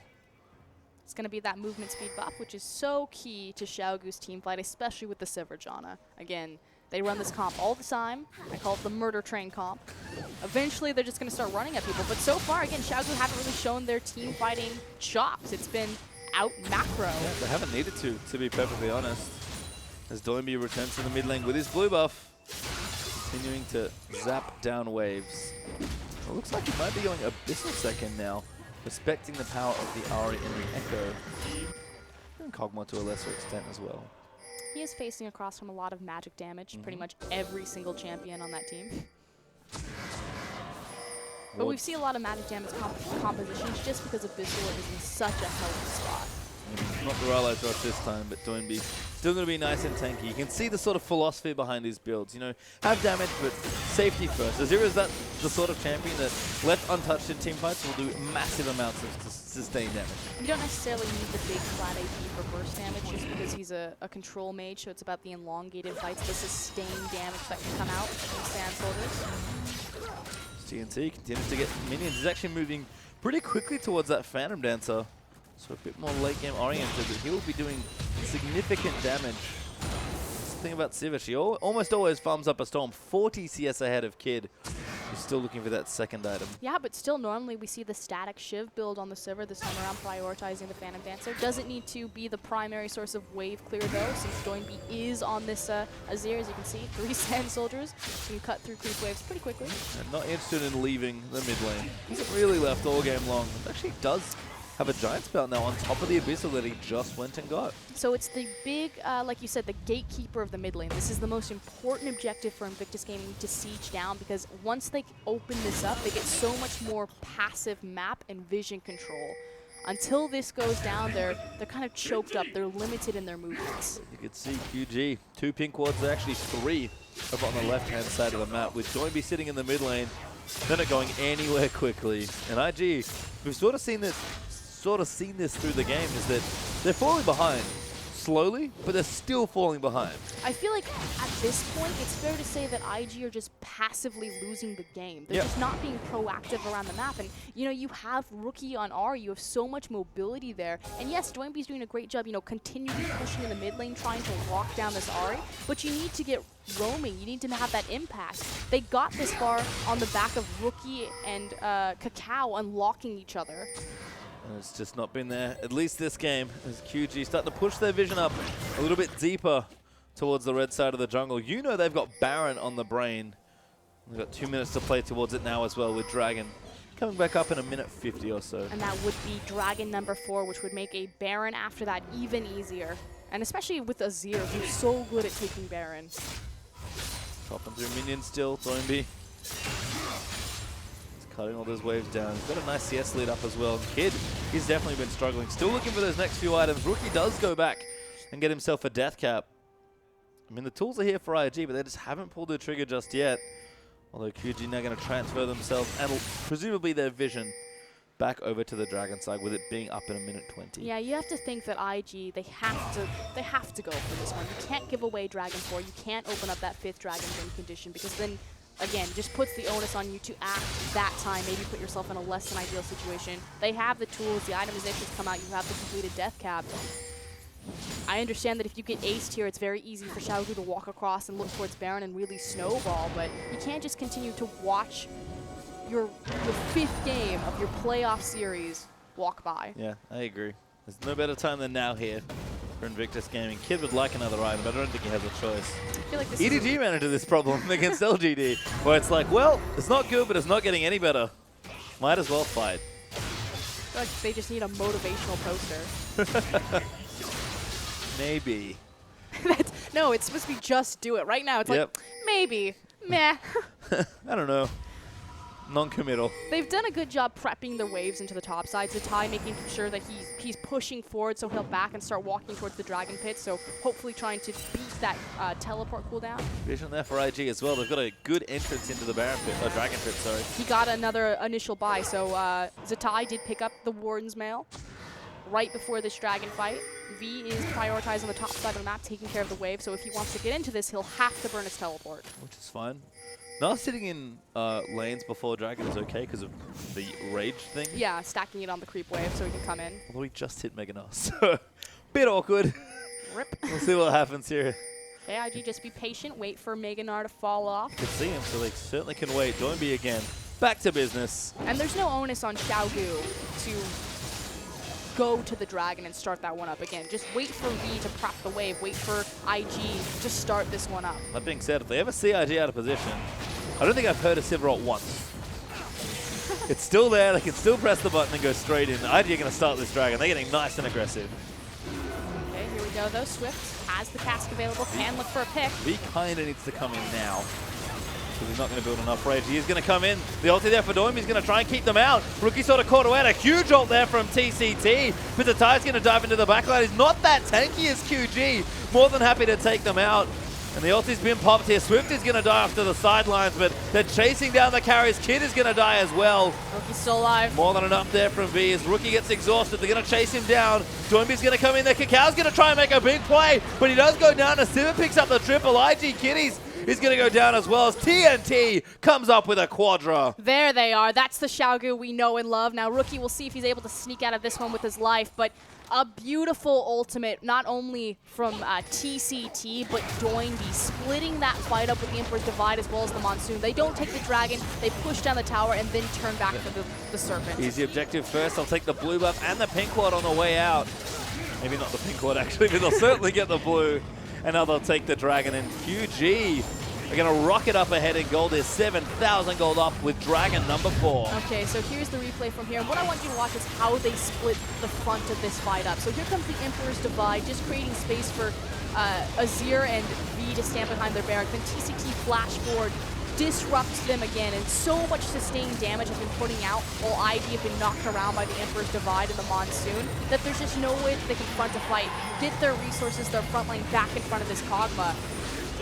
This is Xiaogu. This is their team fighting. It is, and it's looking good so far, and understandably TNT is the one scooping up all the kills. Get himself a nice shiny new Vampiric Scepter and Spectre's Cowl. He's apparently done on damage for now. Just needs those tank items here. And the thing that I really want to hit on, since we do have Xiaogu in the game, is, you know, the LPL has always really been well known for its team fighting, but what about the team fight is it that makes it different from the other regions? And I call it the terrain control, the ability to fight on different fronts, how they use their abilities and how it's layered and stacked. And I think that was a great example of that last team fight, you know, using the Emperor's Divide, creating a barracks, splitting up 3 different fights, making sure that the enemy team can't get a front-to-back composition to protect their Kog'Maw. Scoop them up as they go in. Now IG trying to defend their red buff. Kitties gets knocked back in there as well. Cacao's got the W down. They might be able to turn this. Doimby gets stunned as Cacao going to dive in on there. But Cacao's not that tanky. He will die to TNT. And V has been drawing the rest of the team away as Rookie is trying to find a pick. But V is getting stronger. Doimby's going to take out Kitties, and QG get 2 more kills. And with Cacao dead, immediately the pings fall back to Baron. TNT is still alive, but more importantly, that Azir as they start to shred. He's got Rylai's now as well. Pretty tanky. TCT is going to reset with a Monsoon. IG are not going to be here in time to even contest that Baron. It will go down. The teleport's here. V's going to, no, it's the tie actually. Wrong way, buddy. He's going to get slowed up. Can't escape this Azir. Rookie's going to try and make a play. Does get the first kill into Gragas, but he gets taken out by Nah. And again, IG, they just look like they're having massive miscommunication issues. The teleport going down, and Zatai running in with the Baron already dead. They just lost 2 members as Xiaogu march up midline with Baron buff. Oh, Rookie. Hand on his cheek there. It's tough right now here as QG have got themselves 10,000 gold ahead. As that top breaks in the mid, IG's hopes are starting to crumble. Mid inhibitor's going to go down, and Xiaogu looking to force a date with LGD for the first time ever in their LPL. Invictus Gaming, they saw the crutch of the Nidalee. They picked it up, they adapted, they started to abuse that weapon. When we talked about it, you know, they haven't met this form of Xiaogu in a long time. Reset the lanes, just play it standard. Do you, Xiaogu, and push down IG. They've run out of time. They don't have any more time to react to this. And IG are going to have to try and pick up whatever they can. But it's QG that are now on the warpath. They've got so many items and so much gold. They've already broken. That said, late game, if they can just get Kog'Maw to 45 to 50 minutes, again, where are these teams weighted? Doinby is the late game threat on the Azir. Kid is the late game threat on the Kog'Maw. Get your front to back composition. Get the front line. I don't completely, like, I do know what their comp does. They have to set it up. They haven't found picks just yet. The Xiaogu are so good at using their tools available, the Cask, the Monsoon, the Emperor's Divide, to disrupt the setup and the posturing of Invictus Gaming's composition. Let's just clean up from there. Could you have made it look easy for 30 minutes or so now? We've seen a lot of these games end at this point. This game is not over. QG are making it look close. Kakao again going to set up. Puts the W down, but Ross rushes in. Gets advantage for his trouble. Kakao now going to eat a whole host of damage as Kitties dives into the backline. V going to go in, looking for the huge scoop, gets one back in onto the tie, but Dombey's going to put up his ulti. They'll just kite them as they move forward, and now Swift's going to dive in onto the carries. He's tying them up, doing the damage. Rookie's trying to make something happen, but another kill there for TNT as he finds the triple. They've got a big minion wave in the base, however, and they're now crashing towards the Nexus Tower. So the reason IG pulled the trigger is because they were losing so much health from the Nexus Tower. Teleport down as well. The towers are going to get cracked. Rookie and Kid, the carries are left alive, but I don't know if they can shake this off. And Xiaogu are going to get their date in the finals against LGD. It took 5 games, but they got there. Xiaogu finally remembering who they are, the kings of team fighting, and they come out swinging in the final game of a best of 5. And Italy was all the ruse for us, Corinne. We had 4 epic games, and in honestly a very quick amount of time, another short game. QG, win or lose, apparently a very efficient, and Rookie leans back in his chair. He can feel the reverse sweep again, but I already told you, you don't get the miracle twice. You only get it once a tournament. And they already used it up against Vici. Xiaogu from the LSPL, their first split in the LPL. They place second in the regular season. Everyone's looking at them. They're the pseudo Snake. They're just like Snake. They'll fall apart in the playoffs. Now have a date with LGD, not EDG, LGD of all teams in the finals. Who would have predicted this? Not me, that's to say. We've already had plenty of upsets and crazy things happen in the LPL playoffs. IG's run ends here. But what a run it was, playing the maximum amount of games. The raw outplay and just style of this series, Kakao versus Swift, I'm so impressed. Normally, you know, players, they try to go for the 1v1, like, okay, maybe just back off. Just go back to Orianna, just take the safe pick. Swift and Kakao, Rookie and Doinby, they were at each other's necks the entire series. And it's important as well for IG to keep playing on. They'll have a matchup tomorrow. But they're going to be thinking about that tonight at least. They'll leave that for another day here. Xiaogu are the ones to claim glory today and press forward to LGD in the finals. And I believe with this win, LGD are no longer guaranteed to spot at Worlds. I think that's how that works. I could be wrong. I'd have to double check. That said, I mean, Xiaogu, they impressive in the final game, impressive through the course of that split. Like you said, we had very quick games over all 5. All under 30 minutes. I think that last one was the longest, but LGD very handedly, very quickly dismantled EDG in a 3-0 sweep. So looking across, are you nervous? I mean, maybe. You can see the smiles out for Xiaogu. Happy right now. Got about a week to prepare for their finals. As you look over at the IG side, they'll have a little less time to think about this match because they have to play tomorrow. 3rd and 4th place is somehow IG versus EDG. Who would have guessed? I just love the finals, the macro-oriented team, the chess masters, LGD versus the kings of team fighting, Xiaogu. Just the stylistic matchup. Yeah, really crazy stuff there, but we'll wrap things up for this evening. It's been a wild ride here at the LPL playoffs, and it all continues tomorrow again with the 3rd and 4th place match. For myself, Ross Gurin, Sada, Rusty, and our entire live production crew, the LPL's been fun, so have you at home, and we'll see you all tomorrow.